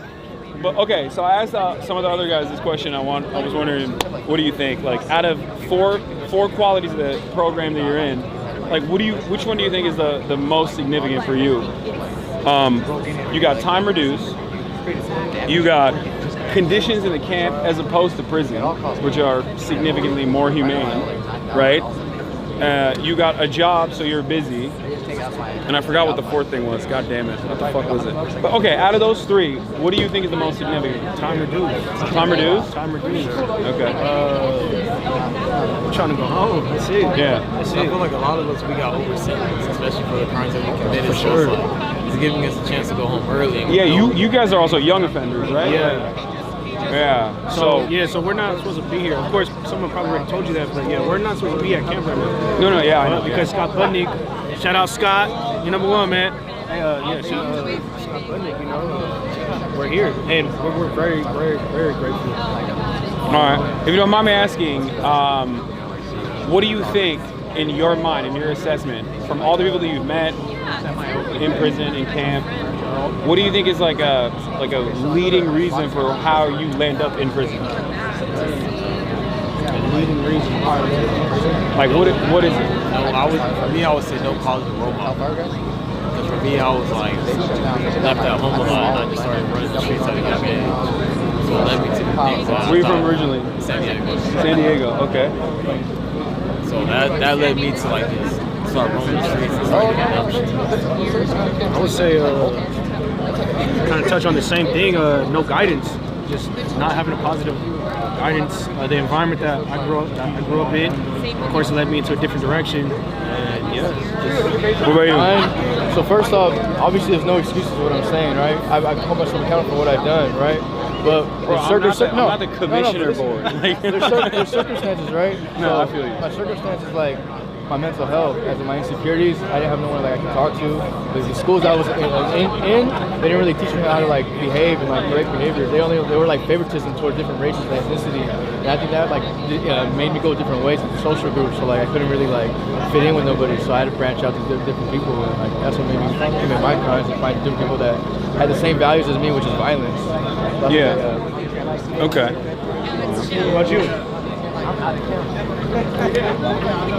What about you? What got you locked up? I got put in a bad situation, a messed up situation. But I mean, that was part of it. But just, I would say, the way I was living really is what led me here. You know, like trying to find love in the streets, love that wasn't at home. And once I fell back into my bad habits again, carrying guns again, and to do dumb things. But when I had that gun that night, I would have probably still been out. How much time you got left? Right now, my out date's August 2026. Okay. But I'm trying to get my GED just to get some more time off. I'm hoping to get home by like December this year. Okay. What would you say is, how do you like camp as opposed to prison? Camp compared to prison? Yeah. I love camp. I'll take camp over prison any day. Yeah. Tell me about your first hike. So my first, I got to camp on a Monday. My second day we went out to work, like cutting trees and stuff. And then Wednesday, the next day after that, we did this hike called Rocket Ship. They say it's like one of the worst hikes. And bro, you just. Why do they call it Rocket Ship? I don't know. It's straight up, straight down. But you start off and you go straight down with all this gear and everything. By the time I got to the bottom, like I couldn't even walk. Like, my legs were buckling in every step. Ooh. And I was like, there's no way I'm gonna make it back up. It took me like 2 hours, 45 minutes to get back up. Hell long to get back up. But that same day, we got back to camp. I took a shower, and then we came out to Ventura to a fire, and we were out for a week. I couldn't even walk, bro. Are you guys exhausted? Yeah. Are you all going back out in the morning? Yeah. That's the rapper Peso. Is that what it is? Yeah. I'm gonna check his music out after this. Oh, you're gonna actually listen to music? I'm not gonna listen. I don't listen to no music. He doesn't listen to music. No. Nah, just podcasts. Just podcasts? I only listen to the news. I'm boring as fuck. So you don't have a favorite Working rapper? out, Not really. he'll listen No, to I guess- podcasts I don't know, about maybe politics. Working out. I know. Vince It's Staples? insane. Who's your favorite rapper? Okay. Okay. I've been working 24 hours, I ain't been sleep. I might say some shit that don't make sense. Don't put him on the spot, bro. There's people watching. Who do you guys listen to, music-wise? I listen to like underground rappers, like not really famous people. Yeah, I don't listen to them. Okay. Like, are you east? Bro, he can hear are you you. east, west coast? I just listen to like Texas. local rappers by like my little brother raps, so like I listen to him and like you listen to me? Yeah, us on the bus, like freestyles on the bus. Yeah. But I don't listen to nobody make sure. I'm coming harder than Drake. Let's just say that. Okay, all right. You know what I'm saying? I believe you. I don't freestyle. I don't freestyle. Yeah, that's right, Drake. It's coming for you. Coming for you, Drake. But like, not in a But I'm weird Team way. OVO though. Not in a weird way. You know what I'm saying? Yeah. What's up, man? What's going on? Oh, really? I'm not in me. Nice to meet you. No, I don't think you're in me. I didn't think. Nah, look at me crazy. I'm yeah. just confused that someone here recognized me. That's why. Yeah. Oh, yeah? Hell yeah, bro. We got 5 minutes, bro. Yeah. I'm that away, huh? I don't know. Awkward. Swag up. Yeah, bro, I can tell. Oh my god. We had your back. Yeah, it got cold. It's very cold. It did. Yes. I think he's with the. My fingers are with icing the right rapper. now. Oh, dude. The Do you peso want me to dude, I take think. over for you? I don't know. Sure. No, I'm fine. I should have brought hand warmers. Oh, he's not with him? I had not. Wait. The dude in the hat? No. No. I was talking about the other dude. That's fine. Oh yeah, he's with Piker. Yeah. I'm gonna bring Scott over and see if we can talk about I feel bad. That was an awkward interaction. No, it was fine. It's all good. I should have been nicer. He was very excited. But we had your back, man. What? We had your back. Oh hell yeah, that's right, dude. He rolled up and you guys were like, What's up, man? Like, we got your back, man. No, You don't just put on bro. Hi, Mom. Is that live? Bro, you have been taking it Hi, to Mom. the fucking camp. Hi, family. You jacked as shit, dude. Out here at the Yeah, you are. Easton. Yeah, you are. Yo, Eaton Fire. show the camera. No, not anything. I saw you with the shirt earlier. You were. I used to be bigger, man. I actually lost it because of the hiking. You checking him out, bro? Yeah, I'm soft. Listen, I work He's married. He's married. I work out. He's married. I work out. I just got married, man. When I see another dude that works out, I'm gonna be like, hey, listen, you're working out. You're talking about working out? Yeah. Yeah, they're making fun of me. They're saying I'm checking them out. I don't know what was more awkward, this or that. No, this stuff is not awkward at all for me. Bye, Mom. I love you. That's pretty cool. Hi, Mom. I love you. Oh man. Picture. Get in the picture. I don't want to photobomb. All right. They said, how we doing, I Chad? was gonna have Scott come over just to talk about the fundraiser and like, you know, what ARC is doing, because that's how I found him. He said he had like one thing he had to do, and then he wanted to come over. He's like, I just have been leaving you guys be. Is it good? I was like, No, it's been great. It's been great. Chad, you guys enjoy it? Are you guys enjoying this?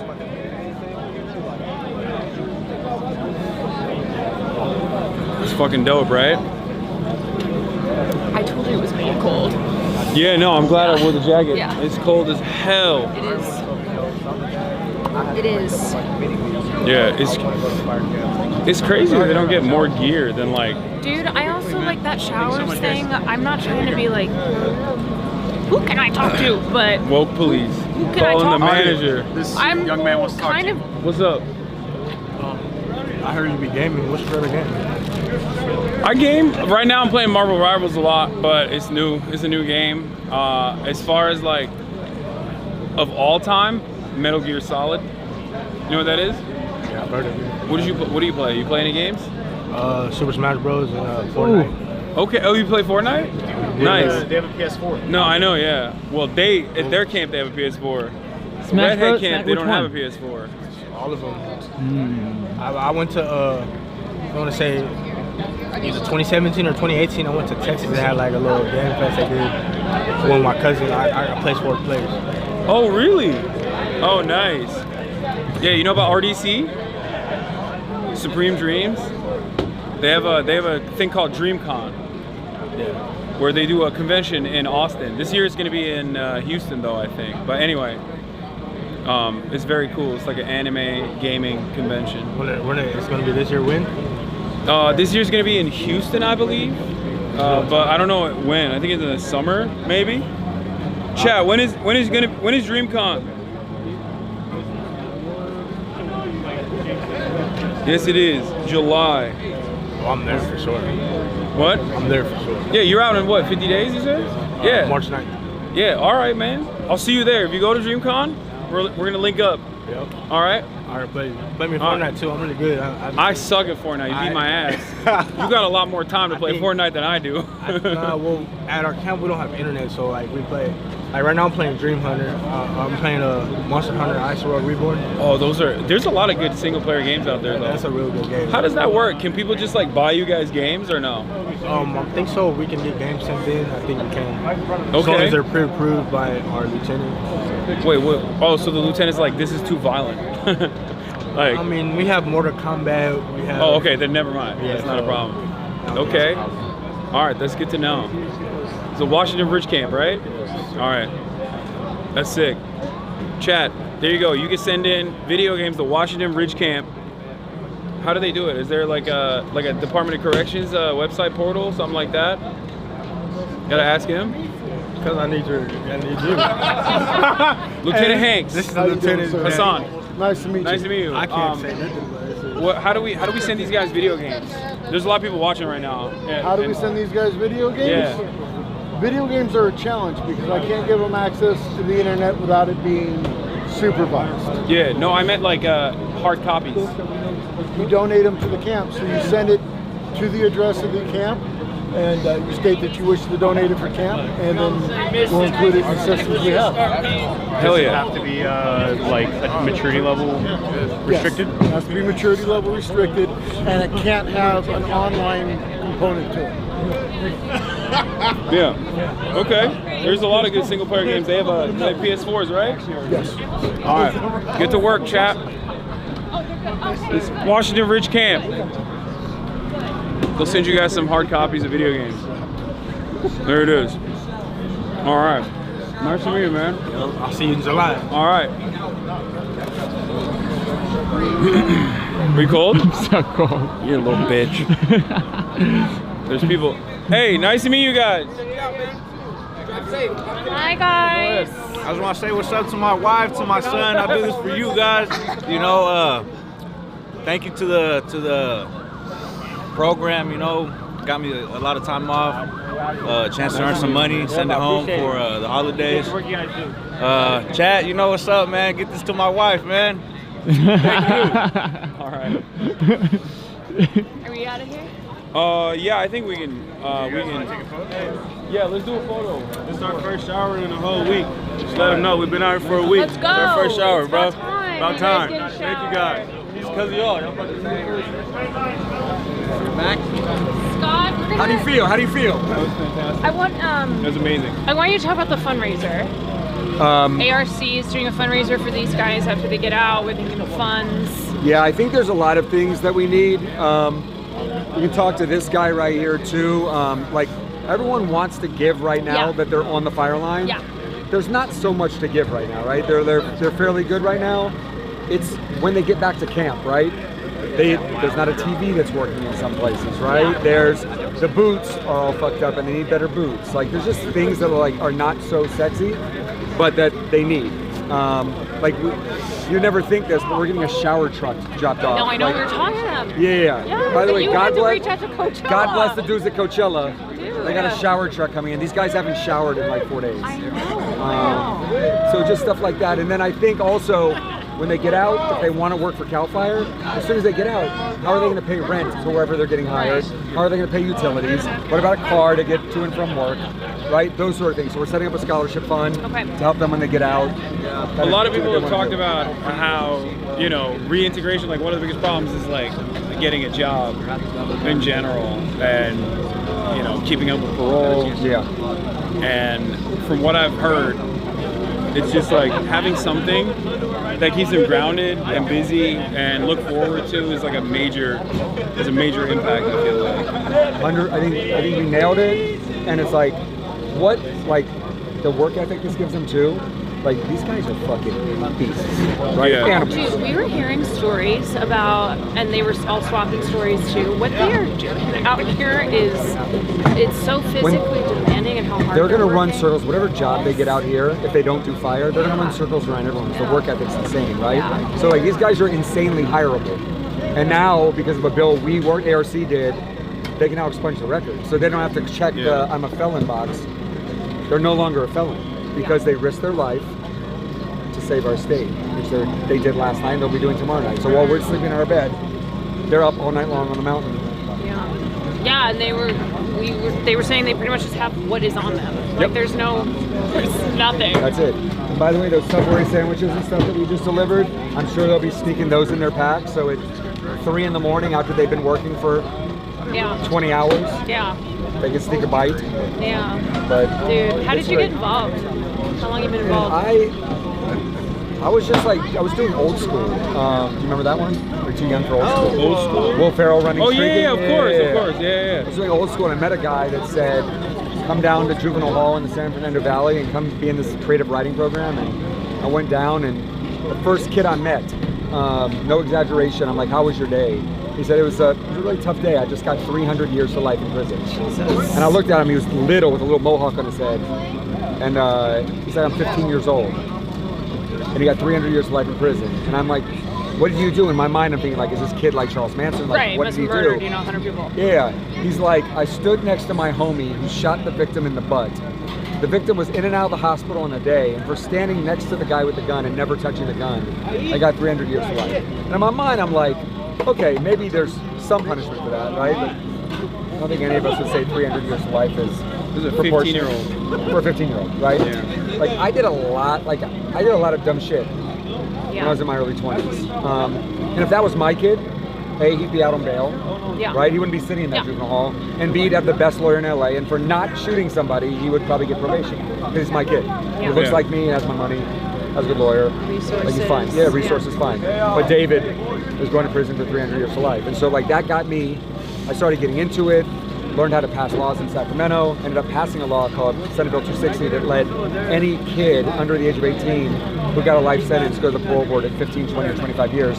So David got reduced from 300 to life to 25 to life, got his college degree, mentored people, and then the governor commuted his sentence, and he's home now, and raising That's 2 twin amazing. daughters. Yeah, I mean, it's awesome. But it's like, in our business, like, in what I do, I meet so many people that are just like so self-selfish, self-centered and narcissistic, and being around people like this, who like all they want to do is give back and they want to kind of redeem themselves from what got them here is, I find it very beautiful.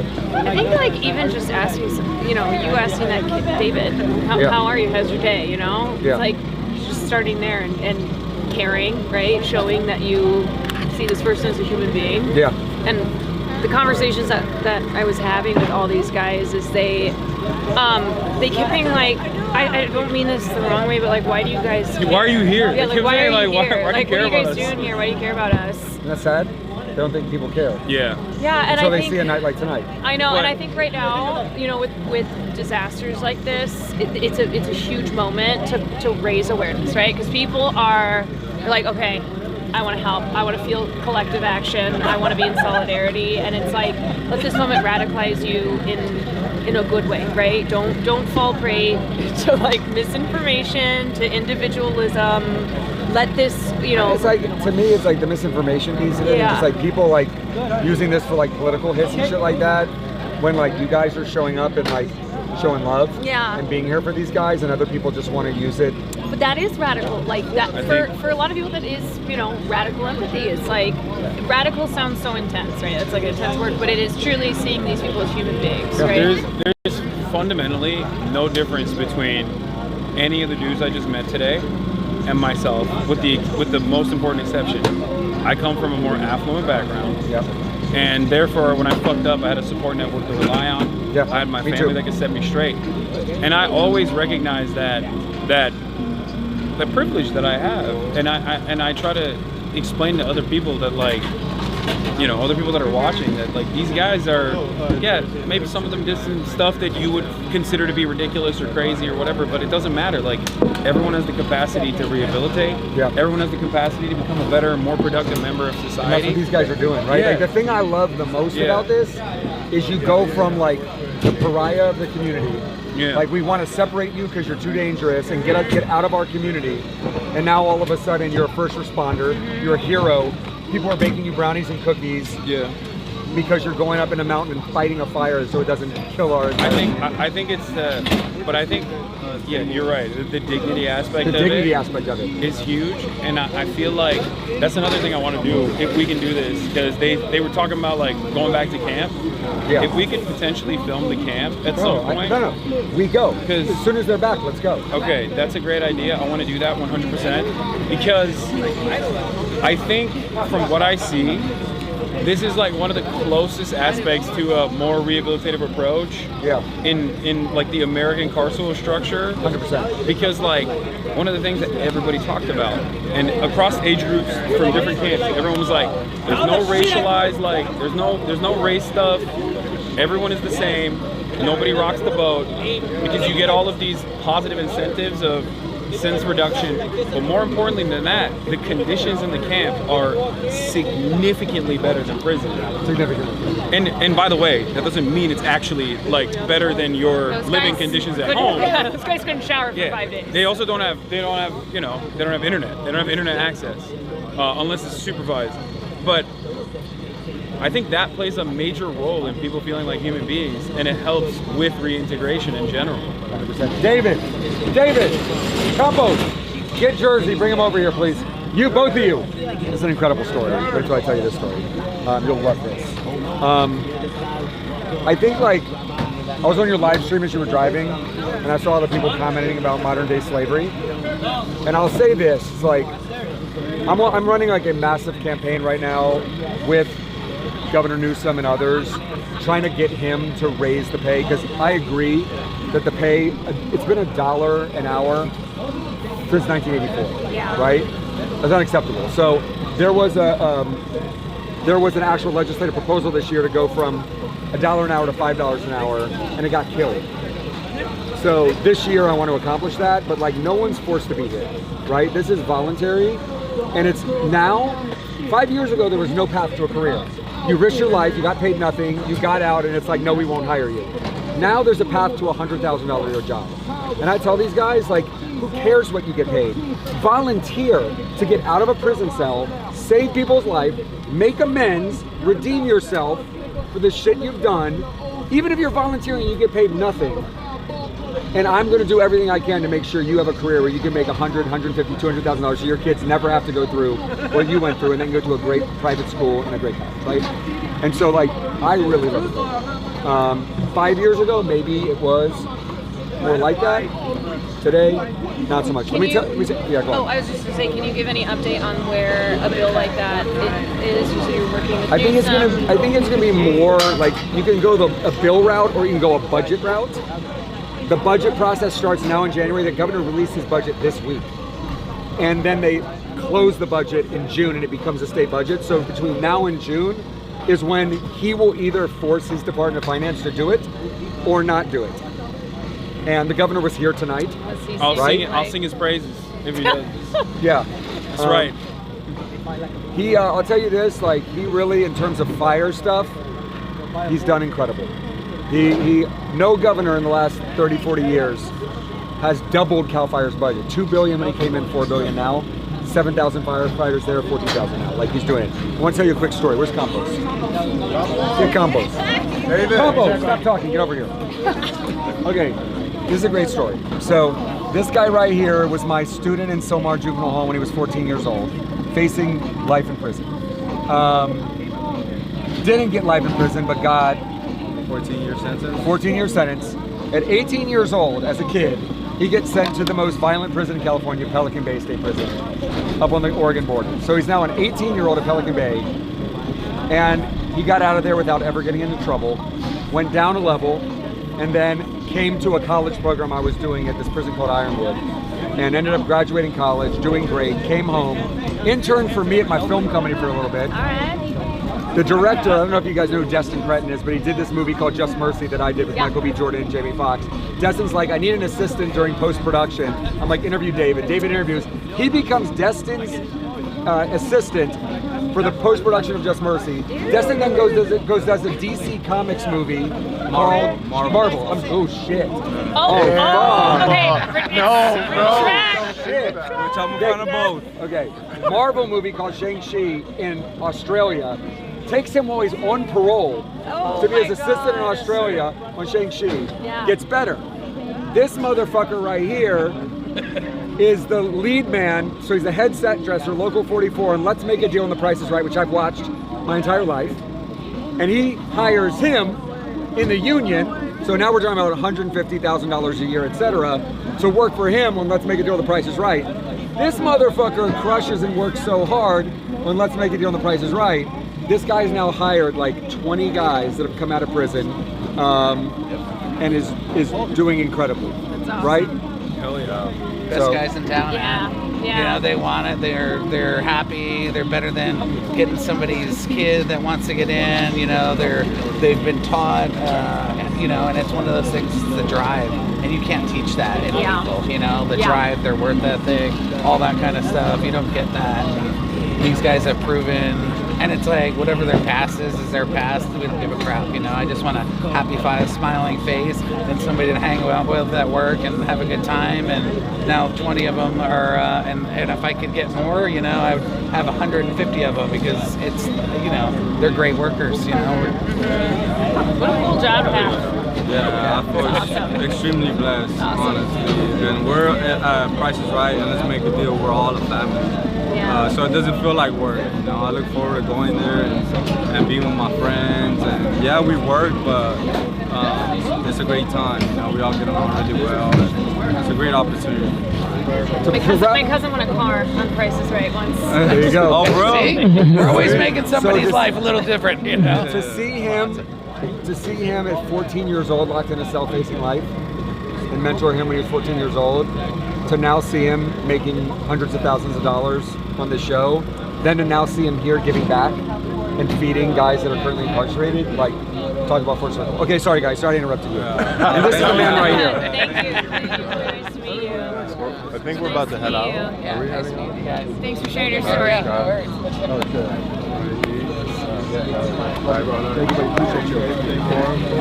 Thank you so much Thank you, for everything. Scott. Thank you for giving us the opportunity to talk to these guys. How were the combos? Fantastic. So good. So good. Amazing. So good. I think, I would love to do more stuff with you on specifically this issue, because this is something that I think is unfortunately an area where a lot of people just don't ever even encounter, like don't even broach the subject matter with like any dignity whatsoever. Everybody just writes off prisoners. They don't ever talk about them. They don't ever think about them. They they want more.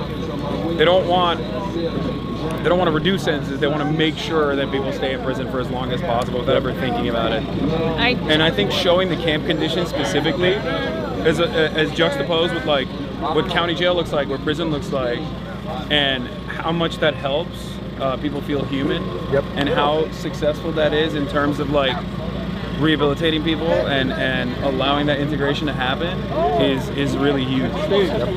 This is a major aspect. Wait till you see the camp, you'll really enjoy it. Yeah, we'll go there, we'll shoot it, it'll be great. I think also right now, you know, as we said, a lot of people are very like, oh, thank you to the first responders, like finding out they're incarcerated, great, everybody's, you know, grateful.